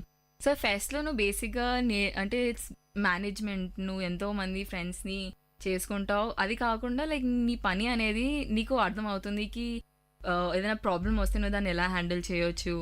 అండ్ లైక్ చిన్న చిన్న థింగ్స్ ఏవైతే నువ్వు అనుకోవు నువ్వు చేస్తావని, కానీ నువ్వు అక్కడ ఒక సిచ్యువేషన్లో ఉంటే నువ్వు యాజ్ అ పర్సన్ డెవలప్ అవుతావు. అంటే నేను రిజిస్ట్రేషన్ కమిటీలో పనిచేశాను. అండ్ అక్కడ మాకు రిజిస్ట్రేషన్లో చాలా పని ఉంటుంది. మా పని ఆల్మోస్ట్ 2 months నుంచి స్టార్ట్ అవుతుంది, ఎందుకంటే రిజిస్ట్రేషన్ స్టార్ట్ అవుతాయి కాబట్టి. కొంచెం హెక్టిక్ అవుతుంది, ఎందుకంటే క్లాసెస్ ఉంటుంది అండ్ మేము వెళ్ళి డెస్క్లో కూర్చోవాలి అండ్ మేనేజ్ చేయాలి. లైక్ మనీ ఏం మిస్ అవ్వద్దు, కరెక్ట్ చేయాలి.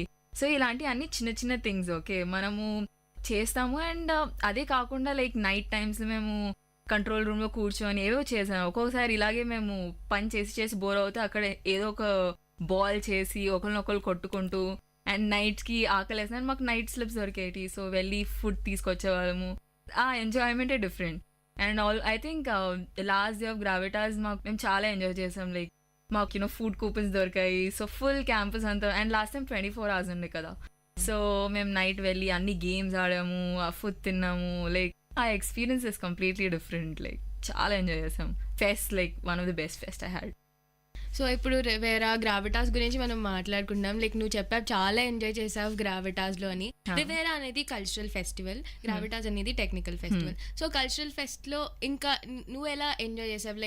లేకపోతే ఎక్కడైనా పార్టిసిపేట్ చేసావా, లేకపోతే గేమ్స్ లైక్ అన్నీ తిరిగి ఎంజాయ్ చేసావా, లేకపోతే నువ్వు ఎలా ఎంజాయ్ చేసావు? అండ్ ప్రో షోస్ చాలా చాలా ఉండుండే. ప్రో షోస్ చాలా ఎంజాయ్ చేసాం. ఎస్పెషల్లీ నా బెస్ట్ శంకర్ మహాదేవన్ వచ్చిన రోజు, ఫస్ట్ ఇయర్ మేము అప్పుడు వచ్చినప్పుడు Shankar Mahadevan, I think that is the best day of my life. తన ఎనర్జీ లైక్ కంటిన్యూస్ 4 hours పడాను. అండ్ నాకు ఫ్రెండ్స్ గ్రూప్ ఉండేది. మేము మా గర్ల్స్ గ్రూప్ మేము అరౌండ్ 6-7 people ఉండే. ఆ టైంలో మేము ఏడ్చాము, నవ్వాము, దూకాము, అన్నీ చేసామన్నమాట. లైక్ స్టార్టింగ్లో తను స్టార్ట్ చేసిన సాంగ్స్ లైక్ ఫుల్ ఆన్ ఎంత మేము తిన్నాను కూడా తినలేదు, ఎంత మునిగిపోయామంటే ఆ టైంలో లైక్ జస్ట్ డాన్స్ చేస్తూ పోయాం. మధ్యలో తను మా పాట పాడడం స్టార్ట్ చేయగానే మేము లిటరల్గా ఏడ్చాము. ఎందుకంటే ఇంటి నుంచి వచ్చేసాము, అప్పుడు మేము ఫస్ట్ ఇయర్స్. సో అందరూ ఒకరినొకరు పట్టుకొని ఏడ్చాము. ఎప్పుడు ఛాన్స్ దొరకలేదు ఇలా లైక్ లైవ్ షో అండ్ నువ్వు ఎంజాయ్ చేయడం అనేది. అండ్ ఇక్కడ విఐటీలో నీకు ఆ ఛాన్స్ దొరుకుంది. శంకర్ మహాదేవన్ నా ఫేవరెట్ ఓకే. అండ్ తను లైవ్లో చూసి ఇలా తను ఇంత ఎనర్జెటిక్ ఉంటాడంటే లైక్ ఇంకా పెద్ద ఫ్యాన్ అయిపోయాను. లాస్ట్ రివేర్ కూడా చాలా ఎంజాయ్ చేశాను. లైక్ బెనీ డయాల్ లైక్ 2 కూడా అనమాట. సో అలా చాలా మంది ఉన్నారు. And like Riviera is good. Like నువ్వు ఎంజాయ్ చేస్తావు. ఆ విఐటీ అనేది ఫోకస్ చేయలేదు ఓన్లీ నువ్వు చదువు అని. లైక్ మధ్యలో ఒక బ్రేక్ ఉంటుంది, నువ్వు ఒక 4 days ఎంజాయ్ చేయి, ఏమన్నా చేయి, మొత్తం ఒక పండుగలా ఉంటుంది, మొత్తం మంచి ఫీలింగ్ అనమాట. సో ఫెస్ట్ ఒక బ్రేక్లా, అది టెక్నికల్ ఉండని కల్చరల్ ఉండని నీకు ఒక break from your normal schedule. నిజంగా పండగ అన్నావు, అది మాత్రం చాలా యాప్ట్ వర్డ్ దానికి. అండ్ రివేరా గ్రావిటాస్ ఇలాంటి ఫెస్ట్ అనగానే ఫ్రెండ్స్, సీరియస్గా వాళ్ళు పక్క లేకపోతే ఇంకా మనం ఏం చేయలేము. సో నీ ఫ్రెండ్స్ గురించి నీకు వాళ్ళతో షేర్ చేసుకున్న మెమరీస్ చాలా ఉండనే ఉంటాయి. సో ఏదైనా కొన్ని షేర్ చేసుకో. ఫ్రెండ్స్ నాకు చాలా మంది ఉన్నారు. నాకు చాలా ఫ్రెండ్స్ చేసుకోవడం అంటే ఇష్టం. సో బేసిక్గా నాకు ఇది మా డాడీ నుంచి వచ్చింది. చాలా ఫ్రెండ్స్ చేసుకుంటే ఎవరు అంటే వాళ్ళు. నాకు బేసిక్గా ఫస్ట్ ఇయర్లో మా రూమ్మేట్స్ ఉండే లైక్ మేము 6 members.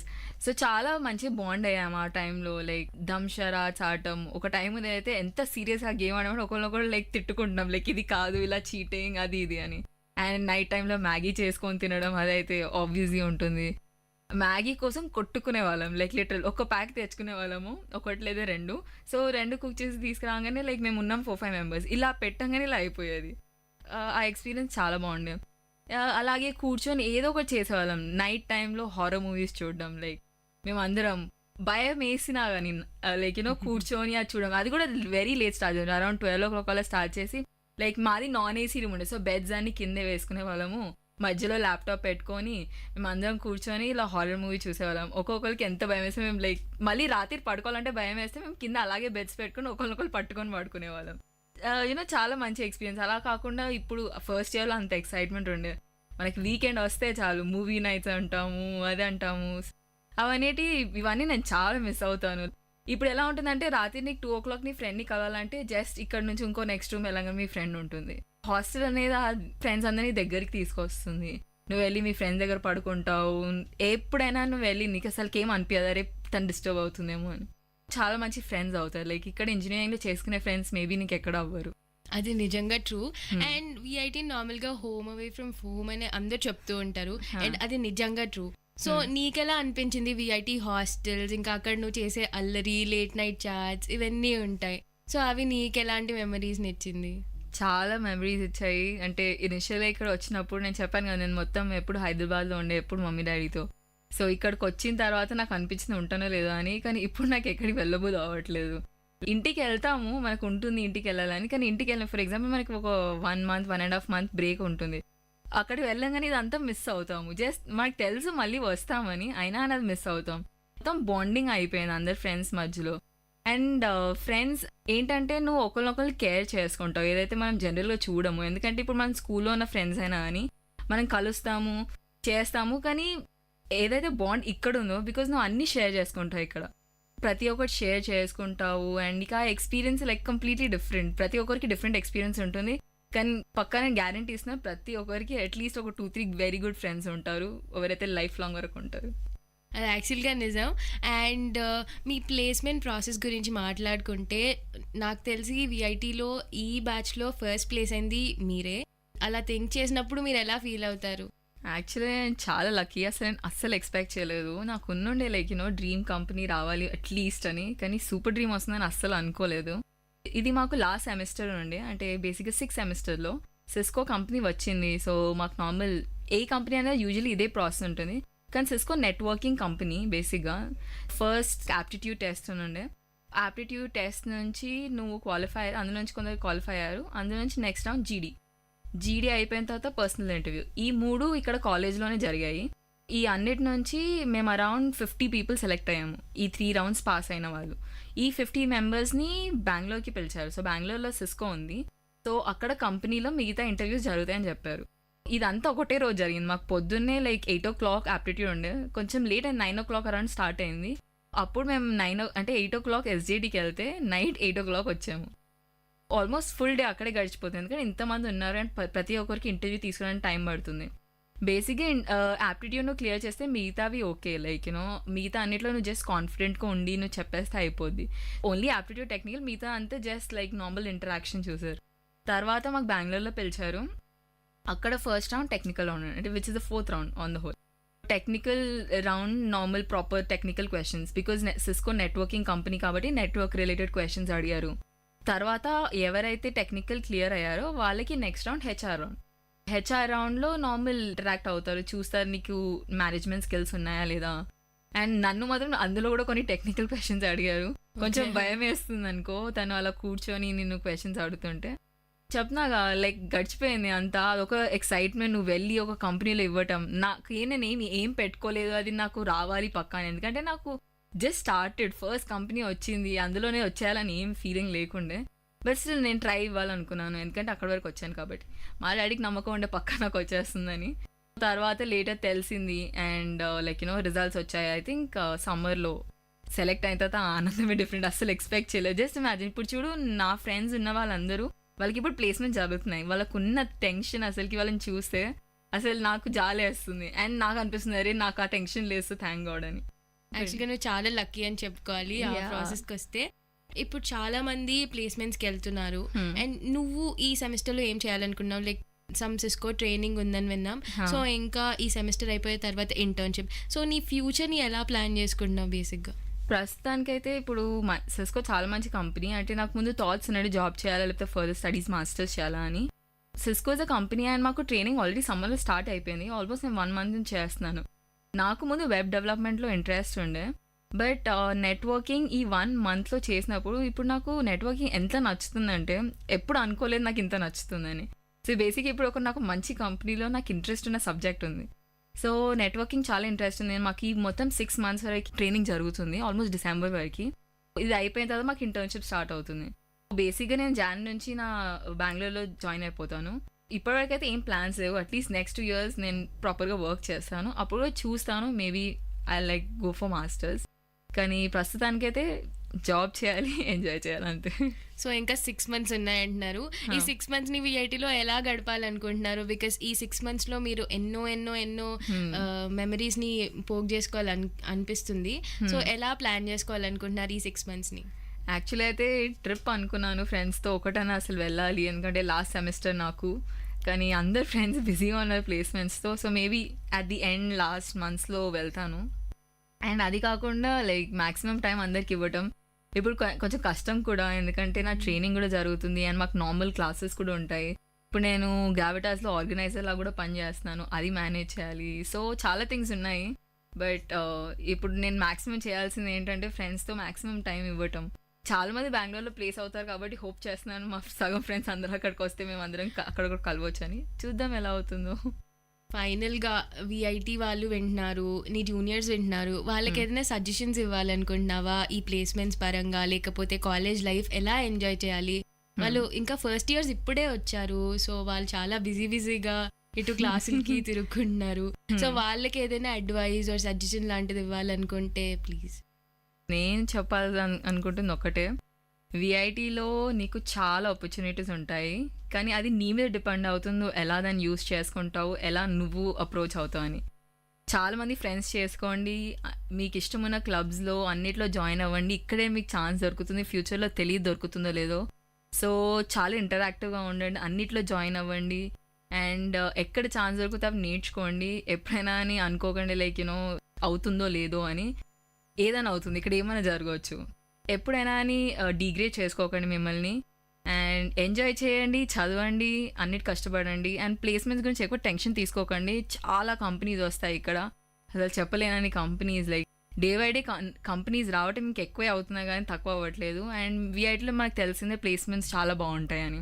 సో మంచి ప్రిపేర్ అవ్వండి అండ్ ప్లేస్మెంట్స్కి వెళ్ళినప్పుడు కాన్ఫిడెంట్గా ఇవ్వండి అండ్ అయిపోద్ది. లైక్ 4 years మీకు గుర్తుండిపోతాయి ఎప్పటికీ. సో ఎంజాయ్ చేయండి, చదవండి and always keep smiling.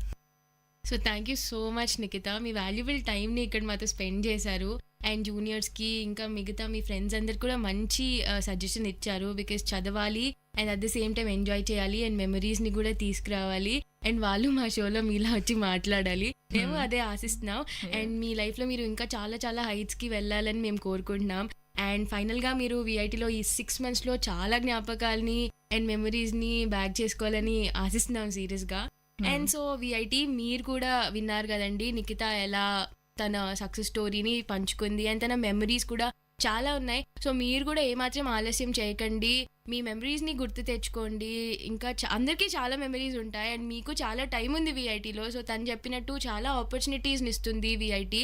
So దాన్ని మీరు ప్లస్ చేసుకోండి అండ్ ఫైనల్గా మీ మెమరీస్ని నెమరు వేసుకోవడంతో పాటు మీరు వింటూనే ఉండండి విఐటీ కమ్యూనిటీ రేడియో 90.8.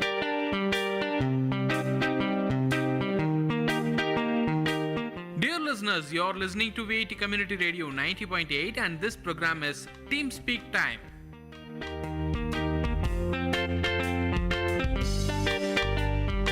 VIT आप सुन रहे VIT community radio 90.8 FM। Show का नाम है जिंदगी और मैं हूं आपकी होस्ट मनाली। दोस्तों, जिंदगी क्या है? जिंदगी वही है जो आप लोग करते हैं। जिंदगी वही है जो आप लोग अपने 12th ग्रेड में मार्क्स कम आने पर या फिर एडमिशन नहीं मिलने पर या फिर जॉब में नाराजगी पर छोड़ देते हैं, जिंदगी का साथ छोड़ देते हैं। दोस्तों, जिंदगी वही है जिसे आप सुसाइड करके ख़त्म कर देते हैं। यही है ना आपकी ज़िंदगी? छोटी छोटी बातों पे नाराज़ होना, छोटी छोटी बातों पे हार मान जाना, यही है आपकी ज़िंदगी। पर दोस्तों, ज़िंदगी ये नहीं है। आंखें खोलिए, ज़िंदगी एक खुला मैदान है। ज़िंदगी क्रिकेट के मैदान के जैसा है, जहाँ कोई फील्डर नहीं है, जहाँ कोई बॉलर नहीं है, जहाँ कोई विकेट्स नहीं है। सिर्फ एक क्रिकेट का पिच है जहाँ आप खड़े हैं बैट लेकर। सामने से ज़ोर से ज़िंदगी भाग कर आ रही है और आपकी तरफ एक बॉल फेंकती है। और क्या ये बॉल मिस हो गया?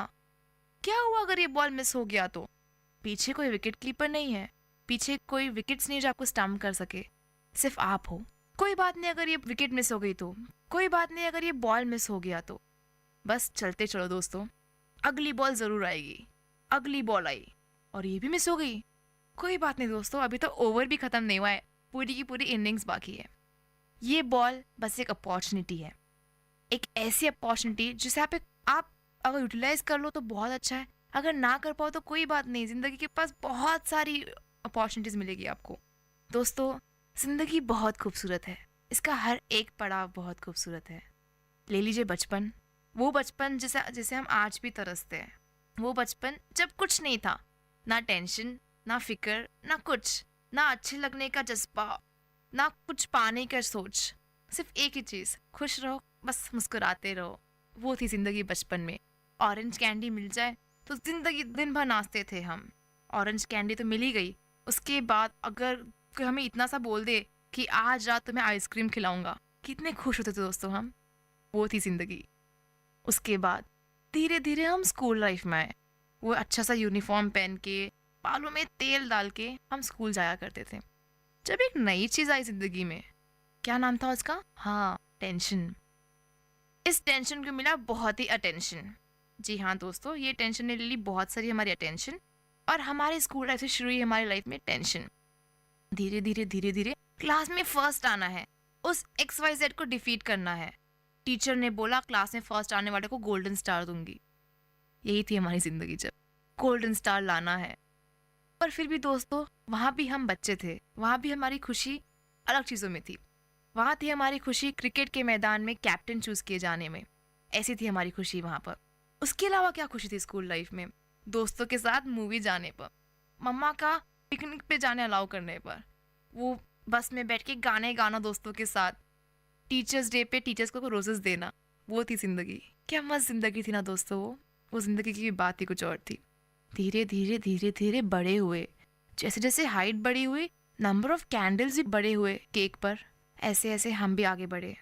और फिर आया लाइफ का सबसे कम्पिटिटिव स्टेज। वो स्टेज जहाँ सब भाग रहे, सब दौड़ रहे कि ज़िंदगी में करना क्या है। हम कोई नहीं जानता कि ज़िंदगी में करना क्या है।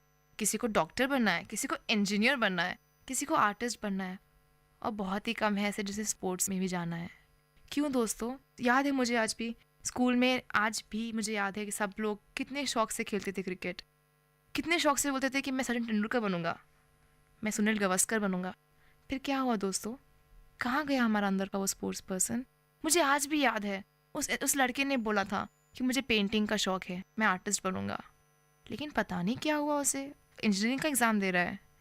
और वो इंसान भी याद है मुझे जो इतना अच्छा गाता था, जो हर एनुअल डे पे परफॉर्म करता था, लेकिन आज वो MBBS से कुछ एग्ज़ाम होता है ना, एंट्रेंस, वो दिख रहा है। वो बोल रहा था कि अगर उसे बड़ी यूनिवर्सिटी में एडमिशन मिल गया तो उसे पापा उसे लैपटॉप दिलाएंगे। पता नहीं, अलग होगी ये ज़िंदगी दोस्तों। कैसे भी जैसे भी वो 2 साल हमने निकाले 11-12 के, हम आगे बढ़े। हमने एक बहुत अच्छा सा एग्ज़ाम दिया, हमने महीनों पढ़े, हमने कॉफ़ी पर अपनी पूरे के पूरे 2 साल जिंदा रखे, और हम आगे पढ़ते एग्ज़ाम्स तो दे दिए हमने। एग्ज़ाम्स के रिज़ल्ट का टाइम आया, मम्मा बता रही थी कि पड़ोस वाले मेहता अंकल के बेटे ने सुसाइड कर लिया। मैंने पूछा क्यों? तो मम्मा ने बोला कि वो ना, उसने इंजीनियरिंग एग्ज़ाम में ना वो अच्छी सीट नहीं ला पाया, और क्योंकि उसके पापा उसके लिए डोनेशन की सीट नहीं ले सकते, उसने सुसाइड कर लिया। क्या कहूँ दोस्तों, यही हो गई है ज़िंदगी। एक एग्ज़ाम पास नहीं कर पाए, एक सीट ना ला पाए तो ज़िंदगी ख़त्म। ये नहीं है ज़िंदगी दोस्तों। फिर भी इन स्टेज से हम आगे बढ़े, इन स्टेज से हम आगे बढ़कर हमारी यूनिवर्सिटी लाइफ में, ऐसी लाइफ में जहाँ हम अडल्ट थे, जहाँ हम 18 साल के हुए, जहाँ हमें वोटिंग का राइट तो ज़रूर मिल गया, लेकिन हम फिर भी दिल से बच्चे थे। हम आज भी अगर किसी के पास बड़ी बाइक हो तो जलस फील करते हैं। ऐसी है university life. Late night Maggi, सुबह जल्दी उठकर क्लास के लिए भागना, कभी नहाना और कभी बिल्कुल ना नहाना। कैसी मस्त ज़िंदगी होती है लाइफ की, जहाँ ज़्यादा पढ़ाई तो नहीं होती, जहाँ आपकी एक्स्ट्रा करिकुलर को इंपॉर्टेंस मिलता है। अगर आप बोलते हो तो आपको एलोक्यूशन में पार्टिसिपेट करना चाहिए, अगर आप नाचते हो तो डांस क्लब किसी लिए है, अगर आप पढ़ते हो तो आपके लिए भी है 9 पॉइंटर क्लब। ऐसी होती है ज़िंदगी यूनिवर्सिटी लाइफ की। यूनिवर्सिटी लाइफ का अपना ही एक मज़ा है दोस्तों।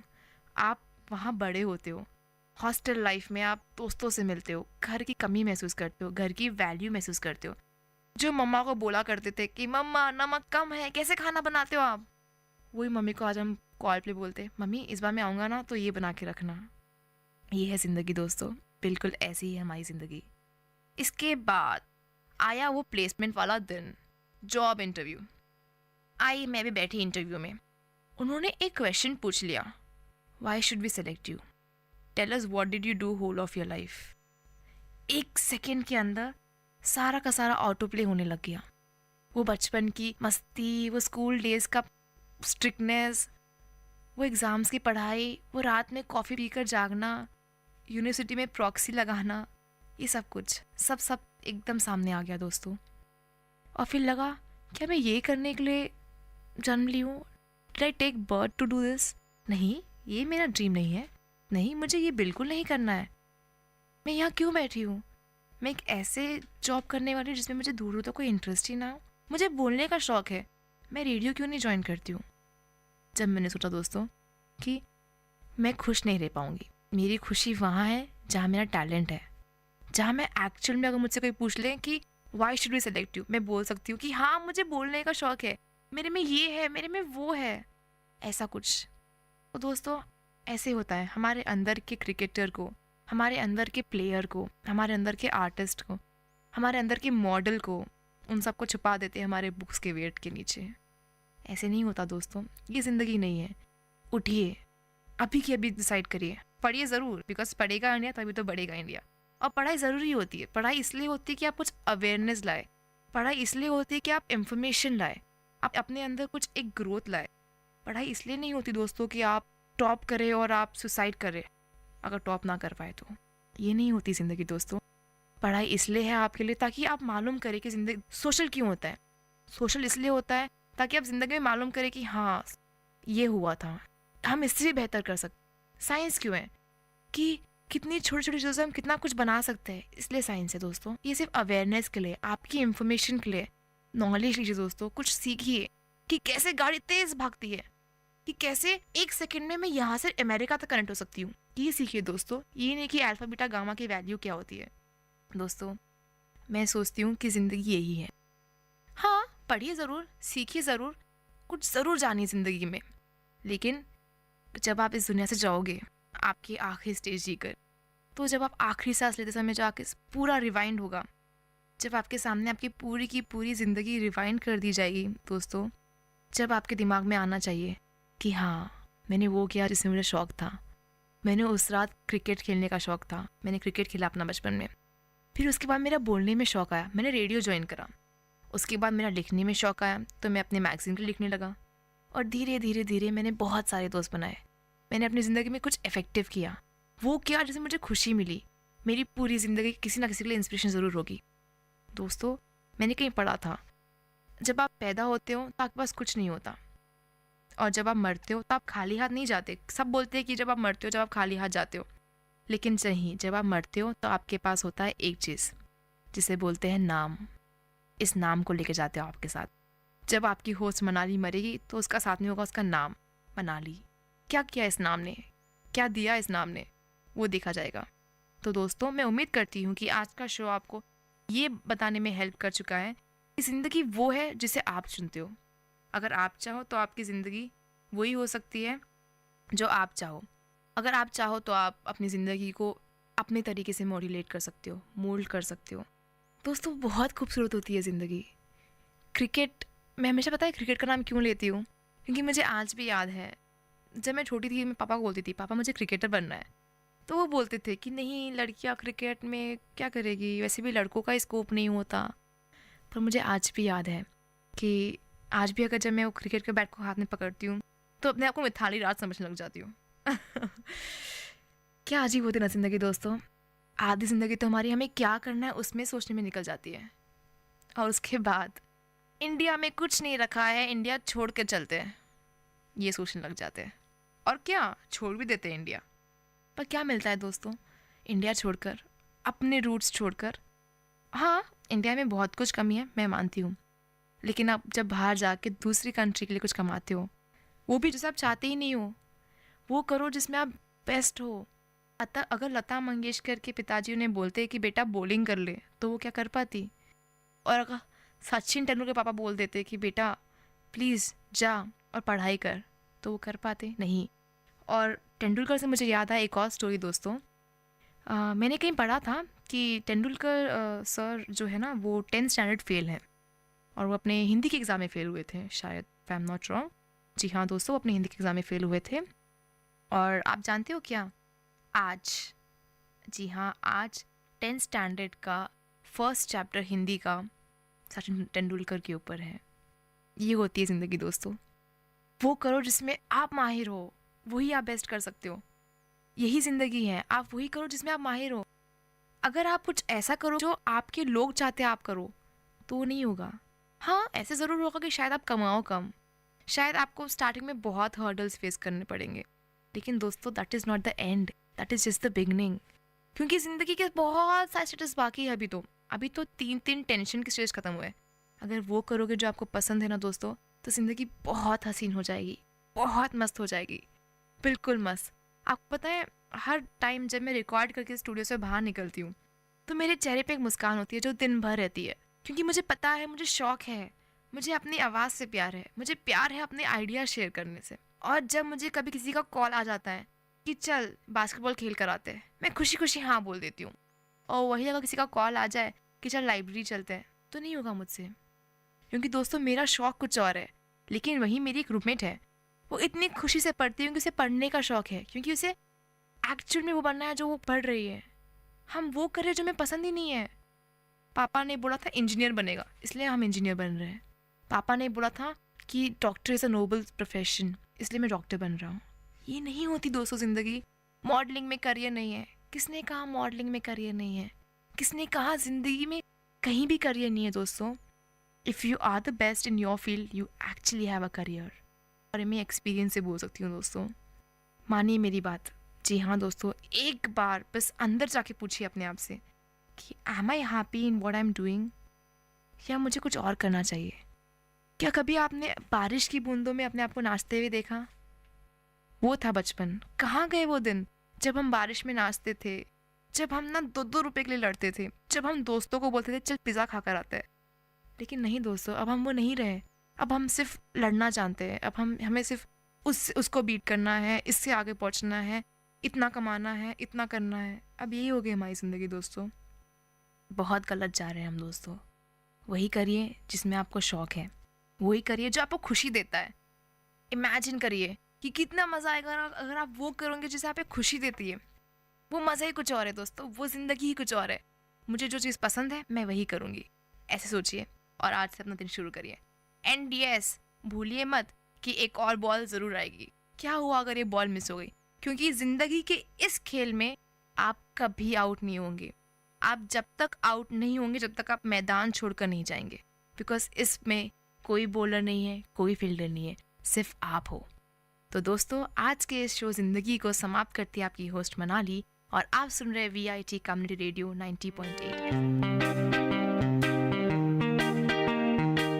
Dear listeners, you had listened to the program Team Speak Time in VIT Community Radio 90.8. Thank you for listening.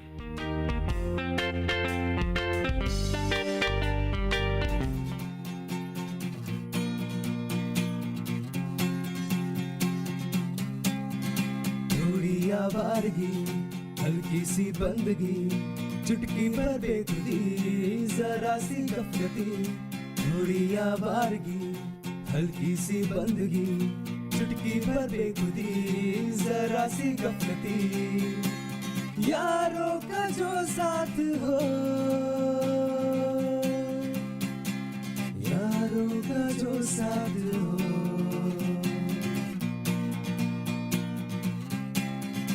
कहो यलगार है तब तक है अपना यार तू जब तक, कहो यलगार है तब तक है अपना यार तू जब तक।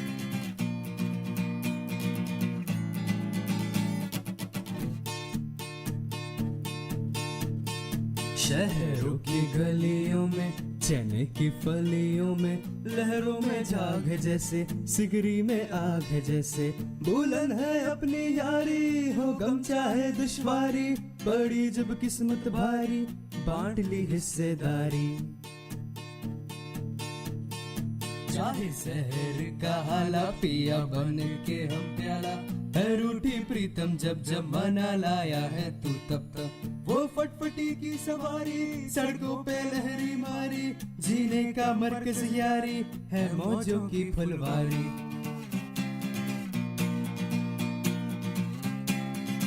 कहो यलगार है तब तक है अपना यार तू जब तक, कहो यलगार है तब तक है अपना यार तू जब तक।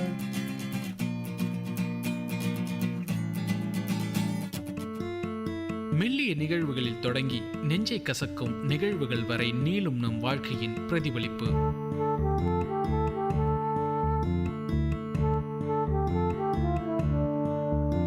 உங்கள் விஐடி பண்பலை 90.8 உணர்வுகள். உணர்வுகள் இது எதை குறிக்குது? நம்மோட அன்றாட வாழ்க்கையில நடக்கிற சின்ன சின்ன நிகழ்வுகளால நம்மோட மனசுல ஏற்படுற அழுத்தம், அந்த அழுத்தத்தால நகர்த்தப்படக்கூடிய நம்மளோட வாழ்க்கை, உணர்வுகளும் நிகழ்வுகளுமா மாறி மாறி நம்மளோட வாழ்க்கையை உந்தி தள்ளிக்கிட்டே இருக்கிற ஒரு நிலை. இந்த நிலையை நம்ம மனசு திரும்ப திரும்ப அலசி பார்த்துக்கிட்டே இருக்கிறது தான் உணர்வுகள். உங்க மனசு என்ன உணர்தோ அதுதான் உங்களோட நடவடிக்கையா பிரதிபலிக்குது. அப்படி பிரதிபலிக்கிற விஷயங்களை தான் விஐடி பண்பலையில இப்ப கேட்க போறீங்க.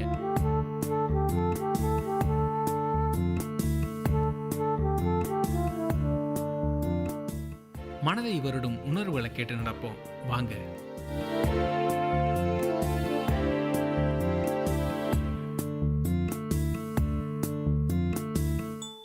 தினமும் நம்மளோட வாழ்க்கை பயணத்துல எத்தனையோ பொருட்களை தவறுதலா பல இடங்கள்ல மறந்து வச்சிடறோம், இல்லைன்னா தொலைச்சிடுறோம். அப்படி தொலைக்கிற எல்லா பொருட்களையும் நம்ம நினைவுகள் சேர்த்து வச்சுக்கிட்டே இருக்கோம். அதுலேயும் சில பொருட்கள் நம்மளோட ஞாபகத்துல இருந்து எப்பவுமே அகலாம இருக்கும். ஏன்னா அந்த பொருட்களை நாம் ரொம்ப ஆசைப்பட்டு வாங்கியிருப்போம். நானும் அது மாதிரி ஒரு விளையாட்டு பொருளை வாங்கினேன். ரொம்ப சின்னதாக, கைக்கு அடக்கமாக, கையில் எடுத்த உடனே விளையாடுற மாதிரி அந்த காலத்து காமிக் கதைகள்லாம் வர ஒரு பொருள். அது எனக்கு கிடைச்சதே பெரிய கதை. அது ஒரு தனி கதைன்னே சொல்லலாம். அது ஒரு பண்டிகை காலம். அப்பா, அம்மா, நான். எனக்கு அப்போ ஒரு 10 வயசு இருக்கும். சின்ன பையன் கடைக்கு போய் சில பொருட்கள் வாங்கணும்னு சொன்ன உடனேயே சந்தோஷமாயிட்டேன். அம்மாவும் நானும் நடந்து போய் அப்பாவோட கடைக்கு முன்னாடி நின்னோம். அப்பா எல்லா வேலையையும் முடிச்சுட்டு எங்களை கூட்டிகிட்டு பண்டிகைக்கு பொருட்கள்லாம் வாங்க கிளம்புனாரு. எங்கள் எல்லோருக்கும் ட்ரெஸ் எடுத்தோம். பண்டிகைக்கு எல்லோருக்கும் கொடுக்கறதுக்கு இனிப்புகள் வாங்கினோம். அன்னைக்கு சமைக்கிறதுக்கு காய்கறிகள் 2 பைகள் நிறைஞ்சிடுச்சு. கடைகளில் வாங்க வேண்டிய பொருள் எல்லாத்தையும் வாங்கிட்டு ஒரு பேக்கரியில் தின்பண்டங்கள்லாம் வாங்கலாம் அப்படின்னு நின்னோம். எல்லாருக்கும் காரமாக வாங்கினாங்க. ஆனால் எனக்கு மட்டும் பால்கோவா. சின்ன பையன் தானே, அதான் இனிப்பு வாங்கி கொடுத்தாங்க. அந்த பேக்கரிக்கு பக்கத்தில் ஒரு சின்ன கடை இருந்தது. அந்த கடையோட பேர் லக்கி ஸ்டோர்ஸ். அந்த கடையில் எல்லா பொருட்களும் இருக்கும். சோப்புலேருந்து சென்ட் வரைக்கும் அங்கே கிடைக்கும். நான் அந்த கடையில் எனக்கு ஏதாவது வாங்கி தரணும்னு கேட்டேன். அப்பாவோட நண்பர் தான் அந்த கடையை வச்சுருந்தாரு. நான் அந்த கடையில் இருக்க எல்லா பொருட்கள் மேலேயும் என்னோட கண்ணை ஓட விட்டேன். என்னோட கண்ணு கடைசியாக வந்து நின்ன பொருள் தான் இன்னைக்கு வரைக்கும் என்னோட ஞாபகத்தில் இருந்து விலகாமல் இருக்குது. ஆமாங்க, அது ஒரு பூத கண்ணாடி. பூத கண்ணாடியை வச்சுக்கிட்டு நீ என்ன பண்ண போறேன்னு அம்மாவும், அந்த பூத கண்ணாடியை கொடாம்பா அப்படின்னு அப்பாவும் என்னோட சந்தோஷத்தை அதிகப்படுத்தினாங்க. கேட்ட உடனே கிடைச்சிருந்தா இன்னைக்கு வரைக்கும் என்னோட ஞாபகத்தில் அந்த பொருள் இருந்திருக்குமான்றது சந்தேகம்தான். அந்த கடையில் இருந்த பூத கண்ணாடி என்னோட கைக்கு வந்தது. ஆனால் ஏற்கனவே 2 பைகளில் நிறைய பொருட்களை வாங்கி வச்சுருந்தோம். அதனால வீட்டுக்கு போன பிறகுதான் அதை விளையாண்டு பார்க்கணுன்ற ஒரு சூழ்நிலை. ஒரு தடவை உள்ளங்கையை பார்த்து உள்ளங்கை இறகைகள் பெருசாகிறப்ப என்னோட மனசுல சந்தோஷமும் அதிகமாயிடுச்சு. ஆனா அம்மா அதை வாங்கி பைக்குள்ள வச்சுட்டாங்க. அதுக்குள்ள ராத்திரி 9 மணி ஆயிடுச்சு. அந்த ரோட்ல இருந்த பல கடைகளை சாத்திட்டாங்க. ஒரு சில கடைகளை அப்பதான் சாத்திக்கிட்டு இருந்தாங்க. அப்பாவோட கடைக்கு போய் சைக்கிளை எடுத்துக்கிட்டு அம்மா பின்னாடி உட்காந்துக்கிட்டாங்க. நான் எனக்குன்னே அந்த சைக்கிள்ல இருந்த குட்டி சீட்டில் உட்காந்துக்கிட்டேன். இன்னமும் என்னோட ஞாபகத்தில் இருக்குங்க. அப்பா அந்த ரோட்டுக்குள்ளே நுழைஞ்சப்போ முழுக்க இருட்டாக இருந்தது. ரோடே கொஞ்சம் மேடு பள்ளமாக இருந்ததுனால அந்த ஒரு 300 மீட்டர் ரோட்டில் பாதி தூரத்தை கடந்திருப்போம். திடீர்னு என்னோட மனசு படபட படபடன்னு அடிச்சுக்க ஆரம்பிச்சிச்சு. என்ன பண்ணுறதுனே தெரியல. வீட்டுக்கு வந்தாச்சு. வீட்டுக்கு வந்த பிறகு அங்கேயும் இங்கேயுமா ஓடி அம்மா செஞ்சு கொடுத்த சாப்பாட்டை கொஞ்சம் சாப்பிட்டு கொஞ்சம் சாப்பிடாம அந்த 2 பைகளையும் தேடி பார்த்தேன். அப்போ என்னோட மனசு இன்னும் படபடன்னு அடிச்சுக்கிச்சு. என்னோட பூத கண்ணாடியே காணும். பல தடவை தேடி பார்த்த பிறகும் அந்த 2 பைகளும் என்னை பாவமாக பார்த்தது மாதிரி இருந்துச்சு. ராத்திரி போய் தேட முடியாது, காலையில் போய் பார்த்துக்கலான்னு அப்பா சொன்னாங்க. ஆனால் அது விழுந்த இடத்துலையே உடஞ்சி போயிருந்தா? அந்த 300 மீட்டர் ரோட்டில் பாதி தூரத்தை கடந்தப்போ மனசு படபடுத்துச்சு. அந்த பூத கண்ணாடி விழுந்த சத்தம் கேட்டுத்தானா? இது மாதிரி பல கேள்விகள். மறுநாள் காலையிலேயே என்னோட சைக்கிளை எடுத்துக்கிட்டு அந்த 300 மீட்டர் ரோட்டை அளந்து பார்த்துட்டேன். ஆனால் அந்த பூத கண்ணாடியை எந்த பூதம் தூக்கிட்டு போச்சுன்னே தெரியல. அதுக்கப்புறமும் பல தடவை அப்பா கிட்ட பூத கண்ணாடி வேணும்னு கேட்டிருக்கேன். ஆனால் அந்த கடைக்காரரு ஒரு தடவை கூட பூத கண்ணாடி வாங்கி வைக்கவே இல்லை. அந்த பூத கண்ணாடியை தொலைச்சி பல வருஷங்கள் ஆயிடுச்சுங்க. இன்றைக்கும் அந்த 300 மீட்டர் ரோட்டை கடக்கும் போதெல்லாம் அந்த இடத்துல என்னோட மனசு படபடக்கும். அன்னைக்கு எங்கே விழுந்ததுன்னே தெரியாத அந்த பூத கண்ணாடியை இன்னைக்கு என்னோட கண்கள் தேடிக்கிட்டே இருக்கு. அந்த பூத கண்ணாடி அப்படி ஒரு உணர்வை என்னோட மனசுக்குள்ளே ஏற்படுத்திடுச்சு. உணர்வுகள் உங்கள் மனதை வருடும் நிகழ்வுகளின் பிரதிபலிப்பு. உங்கள் விஐடி பண்பலை 90.8.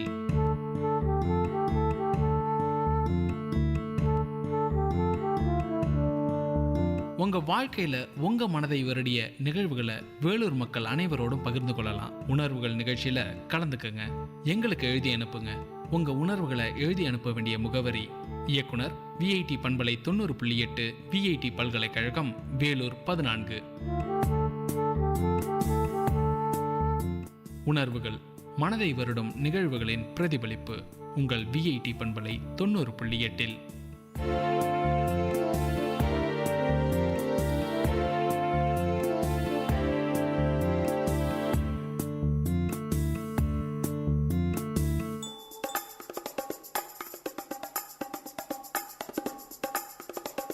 காரசாரம், விஐடி பண்பலையின் விவாத மேடை.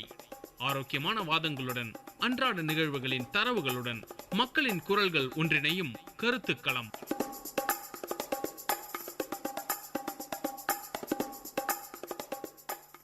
வணக்கம் நேயர்களே, இது விஐடி பண்பலை 90.8. இது நம்ம நிகழ்ச்சி காரசாரம். இன்னைக்கு நம்ம நிகழ்ச்சியில் பார்க்க போகிற தலைப்பு பெற்றோர் குழந்தைகளின் உறவு முறை. இதை பற்றி பேச நம்ம கூட 3 தோழிகள் இருக்காங்க. அவங்கள அறிமுகப்படுத்திக்கலாம். வணக்கம், நான் ஜனனி. வணக்கம், நான் சுபஸ்ரீ. வணக்கம், நான் சௌபாக்கியா. வணக்கம், நான் சஞ்சு. இந்த காலத்தில் பெற்றோர்களும் குழந்தைகளும் அவங்களுக்குள்ள இருக்க உறவு முறை எப்படி இருக்கு அப்படின்றத தான் இன்னைக்கு நம்ம நிகழ்ச்சியில் பார்க்க போகிறோம். அந்த காலத்துலலாம் பார்த்தீங்கன்னா ரிலேஷன்ஷிப் பாண்டிங் நல்லா இருந்தது, பேரண்ட்ஸ்குள்ளவும் சில்ட்ரன்ஸ்குள்ளவும். இன்னைக்கு அப்படி இருக்கிறது இல்லை. அதுக்கு ஏன் அது முக்கியமான காரணம் அப்படின்னு நினைக்கிறோன்னா, பேரண்ட்ஸ் சில்ட்ரன் ரிலேஷன்ஷிப்புக்கு முக்கியமான தடையாக இருக்கிறது அவங்களுக்குள்ள நல்ல ஒரு பேசிக்கிறது இல்லை. நல்ல கான்வர்சேஷன்லாம் நல்லா இருந்ததுன்னா அவங்க நல்லா இருப்பாங்க. இப்போ பார்த்தீங்கன்னா சில்ட்ரன் ஃப்ரீயாக இருக்கணும்னு நினைக்கிறது தப்பா, இல்லை பேரண்ட்ஸ்லாம் ஸ்ட்ரிக்டாக இருக்கணும்னு நினைக்கிறது தப்பா? இதை பற்றி உங்கள் கருத்துக்களை சொல்லுங்கள். என்னை பொறுத்த வரைக்கும் அந்த காலத்தை விட இந்த காலத்தில் பெற்றோர்களுக்கும் சில்ட்ரன்ஸ்க்கும் நடுவில் இருக்க உறவு முறை கம்மியாக இருக்குது அப்படின்னு ஏன் நினைக்கிறேன்னா, இப்போ பேரண்ட்ஸ் அப்படின்னு எடுத்தோன்னா 2 பேரும் ஒர்க்கிங் அப்படின்ற ஒரு விஷயம் போய்கிட்டு இருக்கு. எல்லா இடத்துலையுமே வந்துடுச்சு. சிட்டிஸில் அப்படின்றதுலாம் கிடையாது. ஸோ ப்ரீகேஜி அப்படின்ற ஒரு ஸ்கீம் வர ஆரம்பிச்சதுலேருந்து சில்ட்ரன்ஸ்லாம் என்ன ஆனாங்கன்னா, அவங்களோட லைஃப்பை சின்ன வயசுலேருந்தே அவங்களே மேனேஜ் பண்ண ஆரம்பிச்சுட்டாங்க. ஸோ அவங்களுக்கு என்ன ஆச்சு, ஒரு கட்டத்துக்கு மேலே அவங்களுக்கு தேவையானது என்னன்னு அவங்களுக்கு தெரிய ஆரம்பிச்சிருச்சு. அதை அவங்களே எடுத்துக்க ஆரம்பிச்சுட்டாங்க. அந்த ஒரே ஒரு காரணம் தான் நான் நினைக்கிறேன் பெற்றோர்களுக்கும் சில்ட்ரன்ஸ்க்கும் நடுவில் இருக்க டிஸ்டன்ஸ்க்கு. ஜனனி கேட்ட மாதிரி இப்போ இருக்கிற காலத்தில் இருக்கிற பெற்றோர்கள் ரொம்பவே ஃப்ரீயாக பசங்களை விட்டுடுறாங்க. ஃப்ரீயாக விடலாம், ஆனால் அதுக்கும் ஒரு கடைசியில் ஒரு பாயிண்ட் அப்படின்ற மாதிரி இருக்கு. ரொம்பவும் நம்ம பசங்களை ஃப்ரீயாக விட்டுறக்கூடாது. ஏன்னா நம்ம பசங்க பெற்றோர்களை பார்த்து தான் எப்பவுமே வளர்வாங்க. நம்ம எப்படி இருக்கோமோ அதை பின்பற்றி தான் அவங்க நடக்க ஆரம்பிப்பாங்க. ஸோ நம்ம பசங்களுக்கு நிறைய விஷயங்கள் தெரியாது. ஒரு 20 வயசு வர வரைக்கும் பசங்கள் நம்ம கிட்ட தான் நிறைய விஷயங்களை கத்துப்பாங்க. அதனால நம்ம தான் பசங்களுக்கு ஒரு முன்னோடியா இருந்து எல்லாத்துக்கும் நம்ம வழி நடத்த வேண்டியதா இருக்கு. அதே சமயம் ரொம்ப ஸ்ட்ரிக்டாவும் இருக்கக்கூடாது. அவங்களுக்கும் இதுக்கு முன்னாடி இருந்த காலத்துல பாத்தீங்கன்னா பெற்றோர்கள் தான் அவங்க சொல்றதான் பசங்க கேட்கணும் அப்படின்ற ஒரு விஷயம் இருந்தது. ஆனா இப்ப இருக்கிற காலத்துல கொஞ்சம் ஃப்ரீயா இருக்காங்க, எல்லாரும் ஃப்ரெண்ட்லியா இருக்காங்க. பசங்க சொல்றதையும் பெற்றோர்கள் அக்செப்ட் பண்ணிக்கிறாங்க. இப்போ குடும்பத்திலேயே ஏதாவது ஒரு பிரச்சனைனா கூட, இல்ல பசங்களை படிக்க வைக்கிற முடிவுகள்லையும் பசங்களே அவங்களோட பங்கு எடுத்துக்கிறாங்க. இந்த மாதிரி நான் இதை படிக்கணும் அப்படின்ற மாதிரி நிறைய அவங்களோட ஆசைகள் எல்லாம் அவங்க முன்னிறுத்துறாங்க. இந்த மாதிரி நிறைய விஷயங்கள் இப்போ வளர்ந்துட்டே வருது. அதே சமயம் கொஞ்சம் ஸ்ட்ரிக்டா பசங்களை அவங்களுக்கு இந்த வயசுல எதுவுமே புரியாத வயசு, எந்த விஷயங்களும் நம்பக்கூடிய ஒரு வயசா இருக்கும். அதனால அவங்களுக்கு சொல்லணும், நீ இப்படிதான் இருக்கணும், இதெல்லாம் செய்யக்கூடாது அப்படின்ற மாதிரி. அதனால 2 விஷயமே ரொம்ப முக்கியம். ரொம்ப ஃப்ரீயாவும் விடக்கூடாது, ரொம்ப ஸ்ட்ரிக்டாவும் இருக்கக்கூடாது. இப்போ எங்கள் வீட்டிலே பார்த்தீங்கன்னா எங்கள் அப்பா அவருடைய சொல்கிறபடி தான் இவர் நடந்துப்பார். எங்களை எடுத்துக்கிட்டிங்கன்னா எங்கள் டெசிஷன் எங்கள் அப்பா கேட்பார். அவர் அப்பா அவருடைய டெசிஷனை கேட்கறதில்ல. ஸோ எங்களுக்கு கொஞ்சம் ஃப்ரீடம் இருக்குது. என்னை பொறுத்த வரைக்கும் நீங்கள் கேட்டீங்க இல்லையா, ஃப்ரீயாக விடுறது தப்பா இல்லை ஸ்ட்ரிக்டாக இருக்கணும்னு நினைக்கிறது தப்பா அப்படின்ட்டு. முன்னாடி இருக்க காலகட்டம் எப்படின்னா ரொம்ப சின்னது, குழந்தைகளோட உலகம் ரொம்ப சின்னதாக இருந்தது. ஸோ வந்து பெற்றோர்கள் சொல்கிறது எல்லாத்தையும் அக்செப்ட் பண்ணிக்கக்கூடிய மைண்ட் செட்டில் சில்ட்ரன்ஸ்லாம் இருந்தாங்க. ஆனால் இப்போ இருக்கவங்களுக்கு வந்து எல்லாமே தெரியுது, நிறைய அட்வான்ஸாக போயிட்டாங்க. ஸோ அவங்களுக்கு வந்து கொஞ்சம் எக்ஸ்பெக்டேஷன்ஸ் அதிகமாக இருக்குது. அந்த ஒரு கண்டிஷன்ஸ், அந்த ஒரு சுச்சுவேஷனில் வந்து பேரண்ட்ஸ் ஃப்ரீயாக விடணும்னு அவங்க எக்ஸ்பெக்ட் பண்ணுவாங்க. அப்படி விடாத போது அவங்களுக்கு கோபம் இல்லை ஒரு டிப்ரெஷன் அந்த மாதிரி வந்து இவங்க சொல்கிறத நம்ம ஏன் கேட்கணும் அப்படின்னு இவங்களை மீறி போயிடுவாங்க. அது பெற்றோர்களுக்கு வந்து கஷ்டமாக இருக்கும். பெற்றோர்கள் ஸ்ட்ரிக்டாக இருக்கணும் அப்படின்னு நினைக்கிறதும் ரொம்ப முக்கியமான ஒரு விஷயம். எல்லா விஷயத்துலையும் ஃப்ரீயாக விடுறதுனால நிறைய விஷயங்களில் வந்து தெரியறதில்ல சின்ன பசங்களுக்கு. இப்போ சஞ்சு சொன்ன மாதிரி எதையும் நம்பி போகிற வயசு தான் இது. ஒரு சின்ன வயசுலேருந்து டீனேஜ் வரைக்கும் அவங்களுக்கு வந்து எது நல்லது எது கெட்டதுன்னே தெரியாது. அவங்களுக்கு இதெல்லாம் வேணும்னா அவங்க பண்ணிடணும். ஸோ ஃப்ரீயாக விட வேண்டிய இடத்துல விடலாம். அதுவும் இப்போ இருக்க காலகட்டத்தில் அப்படி ஒரு விஷயம் தேவையாக தான் இருக்குது. இருந்தாலும் கொஞ்சம் இடத்துல வந்து ஸ்ட்ரிக்டாக இருக்கணும். அதை வந்து பெற்றோர்கள் தான் புரிஞ்சு நடந்துக்கணும். இப்போ ஒரு பழமொழியே இருக்கு, 5ல் விளையாதது 50ல் விளையாது அப்படின்ட்டு. அதாவது பெற்றோர்கள் எப்போ வந்து ஸ்ட்ரிக்டா இருக்கணும்னு பாத்தீங்கன்னா, அந்த குழந்தை ஸ்டார்டிங் ஸ்டேஜ் வளர்ற போது இருக்கும்போது, அதாவது 1லேருந்து 10 வயசுக்குள்ள இது நல்லது இது கெட்டது அப்படி சொல்லி சொல்லி வளர்க்கணும். அப்படி வந்து சொல்லி சொல்லி வளர்க்கணும். ஆனா அவங்களே என்ன பண்றாங்க, ஒர்க் பண்றதுனால மத்தவங்க கிட்ட குழந்தைங்களை வந்து விட்டுட்டு போயிடுறாங்க. இன்னும் ஒரு எக்ஸ்ட்ரீம்ல வந்து போர்டிங் ஸ்கூல்ல எடுத்துன்னு போய் சேர்த்துடுறாங்க. அந்த குழந்தைக்கு அங்க நடக்கிறது தான் உலகம் அப்படின்ற மாதிரி தெரிஞ்சிடுது. அதனால வந்து அந்த குழந்தைக்கு வெளில ரிலேஷன்ஸ் கூட எப்படி பிஹேவ் பண்ணணும் அப்படின்னு தெரியாது. இப்ப யாருன்னா ஒரு தாத்தா பாட்டி வராங்கன்னா அவங்களுக்கு எப்படி ரெஸ்பெக்ட் கொடுக்கணும் அப்படின்றது அந்த குழந்தைக்கு தெரியாது. இப்ப வராங்களா, இப்ப ஃப்ரெண்ட்ஸ் கிட்ட பேசுற மாதிரி அவங்க கிட்டயும் பேச வேண்டியது. ஆனா வந்து அதை வந்து கண்டிப்பா ஒரு தாத்தா பாட்டியா இருக்கிறவங்க வந்து அதை அவாய்ட் பண்ணுவாங்க. என்ன இப்படிலாம் பேசுறான், என்ன வளர்த்து இருக்க குழந்தைய அப்படின்ட்டு தான் முதல் வந்து அம்மா அப்பா கேட்பாங்க. ஆனா வந்து இப்ப அம்மா அப்பாங்களாம் வந்து சொன்னா சொல்லிட்டு போங்க, உங்களுக்கு என்ன, நாங்க தானே வளர்க்குற கஷ்டம் அப்படின்ற மாதிரி இருக்காங்க. இப்போ வந்து அது எப்படி வந்து கண்ட்ரோலுக்கு கொண்டு வரலாம்னு நினைக்கிறீங்க? இப்போ இருக்கிற பீரியடில் பார்த்தீங்கன்னா பாட்டி தாத்தா அப்படின்ற ஒரு விஷயமே தெரியாமல் போயிடுது. எப்போ வருஷத்துக்கு ஒரு தடவை ஏதாவது பண்டிகை வரும்போதும் அந்த மாதிரி தான் போய் பார்க்குறாங்க. அதில் என்ன பண்ணுறது, இப்போ இருக்கிற பசங்க கேட்டால் எனக்கு கேட்டால் ரொம்ப ஷை, இல்லைன்னா வந்து அவங்க கிட்ட போய் எப்படி பேசுறது அப்படின்ற தெரியாதனாலேயே இப்போ நம்ம வீட்டுக்கு யாராவது இதுக்கு முன்னாடி இருக்கும் போது பேர பிள்ளைங்க யாராவது வந்தால் பாட்டி தாத்தா பார்த்தா எப்படி இருக்கீங்க அப்படி இப்படின்னு நிறைய விஷயங்களை பேசுவாங்க. வீட்டில் நடக்கிறது அப்படின்னு நிறைய சின்ன சின்ன விஷயங்கள், பாட்டி தாத்தா கூட விளையாடுறது, அந்த மாதிரி நிறைய விஷயம் இருக்கும். இப்போ இருக்கிற பசங்க பேசுறது இல்லை. அந்த மாதிரி இருக்கும்போது அவங்களுக்கு என்ன, பசங்களை எப்படி வளர்த்துருக்கா பாரு, அது பெற்றோர்களுடைய தப்பும் சொல்ல முடியாது. இப்ப இருக்கிற சமுதாயத்துல அப்படி ஒரு நடைமுறை தான் நடந்துட்டு வருது. அந்த காரணத்தினால நம்ம குழந்தைங்களையும் தப்பு சொல்ல முடியாது. பெற்றோர்கள் தான் குழந்தைங்களுக்கு தெரியாது, அவங்க தான் வந்து சொல்லி வளர்க்கணும். இது மாதிரி பாட்டி தாத்தாக்கு இப்படிதான் நம்ம மரியாதை கொடுக்கணும், வீட்டுக்கு போனா இப்படி அவங்க கிட்ட பேசணும், நடந்துக்கணும் அப்படின்ற மாதிரி நிறைய விஷயங்களை சொல்லணும். அதனாலே இவங்களுக்குள்ளேயே இப்ப பாட்டி தாத்தா ஏதாவது ஒரு உரிமையில திட்டுறத கூட என்னோட அப்பா அம்மா திட்டினா பரவாயில்ல, நீங்களா எதுக்கு திட்டுறீங்க அப்படின்ற மாதிரி ஒரு கேள்வி எழுது. இது மாதிரி நிறைய விஷயங்களை வந்து பெற்றோர்கள் தான் பசங்களுக்கு சொல்லி தரணும். அதனால இந்த விஷயத்துல பசங்களை குற்றம் சொல்ல முடியாது. என்ன கேட்டால் நானும் அதான் சொல்வேன். ஏன்னா வந்து ரிலேஷன்ஸ், அப்படி ஒரு ரிலேஷன் இருக்காங்கன்றத சின்ன வயசுலேருந்தே காமிச்சு வளர்க்கணும். திடீர்னு ஒரு நாள் ஃபோனில் வந்து இது உன்னோட பெரியப்பா பேசு அப்படின்னா அந்த குழந்தைக்கு என்ன பேசணுன்னே தெரியாது. இதுவே சின்ன வயசுலேருந்து பெரியப்பான்ற முறையில் அவரும் இந்த குழந்தைகிட்ட பழகி 2 பேருக்கும் ஒரு நல்ல அண்டர்ஸ்டாண்டிங் இருந்துச்சுன்னா அதுவாகவே ஓடி போய் பெரியப்பா எப்படி இருக்கீங்க, எப்போ வீட்டுக்கு வரீங்க, அந்த மாதிரி ஒரு ரிலேஷன்ஷிப் அவங்களுக்குள்ள மெயின்டைன் ஆகும். இதுக்கு முக்கியமான காரணமே வந்து இன்றைய ஜென்ரேஷன் தான் நான் சொல்லுவேன். இவங்களுக்கும் டைம் இல்லை, பேரண்ட்ஸ்க்கும் டைம் இல்லை. அவங்க 2 பேரும் ஒர்க் பண்ணுறாங்க. இவங்களுக்கு சின்ன வயசுலேருந்தே குழந்தைங்களுக்கு வந்து ஸ்கூலில் வந்து ஏகப்பட்ட ஆக்டிவிட்டி அப்படி இப்படின்னு அவங்க மைண்ட் டைவர்ட் ஆகிட்டு போயிட்டே இருப்பாங்க. அவங்கள பொறுத்த வரைக்கும் அங்கே உலகத்தில் வந்து ஸ்கூலு, ஃப்ரெண்ட்ஸு, டீச்சர்ஸு, ஹோம்ஒர்க் பண்ணும், பேரண்ட்ஸ் வீட்டில் 2 பேர் இருப்பாங்க, அவ்வளோதான், வேறு எதுவுமே தெரியறதில்லை. என்னை பொறுத்த வரைக்கும் இதுதான் ஒரு முக்கியமான காரணம். ஃபேஸ் டு ஃபேஸ் கம்யூனிகேஷன் இல்லாமல் போகிற ஒரு இடத்துல தான் எப்படி பேசணும், இவங்க எந்த முறையில் நம்மளுக்கு வராங்க, அந்த மாதிரி ஒரு விஷயம் வந்து குழந்தைங்களுக்கு தெரியறதே இல்லை. இப்போ ஒரு குழந்தை ஒரு தாத்தாக்கு மரியாதை கொடுக்காம பேசுது அப்படின்னு பார்த்தீங்கன்னா, அவங்க அப்பாவோ இல்லை அம்மாவோ அப்போவே வந்து சொல்லணும் இப்படி பேசணும், இப்படி பேசக்கூடாதுன்னு. இப்போ அவங்க அப்பா அம்மாவும் சொல்லணும், எங்கள் அப்பா அம்மாவே சொல்ல அப்படின்ட்டு அந்த குழந்தை அந்த தாத்தா கிட்ட ரெஸ்பெக்ட் இல்லாமல் தான் பேசணும். இப்போ இருக்கிற இவங்க சொன்ன மாதிரி வந்து இப்போ இருக்கிற பேரண்ட்ஸ் என்ன கேட்டால் அதை என்கரேஜ் பண்ணுறாங்க. தாத்தா பாட்டியை மதிக்காமல் பேசினா கூட எப்படி பேசிட்டு பாரு பையன்ற மாதிரி கைத்தட்டி சிரிக்கிற காலத்தில் தான் நம்ம இப்போ இருக்கோம்.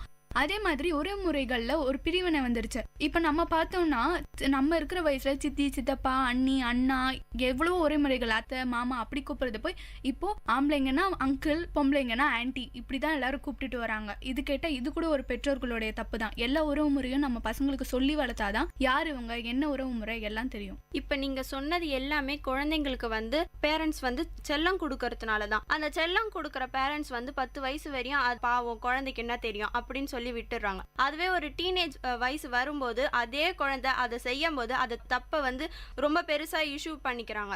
எப்படி சொல்கிறோன்னா, இப்போ வந்து டீனேஜ் வயசில் இருக்க குழந்தைக்கு வந்து நம்ம வந்து செல்லம் கொடுக்க முடியாது.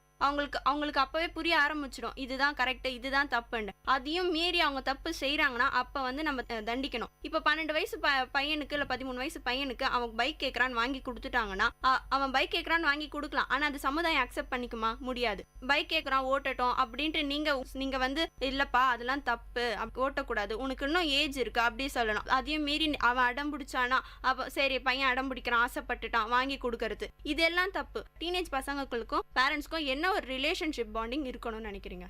என்னை பொறுத்த வரைக்கும் இப்போ இருக்க காலகட்டத்தில் பேரண்ட்ஸ் என்ன நினைக்க ஆரம்பிச்சிட்டாங்கன்னா, டீனேஜ் பசங்க ஒழுங்காக இருக்கணும் நல்லபடியாக இருக்கணும்னு நினைக்கிறது போய் அவங்களோட ப்ரெஸ்டீஜ் ப்ராப்ளம் ஆயிடுச்சு. அவங்களோட பொண்ணும் அவங்க பையனும் இந்த சொசைட்டியில் எப்படி ட்ராவல் பண்ணுறா எப்படி இருக்கான்றது அவங்க பெற்றோர்களுக்கு வந்து ஸ்டேட்டஸ் மாதிரி ஃபார்ம் ஆயிடுச்சு. இப்போ நீங்கள் சொன்ன மாதிரி ஒரு பையனுக்கு 12 வயசில் பைக் வாங்கி கொடுத்தாருன்னா எங்கள் அப்பா பாரு வாங்கி கொடுத்துட்டாரு அப்படின்னு அவன் வந்து வெளில சொல்லுவான். இது வந்து இவருக்கு கௌரவம்னு அவர் நினைக்காரு. ஆனால் ஒரு லைசன்ஸ் இல்லாமல் ஒரு ப்ராப்பராக அவனுக்கு ஓட்ட கூட தெரிஞ்சிருக்காரு. ஒரு 12 வயசு பையனுக்கு எவ்வளோ பேலன்ஸ் பண்ண முடியும்னு நீங்கள் நினைக்கிறீங்க? அதுவும் இப்போ இருக்கிறதுல ஒரு பையன் பைக் வச்சு அதில் அவன் மட்டுமா போவான், அவனோட ஃப்ரெண்ட்ஸ் 2 பேர் உட்கார வச்சுட்டு அது ஒரு தப்பான செயலாக தான் பண்ணிக்கிட்டு இருக்காங்க. பசங்களும் சரி பெற்றோர்களும் அதை வந்து கண்டுக்கிறதே இல்லை.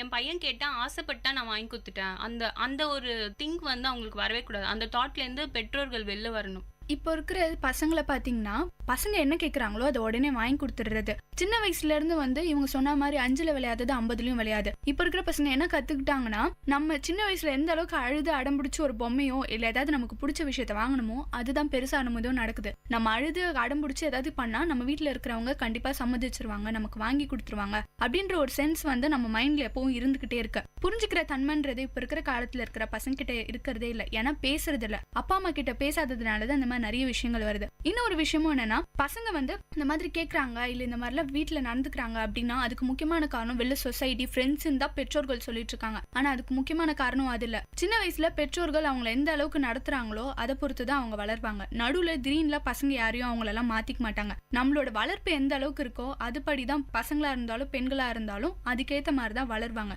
நடுவுல வந்து எந்த ஒரு சிச்சுவேஷனுமே அவங்களை சேஞ்ச் பண்றது கிடையாது. இப்போ பார்த்தீங்கன்னா டீனேஜ் அப்படின்றது முக்கியமாக பொண்ணோ இல்லை பையனோ டைவர்ட் ஆகுற ஏஜ். இந்த ஏஜ்ல வந்து பெற்றோர்கள் தான் சொல்லணும் இது தப்பு இது கரெக்ட். பையன் வளர்ந்துட்டான் அவனுக்கு எல்லாம் தெரியும் அப்படின்ட்டு சொல்லி கண்டிப்பாக விட்டுறக்கூடாது. இப்போ ஒரு பொண்ணு வந்து கரெக்டாக இருக்கணும்னா அதுக்கு அவங்க அம்மா வந்து கரெக்டாக இருக்கணும். அவங்க அம்மா சொன்னாதான் அந்த பொண்ணுக்கு தெரியும்.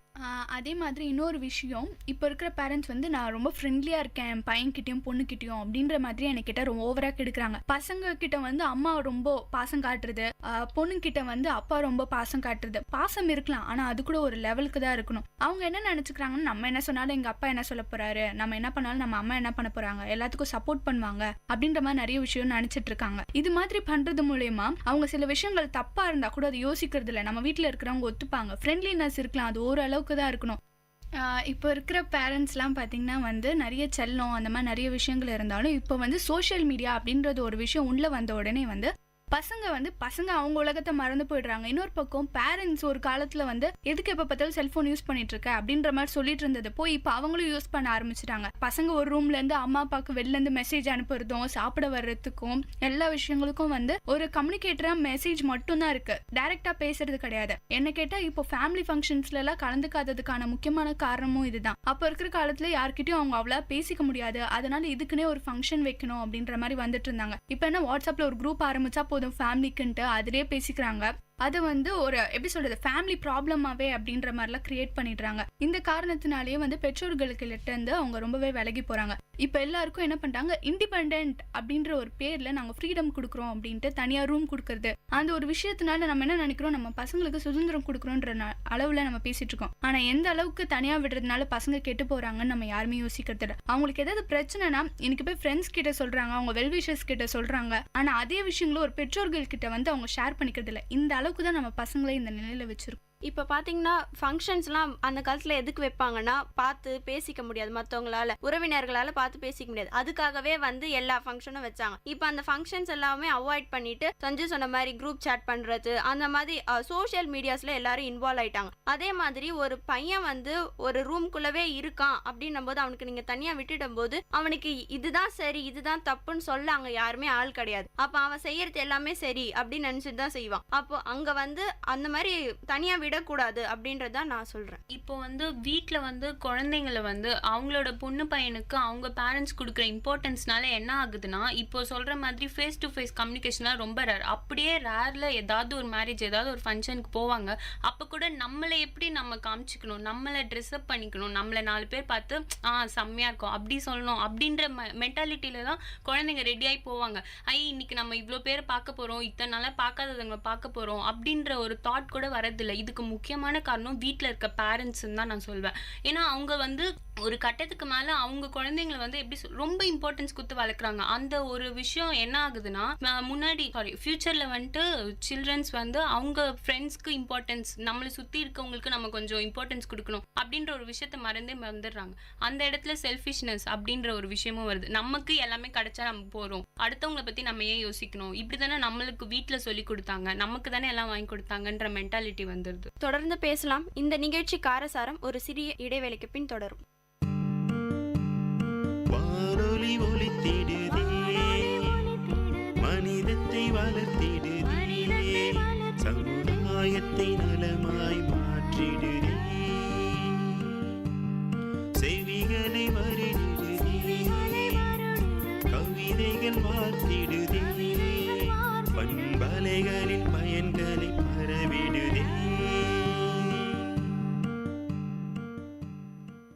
வணக்கம் நேயர்களே, இது விஐடி பண்பலை 90.8. இது நம்ம நிகழ்ச்சி காரசாரம். பிரேக்குக்கு முன்னாடி நம்ம நிறைய விஷயங்கள் பற்றி பேசிக்கிட்டு இருந்தோம். இப்போ வந்து பெற்றோர்களும் குழந்தைகளும், அதாவது டீனேஜர்ஸ் அப்படின்ட்டு எடுத்தோம்னா சொசைட்டியில் அவங்க எப்படி பிஹேவ் பண்ணுறாங்க. அதாவது இப்போ வந்து ஒரு டீனேஜர் பார்த்தீங்கன்னா வீட்டிலே இருக்காங்க, இப்போ அவங்க வெளில போனதுக்கப்புறம் எப்படி பிஹேவ் பண்ணுறாங்க, அதுக்கெல்லாம் வந்து எந்த அளவுக்கு பேரண்ட்ஸோடைய இன்வால்வ்மெண்ட் இருக்குது. ஒரு டீனேஜர் வெளில போகிறான்னா அவன் வந்து அவங்க அப்பா அம்மா சொல்லி பேச்சு கேட்டு தான் போகிறானா, அதை பற்றி கொஞ்சம் சொல்லுங்கள். இப்போ இருக்கிற டீனேஜர்ஸ் பார்த்தீங்கன்னா நிறையவே டைவர்ட் ஆகிறாங்க. இதுக்கு முக்கியமான காரணம் பெற்றோர்கள் தான் சொல்லணும். ஒரு விஷயத்தில் பார்த்தீங்கன்னா அவங்க வந்து பெற்றோர்கள் வந்து அவங்களுடைய வேலை ஏதாவது பிரச்சனைகளோ அதை பற்றி யோசிச்சுட்டு இருக்காங்க. ஆனால் வீட்டில் வந்து ஒரு பையனோ பொண்ணோ வளர்ந்தாச்சு, ஒரு டீனேஜ் ஏஜுக்கு வந்தாச்சு அப்படின்றத அவங்க யோசிக்கிறதே இல்லை. இந்த மாதிரி டைமில் தான் வந்து மைண்ட் நிறையவே டைவர்ட் ஆகும். நிறைய விஷயங்கள் இருக்குது. அப்போ வந்து என்ன பண்ணணும், அவங்க இந்த வயசில் பசங்களை கூப்பிட்டு வச்சு பேசணும். ஏதாவது இன்னைக்கு காலேஜ் போனியே, இன்னைக்கு எப்படி இருந்தது, ஸ்கூல் போனேன், இன்னைக்கு என்னென்னலாம் நடந்தது, அந்த மாதிரி சின்ன வயசுல எந்த அளவுக்கு ரேங்க் கார்டுக்கு இம்பார்ட்டன்ஸ் கொடுக்குறாங்களோ பெருசான உடனே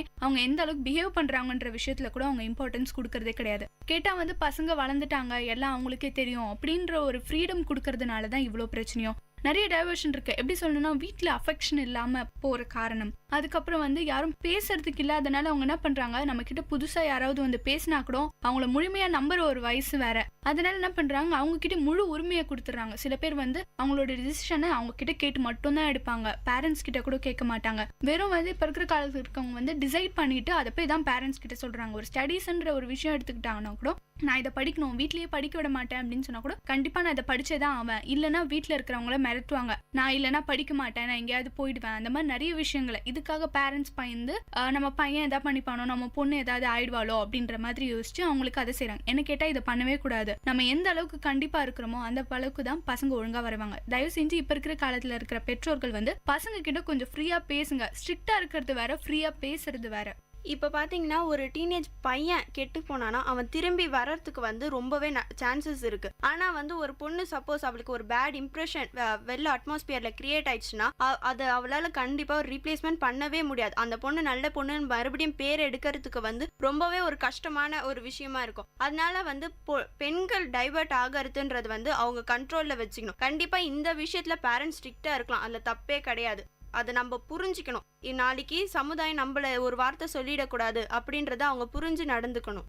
என்னை பொறுத்த வரைக்கும் இப்போ இருக்க காலகட்டத்தில் வந்து பெண்களும் சரி ஆண்களும் சரி ஒரு டீனேஜ் அப்படின்ற ஒரு ஏஜ் வரும்போது இப்போ சஞ்சு சொன்ன மாதிரி ஸ்டடீஸ் அப்படின்ற ஒரு விஷயத்துல அவங்களுக்கு பிடிச்சதான் படிக்கிறாங்க. அதை நான் வந்து தப்புன்னே சொல்லலை. இது வந்து ரொம்பவே ஒரு நல்ல விஷயம். அந்த காலத்துலலாம் பார்த்தா பெண்களை வந்து படிக்கவே வைக்க மாட்டாங்க. அப்படியே படிக்க வச்சாலும் ஒரு 3 வருஷத்துக்குள்ள டிகிரி முடிச்சியா அடுத்தது உனக்கு கல்யாணம் அப்படின்ற ஒரு கேட்டகரியில தான் இதுக்குள்ள முடிக்கிறணும் அப்படின்றத பார்த்து தான் வந்து படிக்கவே அனுப்புவாங்க.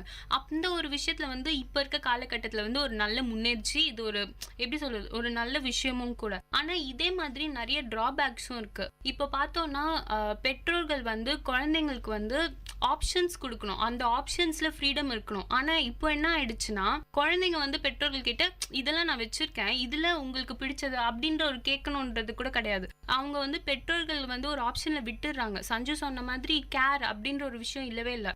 இப்போ ஒரு பொண்ணுக்கு வந்து வீட்டுல அவங்க அம்மா உட்காந்து பேசும்போது தெரியற விஷயம் வந்து வேற யார்கிட்ட பேசினாலும் தெரியவே தெரியாது.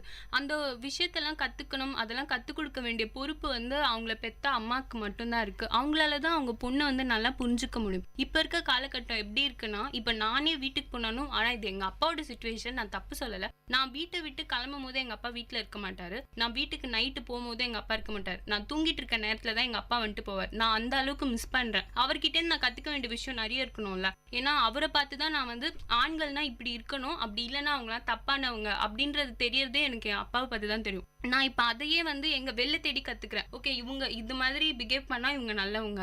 இதுவே எங்க அப்பா கிட்ட ஸ்பெண்ட் பண்ண எனக்கு டைம் அப்படின்னு ஒண்ணு இருந்துச்சுன்னா நான் அவர்கிட்ட இருந்து கத்துட்டு இருந்திருப்பேன். இந்த மாதிரி சின்ன சின்ன விஷயங்களை வந்து வீட்டுல பண்ணாம விடுறதுதான் வெளில வந்து குழந்தைங்க வெளியில இருக்கவங்க யாரோ 3வது மனுஷங்க கிட்ட வந்து சிலது கத்துக்கிறாங்க. அது தப்பான வழியிலும் போகுது இல்லையா.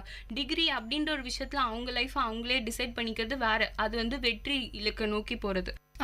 உண்மையிலே சொல்லணும்னா வந்து ஆண்களை கம்பேர் பண்ணி பார்க்கும்போது பெண்களுக்கு வந்து அது ஒரு கரை மாதிரி என்றைக்குமே இருந்துகிட்டே இருக்கும். அவங்க பண்ண ஒரு சின்ன விஷயம் வந்து அது என்றைக்குமே நினச்சிட்டே இருக்கும். அது மாதிரி ஒரு விஷயம். அதே மாதிரி பெற்றோர்கள் வந்து பசங்களை ரொம்பவே வந்து நான் என் பையனை கண்ட்ரோலில் வச்சுருக்கேன் அப்படின்ற மாதிரி விஷயமும் நம்ம பண்ணக்கூடாது. நம்ம எந்த அளவுக்கு அவங்கள ஸ்ட்ரிக்டாகவும் கண்ட்ரோலில் வச்சுருக்கோம் அப்படின்ற நினைக்கிறோமோ, கையில் வச்சுருக்கோம் அப்படின்னு நினைக்கிறோமோ, அதுக்கேற்ற மாதிரியே அவங்க வந்து நம்ம கையை விட்டு விலகி ரொம்ப தூரம் போய்கிட்டே இருப்பாங்க. ரொம்ப ஸ்ட்ரிக்டாகவும் வேணாம், ரொம்ப ஃப்ரீயாகவும் அவங்கள விட வேணாம். ஏன்னா ஒரு ரொம்ப ஃப்ரீயாக விட்டு அவங்க என்ன நினச்சிப்பாங்கன்னா, நம்ம பேரண்ட்ஸ் நம்ம என்ன சொன்னாலும் கேட்பாங்க அப்படின்ற மாதிரி பேரண்ட்ஸ் அட்வைஸ் பண்ணுறது போய் இந்த காலத்தில் வந்து பிள்ளைங்க வந்து பேரண்ட்ஸ்க்கு வந்து அட்வைஸ் பண்ணுறது, இந்த மாதிரி இப்படிதான் இருக்கு சிச்சுவேஷன், இப்பெல்லாம் நீ எதுக்கு இப்படி பேசிட்டு இருக்க, அது மாதிரி வந்து ஒரு மரியாதை இல்லாம போச்சு, அவங்களுக்கான வேல்யூ இல்லாம போச்சு. இது வந்து ஒரு 60-50 வயசுல பெற்றோர்களுக்கு வர நிலைமை கூட கிடையாது. இப்ப இருக்கிற காலத்துல இருக்கிற சின்ன பசங்க அவ்வளோ பேச ஆரம்பிச்சுட்டாங்க. ரொம்ப ஸ்ட்ரிக்டாவும் வேணாம், ரொம்ப ஃப்ரீயாவும் வேண்டாம்.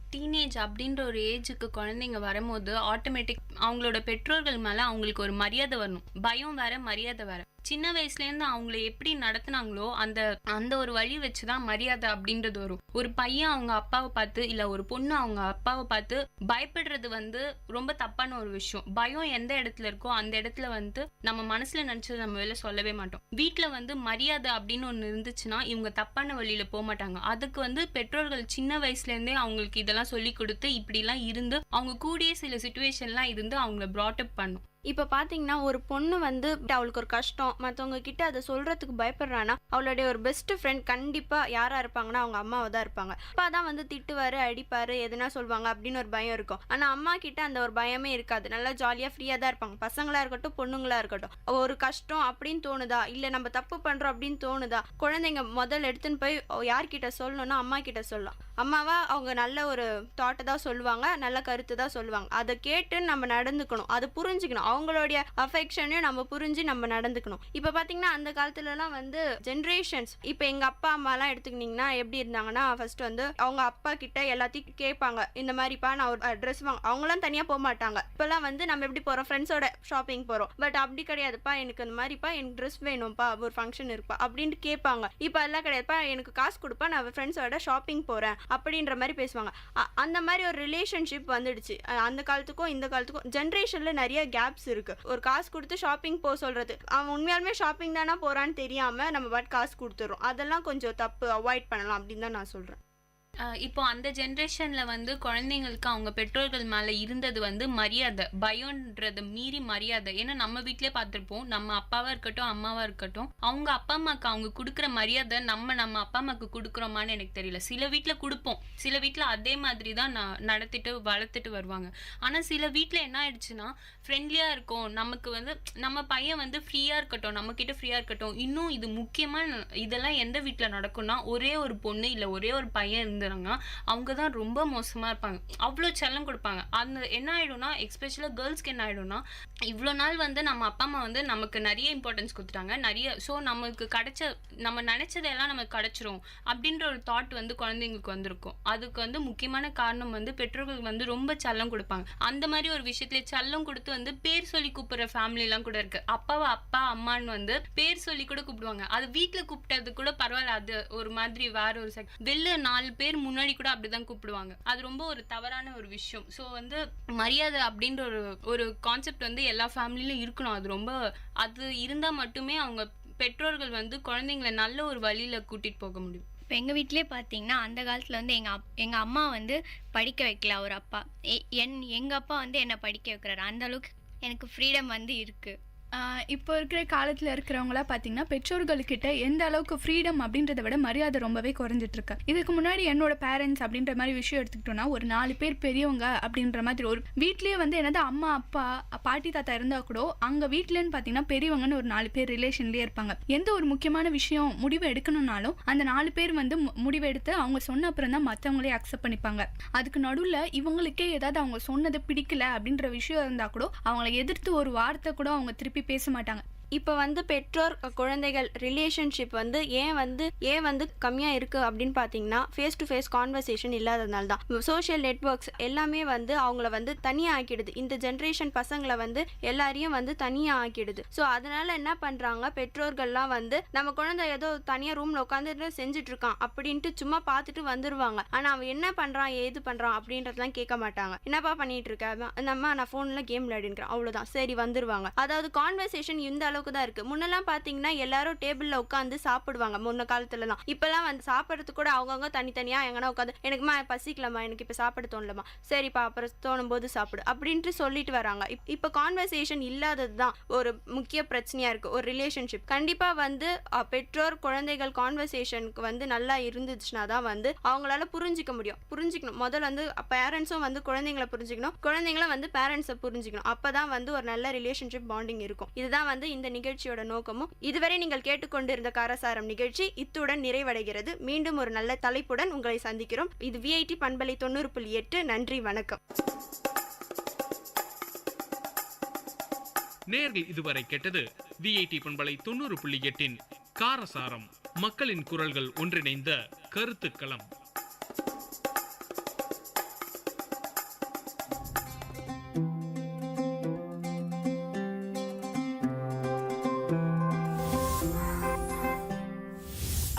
हूँ कोई बच्ची नहीं हूँ पर कच्ची नहीं। मानो या ना मानो तुम, कुछ बड़ा करने की है बारी यही, भविष्य देश का लिखने की तैयारी यही। बचपन से अब तक मेरी माटी ने दुलारा, आज मुझको है मेरे देश ने पुकारा। आज चल पड़े हैं हम सबके कदम, बदलने भाग्य देश का निकल पड़े हैं हम। आज चल पड़े हैं हम सबके कदम, बदलने भाग्य देश का निकल पड़े हैं हम। हो बनेगा देश महान जब वोट करेंगे हम।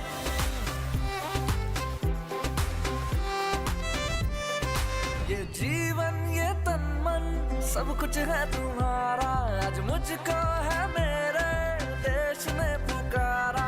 जो सोचे और ठाने तो करके दिखा दे, ऐसे है मेरे देश के फौलादी इरादे। आज चल पड़े हैं हम सबके कदम, बदलने भाग्य देश का निकल पड़े हैं हम। हो बनेगा देश महान जब वोट करेंगे हम।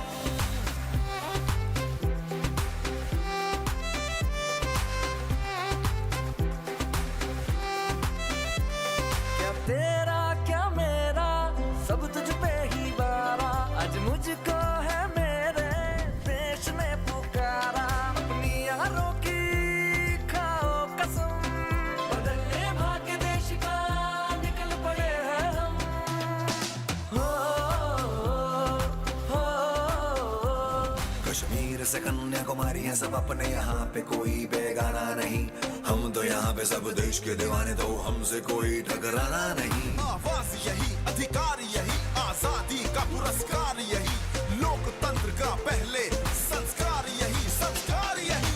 अपनी यारी की खाओ कसम, करेंगे अपना पहला वोट देश के लिए हम। ये जीवन फर्स्ट टाइम जी सर, सब कुछ है तुम्हारा,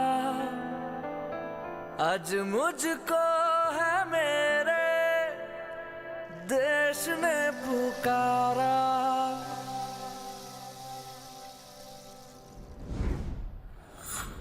Bhuvana present miss. Priya Absent miss. Bhuvana Priya ஏன் ஸ்கூலுக்கு வர மாட்டேங்கிறா? மிஸ் அவளுக்கு அவங்க வீட்ல கல்யாணம் பண்ண போறாங்களாம், அதான் ஸ்கூலுக்கு வரல miss.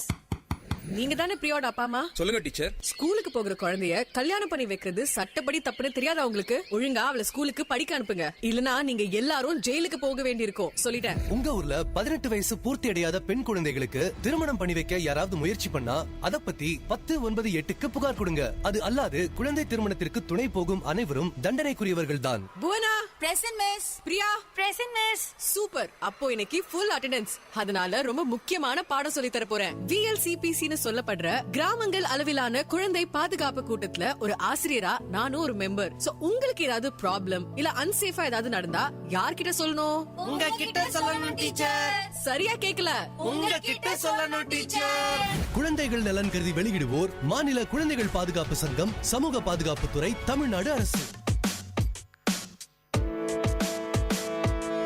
Dear listeners, welcome to the Silver Lining Show in VIT Community Radio 90.8.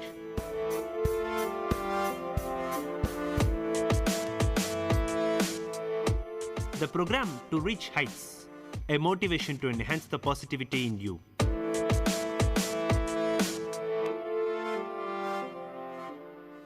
Hello friends, welcome to VIT Community Radio 90.8 FM. This is Bharadwaj on the Silver Lining Show today, and we are going to learn about confidence and other things which could help you grow in life. The first one being confidence. Lucky people develop their confidence and communicate. Awkward and shy during my teenage years and always overweight, I remember attending parties with the nagging fear of not knowing anyone, of having to sit alone in a corner nursing a drink. I inevitably ended up doing precisely that. During my last few years in school, some teachers forced me into elocution, debates, and dramatics. Though I was initially nervous, my self-confidence increased every successful competition. I eventually reached a state where I actively sought opportunities to speak. So, what is the solution to acquire confidence? It's simple. Conquer fear. Overcoming fear of any sort, always one to open up to the following opportunities. Bertrand Russell, the British philosopher and mathematician, observed, to conquer fear is the beginning of wisdom. In the book, Maximize Your Potential, Grow Your Expertise, Take Bold Risks, and Build an Incredible Career, Michael Squabble of Stanford University explains why fear gets in the way of luck. It involves the mental duel that occurs each day between risk-taking and the fear of failure. Citing the work of psychologists Daniel Gilbert and Timothy Wilson, Squabble explains the impact bias. The impact bias is our tendency to greatly overestimate the intensity and extent of our emotional reaction. The net result of this bias, we expect failures to be more painful when they actually are. So we fear them more than we need to. Consider legendary investor Warren Buffett, who had a fear of public speaking.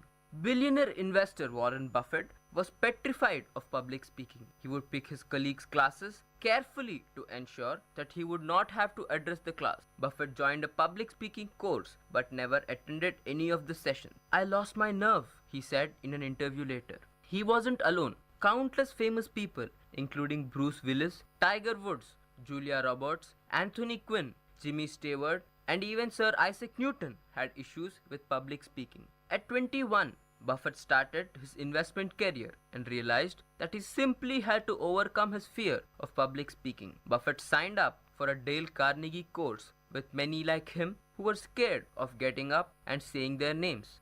Fast forward to the annual meeting of Berkshire Hathaway shareholders. each year, more than 35,000 shareholders descended upon Omaha. It was but obvious that Buffett is the star attraction. Buffett not only speaks but manages to sing, dance, and pose for photographs. My point is, it is possible to overcome fear and shyness. By doing so, we become much more capable of seizing opportunities. In Julius Caesar, William Shakespeare wrote, "There is a tide in the affairs of men, which taken at the flood leads to fortune. Omitted all the voyage of their life, is bound in shallows and in misery." It is often fear or shyness that prevents us from seizing the moment, from setting sail at the precise moment when the tide is just right. And as Shakespeare says, the tide waits for none. Another reason for fear can be explained by the Monte Carlo fallacy. The Monte Carlo fallacy is the mistaken belief that if something happens more frequently than normal during some period, then it will happen less frequently in the future, presumably as a means of balancing nature. So, if someone tossing a coin got 6 consecutive heads, one is lulled into believing that the next result will be a tail. The truth is that the odds haven't changed. The odds of the next toss are still 50-50. The problem with the Monte Carlo fallacy is that someone who has had a spate of good luck automatically tends to believe that his next venture will be unlucky or vice versa. In effect, the Monte Carlo fallacy reinforces irrational behavior. Building one's confidence means conquering fear. One of India's top Bollywood actors, Shah Rukh Khan, has found a unique method to consume his fear. He talks about using fear as a propelling force to fuel one's pursuit instead of trying to overcome it. Addressing a conference of industrialists, Shah Rukh Khan said, "Successful people are almost never able to pinpoint what it was that made them so. Success just happens, really." So, talking about how to become successful is a waste of time. So, let me tell you very honestly, whatever happened to me happened because I'm really scared of failure. I don't want as much to succeed as much I don't want to fail. So, when I got a chance to act in films, it wasn't out of any creative desire that I signed my films. It was purely out of the fear of failure and poverty. Most of them were discards of other actors and producers who could not find anyone else to do them. Deewana, my first hit, was actually discarded by an actor called Arman Kohli. Bazigar was rejected by Salman Khan. Dar was rejected by Amir Khan. I did them all just to make sure I was working. The timing or something was right, and that made it happen that I became a big star. What Shah Rukh Khan omits to mention is that he did have to overcome his fears to opt out of the master's degree in mass communications that he was pursuing at that time. He did have to overcome his fear to shift from New Delhi to Mumbai. And he did have to overcome fear to pursue the directors who would give him his first roles. One of the results of conquering fear and gaining confidence is improved communication skills. Consider the story of French writer, historian, and philosopher Voltaire, who was able to save himself because of his confidence and communication. When Voltaire was living in exile in London, popular feeling artists against the French were running high in England. One day, as he was walking on the street, he was surrounded by an angry mob yelling, "Hang him! Hang the Frenchman!" Turning to the face of the mob, Voltaire said, "Men of England, you wish to kill me because I am a Frenchman? Am I not punished enough in not being born an Englishman?" This clever and tactful speech pleased the mob immensely. They actually cheered him and escorted him safely to his house. Words, of course, are the most powerful drug used by humanity, said Rudyard Kipling famously. The drug turned out to be a lifesaver for Field Marshal Sam Manekshaw, who won for the India-Pakistan War of 1971 that led to the liberation of Bangladesh. Manekshaw began his army career in 1932 at the Indian Military Academy, Dehradun. Commissioned in the Frontier Force in 1934, he saw action in Burma in the Second World War and displayed exemplary courage. This brave fighter was so badly wounded during the World War II that a British officer, Major General D.T. Cowan, knowing that the Military Cross could not be awarded posthumously, pinned his own Military Cross on Manekshaw's t-shirt, believing that the deserving young man would be unable to survive the terrible bullet wounds sustained. Seeing his precocious condition, the attending Australian surgeon was debating whether it was even worth trying to save Manekshaw. But then something happened. The doctor softly asked Manekshaw what had happened to him. Even on the verge of death, Manekshaw jokingly said, "A mule kicked me." What convinced the doctor in favor of operating on the serious wounded soldier? The latter's puckish sense of humor, even as he lay dying? That simple joke, communicated in short gasps, was the single reason why the doctor worked towards saving Manekshaw's life. Good luck? Yes, but communication made it possible. Chris Gilbu, an entrepreneur and blogger, is a world traveler who accomplished the goal of visiting 193 countries of the world by his 35th birthday. He is also the author of a $100 startup. According to Chris, I think a lot of fear comes down to three things: fear of failure, fear of success, and fear of change, which is especially important. Everyone hates change. They can't control, want other people to change, but from a safe distance. In the writing and entrepreneurial world, I have many fears. Fears of judgment, of being misunderstood, of being marginalized, of letting other people down. Each of these can be paralyzing forces if you let them consume you.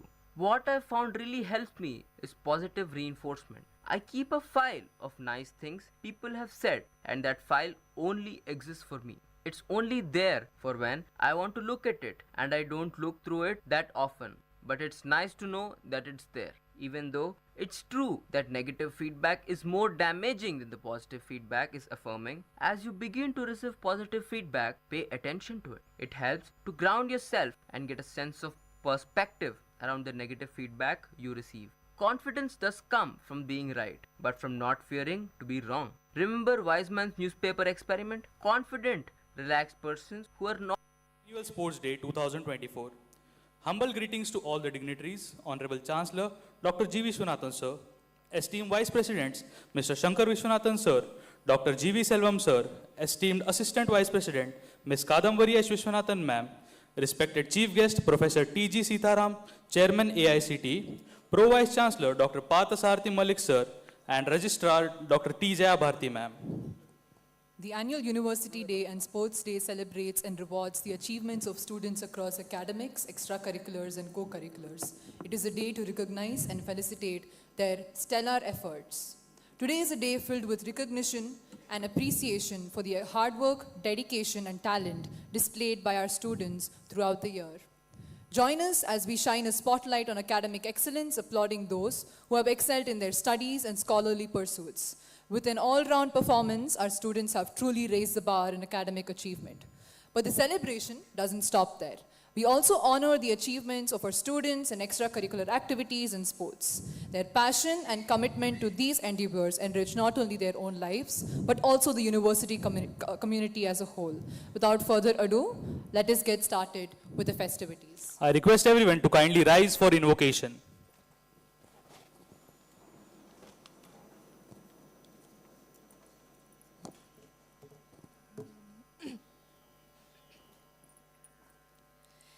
நீராறும் கடலொடுத்த நிலமடந்த கிழிலொழுகும்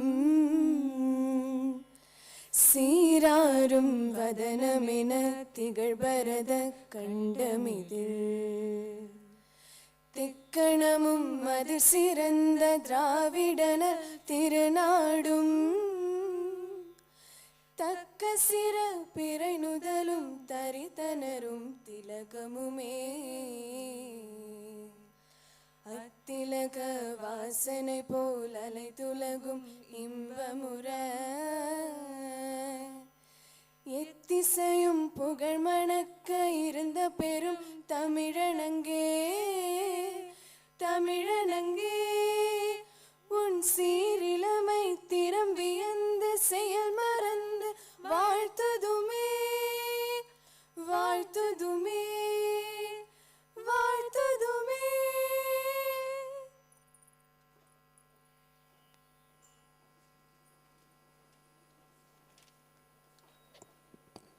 Thank you so much. Before we commence with the proceedings of the day, it gives me great pleasure to call upon respected Registrar Dr. T. Jaya Bharti Ma'am for the welcome address.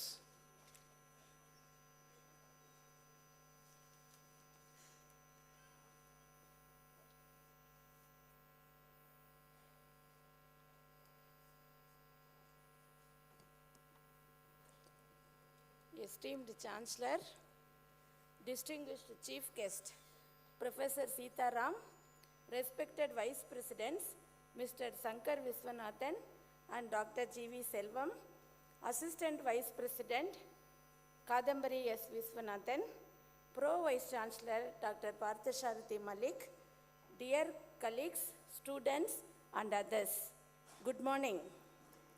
It is my proud privilege to welcome you all on this important day in our university held to celebrate the achievements of our outstanding students in academics and sports. All of you students whom we recognize today with awards are achievers. Your achievement is definitely a proud moment and my congratulations on that.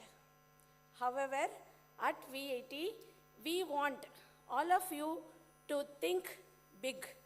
Having started early, this should be the beginning of a lifetime of achievement. For an example worthy of emulation, you need to look no further than our chief guest of today, Professor Sita Ram. After an outstanding student life, he became a professor and researcher and then came back to academics as an administrator. He has now reached an administrative peak as the chairman of AICTE. Professor Sita Ram has launched and implemented a number of fine initiatives, first as director of IIT Guwahati and now as chairman of AICTE. On behalf of VIT, my special welcome and thanks to Professor Sita Ram for honoring us with his presence here.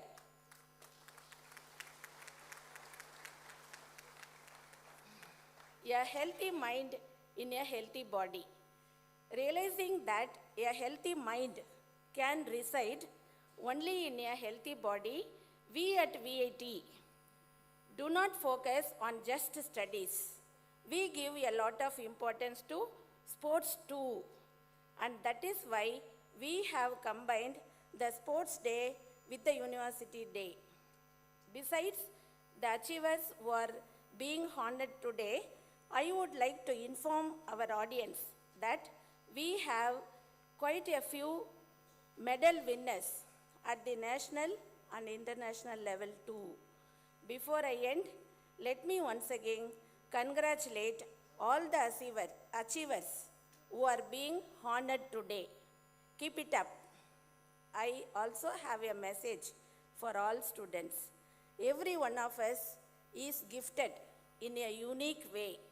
Discover that and pursue it with passion. This is the key to joy and success in life. Thank you.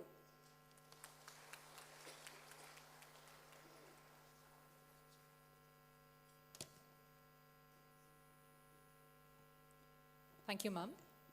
2023 was a remarkable year for our institute in terms of academics, university ranking, and overall student performance. VIT has made big strides in the aforementioned areas in the past 1 year. I now invite our Pro Vice Chancellor, Sir, Dr. Parthasarathi Malik, to deliver the annual university report.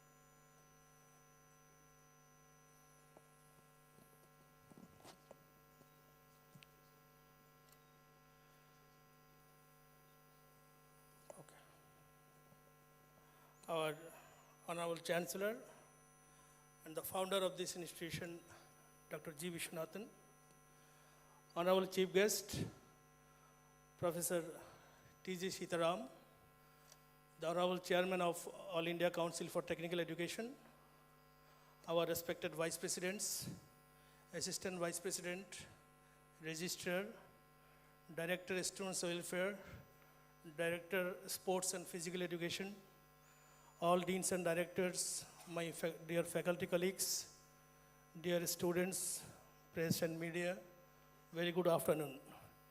It is my great pleasure presenting this annual report of VIT on behalf of all VITians. It is my great pleasure to say that we started in 1984 with just 180 students, 3 programs, and 15 faculty members. And today, in Vellore itself, we have 40,000 plus students, 77 programs, 1,956 faculty members. Of course, in all campuses, we have 88,000 students.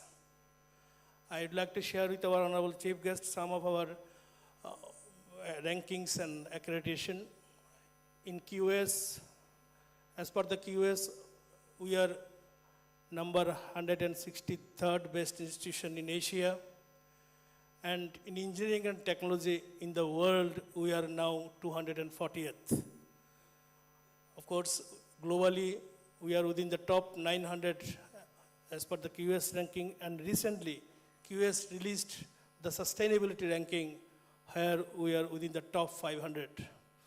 We are doing good in other international rankings also, and in national ranking, our NIRF ranking, we are the 8th best in the country in university category.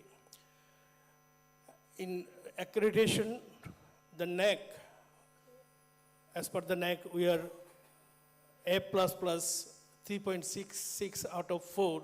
And in the 4th cycle, last more than 15 years, we have been maintaining the quality in our teaching, learning, research, and innovation. Of course, our other programs of management are internationally accredited. Our chemistry program is internationally accredited. And recently, our BSc program, accredited by ICAR, Indian Council of Agricultural Research, for 5 years. And you will be happy to know that 8 of our labs and facilities are accredited by NABL. With this, I'd like to share with our honorable chief guest that in all this engineering category, university category, and overall category, if you see that 2019 to 2023, the way we improved in rankings. I would like to share the strength, student and the faculty strength of VIT Vellore. We have more than 36,000 students in UG and PG, about 4,000 research scholars we have in the campus, and 554 foreign students, in fact, from 68 countries, and 771 NRI students we have. As I said, we have 1,956 faculty members and 863 staff members. I would like to share with you that we have students from all states of India and all union territories of India, in addition, 68 different countries of the world. We have 15 schools. Under 15 schools, we have 77 programs and 11 research centers working in frontier research areas. I'd like to mention here, we have a very strong research background, and as I have already mentioned, we are number 11th in the country. Total publications, 47,000 plus as per Scopus data, and citation, we have 506,000 plus as per Scopus again. At present, our H index is 190. The H index year on year, the way it is improving, you can see from here, and also the Scopus Index publications.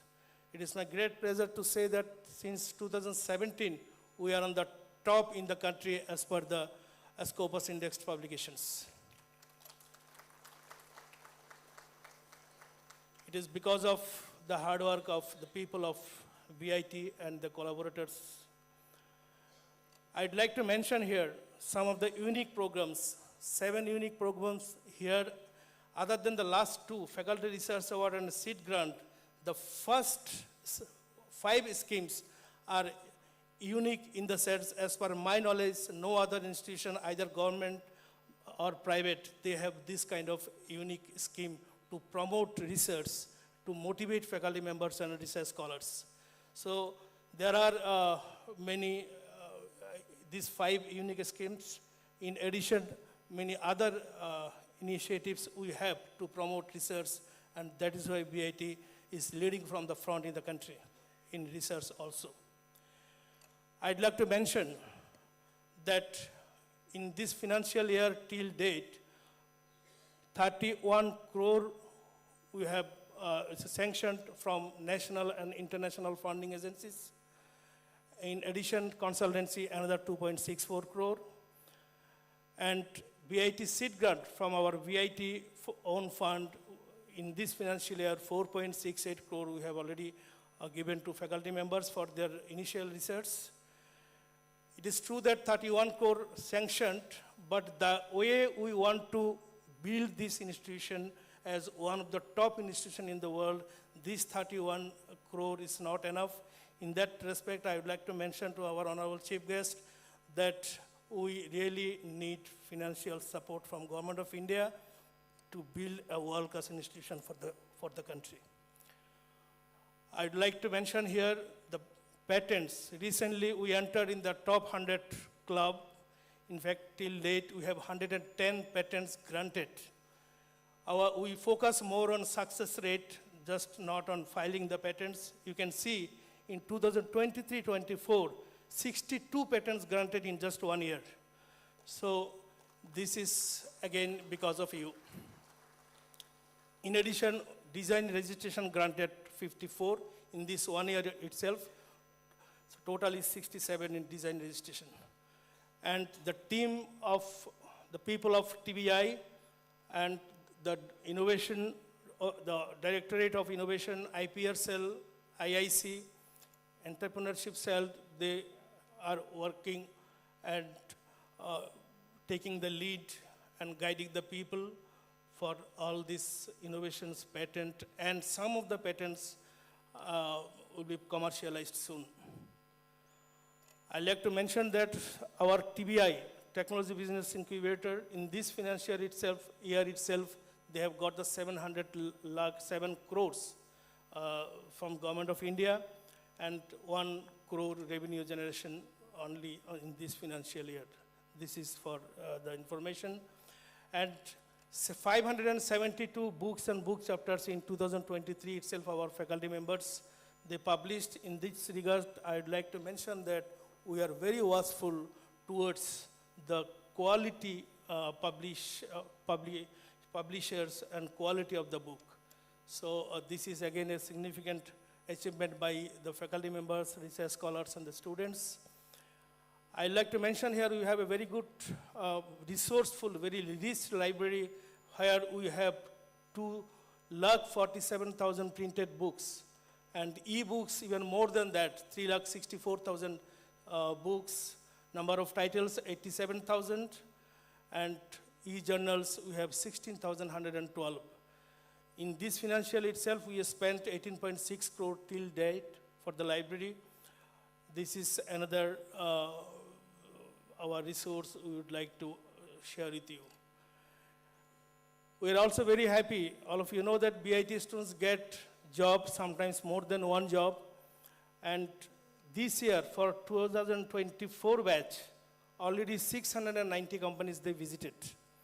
So this is again a significant move from our Career Development Center office, and students are being offered super dream offer, and so on.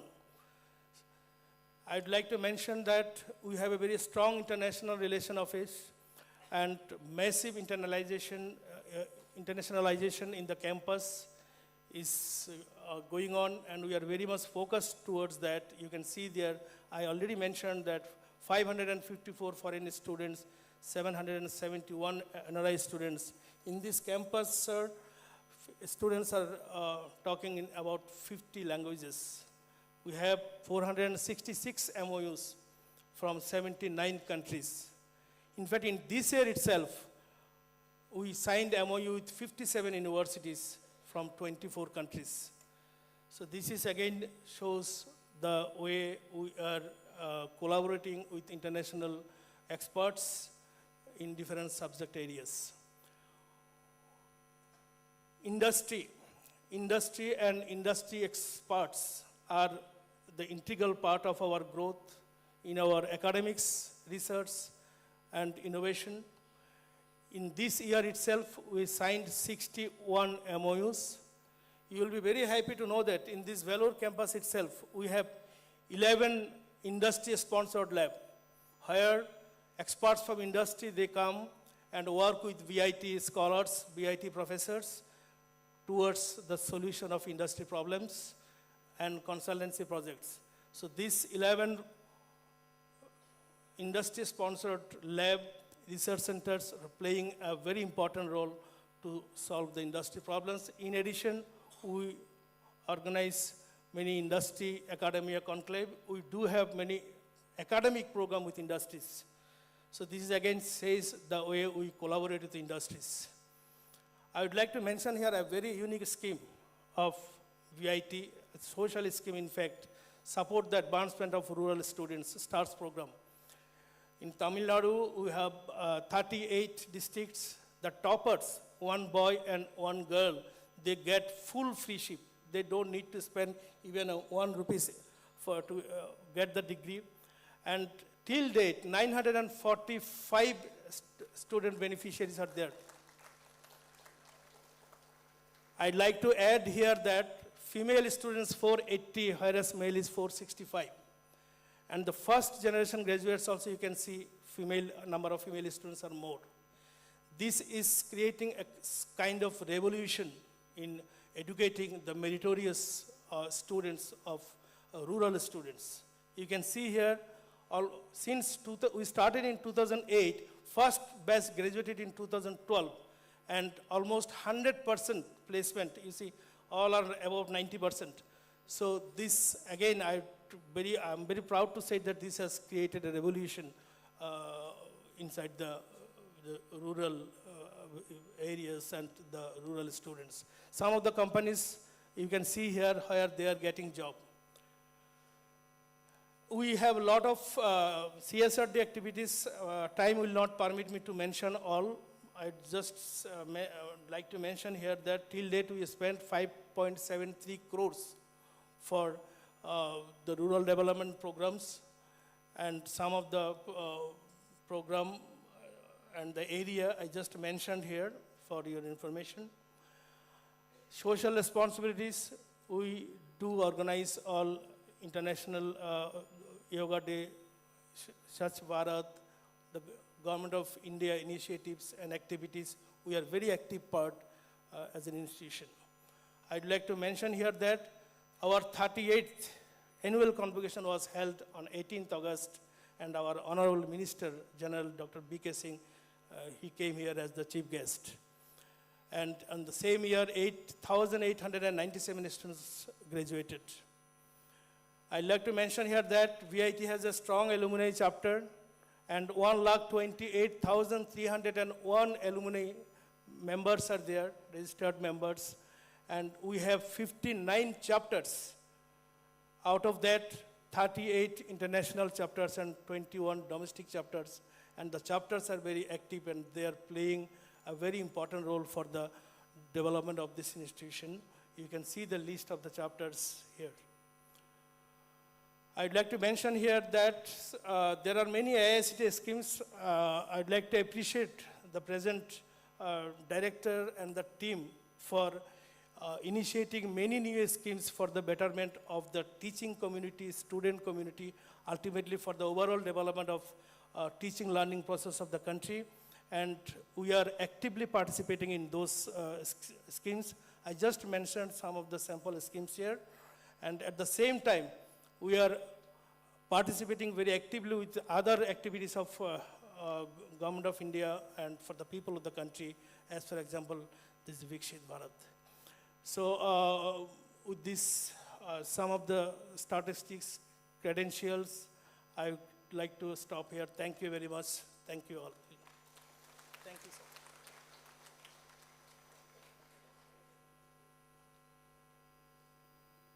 Thank you so much, sir. Considering the fact that our university gives equal importance to the holistic development of student community, Now, to deliver the student activity report, I would like to call the Assistant Director of Students Welfare, Dr. N. Sharmila ma'am.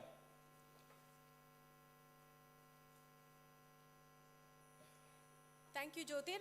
On behalf of our director, I am presenting the student activity report for the year 23-24.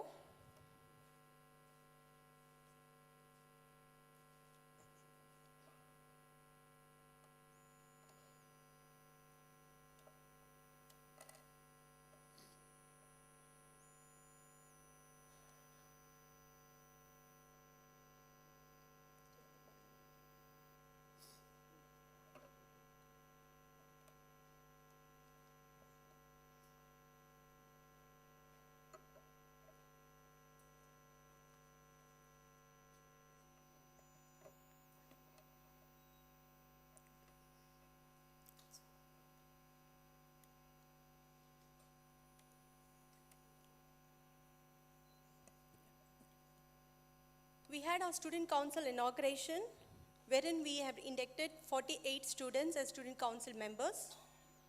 And we had a technical festival called Yantra, which is for internal students, that is for the VITNs. We celebrated the World Environment Day. Kokoro, the mental health awareness session. Kalakam was a stage play event to showcase the Vellore Sepoy Mutiny of 1806, and which was done by the Dramatics Club. We had display of various vehicles by SAE teams, wherein we had delegates from British Petroleum.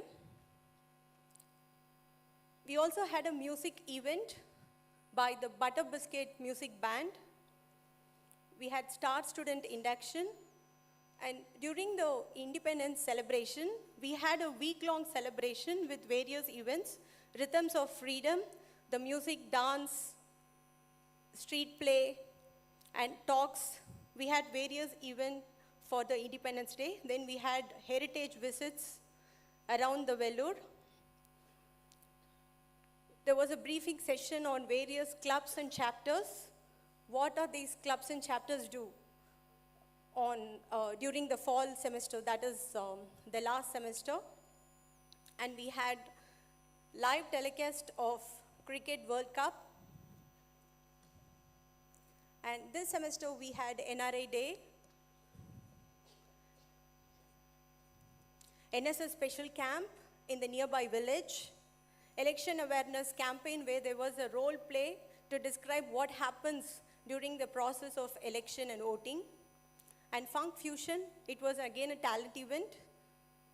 And Freshers Induction happened in last semester, and followed by a Freshers Cultural Fest where the students were invited to showcase their talents.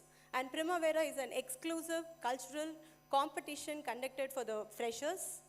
And these were the events that was conducted by the Student Welfare Office. And now I'm going to present about the events that were conducted in association with various clubs and chapters. We have 98 clubs and 58 chapters with us. We conducted awareness programs like blood donation camp, drive against the drug, mental awareness sessions, and yoga, International Yoga Day, Friendship Day, International Women's Day. So we also celebrate the various international days, farewell and Chancellor's Dinner, Independence Day and Republic Day, other state and regional festivals like Pongal, Ugadi, Gudi Padwa, etc. And welcoming the New Year, we always celebrate the New Year Eve, Stars Day. And now let us also look at the various achievements that were brought about by students. Our students do not only perform well inside VIT, and also we motivate them to participate in other activities outside the campus. So student achievements in hackathons, the other technical events outside. And these are the achievements by the technical teams, the cultural teams, dance club, music club, dramatics club, Mansok achievements. Our students have achieved various prizes. The first prize, cash prizes of worth about 10 lakhs rupees. And NCC, this time we have bagged the outstanding performance for the activity and also for the officer and the best cadet award. And we have various achievements by other clubs like literary associations, debate society, and education clubs. So these are some of the achievements, and we have more achievements, and a glimpse of it has been showcased here. Thank you for your patience listening.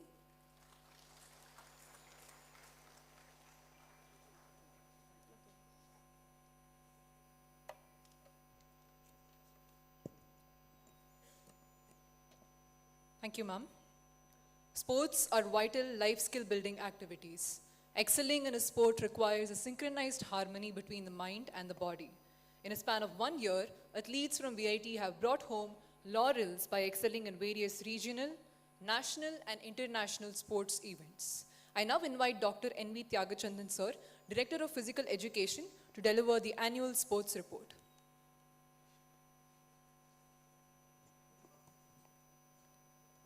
Honorable Chancellor, most respected Chief Guest, respected Vice Presidents, respected Assistant Vice President, respected Pro Vice Chancellor, respected Registrar, Dean's Director, faculty and staff members, my dear student friends, very good evening to one and all.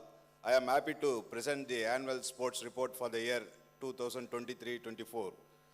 Our students have brought more laurels to VIT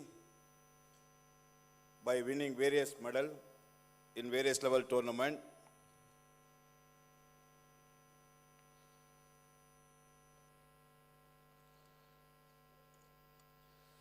Mr. Jayamardi, he represented Tamil Nadu in the Federation Cup equipped powerlifting weightlifting championship 2023 at Madhya Pradesh. He won gold medal in the competition. I am very happy to inform you that he has been got selected to represent India in the forthcoming Asian Championship. Mr. Dhanraj represented VIT in the All India Inter-University Wushu Championship held at Jammu. He won gold medal in that event. Ms. Varshini, she represents Tamil Nadu in the National Roller Skating Championship held at Tumkur. In that competition, she won 1 gold and 1 silver medal. For that, she got iCash incentive award from the Honorable Sports Minister worth of rupees 5 lakhs. And then our chess team participated in the South Zone Inter-University Chess Tournament held at Bharatdasan University, Tiruchirappalli. Our team got 3rd position in the tournament and qualified for the All India Inter-University Tournament. Mr. Aryan Shah won the Best Board Prize Award in that competition. Mr. Ankit Kumar represented his state in Junior National Classic Powerlifting Championship held at Ranchi. He won bronze medal in that event. Mr. Dhanasegaran represented Tamil Nadu in the 11th National Chess Boxing Championship held at West Bengal. He won gold medal in that event.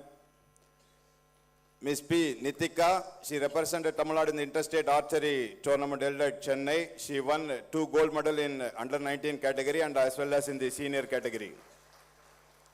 Ms. Tarushya, she participated in the Open National Indoor Archery Championship held at Erode. She won silver medal in that competition. And also she represented in the state tournament. She won gold medal in that event. Our students participated in the Pegasus national level inter-college tournament. Our students won in athletics, chess, futsal, hockey, throw ball in that event. Mr. Aravindan, a research scholar, created a new record by walking a minimum of 21 kilometers per day, and he covered 2,583 kilometers in 123 days. His achievements registered in Kalam's World Records. Mr. Ankit Kumar participated in the State Junior Powerlifting Championship held at Chhattisgarh. He won silver medal in that competition.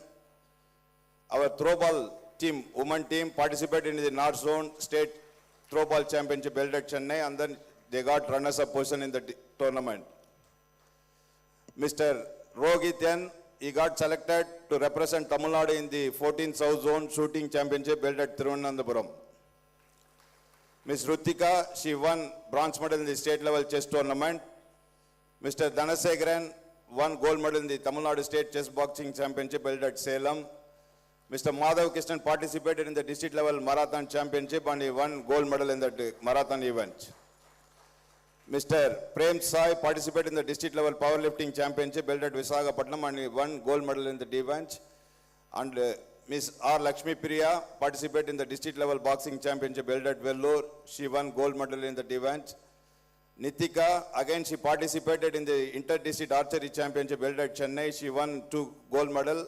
One is under 19 and one is in senior category tournament. Mr. Mohammed and Mr. Vijwal participated in the 75th Republic Day boxing tournament. Both of them won gold medal in the different weight categories. Again, Mr. Madhavan and Mr. Bhaskar participated in the district level marathon competition. Mr. Madhavan won gold medal and Mr. Bhaskar won silver medal in that competition. Mr. Vijwal participated in the West Zone boxing tournament. He won gold medal in that event. Bhaskar participated in the district level marathon competition held at Vellore. He won silver medal in the event.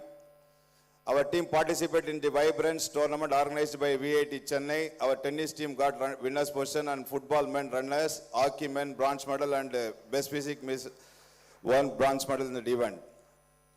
Our women's swimming team won various medal in the swimming competition. Events organized by the Department of Physical Education to encourage the students in the physical activities. We have organized more events in the different occasions like Olympic Day, World Chess Day, Independence Day, National Sports Day, Fit India Week. We conducted a walking rally and then Pongal Sports Fest, 75th Republic Day. And then first time we have organized a Proctor-Procty sports event to build a strong relationship between Proctor and Procty. This time we have organized Proctor and Procty sports event. These are the pictures of the events. And then every year we used to organize the Srimati Rajeshwari Ammal Memorial Inter-School Tournament. This year, 15th year, we have organized inter-school competition. Around 500 students were participated in the tournament. First, we have organized a freshers tournament in various sports and games for men and women separately. Every year we used to organize one inter-university tournament. This year we have organized a South Zone inter-university badminton tournament for men. Around 94 universities from southern part of India were participated in that event. And then VIT Premier League, to encourage the students in the activity, we have organized the Premier League. Here, students can register their own team irrespective of school. There is no restriction for entry. This time around 10,022 students were participated in the VIT Premier League. This is the picture of VIT Premier League. Rivera International Sports Event. We started with the marathon. Our respected Vice President inaugurated the marathon event. And then we won most of the games and we won overall trophy in the event.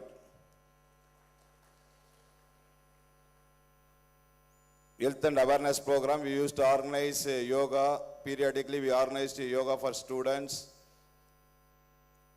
On the occasion of World Bicycle Day, we have organized a cycle rally, Zumba event, walking rally.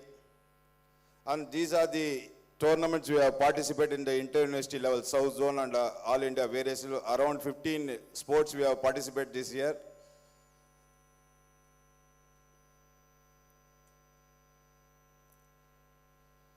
This is the medal tally. This time we have won 9 gold medal in international and 6 silver medal and 6 bronze medal. National level 14 gold and 12 silver and 12 bronze. State level 5 gold, 3 silver and 2 bronze. District level 7 gold medal and 2 silver medal.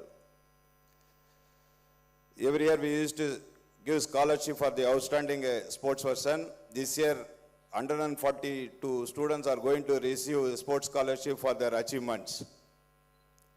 We feel concerned about our faculty also. We organize various events. And then Mr. Dr. Praveen T, he participated in a state level intercollegiate faculty and staff tournament organized by Sri Ramachandra Institute of Higher Education. He won bronze medal in that event. Mr. Veera Raghavan participated in a Tamil Nadu Masters state ranking tournament. He won 2 medals in that event, and also he got selected to represent Tamil Nadu in the 30th National Masters Table Tennis Tournament.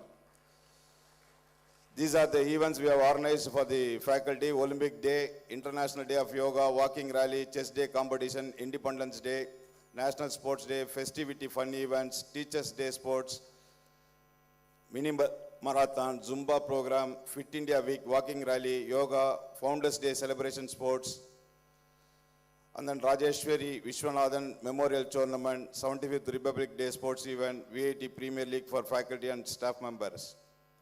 And also we have organized various health awareness programs for faculty and staff like Zumba, yoga, walking rally, and other events held in VIT like other schools tournament, Katpadi Zone tournament, SGFI soft tennis tournament, district level school tournament, SGFI selection, CBSE clusters games, state level chess tournament for school boys and girls, 41st Sub-Junior State Volleyball Championship for boys and girls, around 588 students were participated in the event. National level soft tennis tournament for boys and girls, around 460 participants were participated in that event. Astudu Akkada, a martial arts event was organized, around 325 participants were participated. Free summer coaching camp for boys and girls. Katpadi and Vellore district zone tournament for school students. 7th Euro Men's Asian Hockey Champion Trophy display event was held in our VIT campus, and Honorable Chancellor and respected Vice Presidents were participated in the event. Faculty and staff children's sports event. I would like to thank our Honorable Chancellor, respected Vice Presidents, Vice Chancellor, Pro Vice Chancellor, Registrar for their valuable guidance, and also I would like to thank the other section heads for their constant support. Thank you, one and all.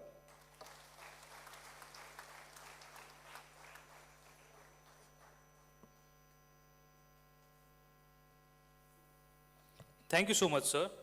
Finally, the time has come for honoring academic achievers from various schools.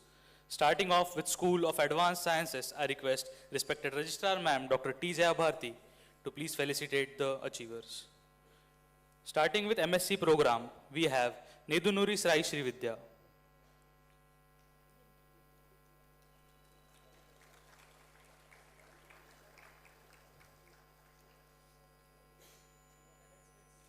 Next, we have Nambiar Aparna.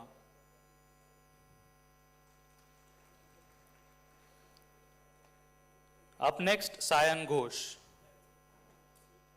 Up next, Anaga Bijli Gopakumar. Next up, Mahavidya Satish Kumar Indra. Next up, Aishwarya Murli.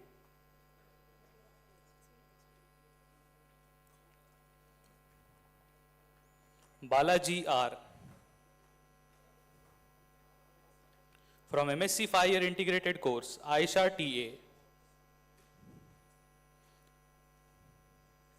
Akash Philip. Lavanya M. Rita Raina Matthew. Surya G. S. Yashuvantra Devi. Sahana K. Afreen S.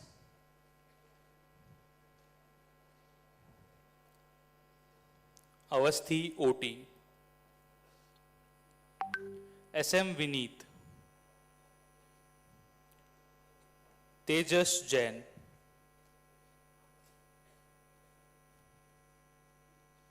Ruhi Rohit Adke. Alfred Jacob Mohan. Sameer Anand. Khashia Khalid. Abhishek R.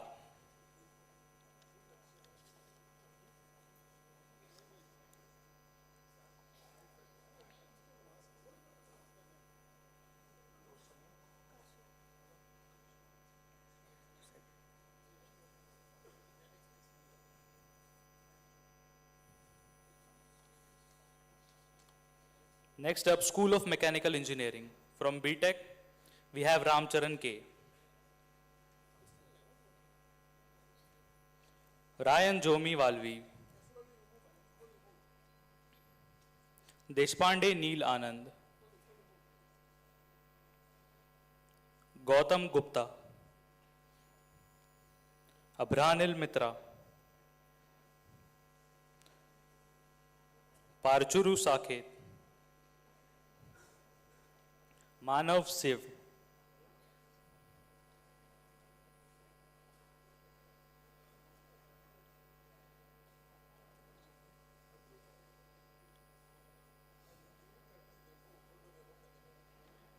उत्कृष्ट नंदा,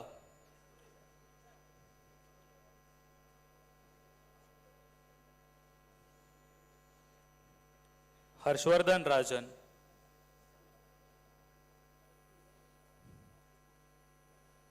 परब पृथव Dinesh,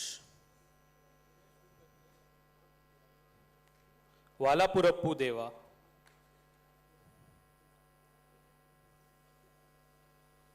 Grecian Boaz,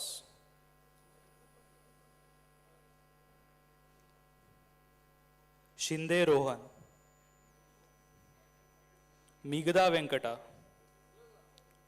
लोला दत्तू अभिषेक वर्मा, आकाश श्रीखांदे,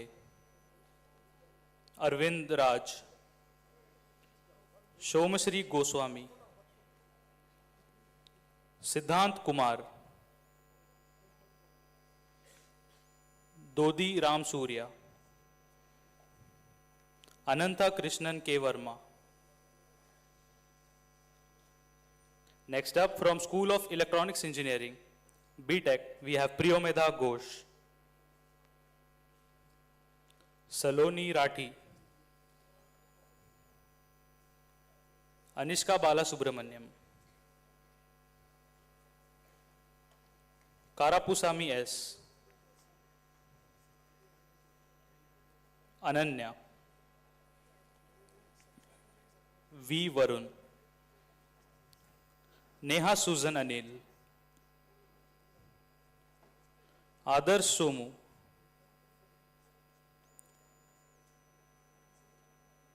संजय सी, रौनक सावा,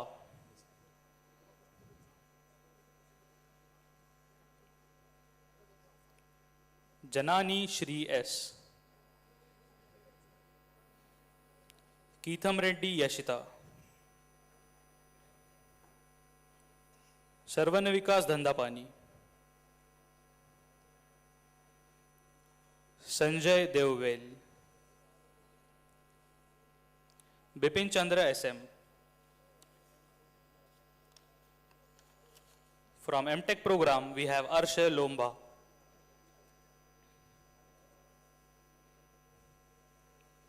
Devika Rajiv, Sharon R,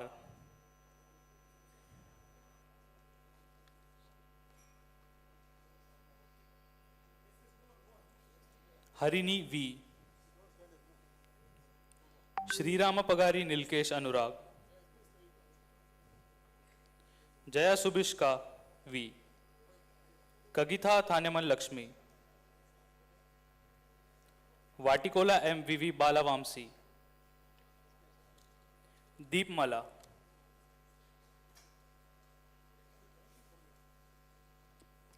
Thank you, ma'am.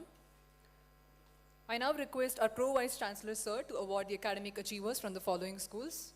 School of Biosciences and Technology, Shrujana K, Polamraju Sai Manognya,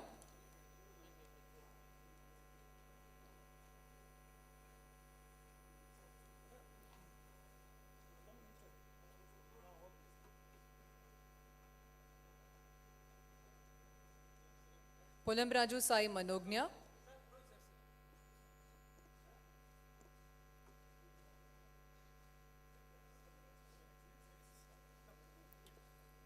Kanungo Srishti Manoj, Athira PA, Meghna P, S. Santoshi Iyer, Rajalakshmi Panda, Anisha Judith J, Shaina Srivastava, Kunal Santosh Patil, Sanhita Patak, Sharanya Pal, Pannaga Ravindra Hegde,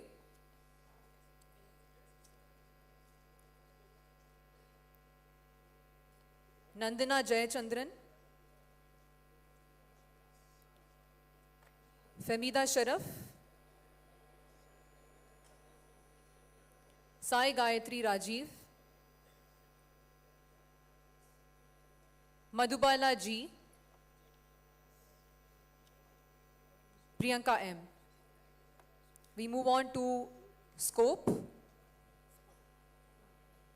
Aditya Ambadas,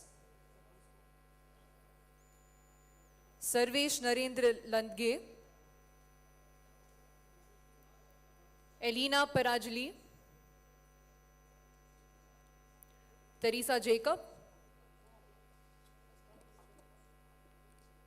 Shreya Gupta,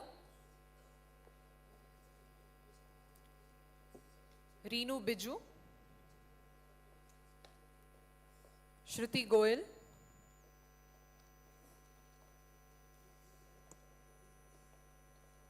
Navadesh M, Meenakshi R.S., Samriddhi Sharma, Jayashri Vardhini B, Aravind S, Divya E, Rajat Srivastava, Harini K, Nair Devika Jayakumar Biji, Vijay Varadarajan, Kanak Shah, MVS Pragnya Bala, Ujjwal Asati, Kumar Prince, Arpit Tiwari, Purva Nandanwar, Ketam Reddy Vishnuvardhan, Samya Mehta, Stuti Arya, Aditi Sharma, Parvati Annamalai, Daksh Goyal, Alok Singh, Sauhardya Saha, Sweta Joshi, R. Himesh, S. Shrutan, Pushkal Gupta, Venkata Lakshmi Narayana, Shreya Gupta, Perichiyappan Annamalai, Andhavarapu Manoj Sai, Atharva Gulkotwar, Sagar S, Vardhaman Jain, Ujjwal Hirvani,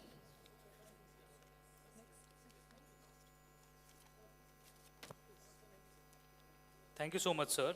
I now request respected Assistant Vice President, Ms. Kadambari S. Vishwanathan, to honor students from School of Civil Engineering. Starting with Bikalp Gautam. Gautam Siva Subramanyam. Amay Reji Kumar. Lokesh Rastogi.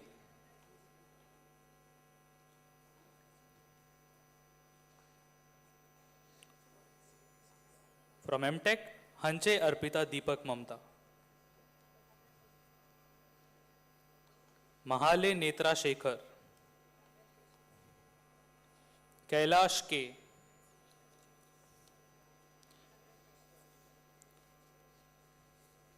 From School of Design, BSc, we have Faris Siraj.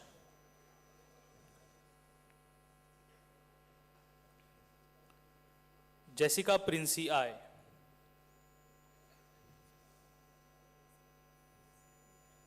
Kezia George. Priya Parth Sarthi Awadh, Soham Chatterjee, Debansh Mishra, Kishan R, Fideli Savini Domia. Up next, from School of Hotel Management and Tourism, BSc Balabhadri Venkatesh Divyashri.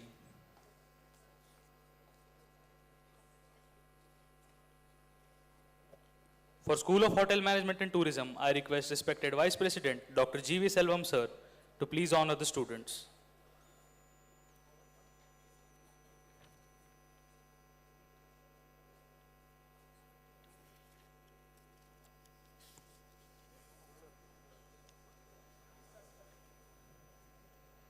Balabhadri Venkatesh Divyashri.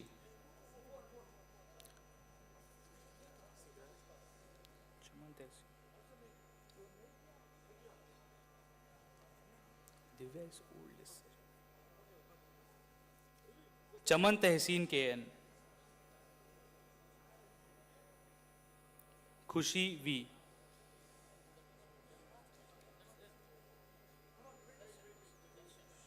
From School of YL, Darshan AR.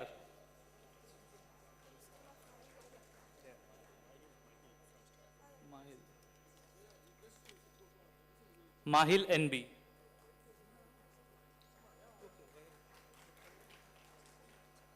Darshan AR.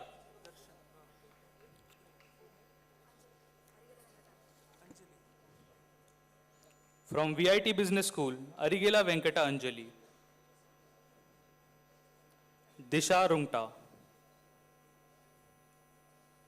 M. Sandhya. Indumati K. Shweta M. Nityashri Minakshi S.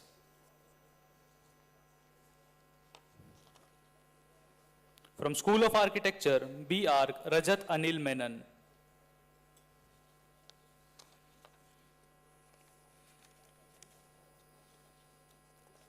Joylene Sneha.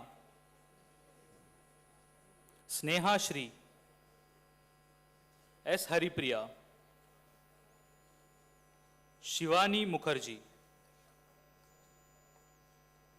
Sneha Devaraju. Up next, from School of Chemical Engineering, Manali Mahindra Barve. Sahana G.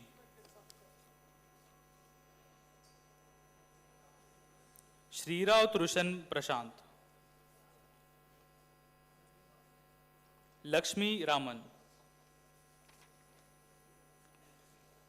From School of Computer Science Engineering and Information System,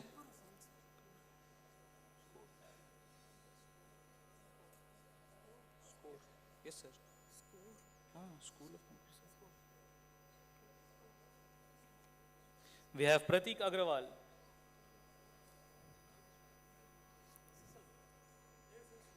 Shivam Kathor.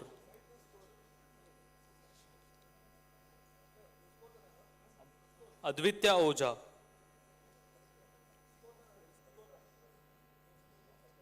Sanjeev Kumar Ramasamy. Sachin Raghuvanshi.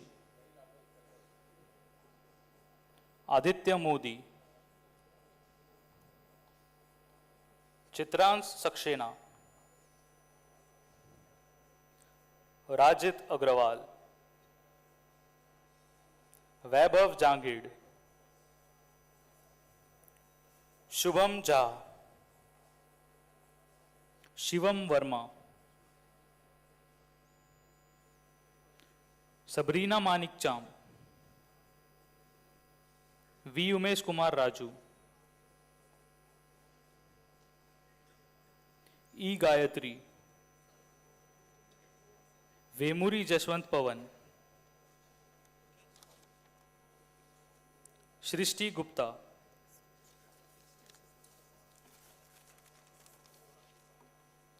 Thank you, sir. I now invite our Vice President, Mr. Shankar Vishwanathan Sir, to honor students from the following schools. School of Social Sciences and Languages, Srinivas R.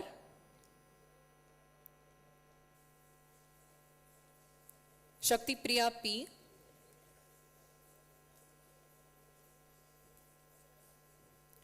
Supraja R. Tejashwini R. Pooja Raghupati. Rama Subramaniam P. Lindsay Florencia J. Arun Kumar M. Moving on to the School of Electrical Engineering, T. Mohammad Ehtisham.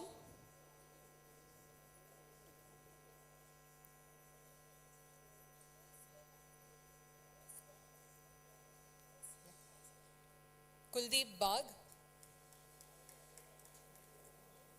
Siddharth Das. Krishna Prashant Paul Pandian. Pavitra Tangaraj. Gauri Chandak. Shreya Nair. Divangshi Raut. Akashdeep Sandeep De. Manoranjit S. C. Shantini. Sarah B. George Molly. Akhila T.R.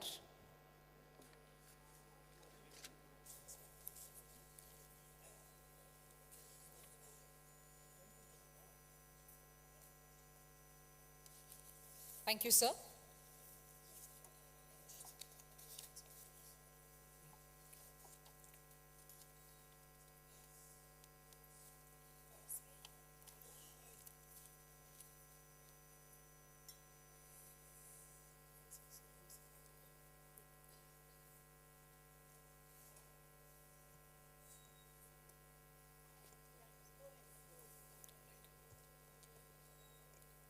Notable academic accomplishments, a strong emphasis on research and industrial collaborations have elevated VIT to a top-ranking institution in the world. In addition to offering top-notch education, it prepares students to face real-life problems, being a pioneer in innovation, science, and technology. I would now like to invite esteemed Chancellor Sir to deliver the presidential address and share VIT's inspiring journey to the top of the audience.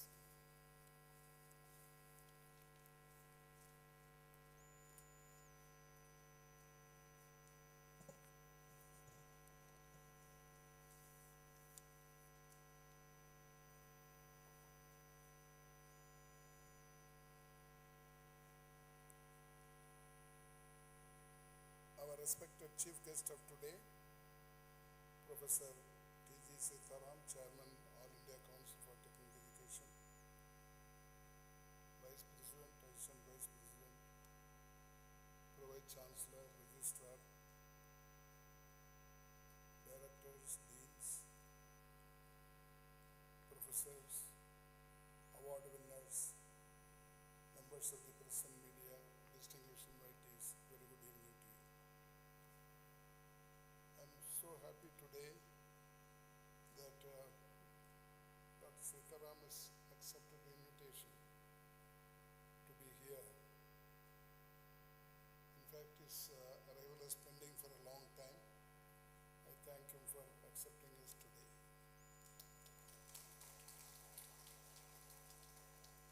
He presides over thousands of institutions in the country. You know, VIT, now it is 40 years old as an institution. And from the inception, we want this to be a model to the rest of the institutions. Not that we alone want to excel. I want others also to compete with us so that the society will be benefited. Today, distributing scholarship to all the meritorious students, also to economically backward students. As it was pointed out here by Private Chancellor, we have 40,000 students in this campus. Of course, nearly 4,000 are research students. The rest of them are undergraduate and postgraduate students. Out of them, today we are distributing scholarship to 2,451 students to the tune of 1 crore and 8 lakhs. This is not covering the STAR scheme. You would have known that we have a scheme called STAR, Support the Advancement of Rural Students, where we select one boy and one girl from each district who have studied in a government school located in a rural area. This is only to encourage the rural students, particularly government school students. This year we have 285 students now studying in VIT, and for them we spend 6.5 crores this year alone, 1 year alone. Not only in Tamil Nadu, now we have extended this STAR scheme to Andhra Pradesh and Madhya Pradesh. They are also getting the benefit.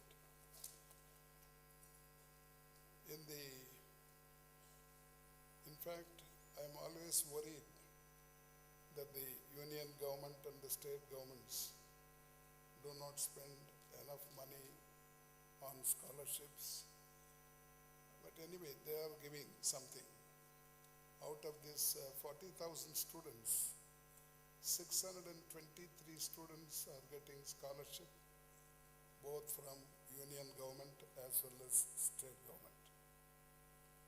Apart from the stars, we want to be a VIT wants to be a model, and we are supporting a scheme called Universal Higher Education Trust Scheme, UHET, which is first of its kind in the country. Out of nearly 800 districts in the country, this is the only Vellore district. We have started this trust. I happen to be the president of the trust, but others are all public.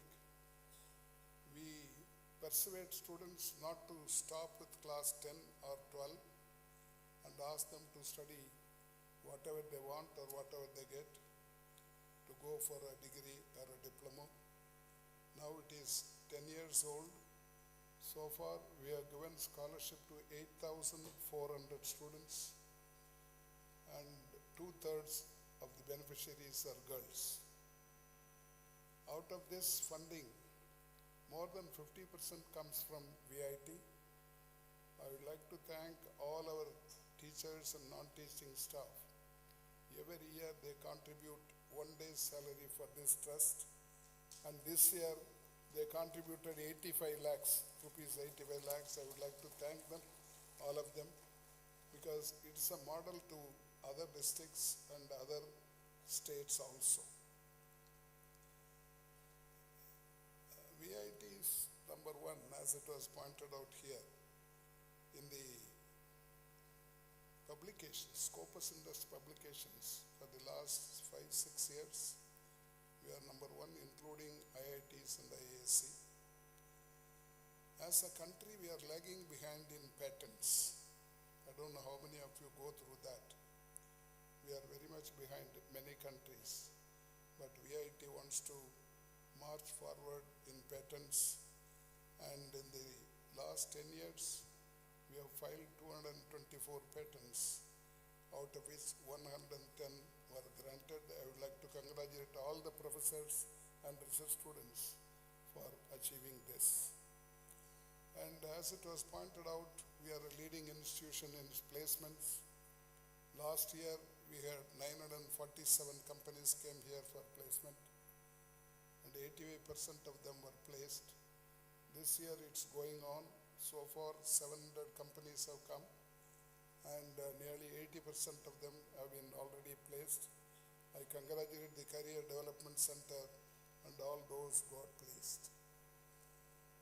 today we are going to honor 380 students for 100% attendance. I am so happy because I studied in Loyola College for 4 years. I did 2 years BA and 2 years MA in those days. In all the 4 years, I had 100% attendance. I am happy that 380 students are going to get this. It's an honor, and also I find 7 professors and non-teaching also are getting it. Out of these 7, 2 are professors, Srinivasan and Sudhakar.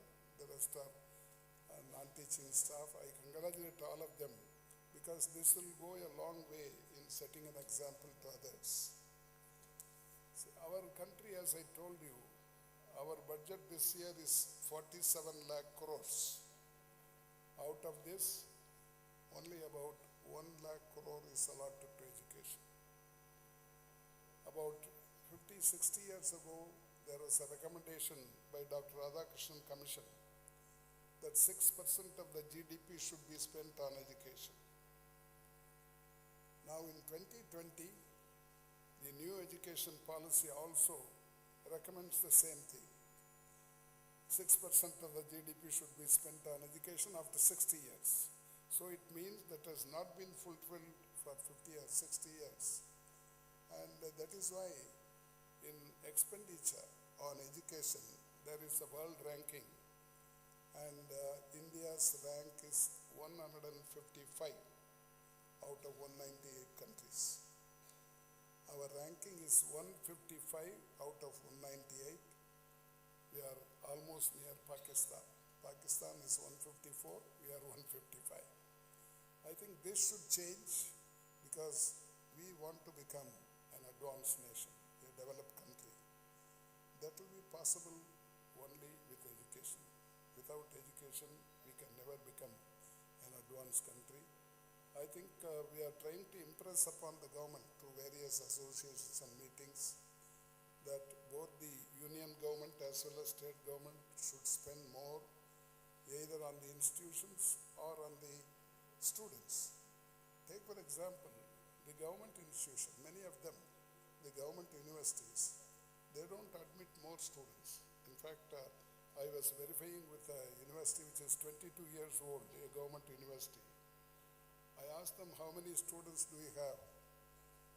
They say 680 students. After 22 years, the government university is admitting only 680 students, and 80 are research students, 60 are regular students. And we, in this institution, we pay 30 to 35,000 stipend for PhD students. And the government university says they pay only about 8 to 10,000 rupees. Because the government is not allocating enough money on education. In fact, Dr. Sitaram is here. He is with all the authorities. I don't know whether he will be able to influence. Of course, not only he, the entire education ministry should be able to influence others so that they allot enough money for research students, and of course for government it's all infrastructure also. And the government intention is to increase our gross enrollment ratio from 27% to 50%. It won't be possible unless we increase the amount spent on education, and our GER has to go up. All the developed countries, the gross enrollment ratio or GER varies from 60% to 100%. In fact, there are 2 countries, South Korea and Australia. They claim 100%. All other countries are above 60, 70, 80, etc. US is 88%. So in order to economically develop our country, higher education is necessary. And also to reduce the inequality. No doubt we are growing. As a country we are growing because we are the 5th largest economy of the world. But in per capita income, our ranking is 140. And there is so much inequality in the society, in the country. To reduce the inequality also, higher education is necessary. And And also we are a democratic nation. And to improve our democracy, the quality of democracy, higher education is necessary. So I request all the governments, both the union government as well as state governments, to see that enough money is spent on education. The other way is to reduce the cost of education. For example, a lot of levies, taxes are levied on educational institutions. For example, central government levies GST on buildings, 18% GST on buildings. Either it can be removed or reduced to the minimum. Same thing happens in the state government. You have to get so many permissions. The permission is not easy. It takes months and months, sometimes years also. You know how delay breeds corruption. These are the things I wanted to mention today, because the person we have today as chief guest knows the problems of the universities, of the states, as well as the center.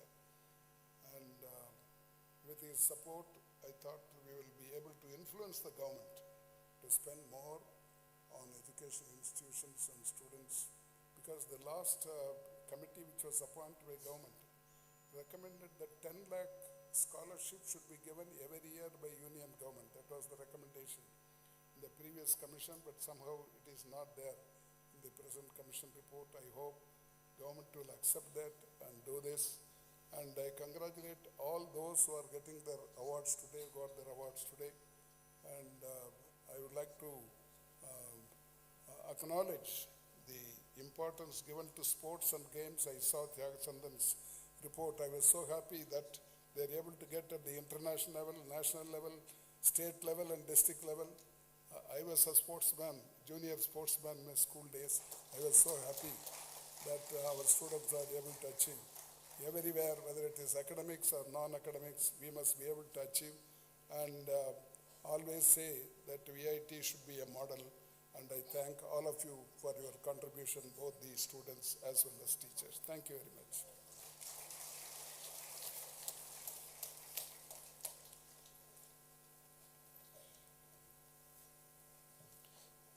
Thank you so much, sir. Your insights and knowledge always leave us spellbound and motivated. Moving ahead, I would now like to call upon Khushi Parashar, Member Secretary Technical, to introduce our chief guest of this momentous occasion.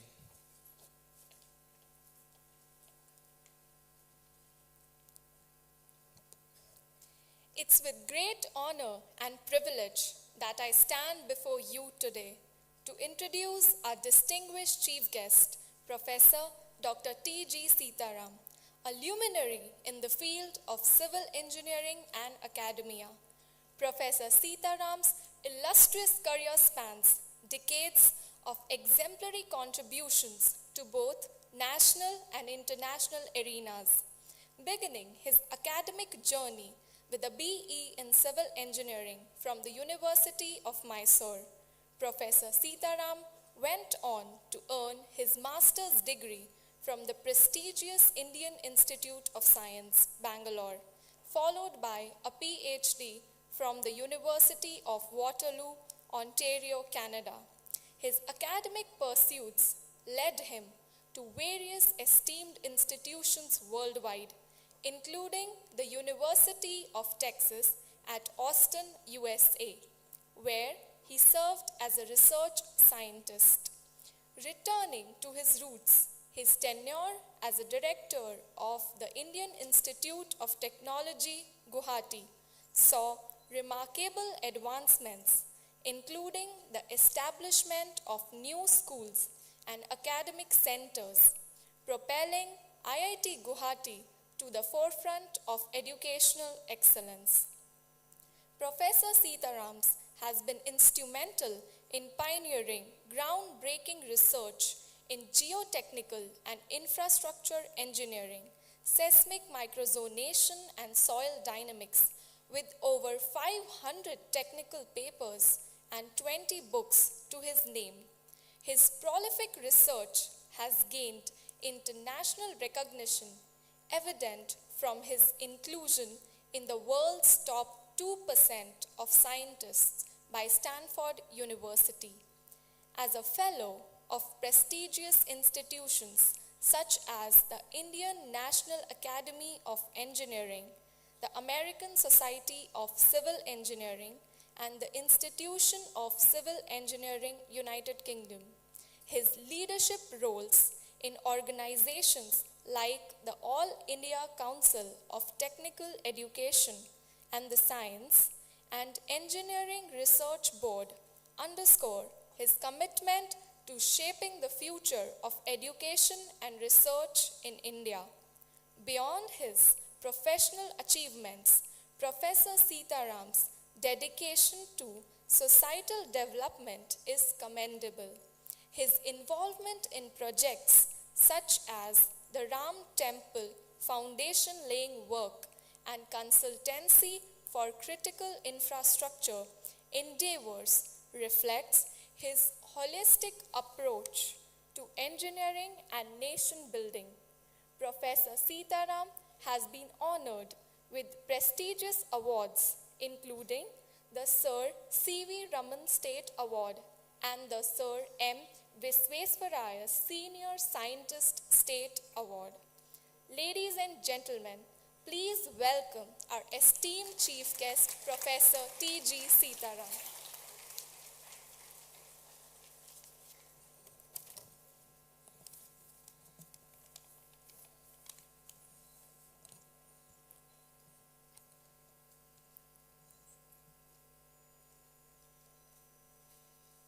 Namaste, Vanakkam,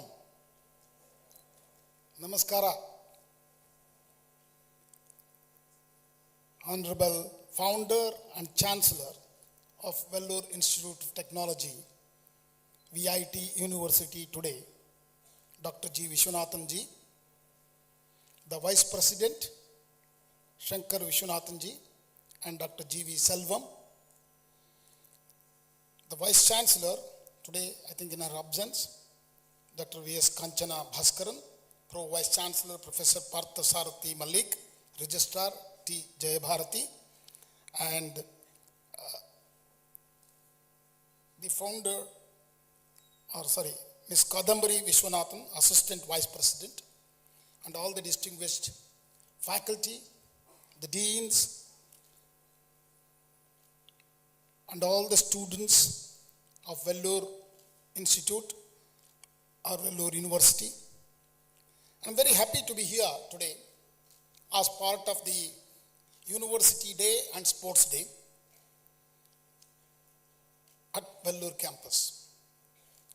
VIT, you have heard from the presentations both by the registrar as well as the Pro Vice Chancellor, has achieved a grand stature for being a leading educational powerhouse in the last 40 years. I think this is the 40th year because they've started in 84.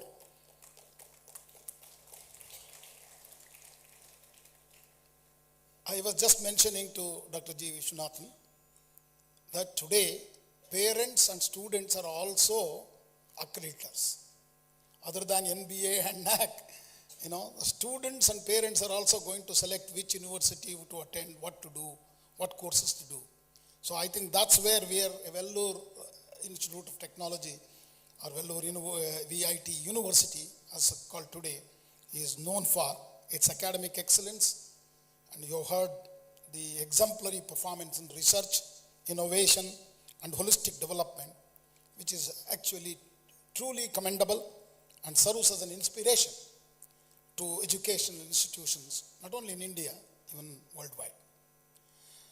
Today, friends, I am going to give you some rosy picture about India's development. Okay? I know the problems what Dr. Vishwanathan highlighted. I'm not saying that they are not there, but with all that, India as a country, as he rightly said, is the 5th largest economy in the world and is going to become the 3rd largest economy. But there is a long way for us to cross in numbers to the number 1. And let me first of all congratulate all the students who have received the scholarship. And I think it's a noble thought of the institution leadership. And I'm very happy that institution is giving away large number of scholarships to the needy students. And also I witnessed large number of students are excelled in the sports and other extracurricular activities, which is also need of the hour. And this is a very important day for the particularly students who have done in the extracurricular activities and also who have received the fellowships or scholarships. So congratulations to all of them and also to all their parents.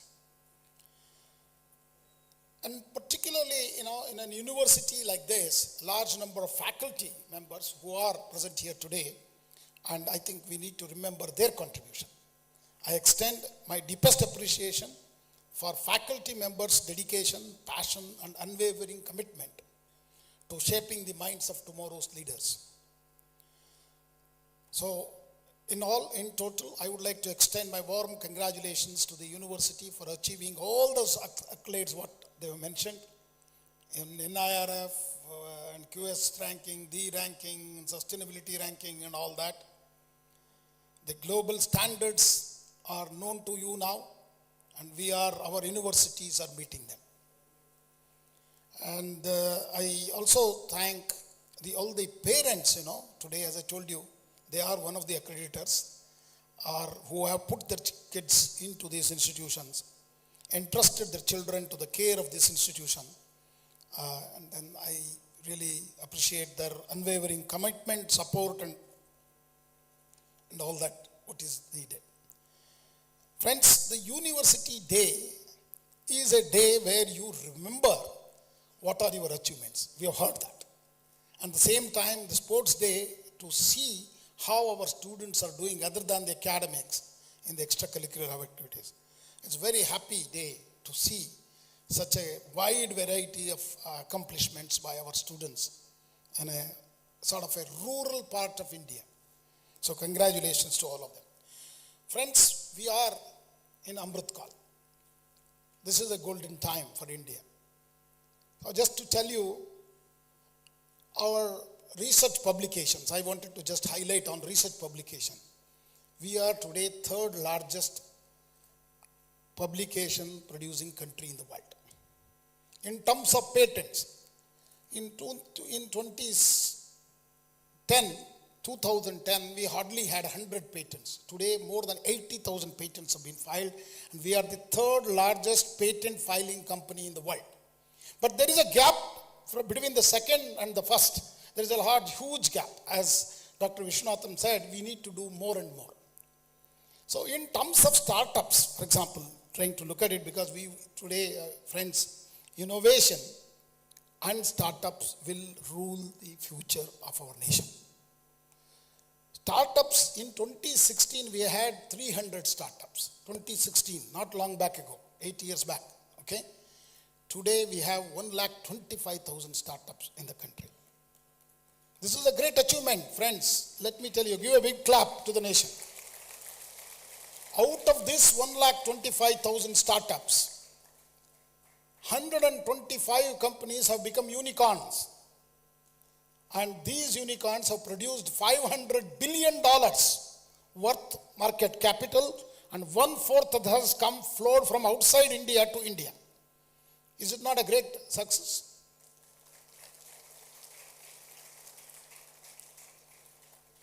Friends, even in technology adoption, the kind of public digital infrastructure what India has created, mind-boggling. Let me give you some statistics about that so that you are appreciative what is going on in the nation. So we have created, starting with Aadhaar, one of the largest public digital infrastructure. Then immediately COVID came in. COVID vaccination numbers are mind-boggling. Even assuming that 2.5 vaccines per person, 130 crores, you can see 350 crore worth of vaccination done, and it's all digitally recorded for every one of you. Many of you might have downloaded your vaccination reports. Have you not? Such a public digital infrastructure nowhere in the world has been created. This technology, what we have created, has been exported to several countries.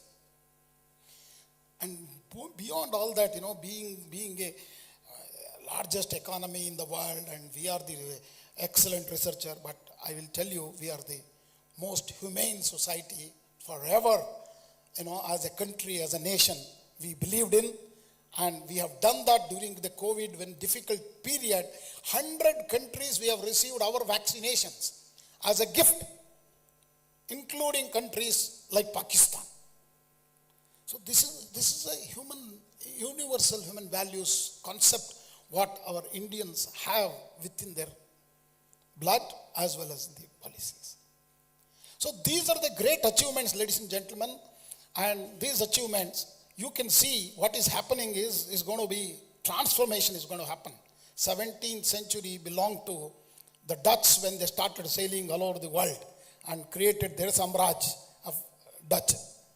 And then 18th century, Britishers established their Samraj everywhere and ruled us more than 150 years.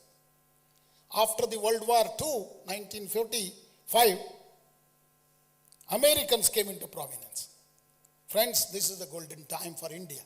After COVID-19, it is India's time. India is going to be the number one country. Soon, watch my word, is not going to be let down, because we have the 500 million young people who are sitting here at the backside, okay, who are aspiring to become the world-class engineers. So how many engineers we are producing today, ladies and gentlemen? So we have 23 IITs, and we all talk about IITs. I was the director of an IIT. Indian Institute of Technologies are today the brand for the whole world. You are hearing that. But how many they graduate? 15,000 undergraduates, that is 4-year degree program, they graduate. Only 15,000, including all 23 IITs. Another 20,000 students come from National Institute of Technology, which is 31 of them. How many engineering colleges we have today? We have close to 3,600 engineering colleges producing 1.25 million engineers, friends. So if at all India has to become a Vishwaguru, this is the area in the STEM area, science, technology, engineering and mathematics. Our kids are smartest and brightest. I have taught all over the world, including Japan, China, America, Canada, Europe. Let me tell you, our students are the brightest and smartest, and nobody can beat them in science, technology, engineering, mathematics. Tell me, show me one company which doesn't have an Indian engineer graduated from AICTE approved institutions. Show me one company. It's very rare, because across the world our students are there. Across the world. You have seen who really put the rover on the moon. Is the engineers, are they IIT people? I talked to Dr. Somanath. He said none of them are graduates of IIT and NIT in ISRO. All of them are AICTE approved institutions, private institutions. Maybe Vellore has contributed also to that. Majority of them even girl students. See, friends, note this, AICTE approved institutions has close to about 44% enrollment of girls, women. 44% of the girls. So it's a time where we have seen a transformative change in the technical education in the nation. The last 7 years, we had done phenomenal to include equity, accessibility. National education policy is one of the landmark documents, ladies and gentlemen. It gives you a lot of flexibility. Some people say I've already implemented. That's their assessment or evaluation of their depth of understanding of national education policy. National education policy document itself, if you read properly, it has given enough time for you to do. It is not just the multiple entry exit. There are many elements. Research innovation, startups ecosystem, entrepreneurial culture, okay, sports, every activity has to be, and also making learning as an enjoyable thing. See, that's what national education policy emphasizes, self-learning. Okay, you have to learn on yourself, reading from the material. Skilling is also another very important aspect. So many positive things. So let me come to scholarship. AICTE disperses more than 300 crore, not 1 crore, 3 crore, 300 crore scholarships. Let me give you all scholarships of postgraduate scholarship, PG scholarships are given by AICTE to all the AICTE approved institutions. That is 12,500 rupees per month for all their 2 years. for MTech programs. All postgraduate scholarships are given.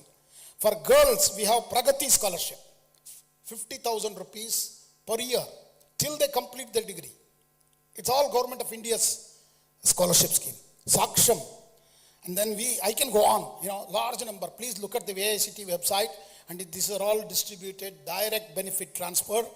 Okay. Even till last year, we were giving GPAT scholarship for the pharmacy students. But now pharmacy and architecture is out of AICT's domain. We are not doing that. But this year, I myself announced 5,000 scholarship for girls studying in BBA, BCA, and BMS programs in the country for our new institutions, which are going to be part of the educational institutions. Friends, gross enrollment ratio. I completely agree with Dr. Viswanathan that gross enrollment ratio is very low, 28.3, but in the last 4 years, it has jumped up almost by 1.2%. We are somewhere in 27.3 last 4 years back.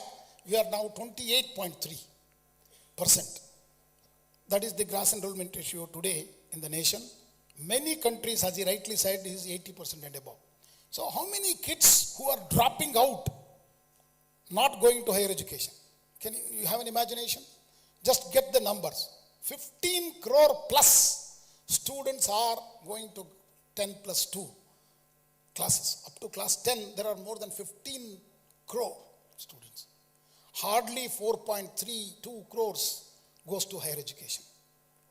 This is not a good sign. So we need more universities, more colleges, more programs to attract a large number of young people who are aspiring to become, educated. And education is the critical for a nation. There are two concepts of education. One is research and innovation. The other one is the skilling. See, everybody cannot be an IIT. Just give you an idea. See, even these Indian Institute of Technologies today are known to be the brand of India. They are called Institutes of Indian Technologies. They are really producing large number of products. But are they like that forever? No. When first IIT was started 1951 and other 4 IITs by 1961, totally 5 IITs were there until 1961, and nothing started after that till 1994. The 6th IIT was at Guwahati, where I was the director. That was started in 1994. Then 2000 IIT Roorkee. Friends, note this, in 2003 there was a survey done by very research scholars. It has appeared in Current Science. How many research publications our institutes of higher learning produces? In that survey, very categorically came out, all 7 IITs put together in 2003 were much less than one Indian Institute of Science, Bangalore, which is my alma mater as well as my employer. Okay? Indian Institute of Science was much, much higher than, as a one institute, than all 7 IITs put together. This was the story of 2003. In 20 years, these IITs have transformed to become the world-class universities. IIT Madras alone crosses the numbers of Indian Institute of Science today, ladies and gentlemen. IIT Madras alone has more number of publications, more number of patents than Indian Institute of Science. So in 20 years, these institutions of higher learning have transformed themselves into universities, multidisciplinary research and innovation universities of our nation, appearing in the top rank world rankings. But I'll tell you, you have to take ranking with a pinch of salt. These rankings are all subjective. Many things are there. See, if you look at the real numbers of the citation per faculty, I think our institutions are doing reasonably well. I'm not saying that they are excellent, but they're reasonably doing well.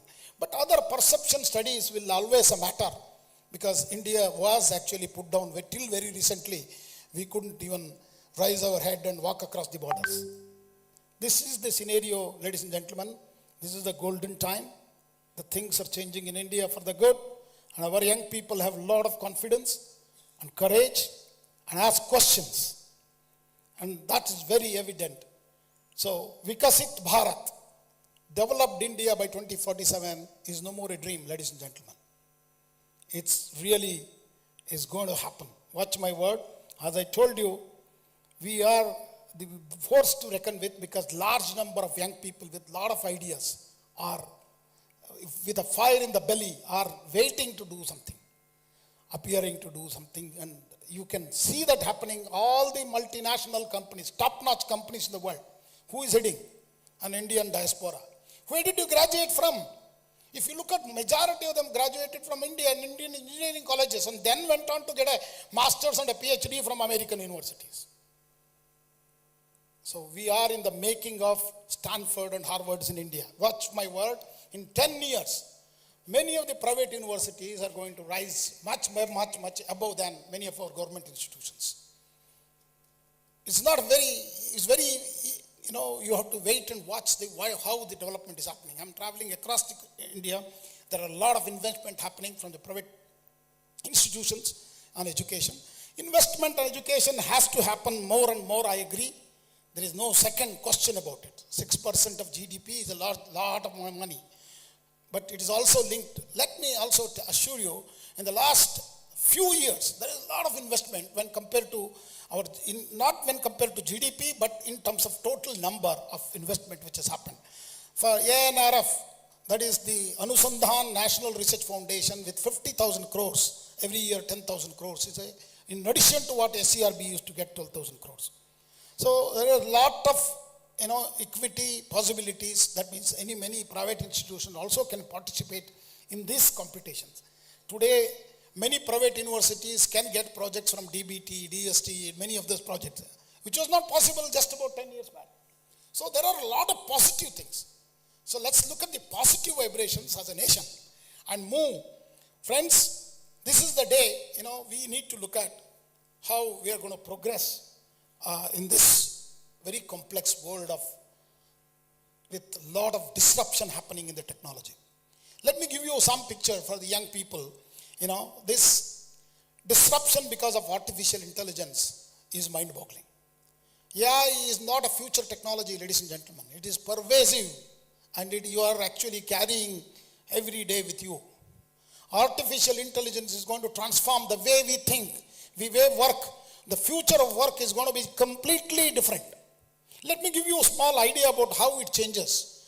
Today, AI can take the role of a poet. That means it can take the role of a musician. It can take the role of an artist. What did we always think about these skills of a poet or a musician or an artist? We thought that these are the skills cannot be acquired. It has to come through your blood, genes, through your forefathers. Friends, let me tell you my own experience. One day, after joining AICTE, I asked a question to myself. So what is this AICTE does? Because I moved from IIT system, and I am from Indian Institute of Science. We were actually like a frog in a well. That was the best world for us. But when I moved in, I asked actually, that is the time ChatGPT was actually released. How many of you use ChatGPT here? Raise your hands. A good number. So you go back and ask ChatGPT to write a poem about All India Council for Technical Education. Believe me, in 2.5 seconds, a beautiful poem will come out encompassing all the activities of AICTE. And then I was not satisfied.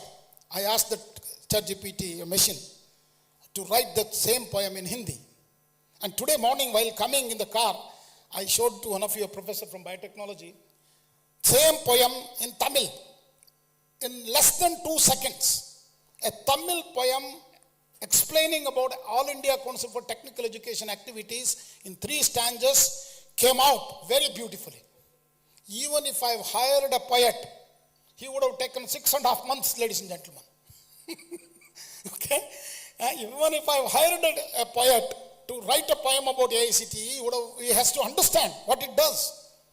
So that's the challenge we have today with the technology disruptions. Then I took a delegation to Taiwan of senior vice chancellors, and the students had put a project show for us. One project caught my attention. A student had done a robot playing a keyboard. A robot was playing, which is a very normal thing today, many of our students also does. But what he has done exceptionally well was, He has composed the music using AI. And this machine, that means take the role of a musician. This machine, which in 3-4 seconds can create a music of its own, believe me, if you ask again that question, little bit after questioning, it will come different poem, different music. That means no plagiarism software also can predict this. So that means it's not copying. That's the beauty of this technology. And then all of you know Soro. How many of you used, I don't know. The Soro, which, art pictures you can draw. Okay, you can create your own video using a text. Today, what is the most popular language for computer science people? Anybody? It's not Python. It is English. And tomorrow it may be Tamil. See, you can simply ask a question. You need to learn how to create a question. Friends, watch. This is the power of artificial intelligence, which has taken a position of a poet, a magician, and an artist. That means it can take away many jobs. Are you scared? No, you should not be scared. Why? Because this is a technology developed by human beings for the benefit of the mankind, for the solution of the problems of the society. At a speed, look at the speed at which it does this. That's very important. See, a poet would have taken 6.5 months, this does it in 10 seconds. A musician will slog for years and years to really compose a music. It doesn't happen overnight. Only some film music can be composed overnight.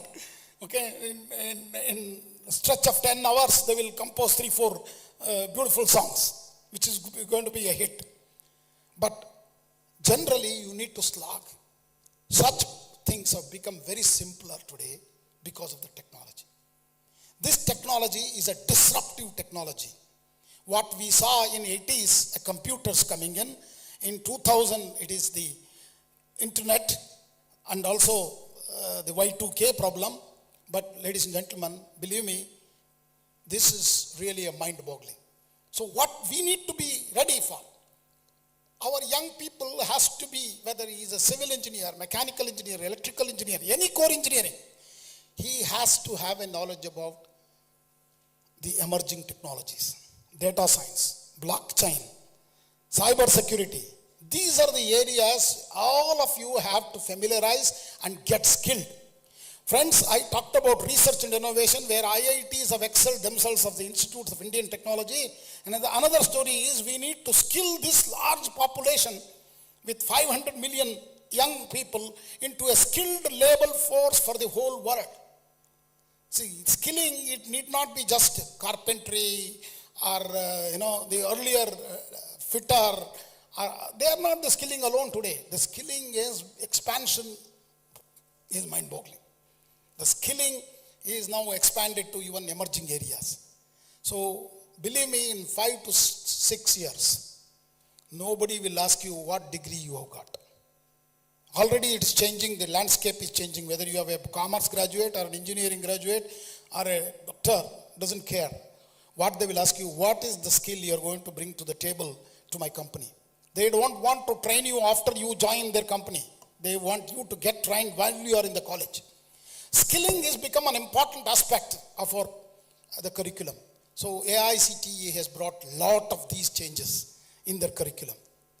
Swayam is a platform which AICTE has done, which has 10,000 courses today. Largest platform, MOOCs platform in the world. Some of the courses are better than MIT MOOCs platform, let me tell you. So this is the kind of changes which we are witnessing where self-learning, continuous learning, skilling, reskilling, upskilling are going to be order of the day. All of us have to adopt. This is one thing we have to be learning as engineers of tomorrow. We need to adopt for these changes. If you don't adapt and you don't upskill yourself, reskill yourself, you become irrelevant. It is nothing to do with only students. It is even for us and all of them administrators who are sitting on the dais also have to change. Otherwise, nobody will come for these institutions. So this adoption of choice-based curriculum, I'm very congratulate the Vellore University for bringing that flexibility into education. That is the strength of national education policy, ladies and gentlemen. NEP has brought that change in the perception of how students can learn, what he wants to learn, and how he wants to learn. So the youth of our country has a lot of potential, friends, to make India a global power in all fields and sectors. It could be aerospace, it could be medicine, it could be healthcare. Ayushman Bharata is one of the largest public digital infrastructure, huge public digital infrastructure. See, we as a country were able to create, Digi Yatra, where face as an ID, we can walk into the airports very close to the aeroplane. No other country has that courage. Please they will make you to strip you everywhere and take you through the airports. So, friends, the only thing we need to do is to do something.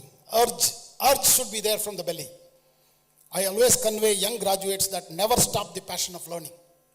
This continuous learning is going to be the need of the hour today, so your education doesn't end at the college. And your skilling doesn't start after college days. It will start much before.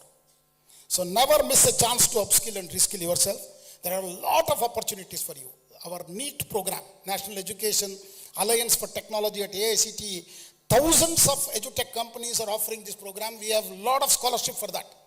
We give fellowships, you to study and pick up those courses, free. So select and getting skilled yourself. So with this introduction of disruptive innovations, AI tools such as ChatGPT, which can actually replace human beings in many jobs, becomes important for future generation to be upgraded and equipped with the emerging and advanced technology. Continuous learning is critical.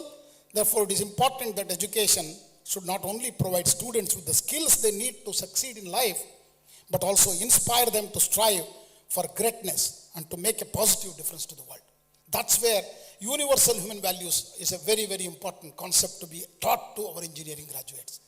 AICTE has introduced universal human value courses in their curriculum, and even students can get a minor degree in UHV today in an engineering college, which was never even thought about it before.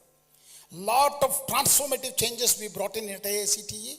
Watch out, these changes are going to make you highly skilled, highly successful engineers of the world. And there is no doubt about it, there is nobody can replace, no other country can replace us. But only one thing, let me give you a piece of advice. Do not limit yourself to just gaining book knowledge. Explore yourself. That's very important. That's what we teach in Universal Human Value course. Try to indulge in the kind of activities what you have awarded today. Sports, physical, and mental activities as well. Otherwise, you might have seen, many students are committing suicide from quota and other students. This is a very serious issue for a nation like ours. We should never get into such activities. The curriculum must be designed for the holistic development of the student, where students going to enjoy learning.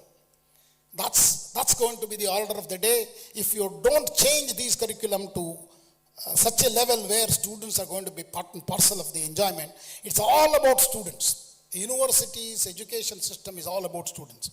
More creativity a student will have, the more innovation will take place in the country, leading to new startups and new entrepreneurial journey, and our students will be the job givers, job creators, not job seekers.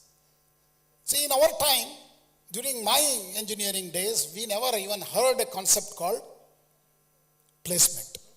No placement. We all joined civil engineering because PWD was there and electricity board was there. Okay? And today, friends, you have a lot of opportunities.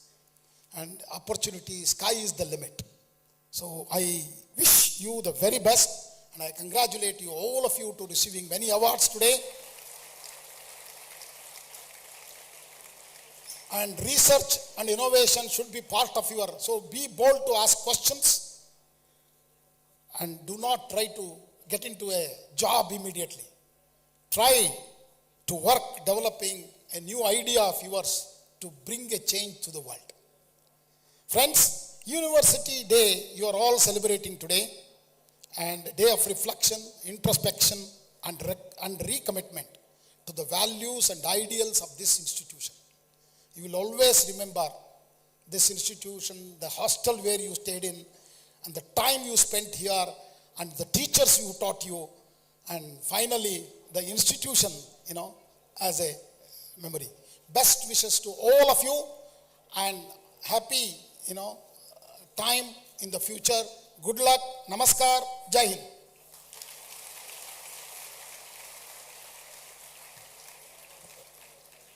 Thank you, sir. I now request Chancellor Sir to honor our chief guest for today.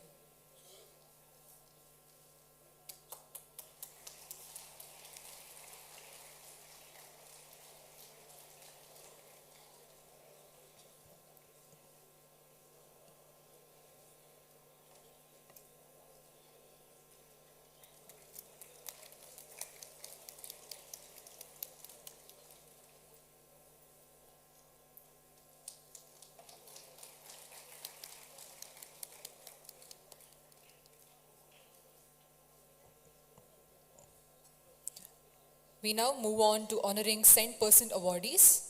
I now request Chancellor Sir to honor the Cent Person awardees, faculty and staff. Dr. Srinivasan R, Professor, PG2 and Director, International Relations.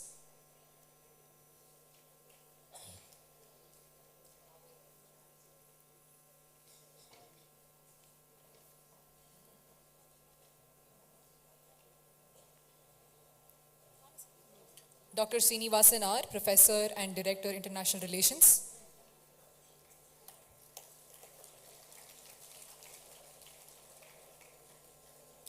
Dr. Sudhakar MS, Associate Professor, Level A1.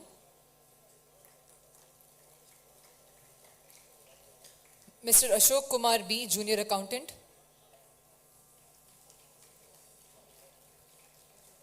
Mr. Meghanathan G, Attender, Senior Grade.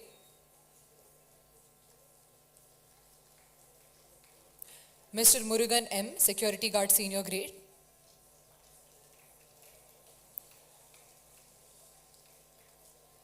Mr. Punya Kodi M, Liaison Officer.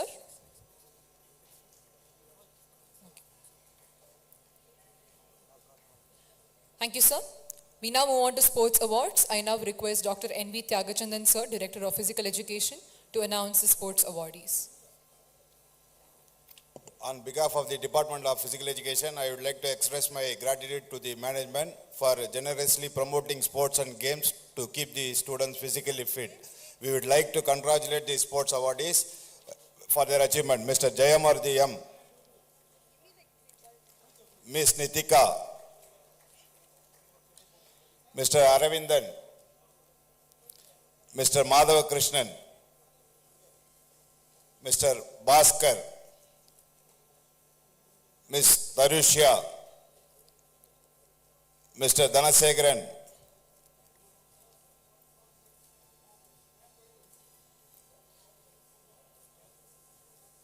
Mr. Vijwal, Mr. Adar Singh Saukan,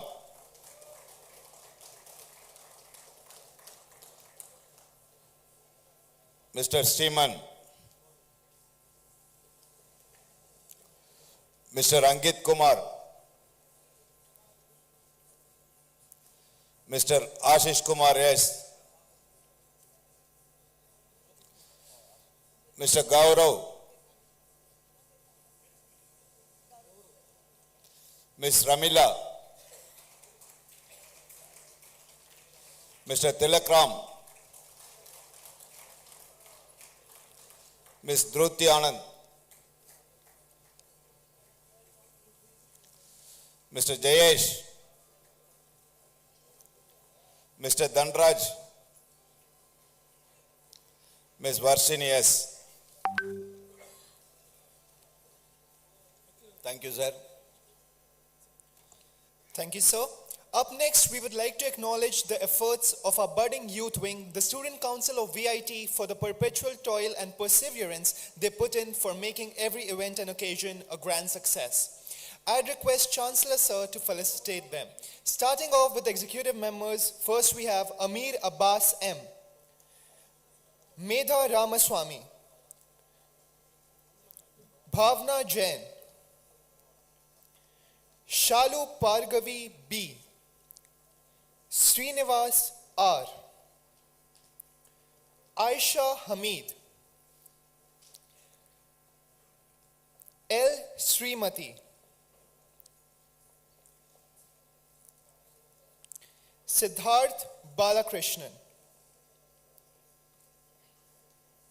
Moving next to the member secretaries of the Student Council of VIT, we have Chaman Tehseen KN, Gauri Mathur, Shrujana K, Shailja Dhanuka, Chakravarti S, Sahana G, Shreya Gupta, Kartik Kumar Gounder, Rohan Srivastav, Shubham Rao, Kaustubh Mathur, Pavitra Dhangaraj, Srijan Chaturvedi, Aditi Anand, Raghav Sampath, Karupusamy S, Aldrin Albert, Abdili Zaveri, Madhanika R, Mahil NB, Varshini S, Priya Parthasarthi Avadhani, Bogolu Manipreetham Reddy, Nigarke Jyotiraditya Shivraj, Khushi Parashar, Ishan Jain, Ryan Ebenezer Rajasekar, and lastly, Vineet Viraj. Thank you, sir, for doing the honors.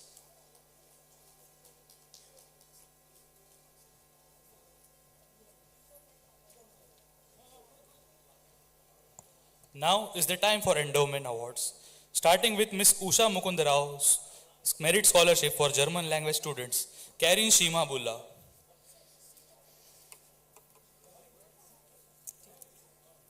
I request Professor T.G. Sitharam to honor the students.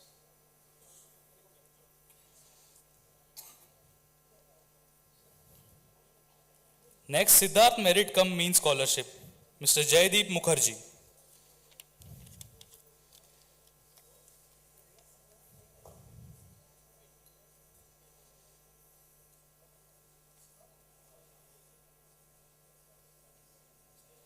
Next is Vijay Mukambika Endowment Certificate, Miss Abhinaya K.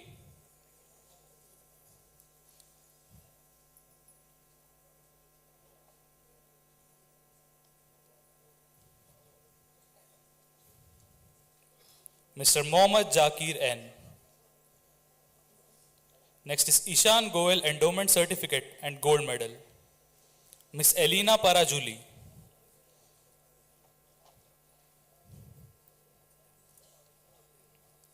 Next up, B.K. Vora Memorial Award, Lola Daktu Abhishek Verma.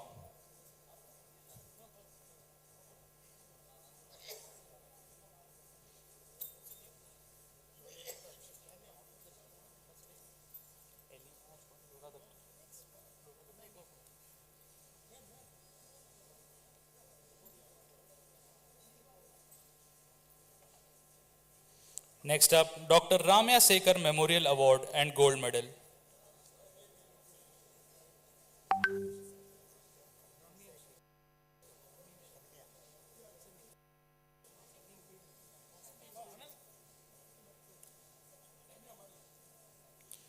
Miss Ananya.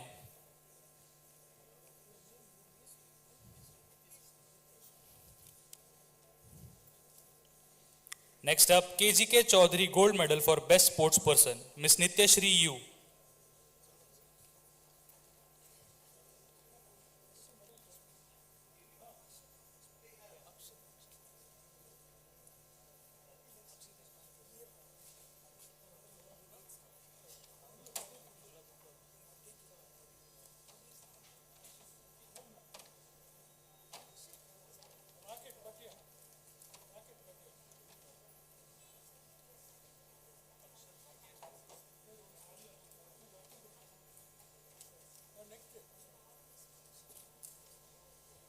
Thank you, sir.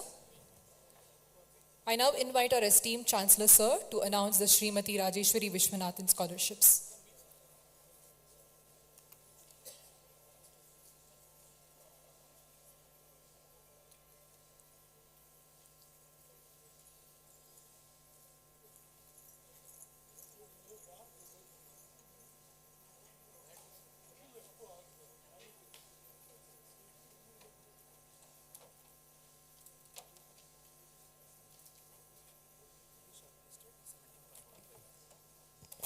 Srimati Rajeshwari Vishwanathan Award is, we have received so far 355 applications and 183 of them are being awarded with Srimati Rajeshwari Vishwanathan Memorial Scholarship. Thank you.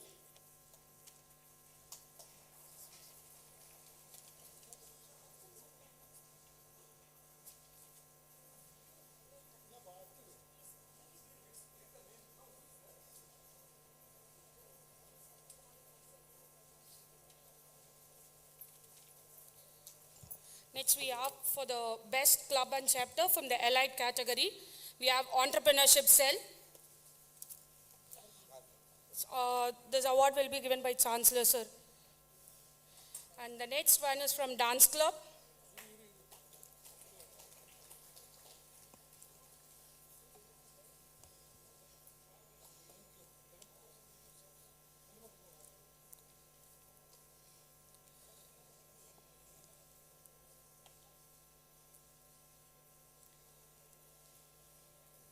Next we have music club.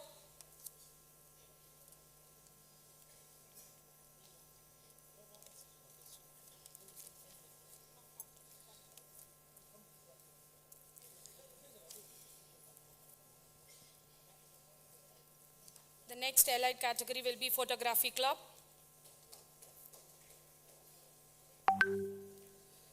So the next best club and chapter under arts and culture, quiz club.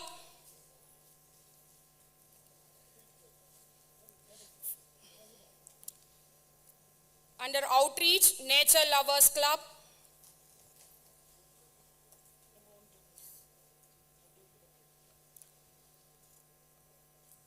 Technical club, robotics.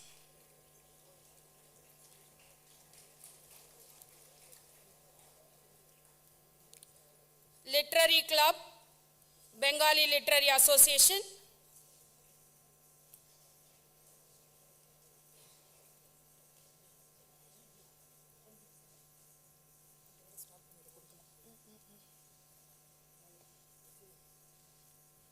Health and wellness, we have Smile Over Stress.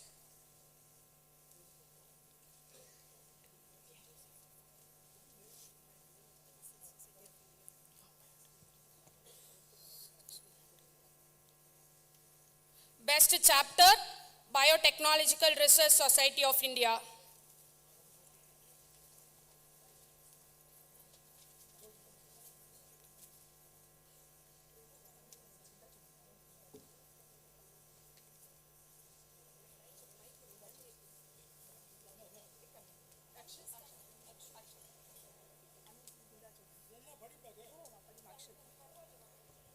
Mrs. Binda Chaudhary Gold Medal for English Language and Literature, Akshat.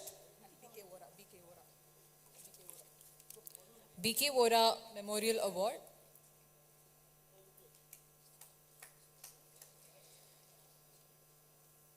BK Vora Memorial Award, Mr. Loladattu Abhishekta Verma.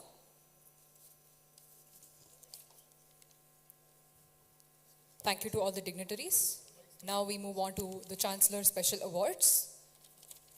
First, Best Performing Student, Foreign. I request Chancellor Sir to announce the name.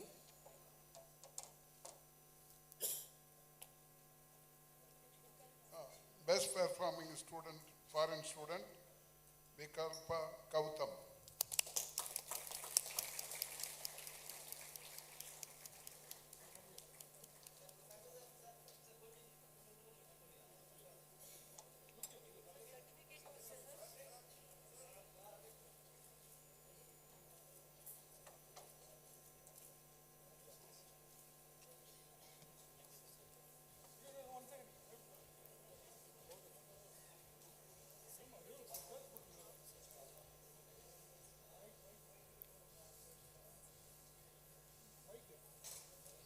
Best performing student NRI. Best performing student in the NRI category, Bhavana Jain.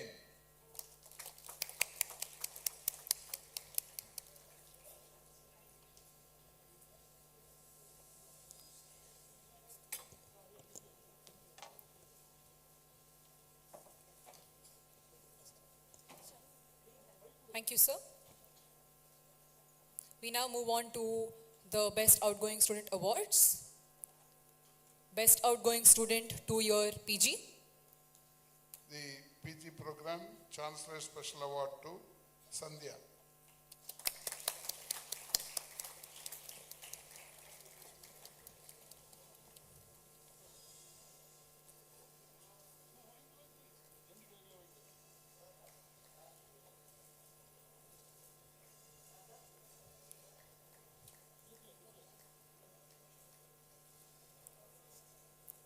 Chancellor Special Award, Integrated PG.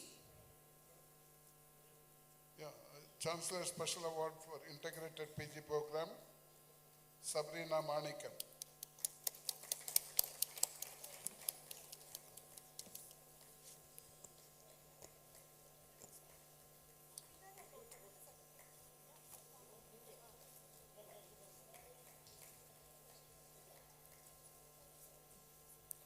Chancellor Special Award, UG. 3-year UG program, Chancellor Special Award goes to Srinivas.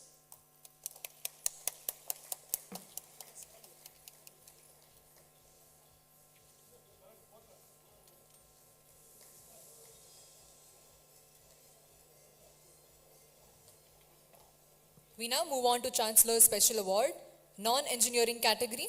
Non-engineering Chancellor Special Award goes to Sweta.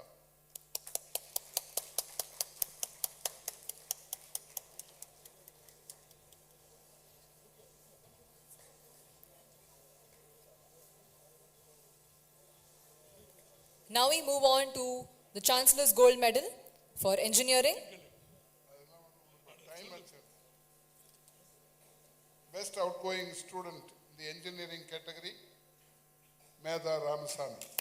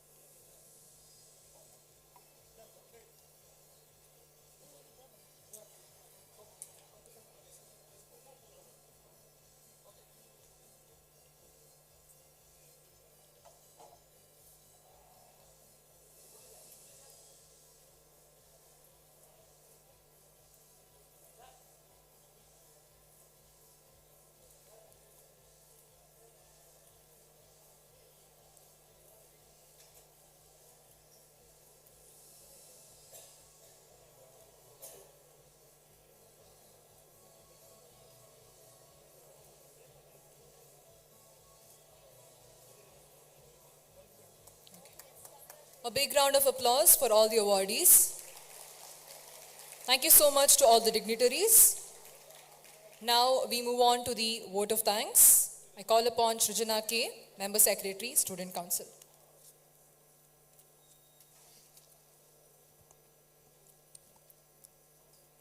On this wonderful occasion of University and Annual Sports Day 2024, I am honored to deliver this vote of thanks on behalf of the entire student community. First and foremost, I would like to express my sincere gratitude to our Chancellor Sir for gracing this occasion with his presence and for his inspiring address. We are fortunate to have such a visionary leader who constantly strives to make our university one of the best in the world. Next, I express my earnest gratitude to our chief guest for sharing their insightful opinions and life experiences with us. His words have taught us a lot and will surely motivate us to reach our objectives. Heartfelt thanks to our Vice Presidents, Assistant Vice President, Vice Chancellor, Pro Vice Chancellor, Registrar, Deans, Directors, esteemed faculty members, staff members, parents, my fellow students, and VIT family members. Additionally, I would like to express our deepest appreciation to our distinguished faculty members for their unwavering dedication in imparting knowledge and shaping us into the responsible citizens of tomorrow. Without their guidance, we would not be the individuals that we are today. I would like to convey our heartfelt appreciation to the Office of Students' Welfare for putting together such an incredible program.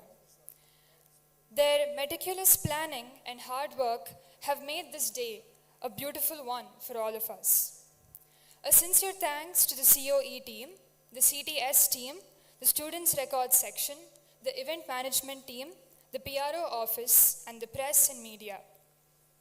I would also like to acknowledge the contributions of the support staff, security personnel, and volunteers who have worked behind the scenes to ensure the smooth running of this event. Last but not the least, I would like to express my gratitude to my fellow students without whom this event would not have been possible. Your enthusiasm and participation have made this day a resounding success. Lastly, let us take the lessons learned today and apply them to make a positive impact on the world at large. Thank you once again for this incredible celebration of our university, and let us continue to strive for excellence in all our endeavors. Thank you.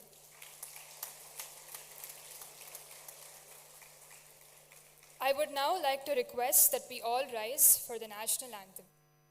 Beast was, however, not content with that. So I kept on weeping and lashing and smacking. And that was the last day I bit her. Nevertheless, I love my daughter. I had from her a lot. The slightest hint of her pain caused me intense agony. She has been tortured the same way at her in-laws' place. Now, she is battling with death in the hospital. I didn't register any complaint against her in-laws yet. How could I? I wasn't punished either. My wife didn't have her parents to get her justice after her demise. God forbid, nothing happens to my daughter. So, I have pledged not to wear slippers until my daughter gets well. And on barefoot, I'm going door to door and narrating my story. I can understand your presumption induced from my appearance. You probably thought that I must be here for begging alms of you. And yes, you were right. I have come here to beg, not to beg alms, to beg prayers, to beg blessings. With tears rolling down his cheeks and voice suffused with pain, in a trembling voice he groaned, "Ma, pray for my daughter. Please, I beg of you, pray for my daughter. I am a sinner.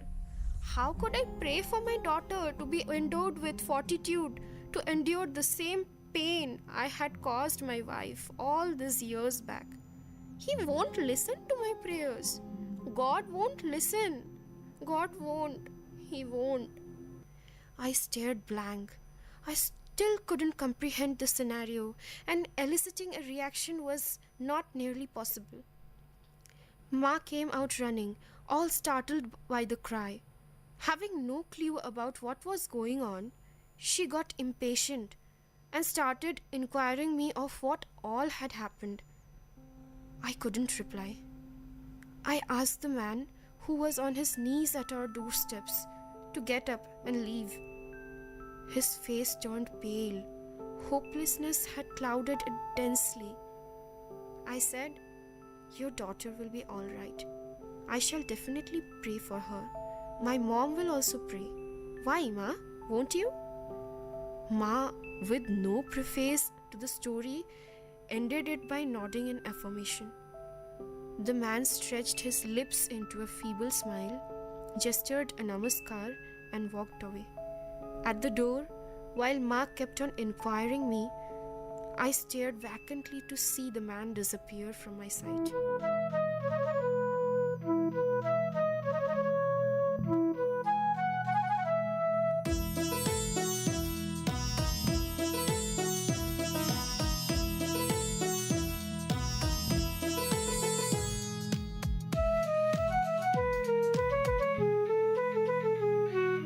மேகம் மேகம் என்மேல் நீயும் பூவை பொழிந்தாய், அதிலே என்னை கொஞ்சம் நனைய விட்டு மோகம் கொண்டாய்.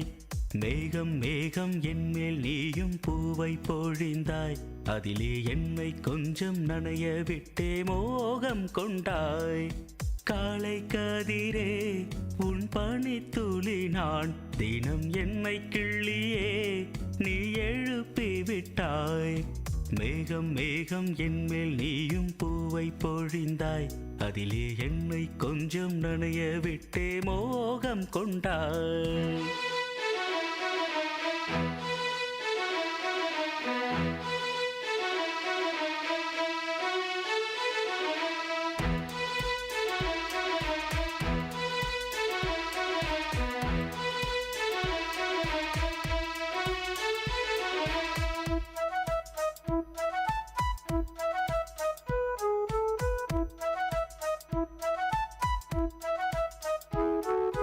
தூரிகை கொண்டு தீண்டியே தூக்கங்கள் குறைத்தாய்.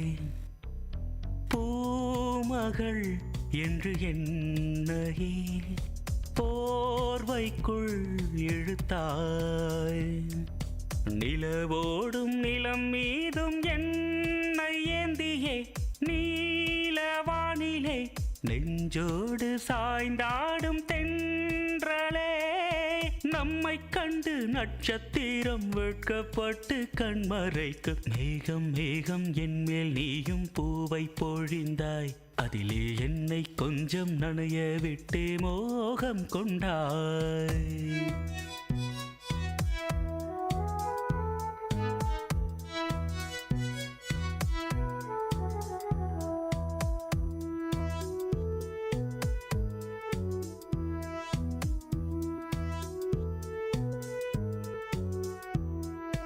வானவில் வண்ணம் கூட்டியே வார்த்தைகள் வரைந்தாய். தேன் துளி என்று என்னையே நாக்கினுள் ஒலித்தாய். விழியோரம் நடை போடும் ஆசை மேகமே எந்தன் ஜீவனே, கரம் சேர்த்து நடமாடும் சொந்தமே. உன்னை போல மின்னல் கூட மின்னி மின்னி முத்தம் போடும். மேகம் மேகம் என்மேல் நீயும் பூவை பொழிந்தாய், அதிலே என்னை கொஞ்சம் நனைய விட்டே மோகம் கொண்டாய். மேகம் மேகம் என்மேல் நீயும் பூவை பொழிந்தாய், அதிலே என்னை கொஞ்சம் நனைய விட்டே மோகம் கொண்டாய். காலை கதிரே உன் பனித்துளி நான் தினம் என்னை கிள்ளியே நீ எழுப்பி விட்டாய். மேகம் மேகம் என்மேல் நீயும் பூவை பொழிந்தாய். அதிலே என்னை கொஞ்சம் நனைய விட்டு மோகம் கொண்டாய். கேட்ட பாடலை இசையமைத்து பாடியவர் முருகானந்தம். பாடல் வரிகள் பவித்ரா. தயாரிப்பு VIT பண்பலை 90.8.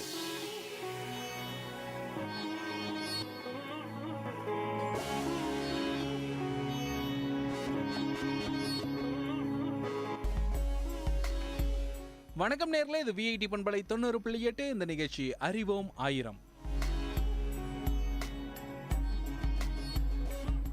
அறிவோம் ஆயிரம் நிகழ்ச்சியில் பல்வேறு தகவல்கள், பல்வேறு துறை சார்ந்த தகவல்களை உங்களுக்கு தினம் தினம் வாங்கிட்டு இருக்கோம். அந்த வகையில் இன்னைக்கு நான் உங்கள்கிட்ட ஒரு சில தகவல்கள் கொண்டு வந்திருக்கேன். நான் உங்கள் அன்பு தோழன் KP ஆனந்த். என்னோட இணைஞ்சிருக்காங்க சுரேஷ், ரஞ்சித் குமார், நித்யராஜ்.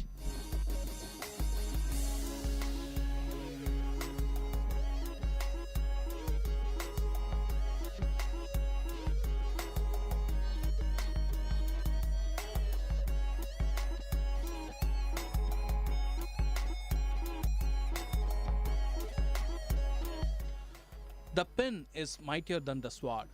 இது ஒரு வித்தியாசமான பழமொழி அப்படின்னு சொன்னோம்னா அது உண்மைதான். ஏன்னா ஒவ்வொரு பேனா முனையும் ஒரு வாள் முனையை விட ரொம்ப கூர்மையானது அப்படின்னு சொல்லியிருப்பாங்க. ஸோ இது சொன்ன விஷயம் அப்படின்றத தாண்டி நடைமுறையிலையும் சாத்தியப்படக்கூடிய ஒரு விஷயம். ஏன்னா ஒவ்வொரு நாடுகள்லேயுமே ஒரு பேனா வச்சுட்டு தன்னுடைய பத்திரிகையில் ஒரு கதையை எழுதுகிறவர், ஒரு செய்திகளை பரப்புகிறவர் அப்படின்ற ஒரு நிலையில் இருக்கக்கூடிய அந்த ஜேர்னலிஸ்ட்டுன்னு சொல்லப்படக்கூடியவங்களுக்கு ஒரு ஆயுதமாக இந்த பேனாவை பயன்படுத்திகிட்டு இருக்காங்க. அப்படிப்பட்ட அந்த பேனாவை பற்றி தான் இன்றைக்கி அறிவோம் ஆயிரம் நிகழ்ச்சியில் உங்கள்கிட்ட பல்வேறு தகவல்களை கொடுக்கறதுக்கு வந்திருக்கோம்.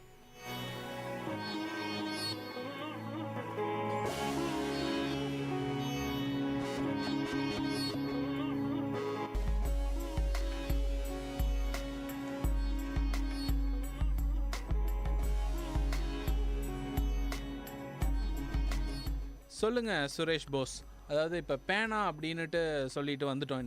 இன்றைக்கி பேனாவை பற்றி பல்வேறு தகவல்கள் கண்டிப்பாக இந்த மக்களுக்காக நம்ம கொடுக்க போகிறோம். அது உண்மை தான். ஆனால் பேனாவை பற்றி எந்த ஒரு தகவலோடு இன்றைக்கி நிகழ்ச்சி ஆரம்பிக்க போகிறோம்? கண்டிப்பாக இப்போது பேனான்றது பார்த்தீங்கன்னா நீங்கள் முதல்ல சொன்ன மாதிரி அந்த கத்தி முனையை விட பேனா முனை அதிகமான பலம் வாய்ந்ததுன்னு சொல்கிறாங்க. அது ஏன்னு பார்த்தீங்கன்னா ஒரு நாட்டில் நம்ம தொடர்ச்சியாக என்ன தான் புரட்சி எது பண்ணாலும் அந்த எழுத்துப்பூர்வமாக நம்ம பண்ணுற விஷயத்துக்கு பலம் அதிகம். நீங்கள் இன்றைக்கி பார்த்தீங்கன்னா நம்ம எத்தனையோ விஷயம் நம்ம ஃபோனில் பேசுகிறோம், இமெயிலில் பேசுகிறோம், எல்லாம் பண்ணுறோம். ஆனால் நம்ம லெட்டர் மூலிமா கொடுக்கும்போது தான் அதுக்கு பவர் அதிகம். அது ஸ்டேட்மெண்ட் யார் கேட்டாலும் நீங்கள் எழுத்துப்பூர்வமாக கொடுங்க அப்படின்னு சொல்கிறாங்க.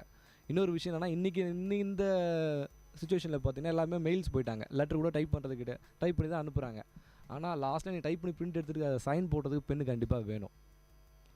ஆஹா, அதாவது என்ன தான் நீங்கள் உயர பறந்தாலும் தரைக்கு வந்தால் தான் சாப்பாடு அப்படின்னு சொல்கிறீங்க.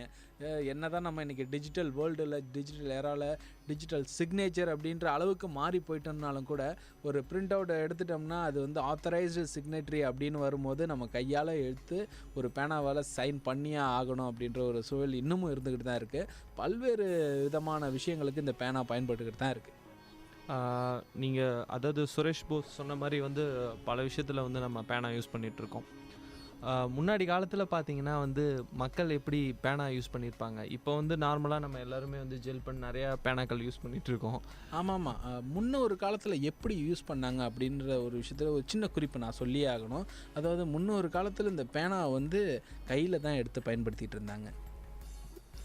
கையில் பயன்படுத்திகிட்டு இருந்தேன். அதாவது குகையில் நிறைய ஓவியங்களை பார்த்துருப்பீங்க. அதாவது கையில் தான் பயன்படுத்திகிட்டு இருந்தாங்க. கையில் எடுத்து தான் ஒரு பேனாவை எழுத முடியும். ஸோ ரொம்ப ஒரு அற்புதமான ஒரு தகவலோடு இந்த நிகழ்ச்சியை ஆரம்பிச்சிருக்கீங்க நிதி சார். வேறு ஏதாவது வித்தியாசமான தகவல் இருந்தால் கொஞ்சம் சொல்லுங்களேன். இது ரொம்ப நல்லா வேறு இருக்குது. அதாவது அறிவுபூர்வமான ஒரு சில தகவல்கள் கொடுக்கும்போது இது ரொம்ப வித்தியாசமான ஒரு தகவலாகவே இருந்துச்சு. சரி, இப்போ பேனாவை பற்றி தகவல்கள் வரலாற்றிலேருந்து எடுத்து பார்க்கணும் அப்படின்ற ஒரு கட்டாயத்தில் இருக்கோம். ஸோ வரலாற்று ரீதியாக பேனா எங்கே முதல்ல பயன்படுத்தினாங்க அப்படின்ற தகவல்கள் மக்களுக்கு சொன்னோம்னா ரொம்ப நல்லா இருக்கும்னு நான் நினைக்கிறேன். ஆனால் அதுக்கு முன்னாடி நம்ம ஒரு விஷயத்த சொல்லி ஆகணும். இந்த பேனான்ற வார்த்தை இங்கிலீஷில் பென் அப்படின்னு சொல்கிறாங்க. இந்த பென் பார்த்திங்கன்னா இங்கிலீஷ் வேர்டுமே கூட கிடையாது. எங்கேருந்து இந்த வேர்டு உருவாகிருக்கு அப்படின்னு பார்த்திங்கன்னா இது ஒரு லத்தீன் வார்த்தை. ஸோ பென்னா அப்படின்னு சொல்கிறாங்க. இந்த பென்னா அப்படின்ற இந்த வார்த்தை தான் பென் அப்படின்ட்டு மாறி இருக்கு. நம்ம தமிழில் அதை பேனா அப்படின்னு பெண்ணை தான் நம்ம மாற்றி எழுதியிருக்கிறோம். ஏன்னா அதுக்கு முன்னாடி நம்மள்ட்ட எழுதுகோல் அப்படின்னு ஒரு வார்த்தை இருந்துச்சு. சரி, ஸோ இப்போ இந்த மாதிரியான தகவல்கள் நிறைய விஷயங்கள் வந்து பேனாவை சார்ந்து வந்துட்டு இருக்குது. சொல்லுங்க. சரி, பேனான்னு பேசுகிறோமே, பேனால எந்த மாதிரி டைப் ஆஃப் பேனாலாம் இருக்குன்னு உங்களுக்கு தெரியுமா? பேனால பச்சை கலர் பேனா இருக்குது, மஞ்சள் கலர் பேனா இருக்குது, சிவப்பு கலர் பேனா இருக்குது, நிறைய பேனா இருக்குது. இந்த அரிய வகை தகவலோட நானும் கூடுதலாக சிலதெல்லாம் சொல்கிறேன், கேட்டுக்கோங்க. சரி. பால் பாயிண்ட் பென் இருக்குது, ஃபவுண்டைன் பென் இருக்குது, ஸ்பேஸ் பென் இருக்குது. ஸ்பேஸ் பென் எத்தனை பேர் கேள்விப்பட்டிருக்கீங்க? ஸ்பேஸ் பென், ஆமாம், ஒரு பென் வந்து ஸ்பேஸில் எழுதக்கூடிய ஒரு பென். அதுக்கு இன்னொரு பேர் கூட இருக்குல்ல? இருக்கு. என்ன சொல்லுங்க பாப்போம் நீங்களே. அது அஸ்ட்ராலஜர் பென்னா? இல்லை, ஆஸ்ட்ரோநாட் பென்னு சொல்லலாம். ஜீரோ கிராவிட்டி பென்னு அதுக்கு இன்னொரு பேரும் இருக்குது. இந்த பேனாவை வந்து நிறைய மார்க்கெட் பண்ணது யாருன்னு பார்த்தீங்கன்னா ஃபிஷர் ஸ்பேஸ் பென் கம்பெனி அப்படின்றவங்க தான் இந்த பேனாவை வந்து நிறைய மார்க்கெட் பண்ணியிருக்காங்க. இந்த பேனாவை வந்து ஃபஸ்ட்டு கான்செப்ட் வைஸ் டிசைன் பண்ணது யாருன்னு அப்படின்னு பார்த்தீங்கன்னா ஆஸ்ட்ரியன் ஃபெரிச்ஷர் அப்படின்றவர் வந்து இந்த பேனாவை வந்து ஃபஸ்ட்டு வந்து டிசைன் பண்ணியிருக்காரு. அதுக்கப்புறம் இந்த பேனா வந்து எந்த டெம்பரேச்சரில் வேணாலும் எழுதும், எந்த ஆங்கிளில் வேணாலும் எழுதும். அதுதான் இந்த பேனாவோட ஸ்பெஷாலிட்டி அப்படின்னு சொல்லலாம். ஸ்பேஸில் போனதுக்கப்புறம் எழுத முடியாது அப்படின்ற ஒரு கேள்விக்கான பதிலாக தான் இந்த பேனா இருந்துக்கிட்டு வருது. இது எப்படி எல்லா ஆங்கிள்லையும் எழுதும்? டெம்பரேச்சர் இல்லைனா வந்து ஒரு பேனாவோட பேசிக் கன்ஸ்ட்ரக்ஷன் என்னென்னு பார்த்தீங்கன்னா கிராவிட்டி தான். கிராவிட்டி இருந்தால் தான் அந்த இங்கு ஃப்ளோன்றது அங்கே நடக்கும். அப்போ தான் மை வந்து கீழே வரும். பட்டு இதில் எப்படின்னு பார்த்தீங்கன்னா இதில் ஒரு இன்ஜெக்டர் வச்சுருக்காங்க. இது என்ன பண்ணுதுன்னா அந்த இங்கை வந்து புஷ் பண்ணி நிப்பிளுக்கு வந்து எடுத்துகிட்டு வந்து நிறுத்துது. அதுதான் வந்து இந்த பேனாவோட பேசிக் கன்ஸ்ட்ரக்ஷன். இதோட இங்கு வந்து பார்த்தீங்கன்னா ரொம்ப ஸ்பெஷலைஸ்டான ஒரு இங்க். இதோட இங்கு பேர் என்னென்னா திக்ஸோட்ரோப் ஸ்பெஷல் இங்க் அப்படின்னு சொல்கிறாங்க. இன்னொருத்தர சொல்லுங்கள். திக் ஸ்ட்ராப் ஸ்பெஷல் இங்க் அப்படின்னு சொல்கிறாங்க. இந்த இங்கை டிசைன் பண்ண ஒரு பேர் என்னென்னா பால் சி ஃபிஷர் அப்படின்றவர் தான் இந்த இங்கை இன்வென்ட் பண்ணியிருக்காரு. ஸோ பால் சி ஃபிஷர் வந்து உலகத்தில் முதல்ல எழுதின பேனாவை கண்டுபிடிக்கல, ஆனாலும் உலகத்துக்கு வெளியில் முதல்ல எழுதுறதுக்கான ஒரு பேனாவை கண்டுபிடிச்சாரு. ரொம்ப அற்புதமான ஒரு கண்டுபிடிப்பாக இருந்திருக்கு. ரஞ்சித் நேற்று நண்பன் படம் பார்த்தீங்களோ? நேற்று இல்லை, ரொம்ப வருஷத்துக்கு முன்னாடியே பார்த்துட்டேன். ஆனால் இன்றைக்கி பேனா அப்படின்னோன்னா அவருக்கு இந்த தகவல் ஞாபகத்தில் வந்துருக்குது. என்ன நித்திரேஷ் சார்? ஆமாம், நான் முன்னாடியே சொன்ன மாதிரி கையில் எழுதுறதை பற்றி நான் பேசும்போது எல்லோரும் சிரிச்சிங்க. அடுத்ததாக வந்து ஏன் கையில் எழுதுறதுன்னு சொன்னேன்னா, குகையில் பார்த்தீங்கன்னா முதல்ல மனுஷன் வந்து கையால் தான் வந்து ஓவியங்கள் வரைய ஆரம்பித்தான். ஸோ அதனால தான் கையை வந்து ஒரு பெண்ணாக யூஸ் பண்ணியிருக்கான். அடுத்ததாக பார்த்தீங்கன்னா வந்து மயிலிறகு, அந்த காலத்தில் மயிலிறகை வந்து நடுவில் வந்து ஒரு கீறி வந்து இங்கே தொட்டு எழுதுவாங்க பழைய காலத்தில். ஒரு முறை, அந்த ஒரு முறைக்கு வந்து இங்கிலீஷில் ஒரு வேர்டு சொல்லுவாங்க, அதாவது குவில்லிங் பென் அப்படின்னு சொல்லுவாங்க. ஸோ குவில் அப்படின்னாலே அது வந்து அந்த இறகை குறிக்கிறது. குவில்ல வச்சு எழுதுறதுனால அது வந்து குவில் பென் அப்படின்னு சொல்லிட்டு இருக்காங்க. அந்த ஒரு காலத்துலலாம் பார்த்திங்கன்னா பேப்பர் கண்டுபிடிக்கிறதுக்கு முன்னாடியே இந்த குவில் பென்னை பயன்படுத்தியிருக்காங்க. அது என்னென்னா தோல், இந்த மிருகத்தோடைய தோலை வந்து ஒரு எழுதுறதுக்கு ஒரு பேப்பர் மாதிரி பயன்படுத்தும் போது அவங்க வந்து இந்த குவில் பென்னை வந்து எழுதுகருவியாக பயன்படுத்தியிருக்கிறாங்க. ஸோ இப்படி ஒரு கூடுதல் தகவல் உங்களுக்கு கொடுத்துருக்கேன் பார்த்தீங்களா? சூப்பர். சரி, இந்த பென் கான்செப்ட் வச்சு பார்க்கும்போது இந்த இங்க் ஃப்ளோ சொன்னீங்க இல்லைங்களா? இப்போ நீங்கள் நான் சொல்ல, நீங்கள் தான் சொன்னீங்க. சரி, நான் சொன்னேன். இல்லை, இந்த மயிலிறகுலையும் ஒரு இங்க் ஃப்ளோ தானே இருக்குது. ஆமாம். அது வந்து எதில் இருக்குது அப்படின்னு பார்த்தோம்னா பால் பாயிண்ட் பென் அப்படின்னு நம்ம இப்போல்லாம் யூஸ் பண்ணிக்கிட்டு இருக்கோம். 1950க்கு அப்புறமேட்டு தான் இந்த பால் பாயிண்ட் பென்னோட ஆதிக்கம் வந்து நிறைய இருந்தது அப்படின்னு சொல்லலாம். இது வந்து பார்த்திங்கன்னா அந்த பால் பாயிண்ட் பென்னோட பேசிக் கன்ஸ்ட்ரக்ஷன் என்ன அப்படின்னா, பொதுவாக நம்ம ஒரு ஸ்ட்ராவை எடுத்தோன்னு வச்சுங்க, அதில் தண்ணியை விட்டு ஒரு பக்கம் மூடிட்டோம்னா இன்னொரு பக்கம் வெளியே வராது. இந்த லாஜிக் தான் இந்த பால் பாயிண்ட் பென்னுக்குள்ளே இருக்கிற ஒரு லாஜிக் அப்படின்னு சொல்லிடலாம். இந்த இங்க் என்ன அப்படின்னு பார்த்தீங்கன்னா அந்த நிப் இருக்குது இல்லைங்களா, அதில் வந்து ஒரு பால் இருக்கும். அந்த பால் வந்து டங்ஸ்டன் கேப்ரைட் பால் அப்படின்னு சொல்கிறாங்க. அந்த கேப்ரைட் பால் மூலயமா அந்த கேப்ரைட் பால் வந்து 50,000 முறை வந்து பாலிஷ் பண்ண ஒரு பால். அதனால தான் வந்து அதோட இங்க் ஃப்ளோ வந்து சர்ஃபேஸ்லையும் இன்டீரியர்லையும் ரொம்பவே ஸ்மூத்தனாக இருக்குது அப்படின்னு சொல்கிறாங்க. இது வந்து ஒரு ஆட்டோமேட்டட் ரிஃப்ரெஷ் ஜெல் மூலியமாகவும் இயங்குது அப்படின்னு ஒரு கருத்து வந்து சொல்லுது. நீங்கள் பால் பாயிண்ட் பின்ன டங்ஸ்டன் அதை பற்றி பேசுனீங்க. அந்த ஏன் டங்ஸ்டன் யூஸ் பண்ணுறாங்கன்னு தெரியுங்களா? சொல்லுங்களேன். அரிப்பு கம்மி பண்ணுறதுக்கு நினைக்கிறேன். இல்லை, அது என்னென்னா நம்ம ஸ்டீலை விட 3 மடங்கு பலம் வாய்ந்தது இந்த டங்ஸ்டன். அதனால தான் அது யூஸ் பண்ணுறாங்க. இன்னொரு, இப்போ நம்ம ஃபவுண்டைன் பென்னை பற்றி கேள்விப்பட்டிருப்பீங்க நீங்கள்.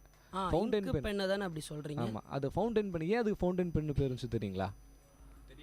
அதாவது நான் சின்ன வயசில் வந்து ஃபவுண்டைன் பென் எடுத்துகிட்டு ஸ்கூலுக்கு போவேன். ஸோ அப்படி ஸ்கூலுக்கு போகும்போது பார்த்திங்கன்னா என்னோடய கை பூரா வந்து அது இங்க் ஆகிடும். ஸோ அது வந்து ஒரு ஃபவுண்டைன் மாதிரி என் கை பூரா இங்க் ஆகிடுதா, அதனால ஃபவுண்டைன் பென் அப்படின்னு சொன்னாங்களோ. அப்படி ஏதாவது இருக்கா தகவல்? எனக்கு ஃபவுண்டைன் பென்னா ஹீரோ பென் தான் ஞாபகம் வரும். சின்ன வயசில் வந்து அது வச்சுருக்கிறவங்க தான் ரொம்ப பணக்காரங்கன்னு ஒரு இமேஜ் இருக்கும். ஸோ ஹீரோ பென்னு நானும் வச்சுருந்துருக்கேன் சின்ன வயசில். அதுவும் ஒரு டிஃப்ரெண்ட்டான ஒரு பென். அந்த காலத்தில் ஹீரோ பென் வந்து யூஸ் பண்ணுறதுன்றது ரொம்ப கஷ்டமான ஒரு சில விஷயம் தான். ஏன்னா ஹீரோ பென் பார்த்தீங்கன்னா ஃபவுண்டைன் பென் பேசிக்காகவே எடுத்துக்கிட்டோம்னா பழகணும் அப்படின்னு சொல்லுவாங்க. அந்த நிப்பு வந்து ஃபஸ்ட் டைம் நம்ம வாங்கிட்டு யூஸ் பண்ணும்போது பார்த்தீங்கன்னா ரொம்ப ரஃப்பாக இருக்கும். ஸோ அது கொஞ்சம் கொஞ்சமாக பழக்கி எழுத தான் அது இன்னும் ஸ்மூத்தாக எழுதும் அப்படின்ற ஒரு விஷயம் இருக்கும். ஸோ இங்க் பெனில் வந்து அது இன்னும் ஈஸியாக ஸ்மூதர் ஆகிடும். பட் ஆனால் ஹீரோ பென் பார்த்திங்கன்னா ரொம்ப நாள் எழுத வேண்டியது இருக்கும். அப்போ தான் வந்து அது இன்னும் ஸ்மூத் ஆகும். ஸோ அதனாலேயே அது வந்து எலைட்டான ஒரு பெண்ணாக அந்த காலத்தில் கருதிக்கிட்டு இருந்தேன். இல்லை, எலைட்டான பென்னு அப்படின்னு நிதி சார் சொன்ன மாதிரி நீங்கள் சொன்ன மாதிரியும் பார்க்கும்போது தான் எக்ஸ்பென்சிவ் பென்ஸை பற்றி எனக்கு பேசணும்னு தோணுது. அதை பற்றி கொஞ்சம் பேசுவோம். அந்த எக்ஸ்பென்சிவ் பென் அப்படின்னு பார்த்தீங்கன்னா ஒயிட் கோல்ட் டிபால்டி ஃபவுண்டேஷன் பென் அப்படின்றது தான் வந்து ஒரு ரொம்ப எக்ஸ்பென்சிவான பென். இது வந்து பார்த்தீங்கன்னா முழுக்க தங்கத்தாலேயே செய்யப்பட்ட ஒரு பென். இது வந்து பிகினிங் ரேட்டே பார்த்தீங்கன்னா 28 லட்ச ரூபா இருக்கும். இந்த பெண்ணோட பிகினிங் ரேட் 28 லட்ச ரூபா. என்னங்க சொன்னீங்க? 28 லட்ச ரூபா, அதாவது சொன்னீங்க $43,000. சரிங்க. அது மட்டும் இல்லாமல் கியாஹா ஹை லிக்ஸரி ஓமஸ் அப்படின்னு இன்னொரு பென் இருக்குது. அது வந்து பார்த்தீங்கன்னா கிறிஸ்டல்ஸ் வந்து அதில் வந்து பதிக்கப்பட்டிருப்பாங்க. நீங்கள்லாம் கேள்விப்பட்டிருப்பீங்க ரூபி டைமண்ட் அப்படின்னு சொல்லிட்டு நீங்கள்லாம் கேள்விப்பட்டிருப்பீங்க. ரொம்ப விலை மதிப்பில்லாத ஒரு டைமண்ட் அப்படின்னு சொல்லலாம். அந்த டைமண்ட் வந்து இந்த பேனாவோட மூடியில் வந்து பதிக்கப்பட்டிருக்கும். இதை வந்து எல்லாருக்குள்ளாம் கொடுத்துட மாட்டாங்க. இது வந்து ஒரு சில இமேஜ் இருக்கிற பர்சன்ஸுக்கு மட்டும்தான் இது வந்து இதை வச்சுக்கிறதுக்கான தகுதி இருக்குது. உலகத்திலே மொத்தம் 30 பேர் தான் இந்த பேனாவை வச்சுட்டு இருக்காங்க. இல்லை, நீங்கள் கோல்டு நிப்பை பற்றி பேசுனீங்க. அதாவது கோல்டு நிப்பு வந்து எக்ஸ்பென்சிவாக வந்து மட்டும் கிடையாது. அது இப்போ நம்ம எல்லா மெட்டல் யூஸ் பண்ணால் அது வந்து அதை விட இது வந்து கோல்டு வந்து ஃப்ளெக்சிபிலிட்டி அதிகம். நம்ம குட் ஹேண்ட் ரைட்டிங்காகவும் ஃப்ளெக்சிபிலிட்டிக்காக தான் கோல்டு நிப்பை யூஸ் பண்ணியிருக்காங்கன்னு சொல்கிறாங்க. ஆனால் இன்றைக்கி சூழ்நிலை பார்த்தீங்கன்னா நம்ம கோல்டு நிப்புன்றது தான் வந்து எக்ஸ்பென்சிவ். அதை வச்சுருந்தவங்களாம் பணக்காரு. நம்ம எங்கள் தாத்தா வந்து அப்போயே கோல்டு நிப்பு வச்சுருந்தாருலாம் சொல்கிற அளவுக்குலாம் நம்ம இருக்கோம். கண்டிப்பாக. ஆனால் வந்து அதுக்கு மாற்றாக இன்னொரு விஷயமும் இருக்குது. பிரான்ஸில் முள் யூஸ் பண்ணாலும் இந்த அரிப்புத்தன்மை குறையும். அதுலேயே வந்து இந்த துரு பிடிக்கிற விஷயம்லாம் கொஞ்சம் கம்மியாக இருக்கும். ஸோ வந்து ஏன் ஆனந்த் சார், இப்போ வந்து நிறையா இந்த ஃபவுண்டைன் பென் அந்த விஷயம்லாம் பேசிகிட்டு இருக்காங்க. இப்போ நிறைய பென் வந்திருக்கு. இந்த ஜெல் பென் வந்திருக்கு, கேள்விப்பட்டிருக்கீங்க? ஆமாம், அதாவது இப்போ ஆஸ்ட்ரோனாட் பென்னு சொன்னார்ல நம்ம ரஞ்சித் சார், அதே மாதிரி அந்த ஜெல் பென்னும் கிட்டத்தட்ட அது வந்து ஒரு உந்துதல் சக்தி மூலமாக தான் அதுவும் ஒர்க் ஆகுது. அந்த ஜெல் வந்து இந்த கிராவிட்டியும் பயன்படுத்திக்கிட்டு அதே நேரத்தில் அதை புஷ் பண்ணுறதுனால ரொம்ப வேகமாக அந்த இங்க் வரும்போது நம்மளுக்கு அதில் எந்த விதமான டிஸ்டர்பன்ஸும் இல்லாமல் எழுத்து வந்து இன்னும் அழகாக இருக்கிறதுக்காக அந்த ஜெல் பென் இன்வென்ஷன் பண்ணாங்க. சரி, இந்த ஜெல் பென் இது எல்லா பென்லேயுமே பார்த்தீங்கன்னா மைன்றது தண்ணியை விட கொஞ்சம் டென்சிட்டி ஜாஸ்தியாக இருக்கும் அப்படின்னு சொல்லலாம். ஆனால் வந்து இந்த பால் பாயிண்ட் பெனில் தான் வந்து இருக்கிறதுலே வந்து மை வந்து ரொம்ப அடர்த்தியாக இருக்கும், டை மாதிரி இருக்கும் அப்படின்னு சொல்கிறாங்க. அது ஏன் வந்து நம்ம ஜெல் பென் இன்வென்ட் பண்ணாங்க தெரியுங்களா? இப்போது ஃபவுண்டைன் பென்னோட நமக்கு அந்த ஃப்ளெக்சிபிலிட்டி வேணும், அந்த இங்கோட வேணும். பட் ஆனால் வந்து நமக்கு இந்த நிப்பு வேணாம், எனக்கு பால் பாயிண்ட் நிப்பில் வேணும். அதை 2-in-1 வேணுன்றதுக்காக தான் இந்த ஜெல் பென்னை இன்வென்ட் பண்ணியிருக்காங்க. நிறைய பென் வந்திருந்தாலும் பொதுவாகவே சொல்லுவாங்க, அதாவது பால் பாயிண்ட் பெனில் எழுதும்போது ரொம்ப கை வலிக்கும்னு சொல்லிட்டு. அதுக்கப்புறமா இன்வென்ட் பண்ணது தான் இந்த கிரிப்பர் வச்சு நிறைய டிசைன் வந்திருக்கும். வந்து நம்ம எழுதும்போது ஃபவுண்டைன் பெனில் எழுதும்போது கொஞ்சம் கை வலிக்காது, கொஞ்சம் வேகமாக எழுதுறதுக்கான வாய்ப்பு இருக்கும். அதை விட வந்து பால் பாயிண்ட் பென் வந்து ரொம்ப சீக்கிரமாக எழுதலாம். ஆனால் ரொம்ப எழுத வந்து நம்மளோட கைகள்லாம் வலிக்க ஆரம்பிக்கும். பட் பால் பாயிண்ட் பென்னோட ஒரு பெரிய அட்வான்டேஜ் என்னன்னு பார்த்தீங்கன்னா இந்த பெனில் மட்டும்தான் வந்து மற்ற பெண்ணை கம்பேர் பண்ணும்போது ரொம்ப சீக்கிரமாக உலர்ந்துடும் அப்படின்னு சொல்கிறாங்க. சரி, இப்போது நீங்கள் இந்த கிராவிட்டி, இந்த பென்னோடைய மெக்கானிசம், இந்த மாதிரி நிறைய விஷயம் சொல்லும் போது நித்யராஜ் சார் ஒரு விஷயம் சொன்னார். அதாவது கை வந்து வலிக்கும் அப்படின்ற ஒரு விஷயம். சின்ன வயசில் கை வலிக்க அசைன்மெண்ட்ஸ் எழுதுனது, ரெக்கார்ட் நோட் எழுதுனது, இதெல்லாம் நம்ம யாராலையுமே மறக்க முடியாது. ஸோ அந்த மாதிரியான ஒரு சூழ்நிலையில் இந்த கை வலிக்காமல் ஒரு பேனா எழுதுறதுக்கு கிடச்சிச்சின்னா எப்படி இருக்கும்? எனக்கு தெரியும், நான் என் ஃப்ரெண்டுங்கிட்ட கொடுத்து எழுத வச்சிருவேன், அப்போ என் கை வலிக்காதுல்ல. சரி, இது வந்து ஒரு காமெடி நகைச்சுவைக்காக நம்ம இந்த ஒரு விஷயத்தை இப்படி பார்க்குறத விட சீரியஸாகவே கை வலி இல்லாமல் ஒரு பேனாவை நம்ம பயன்படுத்த முடியும் அப்படின்ற ஒரு ரிசர்ச்சில் இன்றைக்கி லெவலில் ரொம்ப எக்ஸ்ட்ராடினரியாக இப்போ வந்துட்டாங்க. அதாவது அறிவோமாயிரம் நிகழ்ச்சியில் பார்த்திங்கன்னா நம்ம வந்து சாதாரண தகவலை கொடுக்குறதுல ரொம்ப அறிவுபூர்வமான தகவல் மட்டும்தான் கொடுக்குறோம், அதுவும் அப்டேட்டடான தகவல் தான் கொடுத்துட்டு இருக்கோம். ஸோ அந்த ஒரு சூழ்நிலையில் நம்ம வந்து பல காலங்களாக தொடங்கின இந்த ஒரு பென் அப்படின்ற ஒரு கலாச்சாரம், இந்த ஒரு மெக்கானிசம் இன்னைக்கு எந்த லெவலில் இருக்குன்னா ரிங் பென் அப்படின்ற ஒரு கான்செப்டில் வந்து நிற்கிது. அதாவது ரிங் பென் அப்படின்னு சொன்னோம்னா என்ன அப்படின்னு தானே? ஆமாம், அதாங்க ஒரு டவுட். ரிங் பென்னா கையில் மோதிரம் மாட்டிட்டு எழுதுற பேனாவா? நம்ம எல்லாருக்குமே கையில் ரிங் போட்டுக்கிற பழக்கம் இருக்கும், பார்த்துருக்குறோம், எல்லாருக்குமே தெரியும். அது மாதிரி ஒரு பேனாவை நம்மளுடைய ஆட்காட்டி விரலில் மாட்டிக்கிட்டு அந்த வந்து நமக்கு எந்த ஒரு உந்து சக்தியும் அதுக்கு இங்கு கொடுக்காம நம்ம கையை அசைக்கிறது மூலமாகவே எழுத முடியும். ஸோ அப்படி வந்து ஒரு முயற்சியை வந்து இப்போ பண்ணியிருக்காங்க. இந்த பென் பார்த்திங்கன்னா சாதாரண பேனா மாதிரியே தான் இருக்கும். ஆனால் இதில் என்னென்னா நடுவில் வந்து ஒரு ரிங் இருக்கும். அந்த ரிங்குள்ளே நம்ம ஆட்காட்டி விரல வச்சிடலாம். அதுக்கு மேலே ஒரு ஒரு தலைப்பகுதி, அந்த தலைப்பகுதியில் பார்த்திங்கன்னா வெயிட் இருக்கும். அதாவது நார்மல் பென்ஸை விட இது வந்து கொஞ்சம் வெயிட்டான ஒரு பேனாவாக இருக்கும். அந்த தலைப்பகுதி எதுக்காக அந்த வெயிட் இருக்குது அப்படின்னு பார்த்தீங்கன்னா அந்த பேனா கீழே விழுந்துடாமல் இருக்கிறதுக்கு ஒரு பேலன்சிங்காக அந்த வெயிட் வச்சுருக்காங்க. அதுக்கு கீழே ஒரு ரிங் இருக்குது, அந்த ஹோல் இருக்குது, அதுக்குள்ளாக நம்ம கையை விரலை விட்டுக்கலாம். அதுக்கு கீழே பார்த்திங்கன்னா ஒரு சென்டர் அப்படின்னு சொல்லக்கூடிய அந்த ஒரு பேலன்சிங்க்கான ஒரு போர்ஷன் இருக்குது. ஸோ அந்த போர்ஷன் தான் நம்ம ஆட்காட்டி விரலுடைய ரேகை பகுதியில் வரும். ஸோ இந்த ரேகை பகுதிக்கு கீழே பார்த்திங்கன்னா நம்ம எழுதக்கூடிய அந்த பேனாவுக்கான இங்க் இருக்கும். ஸோ இப்படி வந்து நீங்கள் கையை சாதாரணமாக அசைக்கும் போதே அந்த பேனா எழுதும். ஸோ இப்படி ஒரு விஷயத்தை வந்து நம்ம இன்றைக்கி பேனா அப்படின்ற ஒரு தகவலை தெரிஞ்சிக்கும் போது பெரிய அளவுக்கு வந்திருக்கு. சரி சார், ஆனந்த் சார், இது இது இந்த பேனா மூலயமா எழுதுறதால வந்து ஈஸியாக எழுத முடியும்னு சொல்கிறாங்க. இது விற்பனைக்கு வந்துருச்சா? இது வந்து பல இடங்களில் விற்பனைக்கு ட்ரையல் அண்ட் எரர் முறையில் கொடுத்துட்ருக்காங்க. ஆனால் இன்னும் இது வந்து ஒரு பெரும்பான்மையான ஒரு விற்பனை பகுதிக்கு இன்னும் நுழையலை அப்படின்னு தான் சொல்லணும். மார்க்கெட்டில் இது வந்து ஒரு எக்ஸலண்ட்டான ஒரு ரிசர்ச் ஏரியாவில் இன்னமும் போயிட்டுருக்கு அப்படின்னு சொல்லணும். சரி சொல்லுங்கள். சரி, இவ்வளோ பேனாவை பற்றி பார்த்துட்டோம். இன்னும் வந்து சில பேனாலாம் இருக்குது. இதை நான் சொல்கிறது சின்ன பிள்ளைத்தனமாக இருந்தாலும் இந்த பேனாவை பற்றிலாம் நீங்கள் என்ன நினைக்கிறீங்கன்னு சொல்லுங்கள். இந்த புஷ் பட்டன் பேனா கேள்விப்பட்டிருக்கீங்களா? டிக் பேனா. ஆமாம், சொல்லுங்கள். டிக் பேனா அது வந்து எதுக்கு கண்டுபிடிச்சாங்க அப்படின்னு பார்த்தீங்கன்னா, நாமெல்லாம் வந்து மூடி யூஸ் பண்ணுறோம் இல்லையா, அதை யூஸ் பண்ணாமல் இருக்கணும் அப்படின்றதுக்காக தான் அந்த பெண்ணை வந்து ஃபஸ்ட்டு கண்டுபிடிக்க ஆரம்பித்தாங்க. பட் அதோட தொழில்நுட்பம் எப்படி இன்க்ரீஸ் ஆச்சு அப்படின்னு பார்த்தோம்னா, ஒரே பெனில் வந்து 2-3 கலர்ஸ் வச்சுக்கிறதுக்கு அந்த பென் வந்து பயங்கரமாக யூஸ் ஆச்சு அப்படின்னு சொல்லலாம். ஒரே பேனால் பல ரீஃபில்வோட ஒரு பேனா வரும். ஸோ இதெல்லாம் பழைய காலத்தை வந்து நீங்கள் ரொம்ப ஞாபகப்படுத்துறீங்க. சரி, இப்போ நான் என்னோடய பழைய காலம்னு சொன்னோன்னே இன்னும் கொஞ்சம் ரீவைண்ட் பண்ணிட்டு வந்துடுறேன். பேனாவை பற்றின தகவல்கள் எல்லாத்தையுமே சேகரிச்சுட்டு வந்துடுறேன். இது அறிவமாயிரம் உங்கள் VIT பண்பலை 90.8 ஒரு சிறிய இடைவெளி.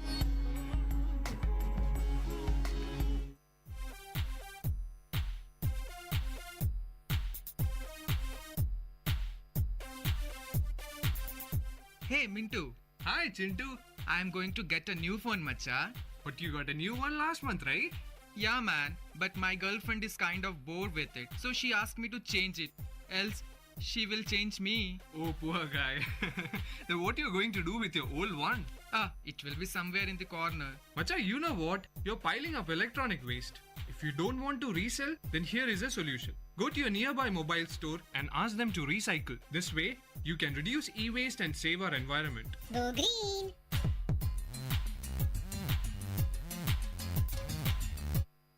என்ன ரகு, ரொம்ப சந்தோஷமா இருக்க போல?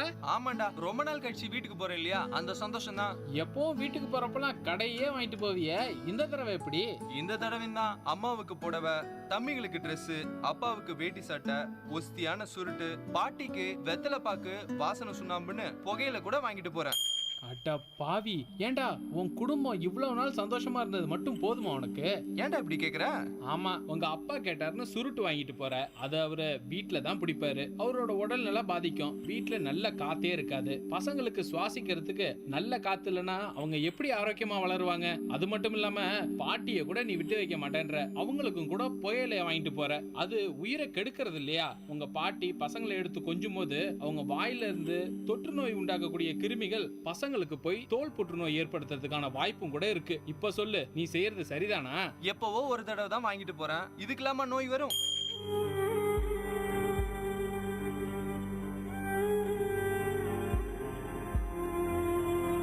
விளையாட்டு வினையாகும். நம் சந்ததியை காக்க வேண்டிய நாமே அதை அழிவுக்கு உட்படுத்தலாமா? புகையிலையை தடுப்போம், புத்துயிர் பெறுவோம்.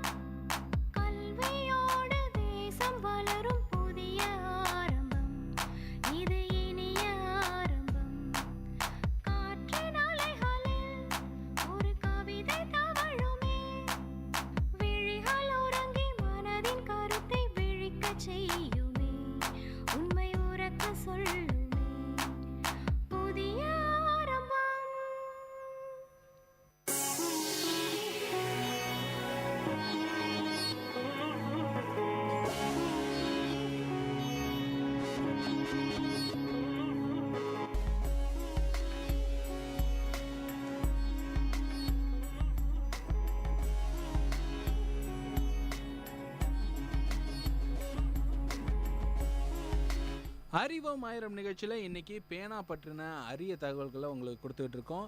இந்த நிகழ்ச்சி அறிவோம் ஆயிரம் உங்கள் விஐடி பண்பலை 90.8. இன்றைக்கி பேனாவை பற்றி இன்னும் கூடுதல் தகவல்கள் எங்கள்கிட்ட காத்துக்கிட்டு இருக்கு. So Suresh sir. ஆமாம், நான் முதல்ல கேட்ட மாதிரி ஃபவுண்டைன் பென் எதுக்கு இந்த ஃபவுண்டைன் பென்னு பேர் வந்தது பற்றி கேட்டேன். நீங்கள் அப்படியே டைவர்ட் ஆகி போயிட்டீங்க. ஓகே, ஃபவுண்டைன் பென்னு ஏன் பேர் வந்தது எங்கள் எல்லாருக்கும் அது தெரியும், அதனால தான் நாங்கள் டைவர்ட் பண்ணிட்டோம். நீங்களே சொல்லிட்டுங்களேன். அதாவது ஃபவுண்டைன் பென்னுனா இப்போ யூஸ் பண்ணுற இங்கு பென்லாம் பார்த்தீங்கன்னா சிரஞ்ச் மூலிமா வந்து நம்ம இங்கு யூஸ் பண்ணிகிட்டு இருக்கோம். ஆனால் அப்போ யூஸ் பண்ணும்போது அந்த ப்ளோவர் மாதிரி இருக்கும், அது இழுத்து தான் வந்து ஃபவுண்டைன் பென் யூஸ் பண்ணுவாங்க. யூஸ் பண்ணும்போது அந்த இங்கு வந்து கட்டிக்குமா அப்போ அந்த எழுத வராதுன்னுவாங்க. அப்போ என்ன பண்ணுறாங்க, அந்த ப்ளோயரை வந்து கிளிக் பண்ண உடனே மேலே அந்த நிப்பு வழியாக வந்து இங்கு வந்து அந்த ஃபவுண்டைன் மாதிரி கொட்டுமா. அந்த பூ மாதிரி கொட்டுறதுனால அது பேர் ஃபவுண்டைன் பென் அப்போ பேர் வச்சுருக்காங்க. அதுக்கு முன்னாடி பார்த்தா அது நிப் பென் இங்கு பென் தான் இருந்திருக்கு. ஸோ இன்ஜெக்ஷன் மாதிரி அந்த ஃபவுண்டைன் பென்னை யூஸ் பண்ணுவாங்கன்னு சொல்ல வரீங்களா? இல்லை, இன்ஜெக்ஷன் மாதிரி நம்ம இப்போ யூஸ் பண்ணுறோம், சிரஞ்ச் வச்சு பண்ணுறோம். ஆனால் அப்போ வந்து ஜஸ்ட் வந்து நம்ம ப்ளோ பண்ணால் வந்து இழுத்தா வந்து வந்துடும், மறுபடியும் கிளிக் பண்ணால் வந்து மேலே வரும். அதுதான் அது. சின்ன வயசில் கூட எனக்கு கூட இங்கு ஃபில் பண்ண ஞாபகம்லாம் வந்துருச்சு, பழைய ஞாபகம்லாம். ஆமாம், ஸ்கூலில் பென்சில் வந்து இங்கு வந்து கடன் வாங்குறது இதெல்லாம் நல்லா ஞாபகம் தான். கீழே 2 சொட்டு கொட்டை விட்டுட்டு அந்த அது மூலயமா எடுக்கிறது, அந்த மாதிரி விஷயம்லாம் ஞாபகம். இப்போ நிறையா பென் வந்துருச்சு. மோஸ்ட் ப்ராப்ளி நம்ம வந்து நிறைய பெண்கள் யூஸ் பண்ணுறதில்ல, டைப்பிங் அந்த மாதிரியான விஷயங்கள்லாம் வந்துருச்சு. ஆமாம், இந்த ஜென்ரேஷன் பசங்க கண்டிப்பாக அந்த இங்கு கடை வாங்குற அந்த சுகத்தை நிச்சயமாக அனுபவிக்க மாட்டாங்க அப்படின்னு தான் நான் நினைக்கிறேன். 2 சொட்டு இங்கு கடை வாங்கிட்டு திரும்பவும் அந்த 2 சொட்டு இங்கு கடனை வந்து திருப்பி அடைக்கிறதுல இருக்க ஒரு சந்தோஷம் இருக்குது பாருங்கள், எங்கேயுமே வராது. சரி, நீங்கள் பழைய நினைவுகள்லாம் ஞாபகப்படுத்தணுன்னே எனக்கு இன்னும் நிறைய பேனாவை பற்றி ஞாபகம் வந்துடுச்சு. நம்ம டபுள் சைட் பேனாவை பற்றி பேசணும்ல, பேசலை.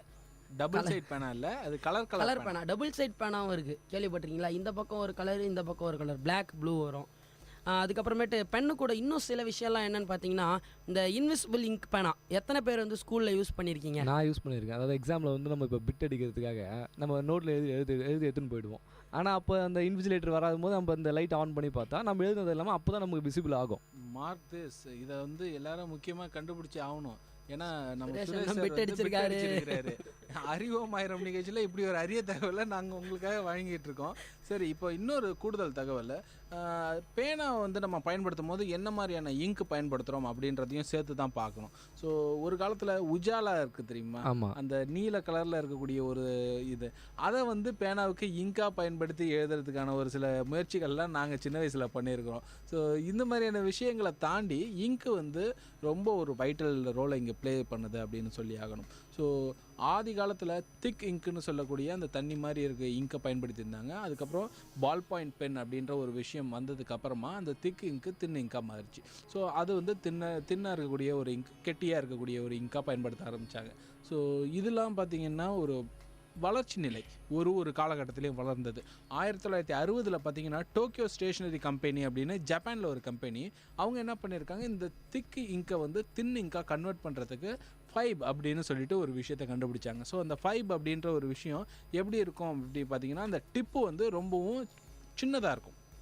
அதுதான் வந்து ரோலர் பென்னோட ஆரம்பம் அப்படின்னு சொல்கிறாங்க. அந்த ரோலர் பென் வந்து 1960களில் அதோடைய ரிசர்ச் தொடங்கி 1980களில் தான் இது வந்து வெளியில் வருது. ஸோ இப்போ இந்த ரோலர் பென் இன்ட்ரடியூஸ் ஆன ஒரு டைமில் பார்த்திங்கன்னா கன்வென்ஷனல் பால் பாயிண்ட் பென் எல்லாத்தையுமே அந்தாண்ட ஓரம் கட்டிட்டு இந்த ரோலர் பென்னு தான் முக்கியமான ஒரு இடத்துக்கு பிடிச்சிது. இந்த ரோலர் பென்னோடைய விற்பனைன்றது பார்த்திங்கன்னா ரொம்ப எக்ஸ்ட்ரீம், நம்ம நினச்சி கூட பார்க்க முடியாத அளவுக்கு இந்த ரோலர் பென் வந்து விற்பனை ஆகிருக்கு அப்படின்னு சொல்லணும்.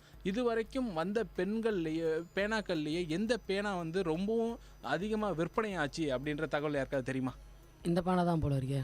ஆமாம், ரோலர் பென் தான் உலகத்திலே அதிகமாக விற்பனை ஆகக்கூடிய ஒரு பென். ஃபவுண்டைன் பென்னும் கூட இல்லை, பால் பாயிண்ட் பென்னும் கூட இல்லை. ஸோ இது ஒரு வித்தியாசமான ஒரு தகவலாக இருக்குல்ல சார். இப்போ நீங்கள் இங்கு பற்றி பேசிட்டு இருந்தீங்க. அதாவது இந்த இங்கு பென் ஃபவுண்டைன் பென்ன்றதுக்காக அதுக்கு முன்னாடி இருந்த எதோட தூண்டுதலாக அந்த பெண்ணை கண்டுபிடிச்சாங்க அப்படின்னு பார்த்தீங்கன்னா, நம்ம இஜிப்டியன்ஸ் வந்து 5000 இயர்ஸ்க்கு முன்னாடி வந்து அப்போல்லாம் எழுத்துக்கள்லாம் நமக்கு அவ்வளோ கிடையாது. அதாவது பெண்ணுன்றது மட்டும் இப்போ நம்ம வெறும் எழுத்துக்கு தான் யூஸ் பண்ணிகிட்ருக்கோம். ஆனால் அது முக்கியமான ஒரு விஷயம்னு பார்த்தீங்கன்னா அது வந்து கம்யூனிகேஷன். இன்றைக்கி அந்த கம்யூனிகேஷன் நம்ம தொடர்ந்துட்டு இருக்கோம்.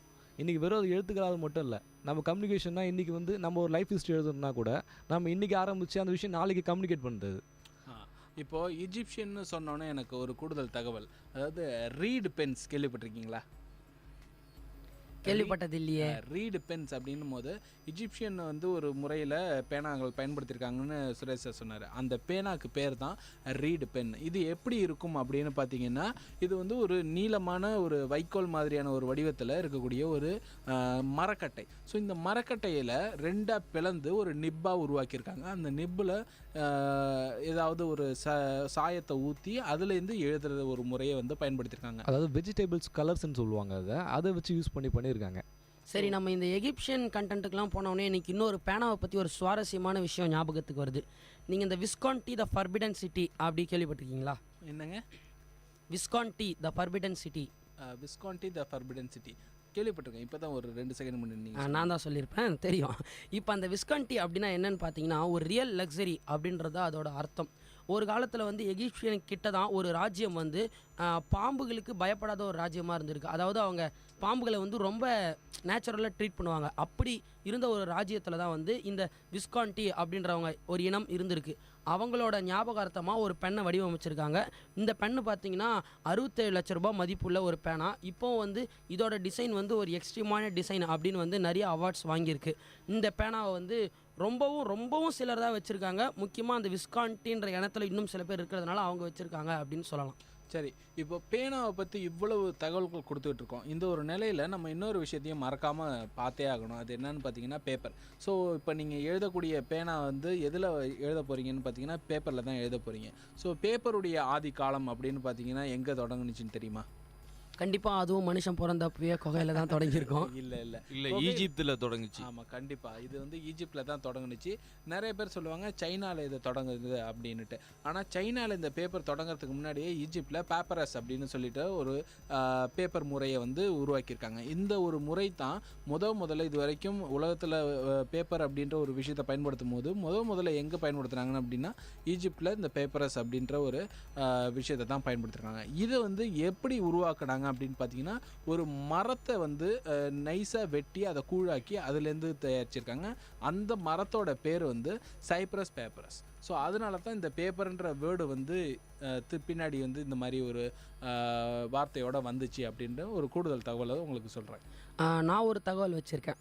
நம்ம ஃபாதர் ஆஃப் நேஷன் இருக்கார் இல்லையா, மகாத்மா காந்தி.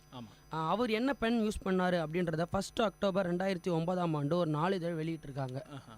மாண்ட் பிளாங்க் அப்படின்ற ஒரு பெண்ணை தான் அவர் உபயோகப்படுத்தியிருக்காரு. அது வந்து பார்த்திங்கன்னா தங்கம் மற்றும் ரோடியம்மால் செய்யப்பட்ட ஒரு பேனா. அது இப்போ வந்து 14 லட்ச ரூபாய்க்கு போகும் அப்படின்னு சொல்லியிருக்காங்க. ஸோ பேனாக்கள் அப்படின்னு பார்த்தோம்னாலே ரொம்ப வித்தியாசமான ஒரு கதைக்களத்தோட உருவாகிறது தான். அதாவது சொல்லுங்கள் சுரேஷ். அதாவது இப்போது பார்த்தீங்கன்னா, இப்போ ஒரு சர்வேல சொல்லியிருக்காங்க, நம்ம இப்போது எல்லாருமே பென் வாங்குகிறோம். வாங்கின உடனே 95% ஆஃப் பீப்புள்ஸ் வந்து பெண்ணு வாங்கின உடனே என்ன எழுதுறாங்க தெரியுமா பேப்பரில்? அவங்க பேர் எழுதுவாங்க. ஆமாம். இன்னொரு விஷயம் என்னன்னா, இன்னும் 5% பீப்புள்ஸ் வந்து அவங்க பேர், அவங்க லவர் பேர் எழுதுறாங்களாம். நான் இப்போ வரைக்கும் பெண்ணை வாங்கினா எங்கள் அம்மா பேர் தான் எழுதிக்கிட்டு இருக்கேன். ரொம்ப சுவாரஸ்யமான தகவல் கொடுத்துருக்கீங்க. சரி, அதாவது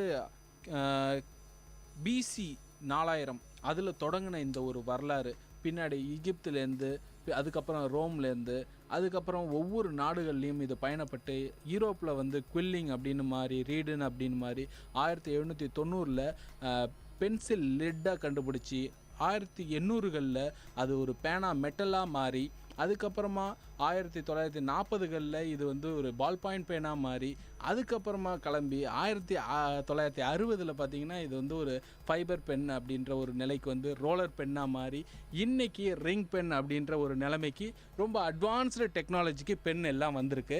இதை தாண்டி வேறு என்ன விஷயங்கள் இருக்குது அப்படின்னு தேடினோம்னா பற்பல விஷயங்கள் இருந்துக்கிட்டே தான் இருக்குது. ஸோ இந்த மாதிரியான தகவல்களை உங்களுக்கு கொடுக்கறதுக்காக தான் நாங்கள் இன்றைக்கி அறிவும் ஆயிரம் நிகழ்ச்சியில் பேனா அப்படின்ற ஒரு தலைப்பை தேர்ந்தெடுத்தோம். இதே மாதிரி இன்னொரு வித்தியாசமான ஒரு தலைப்போட அறிவும் ஆயிரம் நிகழ்ச்சியில் வந்து கலந்துக்கிறோம். உங்களுக்கு பலவிதமான தகவல்கள் தரோம். அது வரைக்கும் உங்கள்கிட்டமிருந்து விடைபெறுவது நான் உங்கள் அன்பு தோழன் KP ஆனந்த். என்னுடன் இருந்து விடைபெறுவார்கள் நான் Suresh Bose, Ranjith Kumar, Nithyaraj.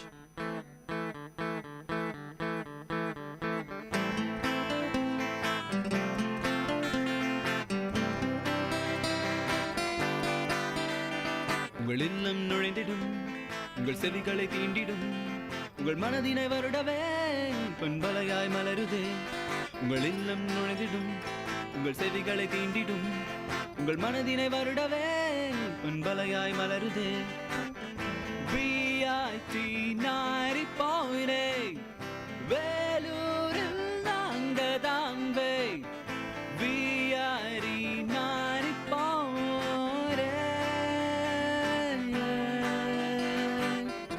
Ladies and gentlemen, you're listening to VIT Community Radio 90.8 FM. Engage, evolve, empower.